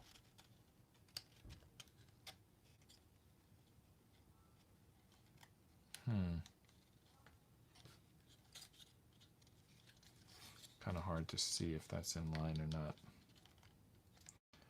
It's funny, I only needed reading glasses in the last year or so. Yeah, because I'm 49 years old. I don't know what normal people get them at, but I guess I got them at 49. Maybe 48. But anyway, I didn't do this hobby. The whole time I had this amazing eyesight, I didn't do this hobby, and then I took it up right when I would need help to do it, which I don't have. I didn't pick up reading glasses yet. So what I do when I need to see something, I just take my glasses off and look real close. But I should at some point get the reading glasses. The eye doctor said they're like $1 and you get them at the drugstore. So there's really no excuse why I haven't gotten them yet. But I haven't. Alright, let's click this in here.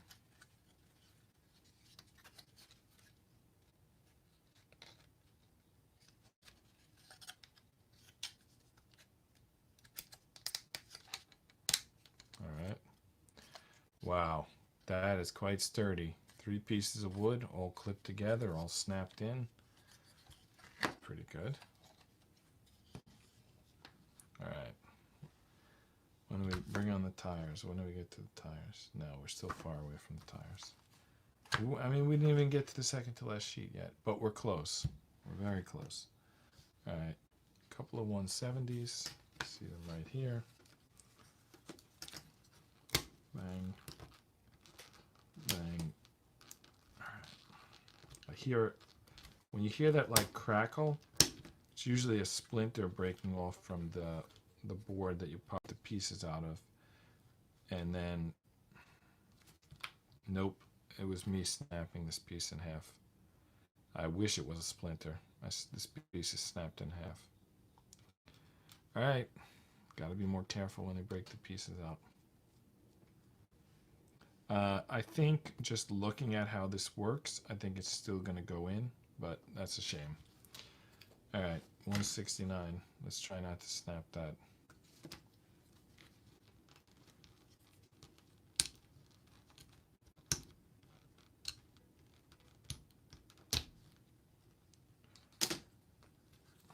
Alright.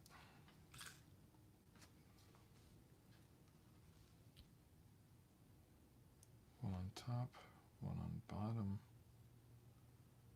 Both of them with the slip facing which way? This way.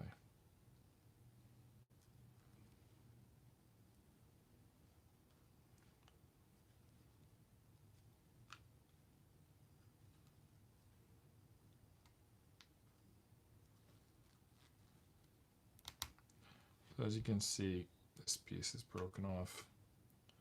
Not sure how big a deal that's going to be. Try to make it work. Alright, we're going to find out right now. 171, which is this big thing here. Is this like the roof of the cabinet or something? I don't know. It's a fairly... No, is it the roof of the cabinet? Oh, it's the door. It's the door. Wow, there's a lot going on there. I mean, a lot hanging off. Is it the window? Is it part of the door? It's the inside of the door. So there's going to be something on the outside. It's the inside because remember those old crank windows before they had the electric windows?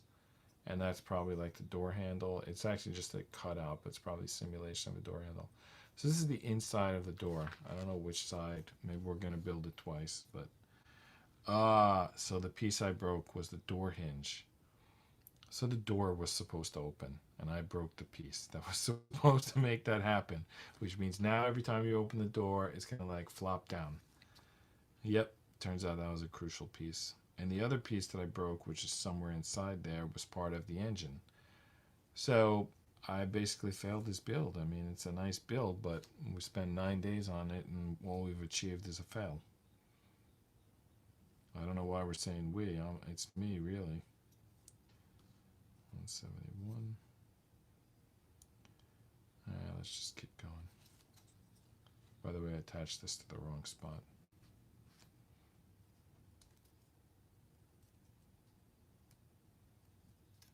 Yep. Yep. So, that's it. It looks cool, right? Too bad it doesn't work. I think I'm going to be able to put both halves in, but they're not going to like function properly.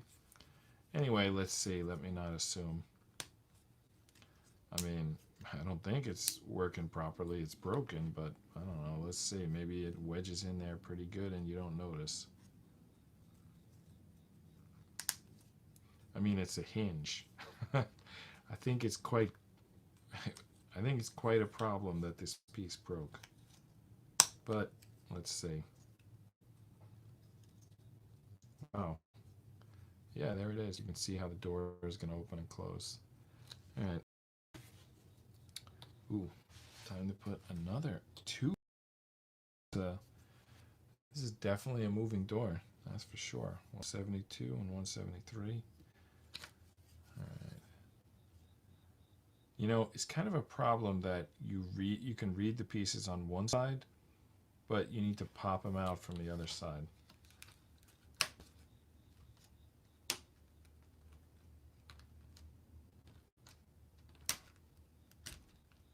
I broke another piece.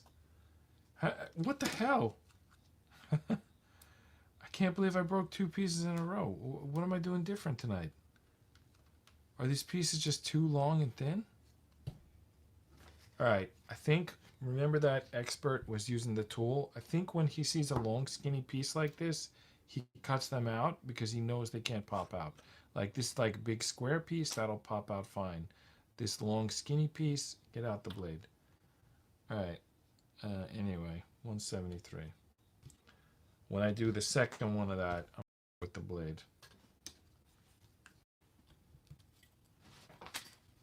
Drop the pick. Well, it's a good thing I didn't perform like this in anything that was important today. I saved all my incompetence for a nighttime hobby.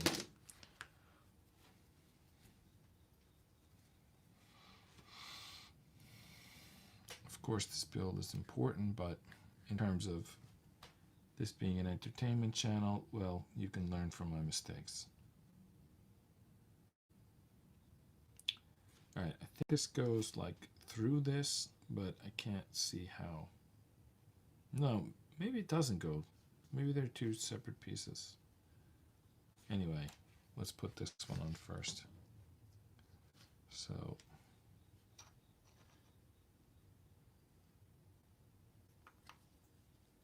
kind of tough to read this piece. All right, no, I got it. It goes like this. And it goes right here.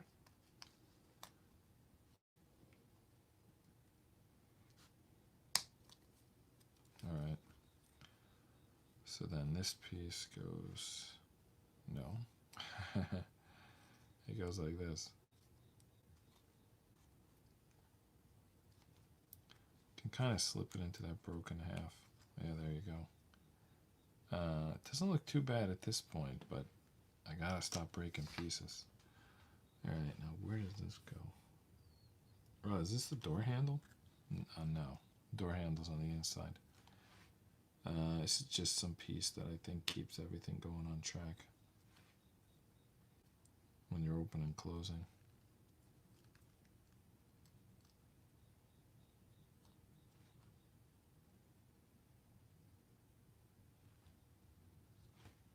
I wish they would show a picture of what this looks like after it goes in, because I'm having problem envisioning it.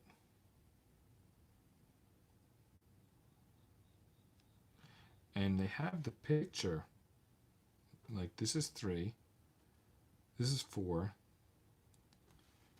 but I don't see this. Oh wow, it's way up here. Wow, that doesn't look at all like the arrow makes it look.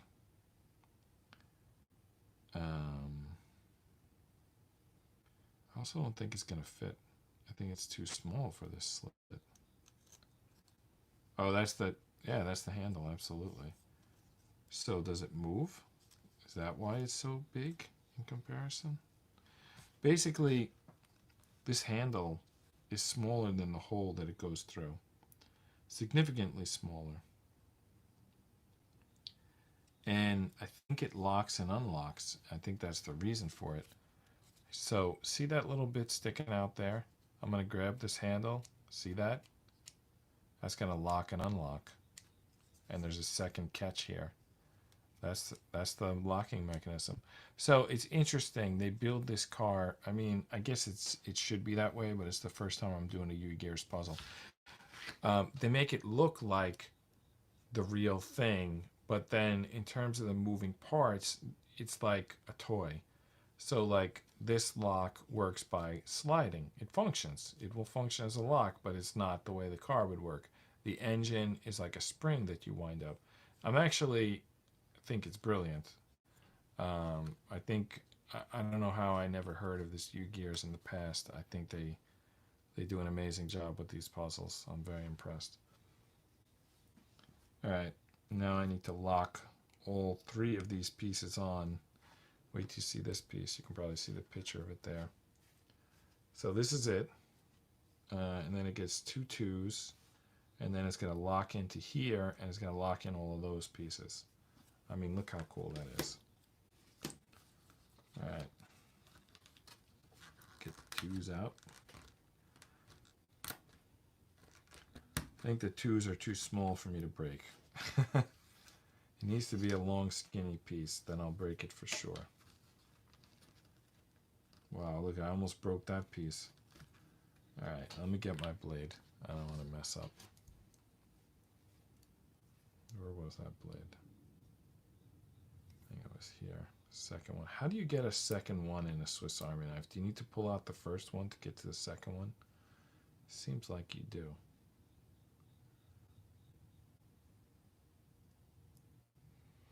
Where are they at? I should research. I'll look into that. Yeah. Although, let me check the text box in case anyone gave the answer. No. All right.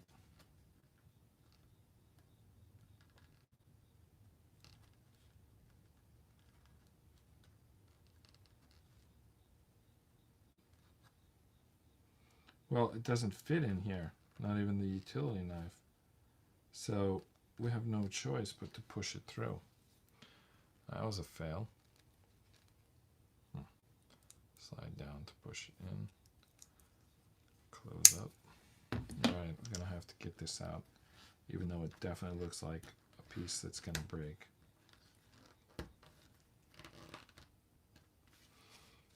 Get the whole thing at once to prevent breaking. It is clinging so tight on this side, and I couldn't get a blade in there, and I just know it's gonna break. Alright, didn't break, but wow, it was nerve-wracking. Alright, goes in. I usually say put the big side in first, so that means I gotta get the 2s into the door first, and then I'm gonna click this pitchfork piece on with some little accordion on it. That's interesting. All right, let's get these 2s in there.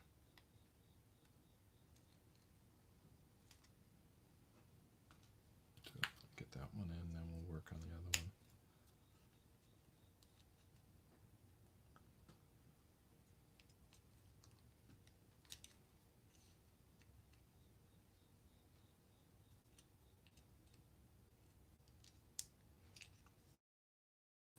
Did you ever hear about that interrogation technique where you talk to someone and you pretend that you don't care what they're saying so that they keep talking and they'll like more and more. Man, I pushed it all the way through. That's crazy. I couldn't get it in and then it went in too far. Was it putting in the wrong end? Anyway, now it should be easy to get it back to flush. Yeah, there we go. So anyway, it's like interrogation technique where you pretend like you don't care what the person's saying. So they'll keep saying more and more stuff to try to get you interested. And that's it. It's like a non-interrogation interrogation. So I was thinking this idea of having a live stream, it's like perfect for that. They probably, this whole concept of live streaming, that's probably why it exists. Like, I mean, you just want to get people talking so you know what they think. Not that anyone ever cares, like, no one will ever watch your live stream. By the way, the piece that I broke is now lost. Okay, I see it. I'll be right back. I'll traverse under the desk to get that piece. So, like, it's not like anyone will ever listen to your live stream. But maybe they'll put some computer on it, and maybe they'll index it, and maybe they'll search it, and maybe they'll, you know, the index will do the text to speech, the voice to text, and then the text will be indexed, and then they'll run some algorithms. And basically, they're going to use all this, what? What are they going to use all this for? It only possibly could use to just, like, falsely accuse and frame people. Like, what could they possibly do with that information? All right, we got to get number 2 in there. Like, if you really thought someone was committing a crime, just do, like, regular evidence collection like you see in the movies and just, like, convict them. Now everyone wants to do this, I guess, Minority Report stuff where they just want to pretend. Like, so now, like, shoplifters aren't arrested.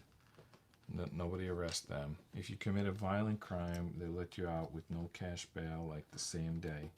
But if you have a live stream or a blog or a YouTube channel or some type of way where you speak and you express yourself, then they're going to use all sorts of Minority Report type of calculations to invent some fake crime and charge you with it. I mean, what kind of nonsense we live in these days? Real crimes are ignored because they're like, well, he's just committing a crime, you know, that's no big deal. But then it's like, oh, this guy wrote a blog. Oh, this guy had a live stream. Oh, that's dangerous. That's unsafe. You know, stuff like that. I mean, what kind of backwards world are we currently living in? The legal system is like on its head. It doesn't know what it's supposed to be doing.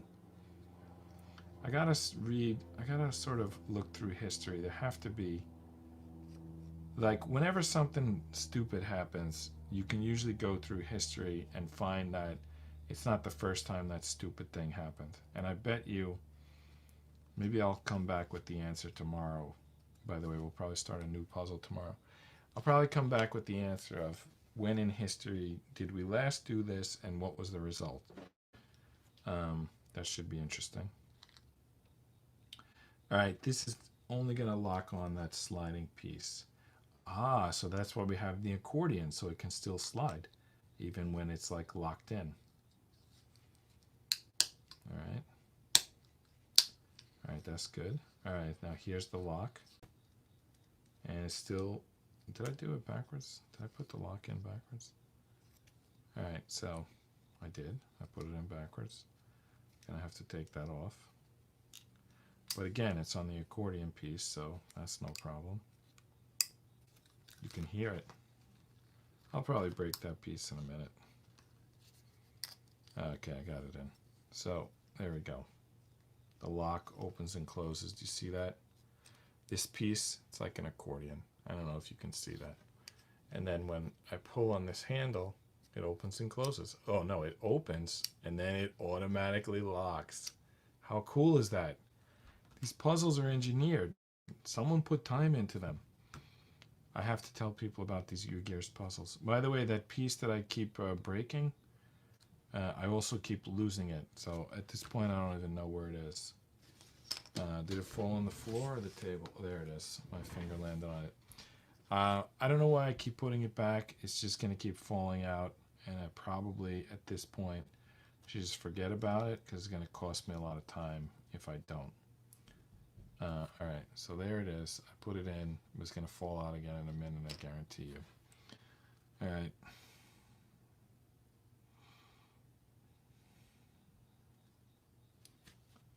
So we have to put another one of these 175s on.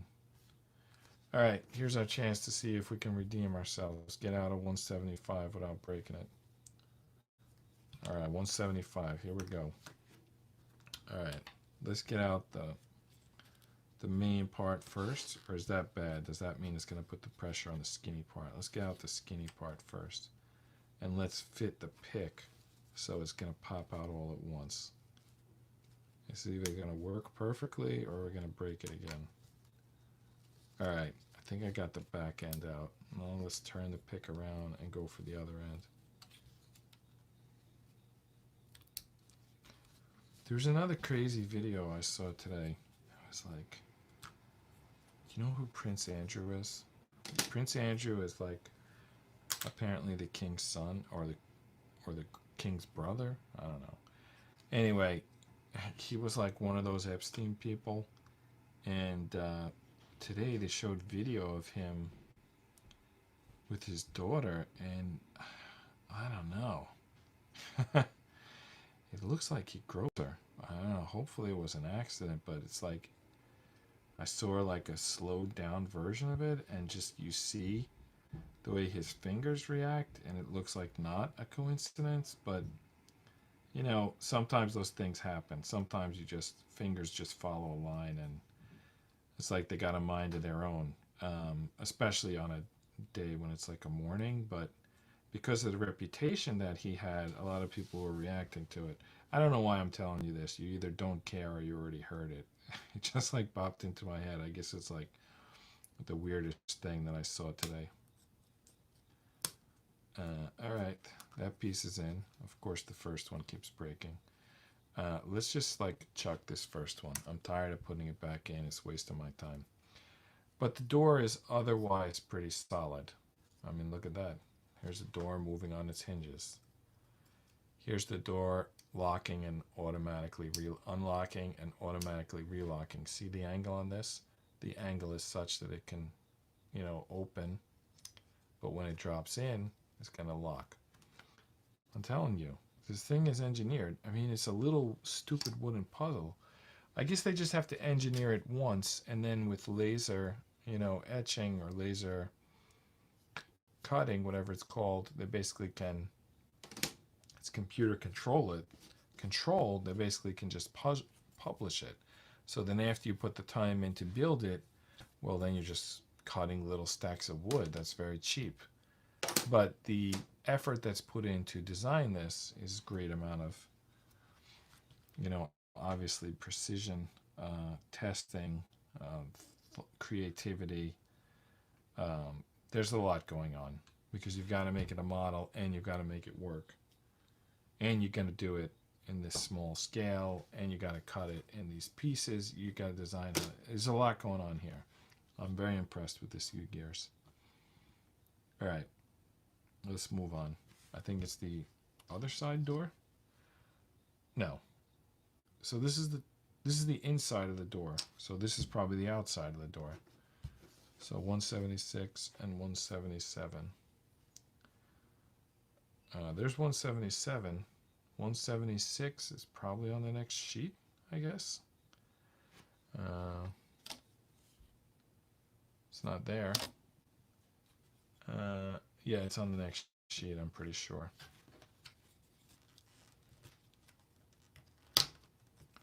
All right, 177. There's still some pieces here, but I'm going to put it in the done box. All right, we're on the second to last sheet. We're moving along, as it were. All right. What did I say? What was the number of that piece? 176.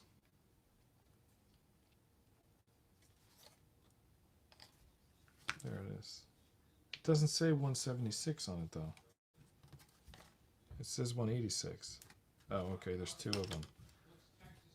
There's another piece fell out. That could be that bumper that I've been looking for the whole time to go here. Let's see. We'll find out. Nick, what did you say about Texas toast? Did you? So you didn't? It's in the freezer. Yeah, it's like buttered bread, but you gotta like toast it or something. I can hear myself through the speaker even though it's on 0 volume. Sorry, I shouted. If anyone was falling asleep watching this video, they probably just woke up. I apologize. Go back to sleep. Get your rest.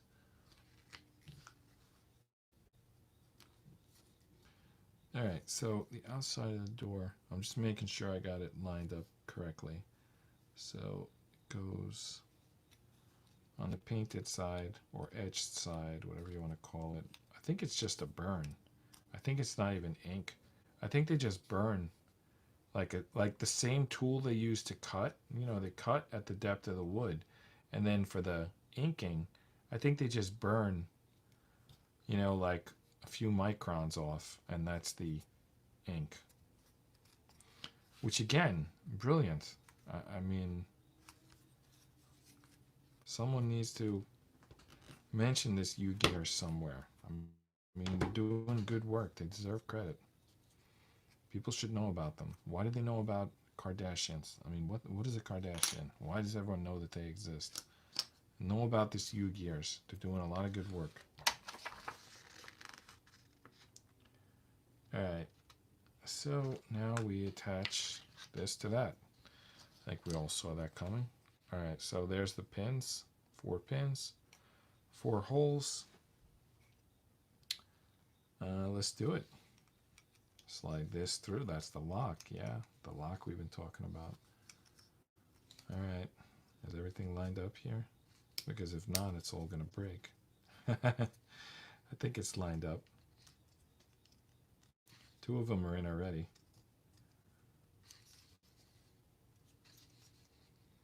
Alright, how much force do we put on the other 2?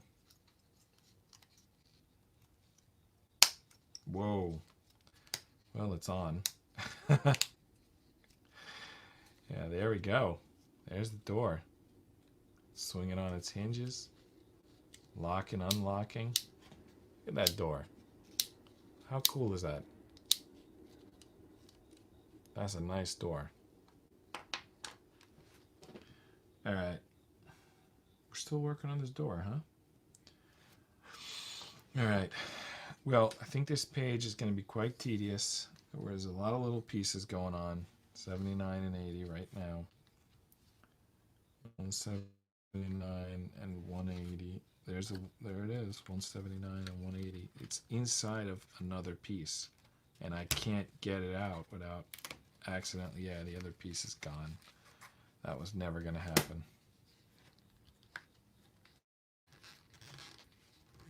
Basically, in the process of getting out these little pieces, I took out this mid-sized piece. There was really no way not to. All right, which is the big end, which is the small end? All right, the big end goes into the door. There's no space there. It's on this side. No, there's no space there because that's the piece I broke. So there's nothing to hook it to. All right, we're just going to make believe. We're just going to hook it to it. We're just going to do it anyway.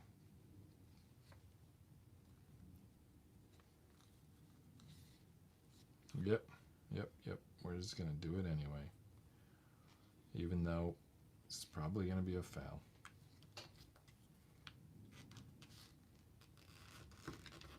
Oh, am I off the camera? I wonder how much tonight I've been off the camera. Lift this up a little bit. See if that does. I bet you I did it too much. Well, of course, yeah. Wow, way too much. All right, let's bring that back down a notch.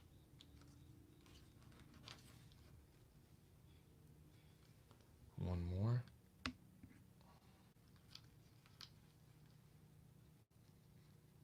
All right, that'll work. So you didn't see half the assembly tonight because I was didn't really check the camera very well, I guess. This is why I want to build, I'm going to call it a set or a studio, but it's really just like a fixed mounting position to a fixed, four-walled cube. It's like a cube with four of the walls. You can call it a light box, but I'm calling it a mini studio because it's not a light box. I'm making it out of different materials. But it'll have a consistent spot to put the camera so that I don't have to play with it. I mean, I still have to check it, but I don't have to spend my life playing with it and make sure it's correct. Getting it correct. I won't have to do that every night. I'll just have to look at it and see if it is correct or not.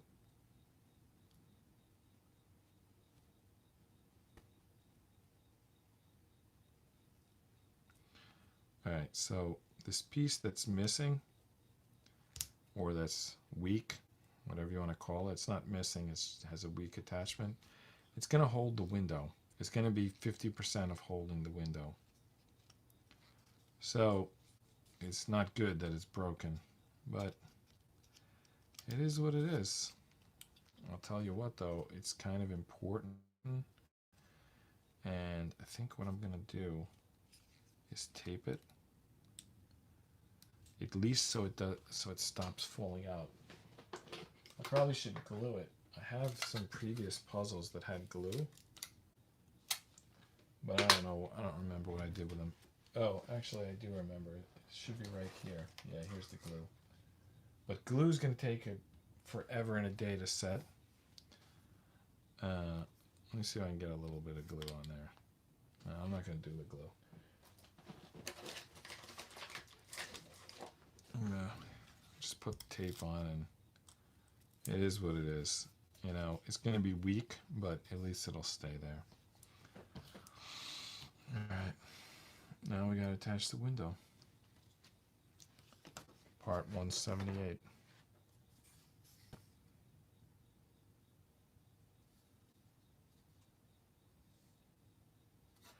I see the other side door is going to be on this sheet, the other side door. Right now, we're looking for the window, which is 178. Is this it? Is it what I knocked out before? It says 176, but no, it's here. 187. All right, that's not it. We're looking for 178. 179. 176.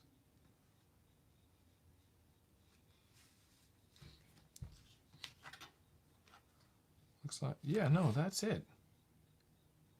This is All right, this is the other side window. This is 178. It is this piece with all the little pieces inside of it. It's just that it's like one side and the other side. So I was looking at the one I had knocked out previously was the other side. All right. Look how skinny that piece is. I mean, how am I going to get this out without breaking it? I think before we used the pick, but definitely seems like it's going to break. It's so skinny, it's like impossible not to break it.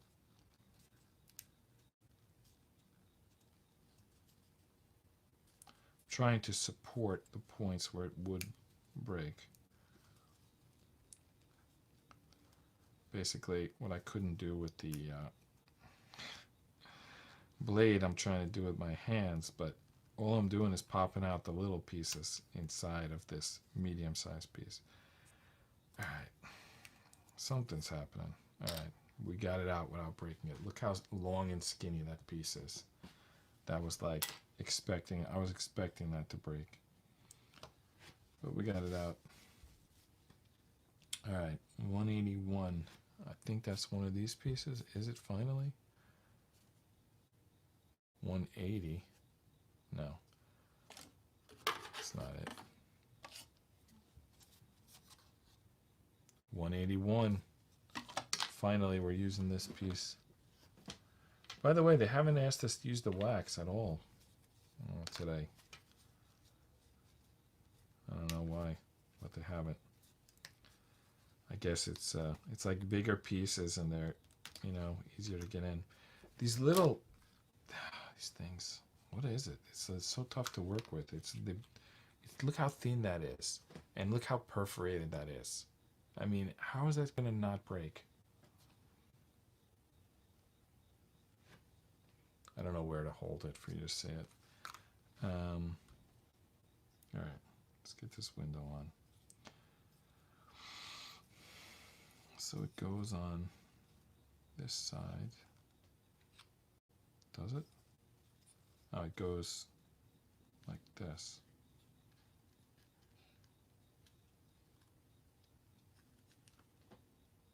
I'm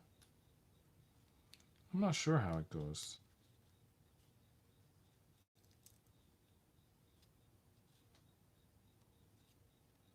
I think this is it.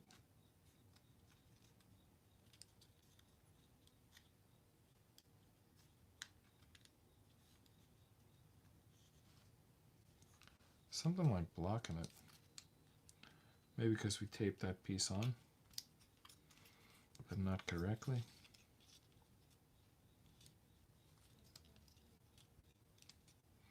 All right, let me get the non-broken side on. Well, you would think the broken side would be easier to get on because there's nothing really keeping it there. So we're going to get a pretty good wedge, though, once we get this in, and that might help. I feel like I'm going to break this piece twice for the second time. This piece that I'm broken, taped on, I'm now have to push something into it, and I feel like it's just going to break again. Not like my repair job's going to come apart. I'm thinking like I'm literally going to break it again. All right, this needs to lean back a little bit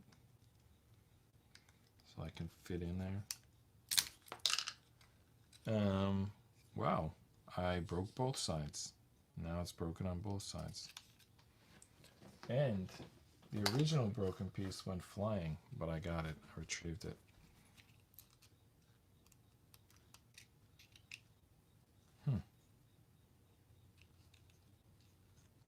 All right. Well, the build must go on, broken or not. Now it's going to be taped on both sides.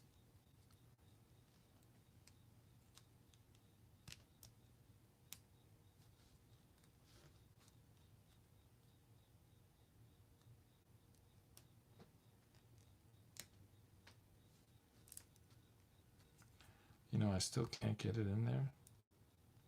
even with it broken.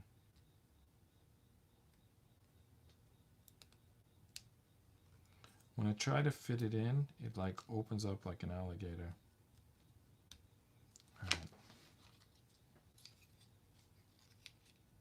Both sides are broken. I mean, it's like, I can't even tell what it's supposed to do at this point. Oh, okay, in here, yeah. Wow. Unbelievable. All right. I gotta tape it on both sides. What choice do I have? It's either that or give up. I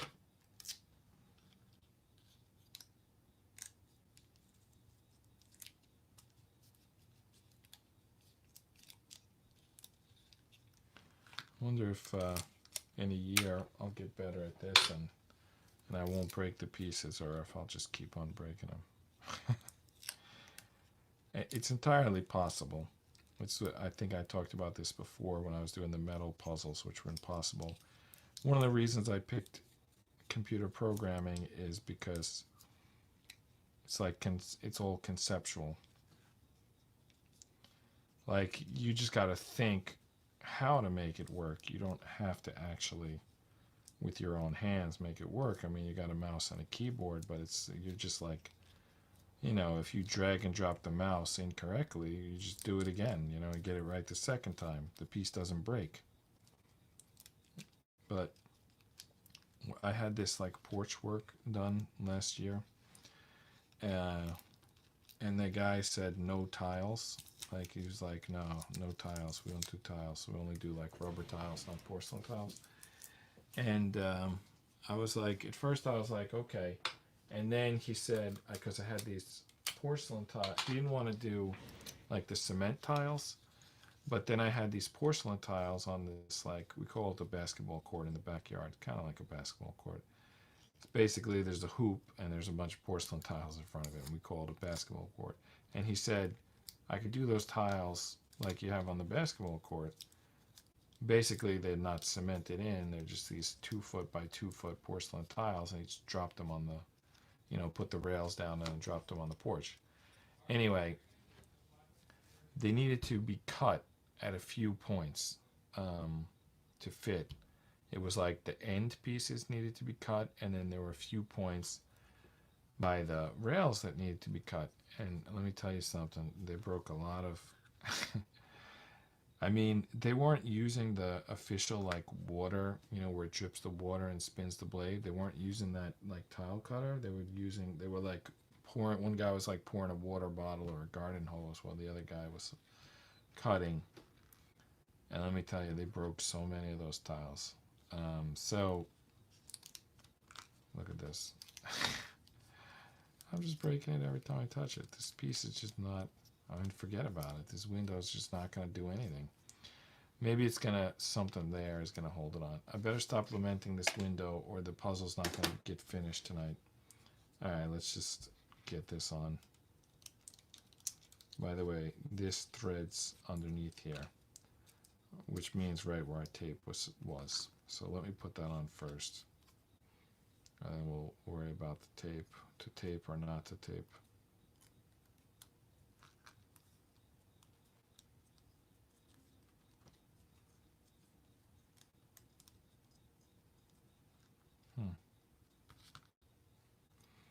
I think it goes on the other side, maybe. Yeah, that was much easier.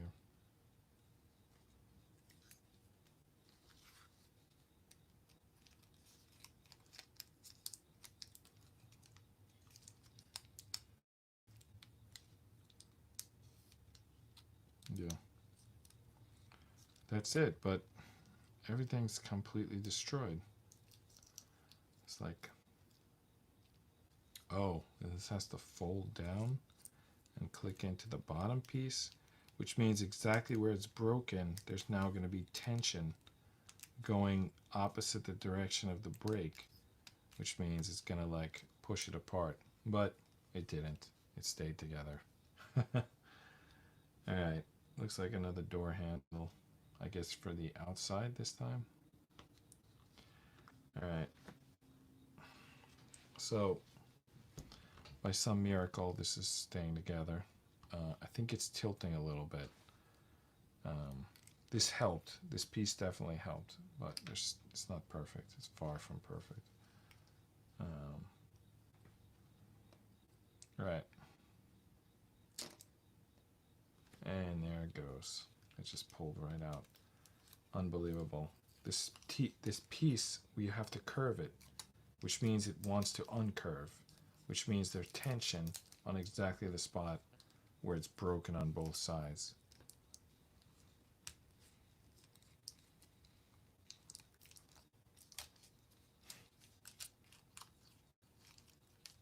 It's just going to keep pulling out.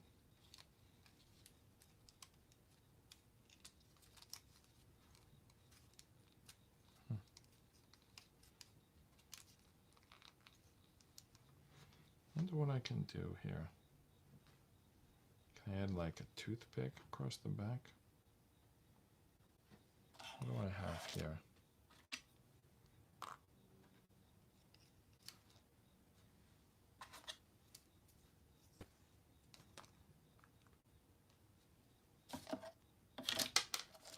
Got rubber bands. Can I put a rubber band across it?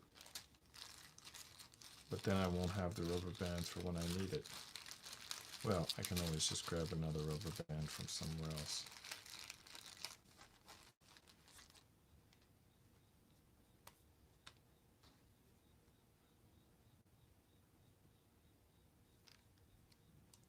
I'm just trying to counteract that tension from the door handle, because that tension keeps pulling this apart. So I figure if I can get more tension in the opposite direction, that won't happen. All right, there we go. All right, so we fixed it with a rubber band, and we fixed it pretty good because we pinned not only the broken pieces but that tension piece. So I think that should be pretty good. So rubber bands are better than tape.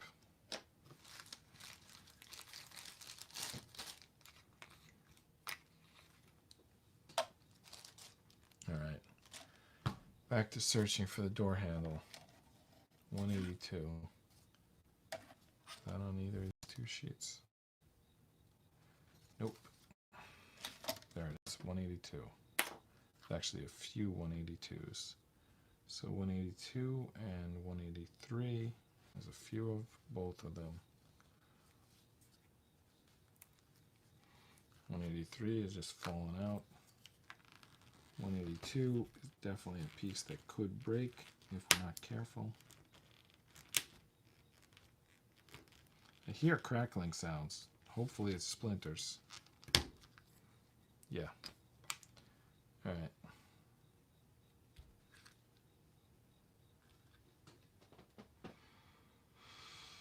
So it says put this through here. Is it ambidextrous? It looks like it's further out on this side, and that's the side they want to go through. So that's done. All right, now what? This is going into the broken piece? Yep, that's what it's doing, all right. It's going into the broken piece. Unbelievable.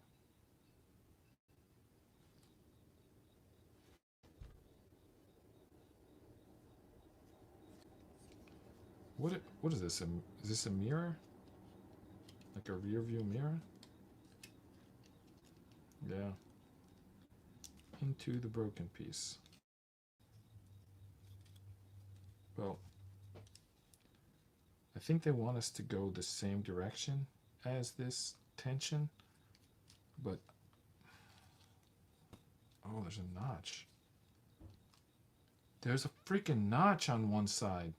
How was I supposed to notice that? Well, my fault. I should have been more careful. So this piece that's given us fits and we fixed with the rubber band, there's a notch on this side and not on this side. And I have attached this on this side. But without the notch, it doesn't work. So, what are we gonna do? Get bolt cutters and make our own notch? Just gonna break a little piece off there. Oh, there's a notch.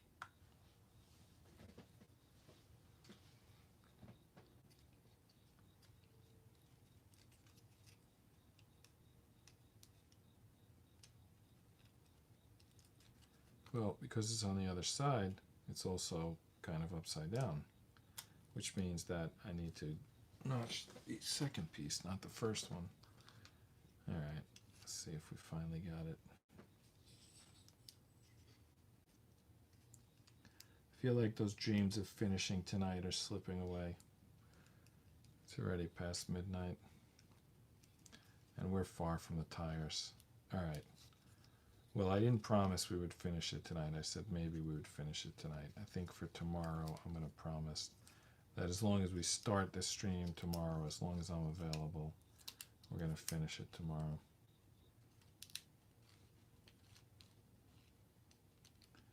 This rear view mirror doesn't want to go into this broken piece for whatever reason. All right, it's in. That's it. The door is done. It looks like shit. And we cheated using the rubber band, but it's done. By the way, this broke above the rubber band. So it's still, it's like no matter what we do, this piece just, I mean, we're breaking it, we're like breaking it and then breaking it again. It's garbage. Just that one piece is garbage. It's like splintering. That's how it works, you know. You damage something, and then if you don't take it out and fix it, it just gets worse and worse.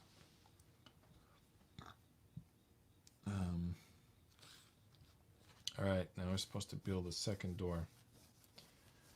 All right, let's do it. Let's build the second door, and then tomorrow we'll move on. You know why? Because I at least want to do this door correctly this time. Let's see if I can get the two 170s out without breaking them this time. All right, push out from the back and go lengthwise. Maybe I won't break it this time. Wow, it really wants to break. I mean, look at this. This thing does not want, it wants to break. It does not want to get out of there in one piece.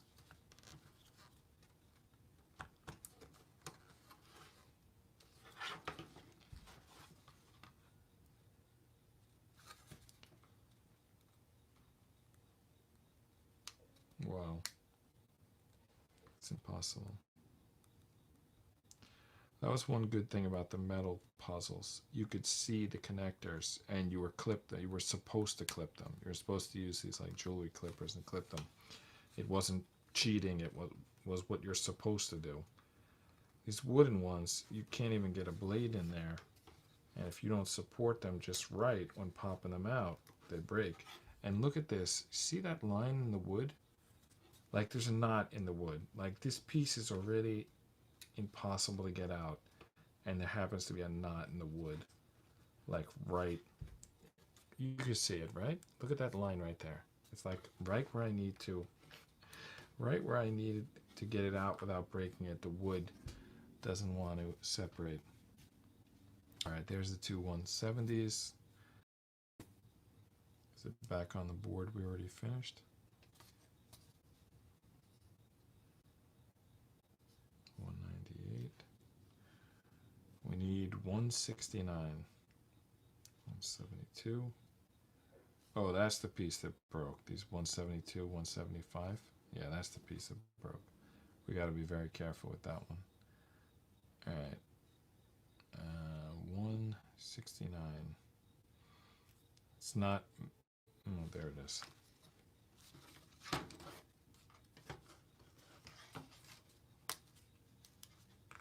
Right, I went back to popping out from the front because you know what?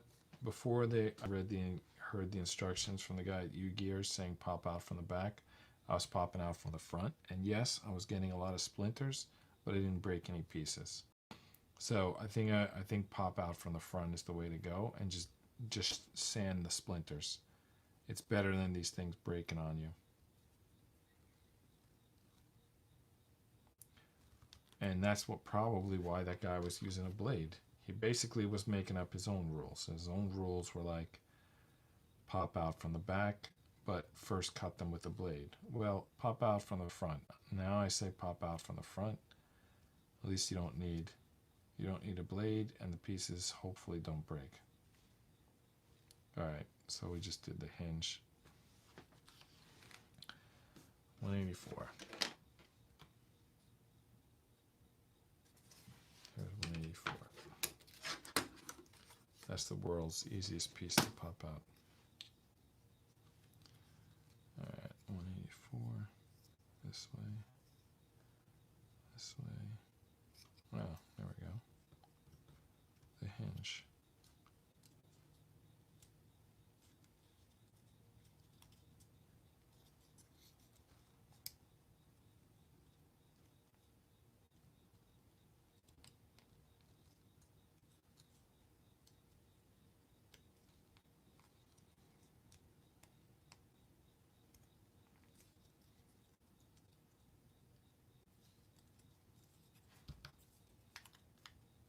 Use the pick.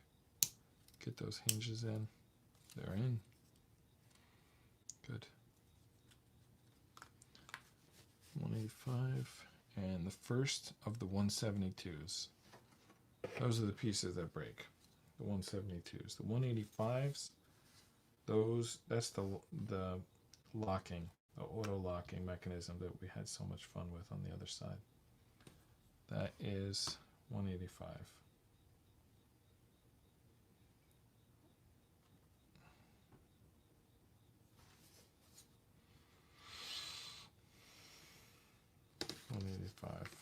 Back to punching out from the front. Oh my goodness, so much easier. That guy who works for the company gave bad advice. You punch out from the front. I don't know. Let's see when we pop out the 172. We'll see if it works. If it works, then we did it correct. If it doesn't work, back to the drawing board. All right. It's time. 172. It's time to find out.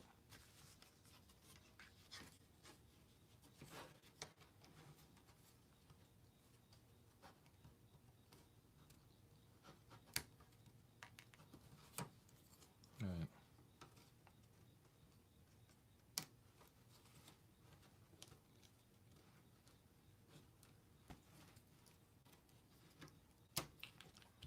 Got it out without breaking it.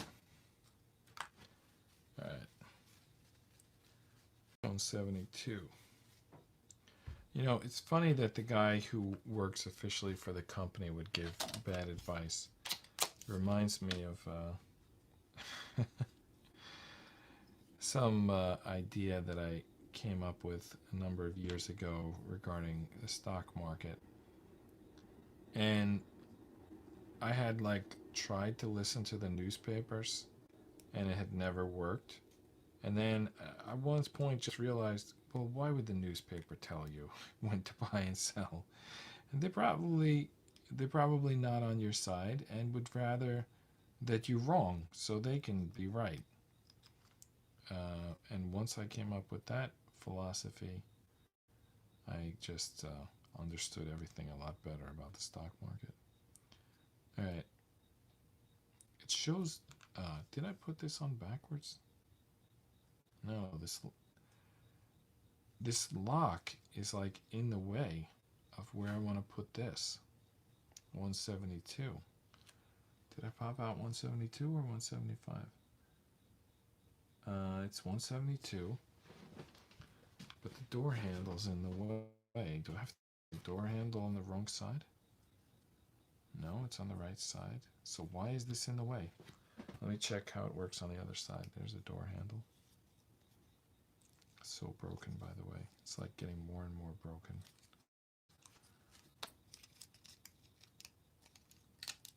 Yep, there we go. completely busted. I have to do that rubber band again.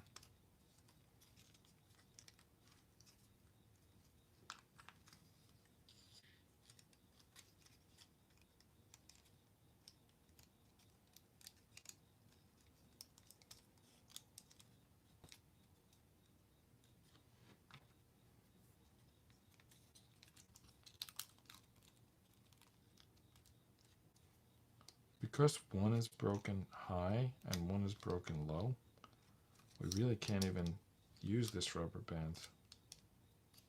Like one side is broken high and the other side is broken low. So it's not even gonna work. But we just, you know, go with it. Oh, and the reason I picked this up was to see how this piece goes, and I couldn't even tell you by looking at it. Oh, no, this piece. Does it go in front? Boom, boom, boom. Oh, okay. So it's supposed to jump over this thing.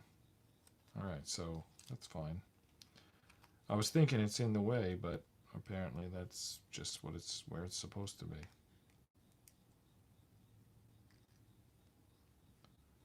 The only thing is, I think it's supposed to be higher.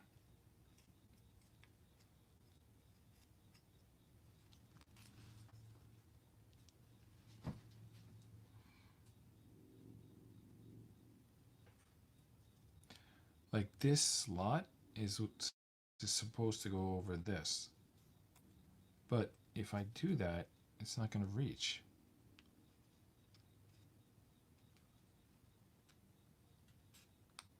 Is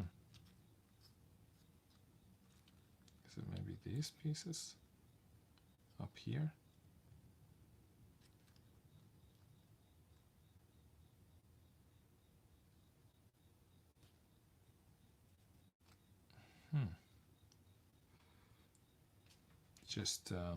Just doesn't seem like it reaches. What's going on here?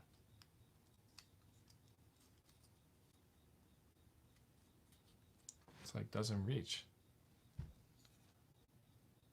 Did they write 172 when they meant 175?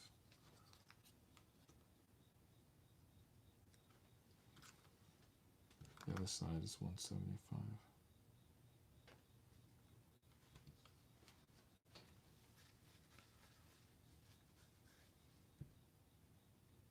Did I put everything on backwards? That's definitely a possibility, but it doesn't appear to be the case.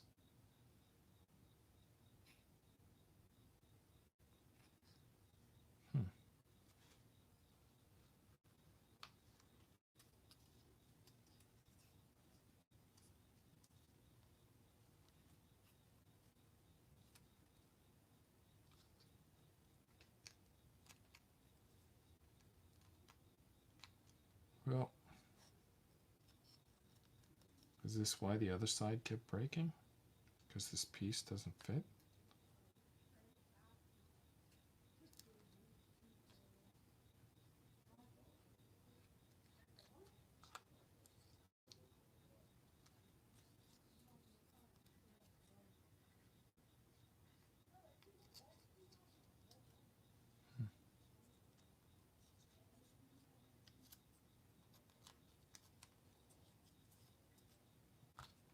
I'm stumped. Piece doesn't fit.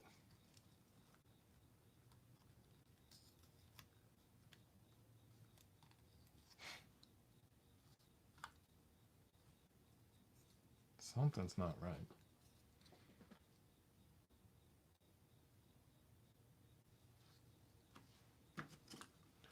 Thinking maybe that isn't 185? No, it has to be. It's only one piece like that.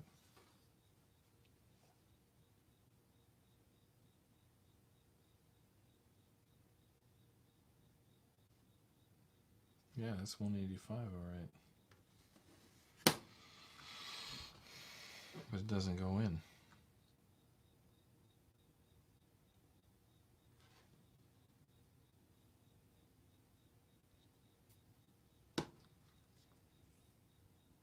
All right.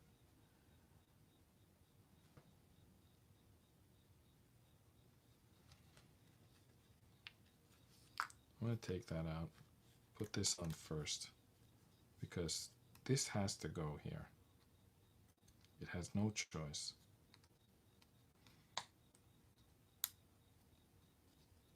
You know what? That is the correct way. This goes in first.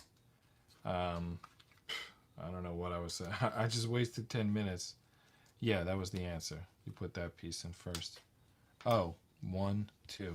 Okay, I didn't know what those meant. All right, 1, 2. Well, I think I'm really proving what a failure I am at these puzzles, but I'll get better as I do more of them.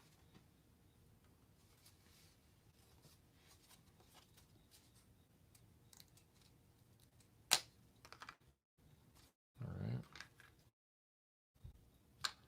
And now, where are those 2 2s?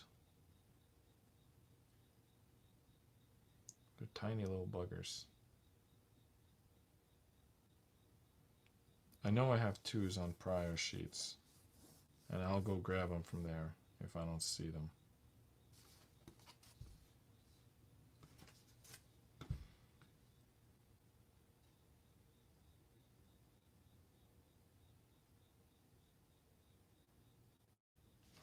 Yep, let's check the prior sheets for 2s.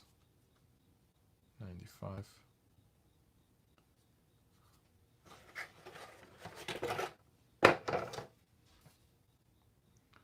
$58. Are there 2s on here?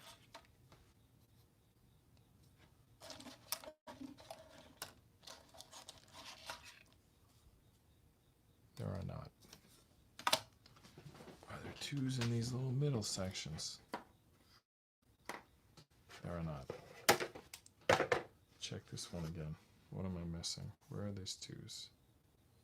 They're like tiny little things. They're tiny little locking pieces. And it's usually 2 of them right next to each other.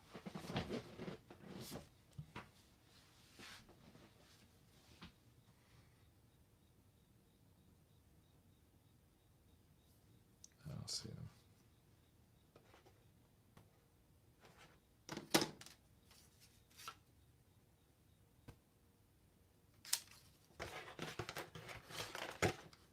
I know there were 2s in earlier sheets that didn't get used. There's one of them. There's a 2. All right. Oh, we need another 2. That's not a 2, but it looks like it. All right. Any other 2s on this sheet? Nope. Any 2s on this sheet? There were 1s, 2s, but not currently.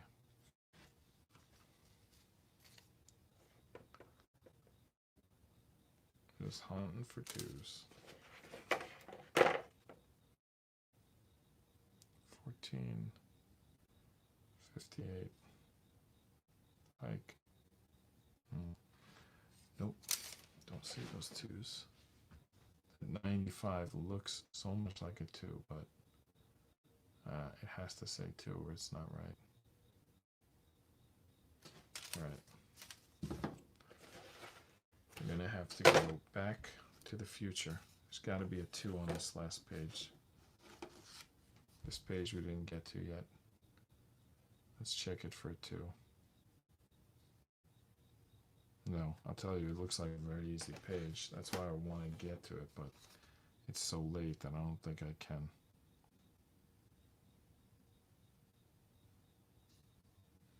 Yeah, I probably can't. I wanted to get at least that door just so I can do it without breaking the pieces this time. You know what? Let's just go with using only one of the 2s.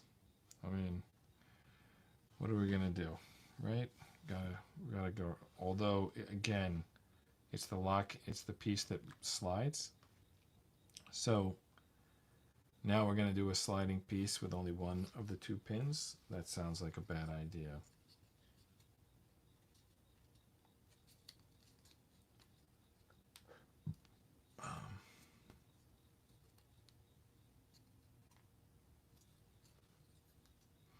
I remember when we did this on the other side, it went all the way through, went too far in.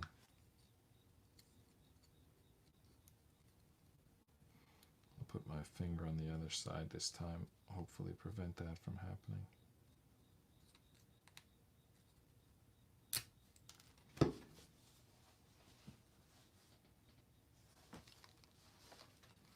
Twice dropped the piece and twice caught it.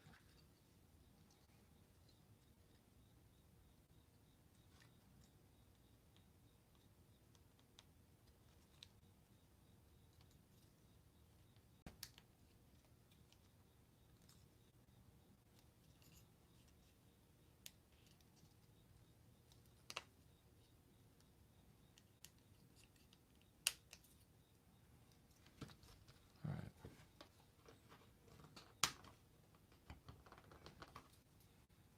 It's not straight. When I try to straighten it, it pulls out.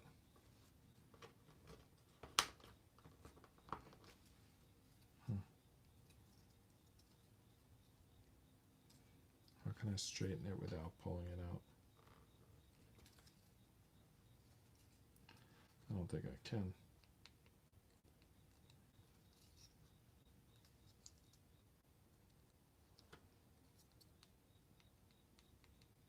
Maybe by putting this next piece on.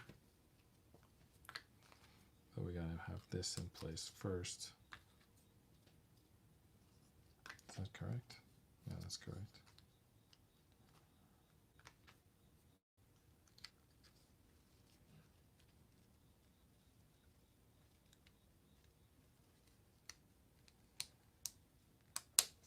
All right. We did it with only one of those twos because I couldn't find the other one. But it actually looks like it's still going to work. It's not that much tension. Now, of course, I'll probably spot that two right away. I don't know why I'm still looking. I already moved on without it, but I'm just curious if it would suddenly jump out. All right. Put that on. Okay, 175. Here we go. Can we get this out without breaking it? We got the 172 out, so it's certainly possible.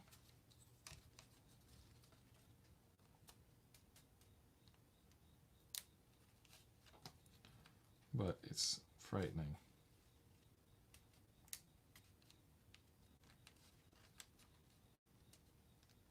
Right, there's the spot.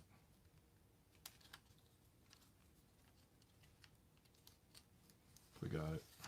All right, so we got both pieces out without breaking them. All right, now we just gotta assemble that.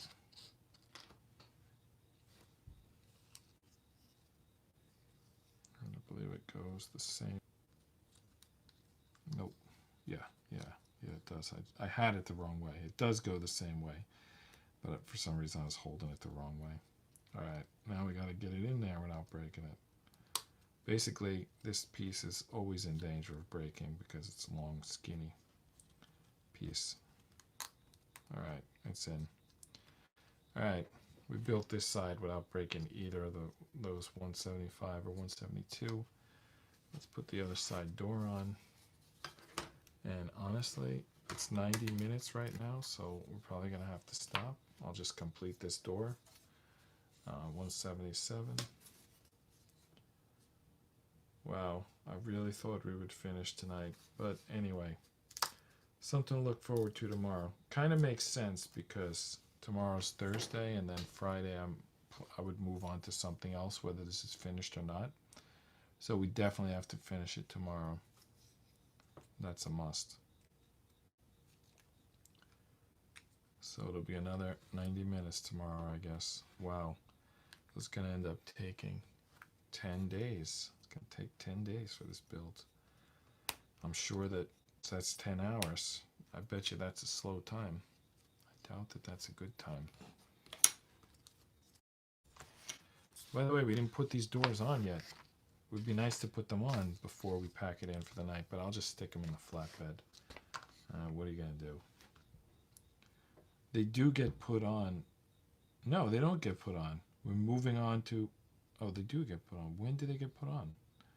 It's the next page is showing the door on, But the previous page doesn't show to put the door. Oh, there you go. That page you put on. All right. I'm still going to stick them in the flatbed because I think it's just too much to do in one night.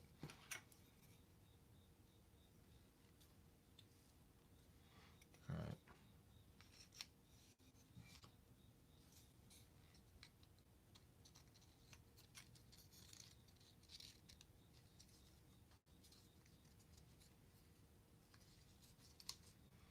Remember this from the other side, but now it's much better without all those broken pieces.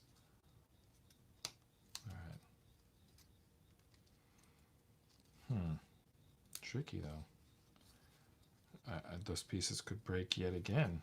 I'm trying to push them in and lock them in, but these other pieces are already here. All right. I should lock from that end. I should get that end in first and then lock. I locked the wrong end. All right, this piece is not going to break. I think I can safely pull that off. All right, we'll put this in first, and then we'll look to lock the top row first, and then the bottom row. Good, we did it. All right, I turned off the echo. Let's get started. I'm gonna type in the chat box, just greet people because maybe someone's gonna show up. Let's see.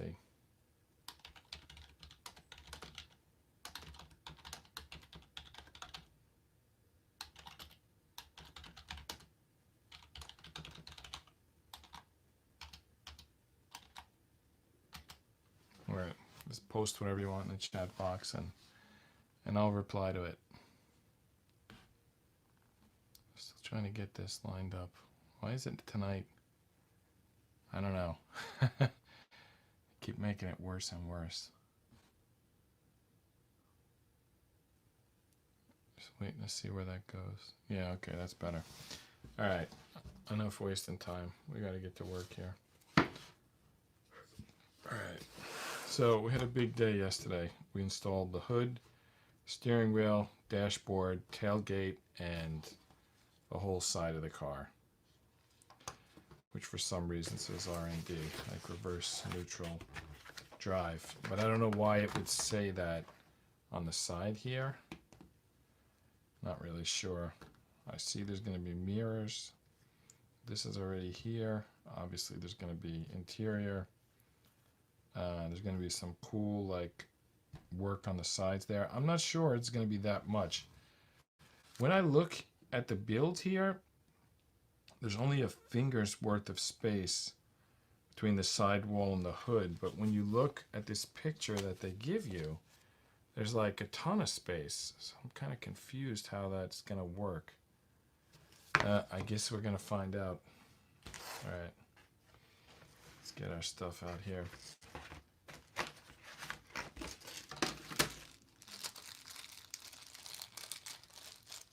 Actually, there's one other thing. I was watching a video from this Ugears company, and the guy had a Swiss Army knife on the table when he was doing the build. And as it happens, I got one of those to review today, so let me go get that. And first of all, I'll just like show it, and that'll be probably showing it will be used in a review later. But then also, I guess I'm going to keep it nearby because maybe it's going to come in handy. I mean, if the people who work for Ugears use a knife when they're doing these, maybe I should too, you know, maybe it's going to come in handy, like pliers, utility knife, who knows what I'm going to need. Alright, so we're completely done with 3 of these sheets. Look at that. They're kindling now. I guess we're, you know, almost a third of the way through the 4th sheet, and then we got, what, is it just 2 sheets left? Yeah, just 2 sheets left, yeah. All right, and look at that. The last sheet is all tires. I would guess it's possible that we could finish tonight. I think it's more likely tomorrow. I see a second hood here. That's encouraging because I thought for sure that I had destroyed the hood, but looks like I'm going to get a second chance at it.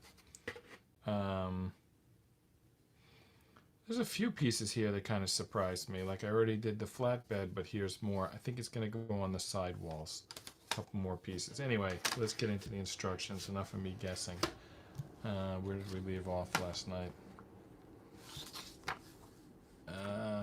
We already did the flatbed. We're clearly into the second half of the book, but we're also on day 8, so I don't know. There's really much to brag about. This looks like what we were doing yesterday. Yeah, there's something new. So did we finish this? I believe we did. We put the side wall on, and then boom, check mark. And then we turn the page, and that's new. That's stuff we haven't done yet. So I guess we're starting here on page 38 today. Alright. I'm gonna grab that knife that showed up today.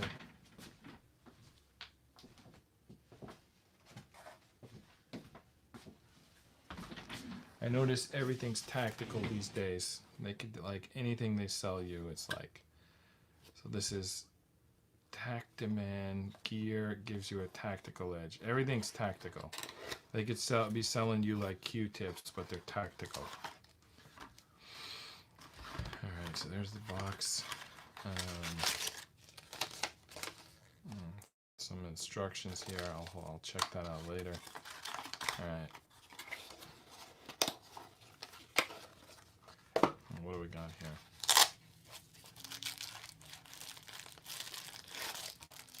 Looks pretty cool. Looks like a wrench, honestly. Yeah, there's the wrench. Alright. Yeah, needle nose pliers, really. And then there's a bunch of other stuff going on here. Let's check out. There's a saw. I'm just seeing if they're going to have stuff I can use for this build. What even is this? It won't move. Alright, I guess I have to read the instructions to find out what all this stuff is, but that looks like scissors. I probably need to flip them down. Oh, there we go. Alright, there's the scissors. Alright, that's pretty cool. I think we got the bottle opener coming up next. Yep, bottle opener plus a flathead screwdriver. File. We're definitely going to need the file rather than using the sandpaper. Here's another saw with a different blade. There's something deep in there. I'm not sure how to even get to it. Oh, no, that's the wrench. Alright, we don't have to get to that. I almost cut myself on the scissors closing this. Alright, let me carefully close them one at a time. Well, that seemed like everything. I don't know what's going to be on the other side. Wow, those scissors really don't want to move. What did I do to them? They're like permanently open now. And I can't put force or I'll cut myself.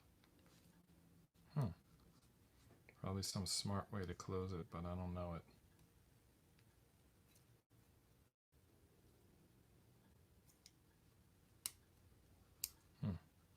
Am I breaking the scissors? Alright, there's the scissors. How do we close the scissors? There's a little thing here. Let me pull that down and see if that... Yeah, that's it. So that means this thing that we couldn't figure out, I should pull that down and that'll open as well. So how did I get the scissors out without pulling that down? I don't know. There's something on the back there. It like goes through. Yeah. Pull it down on both sides. Still doesn't come out, whatever it is. Anyone know what this piece is? I can't figure it out, and it won't open up. Maybe it's not supposed to open up. Alright, let's just see what we got here. Okay, another knife. That one's, I don't know, what's that, a steak knife? Looks quite dangerous, whatever it is. Looks like another bottle opener. No. That's a utility knife. That definitely can be useful in this build. Phillips head. Can you call that a Phillips head? I'm not sure. Well, it's definitely another bottle opener. So this is going to go in the bug out bag, another saw. I don't think this is the world's most useful Swiss Army knife. I'm probably going to give it a 4. I still haven't gotten this open, nor do I have a guess on what it is. You know what I think this is? I think this is to clip it to your belt. Look at the size of that. That probably clips to your belt. So that's why I can't open it. So there's nothing to open, it's a clip. Alright, I think the needle nose pliers was the most useful part. That's probably what I'm gonna the mode I'm gonna leave it in. Oh, there's something here on the ends here. I don't know if that's just a guard or if those are just guards. Yeah, they might just be guard. No, they might be extenders. Let me pull on the little trigger here and see what happens. Something came out when I pulled on it.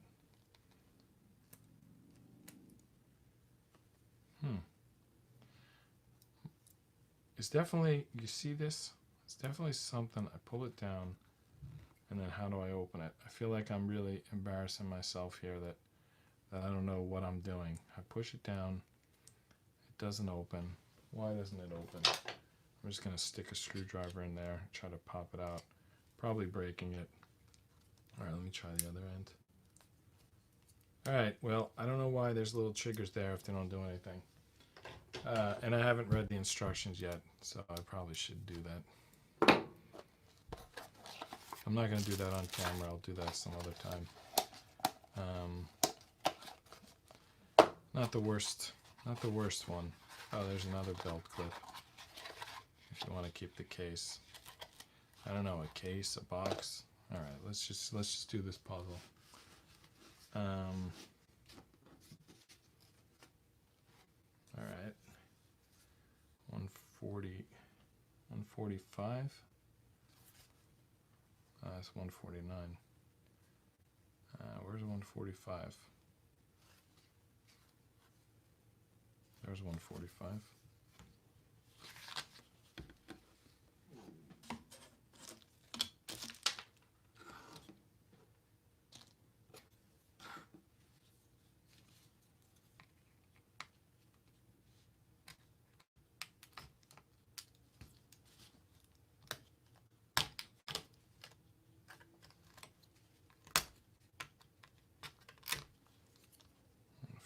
Five,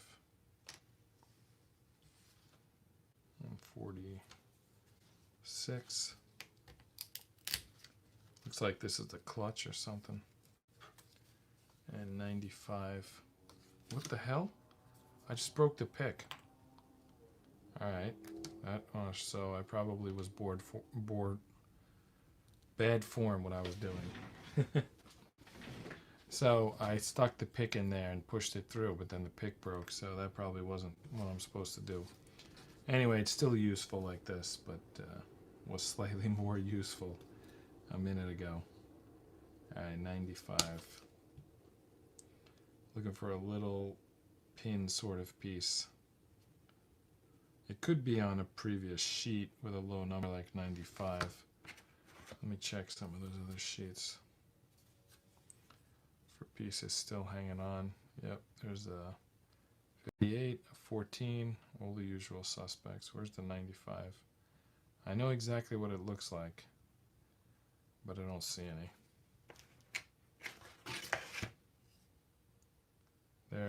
That's a 2, which I think the 95 looks like that too, just a little bit.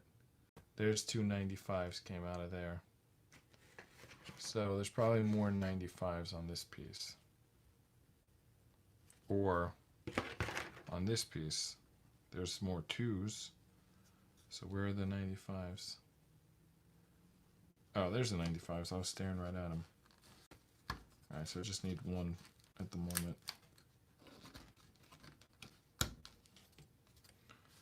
How can people pop these things out without breaking them?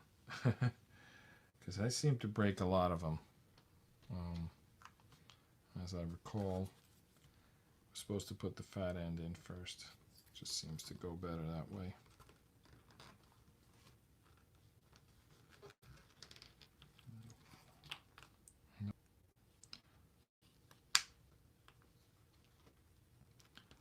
Dad asked me to disassemble these and give them to him when he's done, and he'll do them. But I don't know if you actually can disassemble these.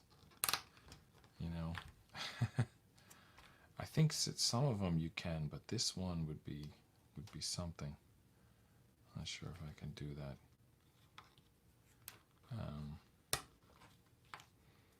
All right, so we built this little thing. Well, what do we do with it? By the way, I was supposed to use, I'm supposed to use the wax right now on the bottom of this thing. So where's that gonna go? It's getting all waxed up. All right, next we need some fairly big piece named 147. So as these pieces get bigger, we move quicker. I mean, bigger pieces, you know, it's like more surface area or more volume for less connections. So it says, doesn't say it, it pictorially indicates that we keep this on this side while we slide this. Is this going to be a working gear shift? I mean, I just see there's like a pattern there. You often have to look to the next picture to see how it connects. It looks like it connects really high, like slide it in here and then slide it over onto this. It does have quite a bit of mobility from that position. Alright, now we need 148, which presumably is going to lock that into place. Alright.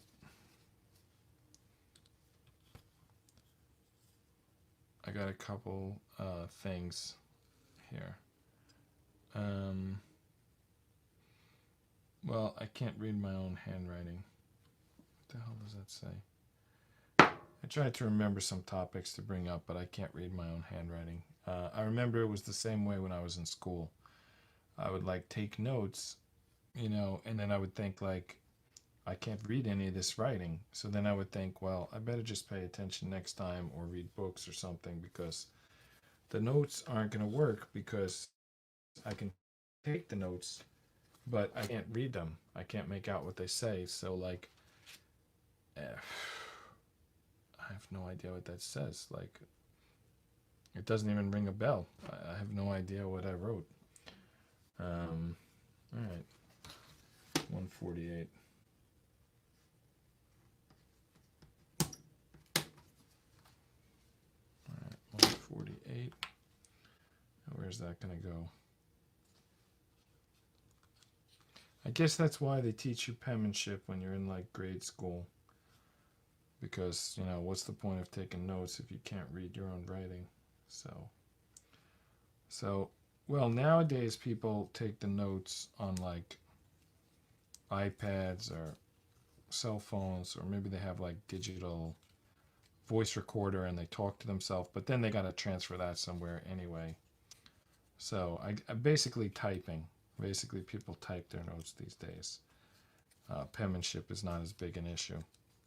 But it might be again, right? Mechanical writing.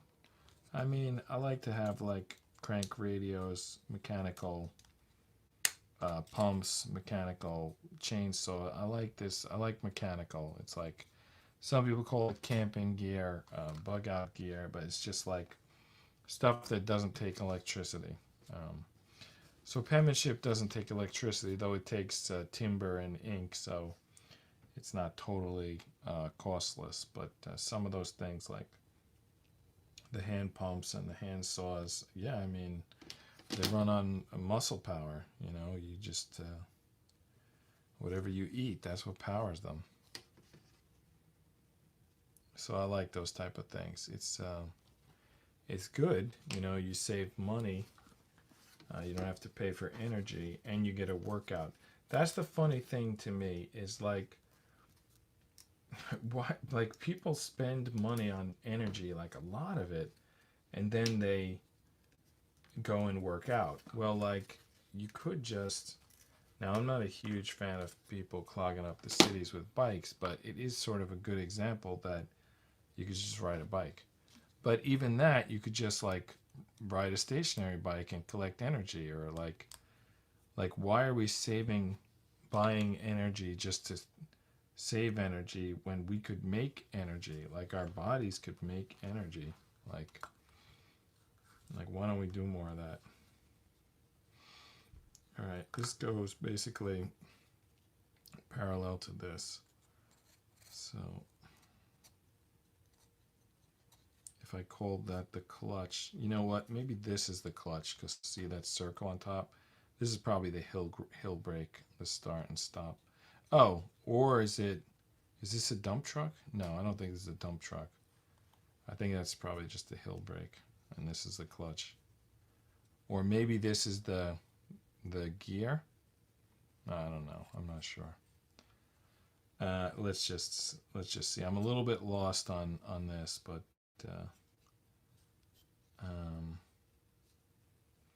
it doesn't look as vertical as the picture. I think I did something wrong.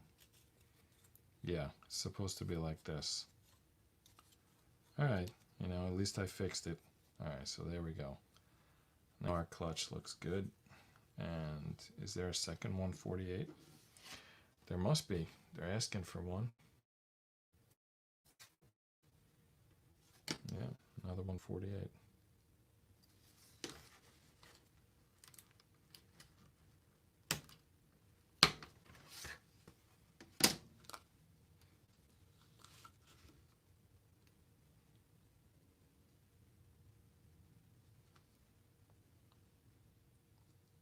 I forget how we got this in last time. Oh, okay. Yeah, I see. You wedge it in there, and then you drive it in here.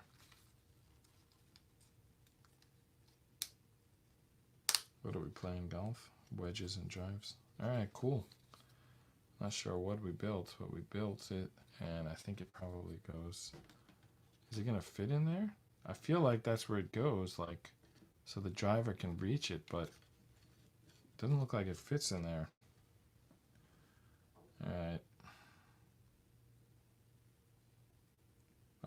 Yeah, it's time to attach that. I gotta tell you, what is this? These controls go in the back. They go in the flatbed. Wait, what? So this is definitely not a gear. I don't think you control the clutch from the flatbed, do you? That's insane. Anyway, let's just get this installed, and then we'll figure out what it is. Does it just slide on? It's gonna be the easiest thing we've done all build. I'm pretty sure it just slides right down in there. Let's not get overconfident. You know, you start thinking it's the easiest thing, and then it doesn't quite fit, and then you break stuff. I think these connect to these, the brake. Yeah, it says start and stop, and it's going to connect to the brake, and this is going to connect. Yeah, this is the throttle. Why are they? Oh, they're in the back. I guess it's for me to control. It's not for the imaginary driver. It's for me controlling the model. So yeah, this is the brake, and this is the clutch. Or you can just call it the gas in this case, because it's a very simple mechanism. Yeah, because I remember these two pieces and what they do under the hood. So obviously we've gone off it being an accurate truck, and now it's become a toy model that moves, and it means, you know, basically these controls are for me to control this little truck. And I screwed up the connections, so I gotta back this out, because obviously this is not going to work unless I make these connect. All right, that one's connected. Where does this one go?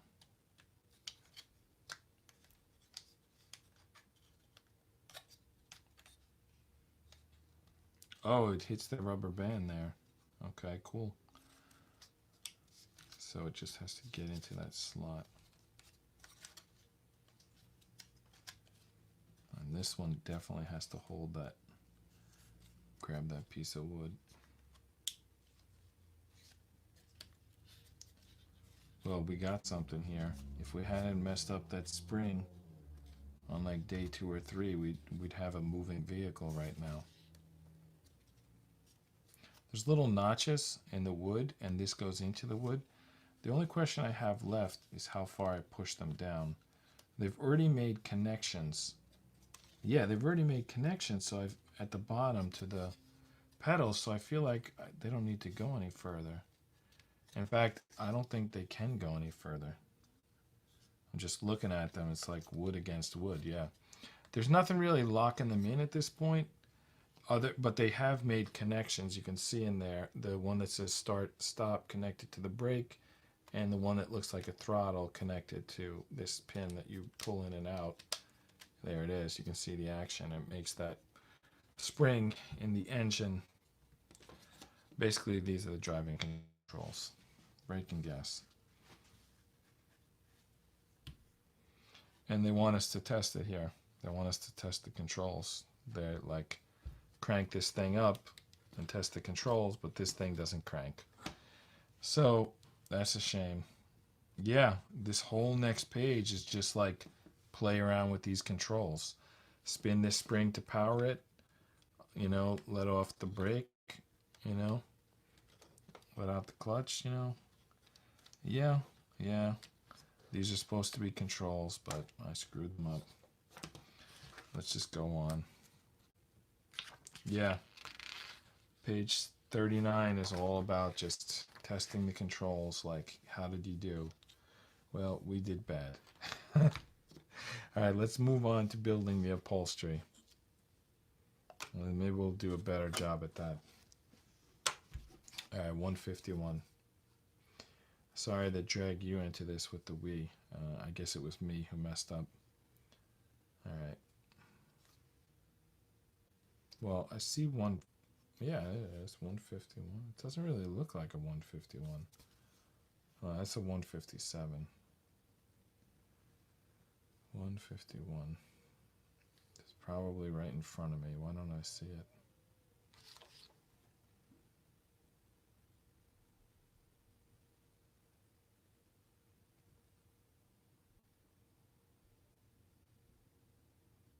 Is it on another page?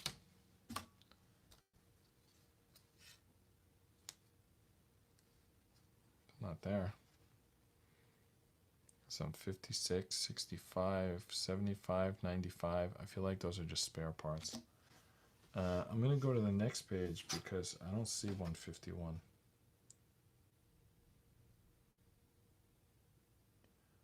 The numbers on the next page are too high.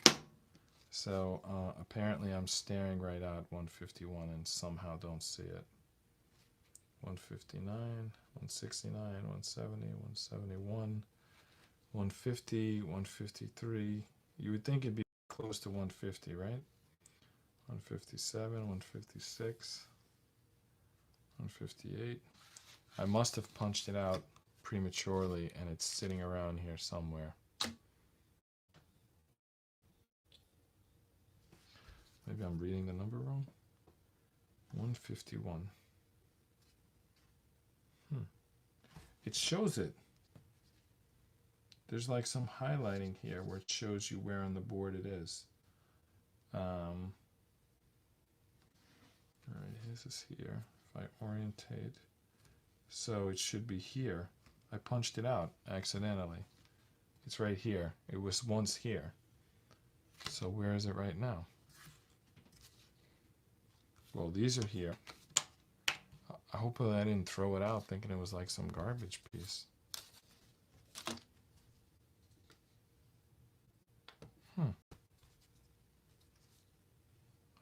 Next I'm going to check my garbage in case I just maybe threw it out yesterday thinking it was nothing.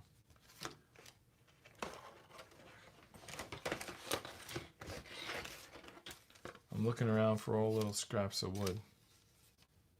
What? I feel like I wouldn't have thrown it out. I would have put it in this little bag here, but that bag is empty. So I have to go dumpster dive at this point to see if 151 is in there, because the other pieces are these two, which means it was in between those two, which means I knocked it out yesterday at some point. And then possibly I threw it out. I'm now looking in my garbage to see if there's any wood pieces from yesterday. There is a wood piece. It says 141.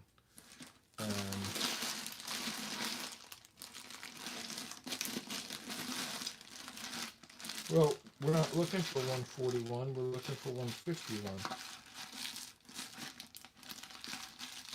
Well, it's not here. The garbage was fairly clean. It was just like paper mostly. But I didn't see the 151, so I don't get it. I have the two pieces that it was with. Is it like on the table right now somewhere? There's 151.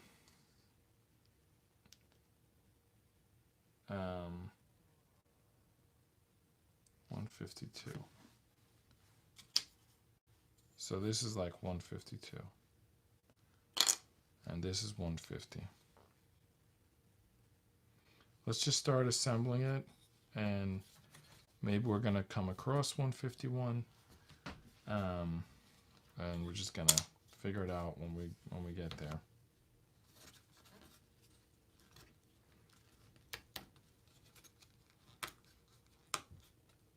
I mean, I don't enjoy moving forward without that piece, but I don't have that piece.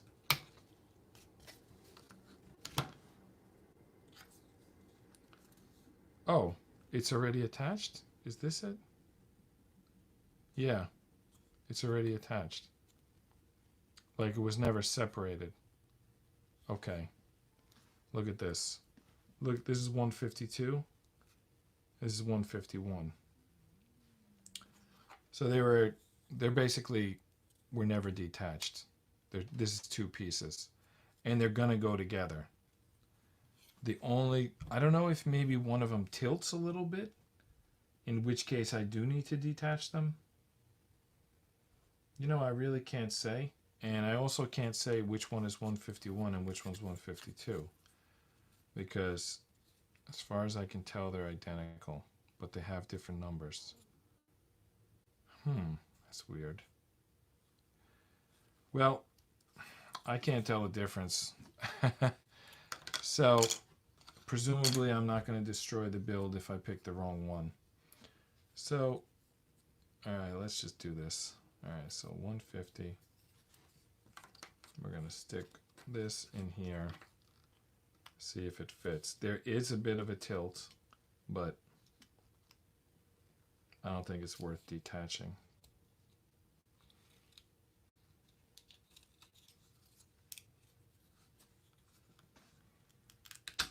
Oh, I did it. I detached it.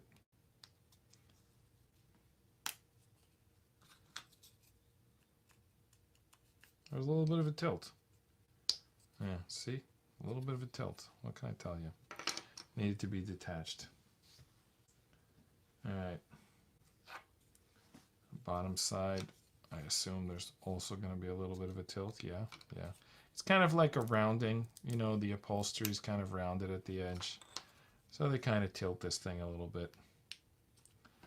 Not a major deal, but enough that you have to break the pieces apart. They won't go in otherwise. Wow, so how much of the stream time did I waste looking for a piece that I was holding the whole time? It's like when people look for the glasses and they're on the top of their head. I was looking for a piece that I was holding in my hand. Unbelievable. Alright, 153 goes on the other side. Oh, punch out from this side. Oh, I didn't use my box cutter, which I was thinking I was going to use Alright, let's use it. Where was it anyway?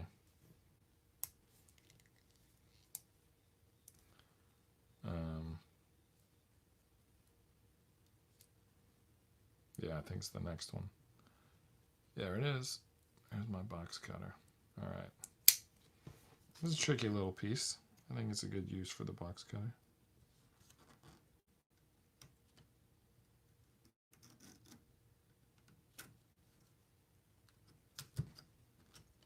Alright. Do all of these lock in? Yeah. I guess they all lock in. That's probably how all Swiss Army knives work. I mean, the last time I had one was probably 40 years ago, and I remember it was red and actually had the Swiss like kind of flag on it. This is, I don't know, some new style. Alright. I got 4 connectors to do here. And then we got the interior of the truck. I got somewhere for the driver to sit.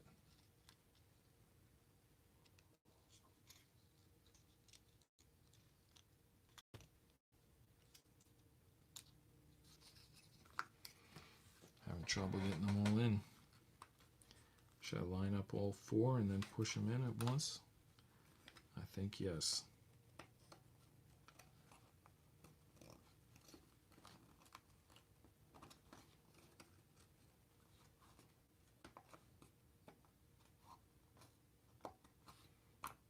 Alright. No. Thought I had them all lined up, but not exactly. Alright, now they're all lined up. You know, you get them all lined up, and then one of them shifts, and then you push on it, and then they all shift.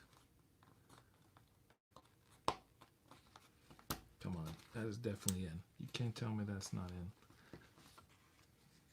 You can see it's in, but obviously it's not all the way in. So we need 4 clicks. 1.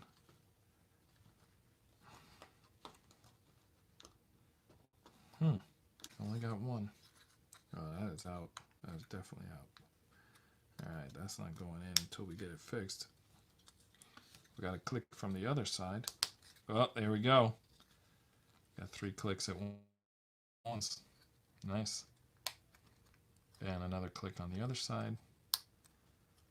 I think we're good to go. Alright. There's the upholstery.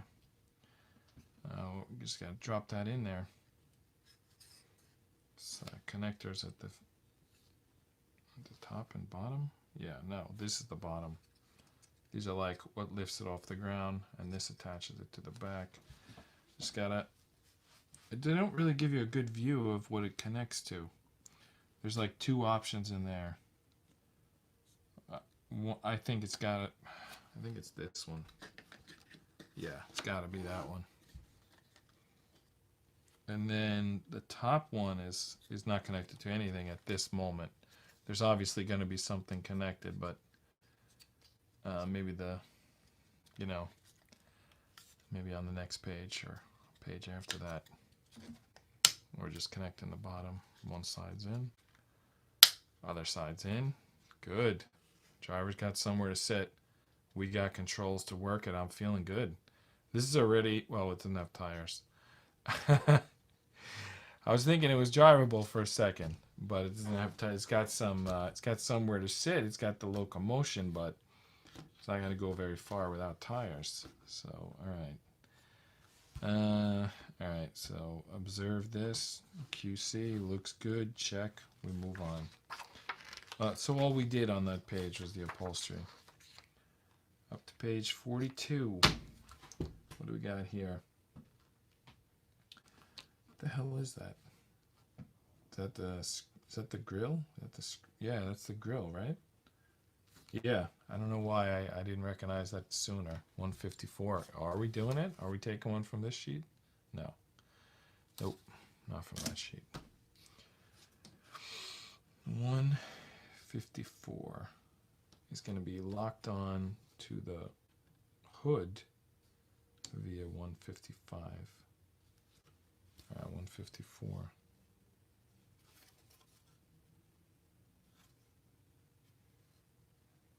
That's it, 154. That's the grill. All right, and we need also 155. This is it. It was right next to it. It's just a little like locking pin. Just gonna go through, and then we're gonna use 155 to lock it on. Splintered off, but the splinter stayed on the wood, so I don't think it's a problem. Okay, so it doesn't attach to the hood, but they're suggesting open the hood so I can work underneath. It's gonna drop down this way. So then why would we put this pin on top if it's going down? Is that just like for decoration? Like I can put it in now if it's not gonna lock anything in. All right, let's just see how, let's do it the way they say. And they don't say. You don't say. Yeah. I think I can drop it in anytime. If I'm wrong, I'll just remove it. They don't advise wax, but I'm gonna go wax here. Probably locks in tighter without wax, but I didn't put much. I just think, for some reason, I think this is a weird angle. By the way, I didn't have the light on the entire time. I know I'm gonna watch the screen to see the difference that makes. Yeah, a little bit of a difference. I just noticed when I tried to get underneath here, I couldn't see. And then I realized, well, because the light's not on. Is the microphone working? Let me check that. Is the microphone? Yeah, mic's working. I'm using I'm using a microphone attachment today. I was thinking to use the one that clips to your lapel, but I thought that that's a little too much. I use that in the gym videos, but I don't think I need that for this. I mean, my mouth is like a foot away from the microphone, so I don't think I need it. But I just added a little, 360 movement to the mic. Rather than the mic that's built into the tablet, I have just a little swivel mic there. All right. Grill is on. That is not the only thing to do in this page. There's a fairly big piece, 165. It's like a mud guard or something. It's the front. I don't know. There's probably a word for it. It goes in front of the tire. 156. There it is. Two of them. So yeah, put one on each side. So I'll punch them both out right now. Boom, boom, boom. Come on. I mean, should I just... I don't know how these people assemble these things without breaking a single piece. Am I like not being patient enough? Do they pre-cut? You think they go through with a utility knife and pre-cut everything? Because then it'll all fall out. You could lose it, but at least it won't be damaged. You won't break any pieces. All right, so it looks like they connect. So I'm just, it's a little tricky as to which side is up. Obviously, they connect with the single side. And they're showing a detail that helps you to know the left from the right. And they're basically saying this little square notch goes towards the vehicle. So that would make, are they can they be done? All right, are they identical? Yeah, okay. So we just have to put this towards the vehicle on this side. And I believe it goes, yeah, right here. This, let's see. I mean, it looks pretty easy. Let's see if looks are deceiving. No, it was pretty easy. I mean, I could get to it. And it was just one connector, and it was a fairly big connection, so it was pretty much no problem. Same thing on the other side. It's a little tougher on this side. If I was left-handed, it might be a little easier on this side, but I'll get it.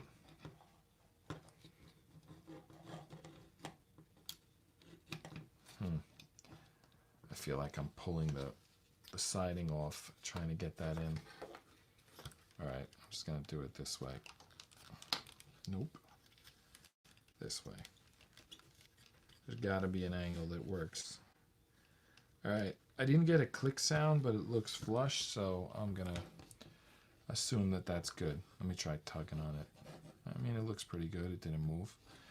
Well, the whole thing moved, but the piece didn't move in relative to the body. The whole body moved. So I would say that's a good connection. All right. Now we're starting to build the front bumper. That's nice. That's fun. 157. We might finish this tonight. Is that possible? No, I have 2 whole sheets that I haven't started yet. I just feel like this, we just tore through this first sheet. And the last sheet is only tires. We're going to do that in 10 minutes. But this sheet looks a little complex. So maybe one more night, because we only got 14 minutes left tonight. But I think tomorrow, as long as I'm available, we're going to finish this tomorrow. All right, 158. No, I keep checking these pieces thinking they're going to be there, and they never are. This 158 is this is a tricky one, because it's going to pop out a bunch of pieces that we don't need yet. And then those pieces are going to have to go in the bag if we don't assemble them tonight. So this is actually, I'm not happy about this, because now we have to go on, because now we have these pieces, which are not part of 157. So I got to knock those out. See that? 4 pieces there. Going to be 2 or 3 pieces on this one. I don't know if that little one counts as a piece or not. I don't think it does. All right. 6 pieces in total, maybe 7. All right, so let's build this grill. All right, ink side up. I would say ink side out, but there's no ink. But as I learned from watching the video, and I should have noticed on my own, one side is smoother than the other. It's like, I don't know if it's varnished or what, but basically, even if there's no ink, you can still tell that this is the outside. All right, so this looks like, wow, that was too easy. It just like fell into place. Yeah, I think that's the easiest connection I've made this entire build. All right. And now that goes onto the bottom of these mud flaps, tire guards, wheel wells, whatever you want to call them. I think they'd be mud flaps if they were on the back, wheel wells on the front. Yeah, that's the only connection, right at the bottom.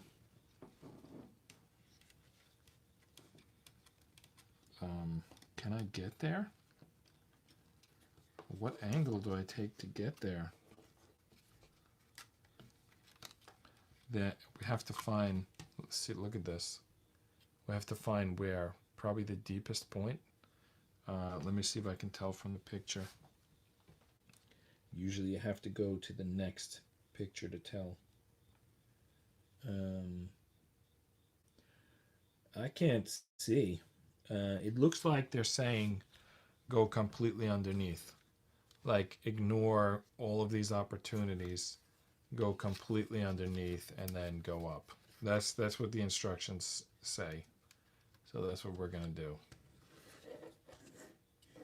Though I gotta tell you, it doesn't feel right.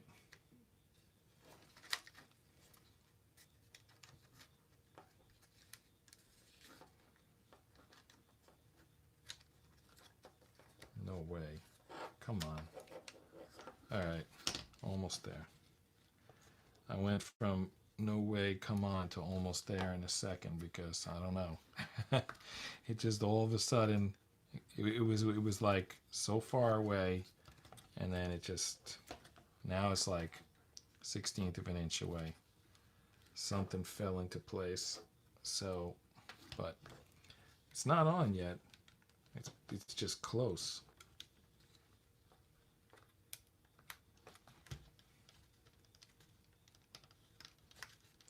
I think I can play with the wheel well, with the, yeah, a little bit. All right. Did I pull the other side off in the process? Slightly, but we can recover. You push one side on, the other side pops off. Should I flip it over? Work on it from the other direction?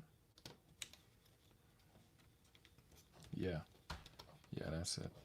Alright, we're going to get one side on, and then we're going to go do the other side. Whatever mess we create in the process, so be it.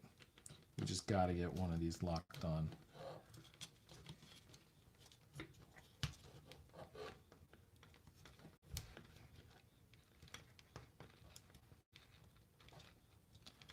If you... Oh, it's halfway on. But I feel like if I switch to the other one, it's going to pop off. I want it to lock before I go to the other one. Yeah, that is far from being locked.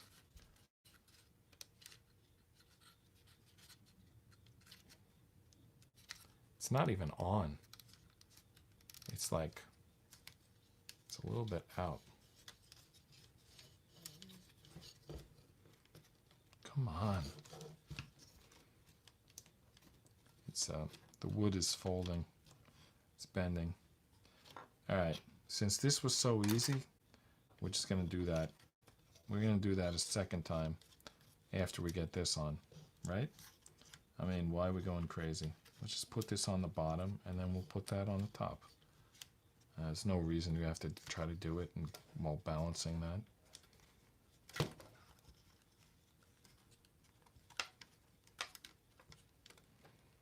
I don't like being 180 and not seeing what damage I might be doing to the other side.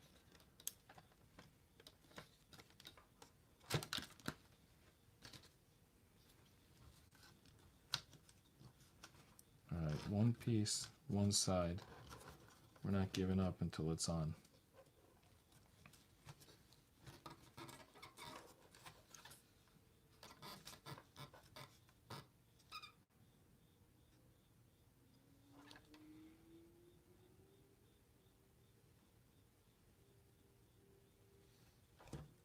Is this supposed to go in this catch or not? It's like a huge thing, whether it goes in there or not. The instructions were like, go underneath. But it really seems like it's supposed to catch. But if I'm wrong, no, it definitely goes in there. Yeah, definitely. There's no way that's 2. That's 1. Yeah, that's it. Go in there. Slide this on. My arms are starting to stick to the instruction booklet.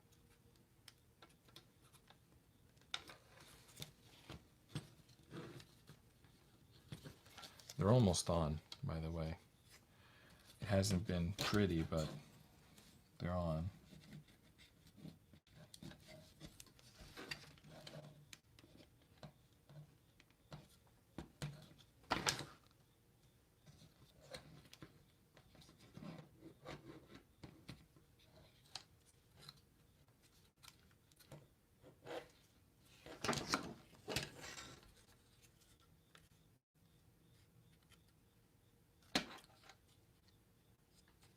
Can't tell. I don't think it's on. We definitely didn't get a click. But I don't know what more I can do here. Well, is what it is.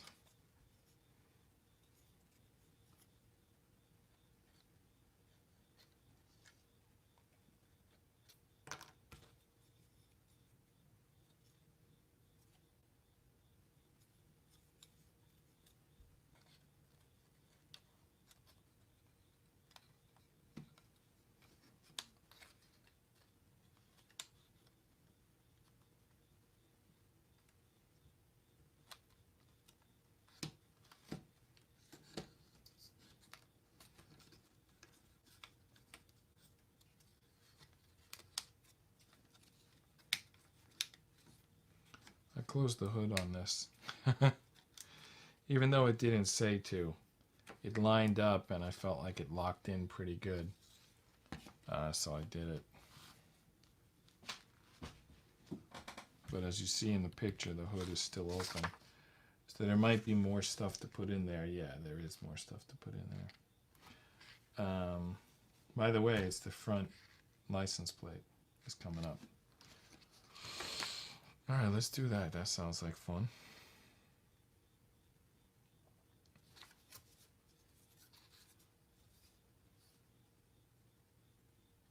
Where is it? Is it on one of these sheets? Every time I check those sheets.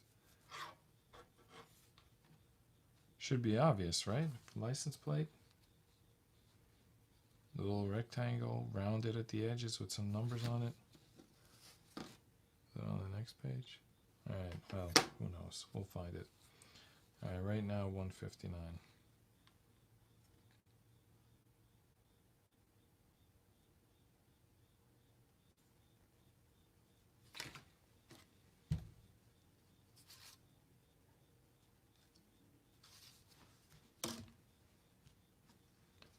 Did I switch the order of these? No, this one's like totally untouched.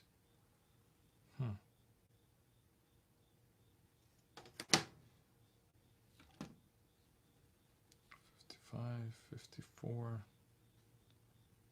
72, 73, 74, 71, 70, 169. Oh, here's 159.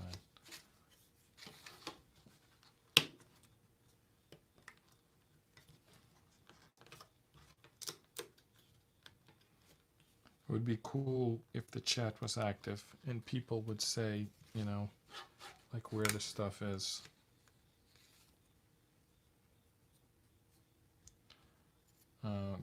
We would develop a language, like some orientation language. All right, 161 and 162.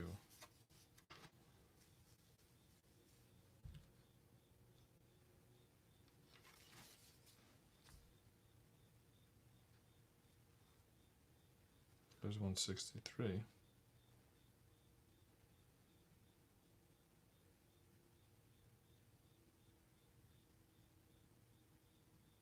I hear a cricket. I don't know if you hear it over the computer, but I hear it.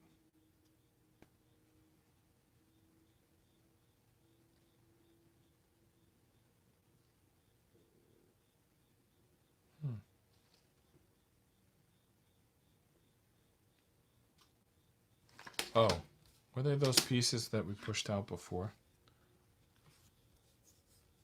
Yeah, they are. Now, I knew I'd seen that license plate somewhere. All right, so 161 and two 162s. There's one 162. There's another 162. All right. We're basically attaching the license plate to the grill, to the bumper.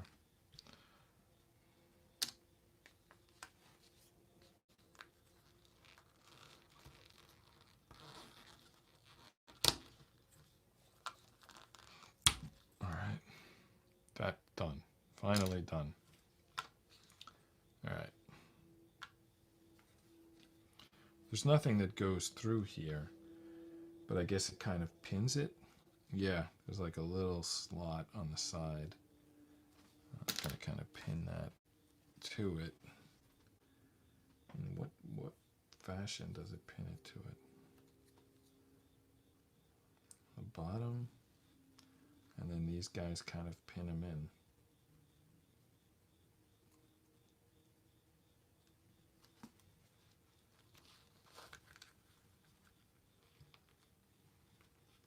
I wonder if I could just put this one in first and then slide the license underneath. Probably could. But I think I'm going to do it with the license in place. That's a good, that felt good. All right, let's do the other side.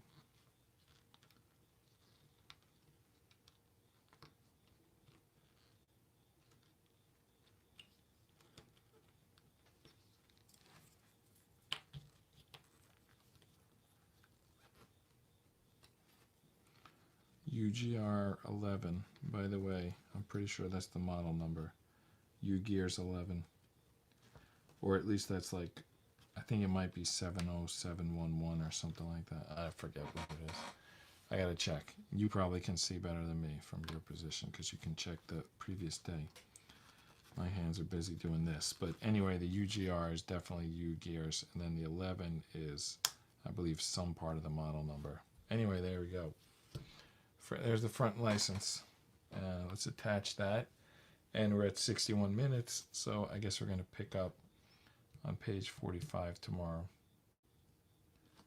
Actually, we're not ready to attach this yet. No, we are ready to attach it, but there's 2 more things to do.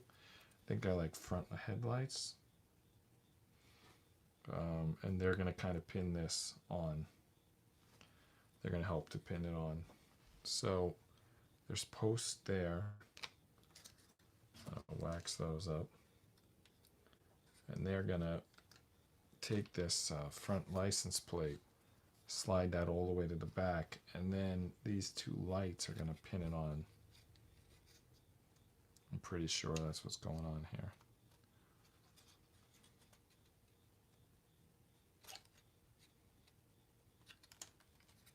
Yep. That's in. It's it also pins the 2 sides together. That looks pretty good. I like it. We're going through quickly through this these sheets, like we're getting at least 1 per night lately.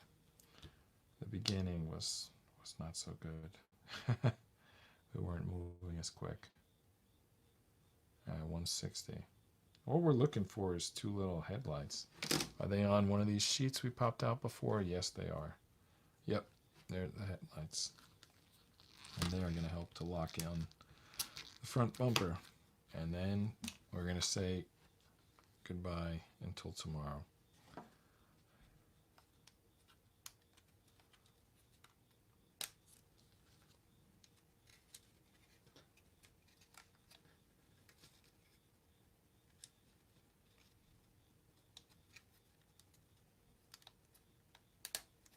There we go. We're good. How nice is that? We got the grill. We got the license. We got the lights. I think we're in good shape. All right. Let's do this again tomorrow. See you then.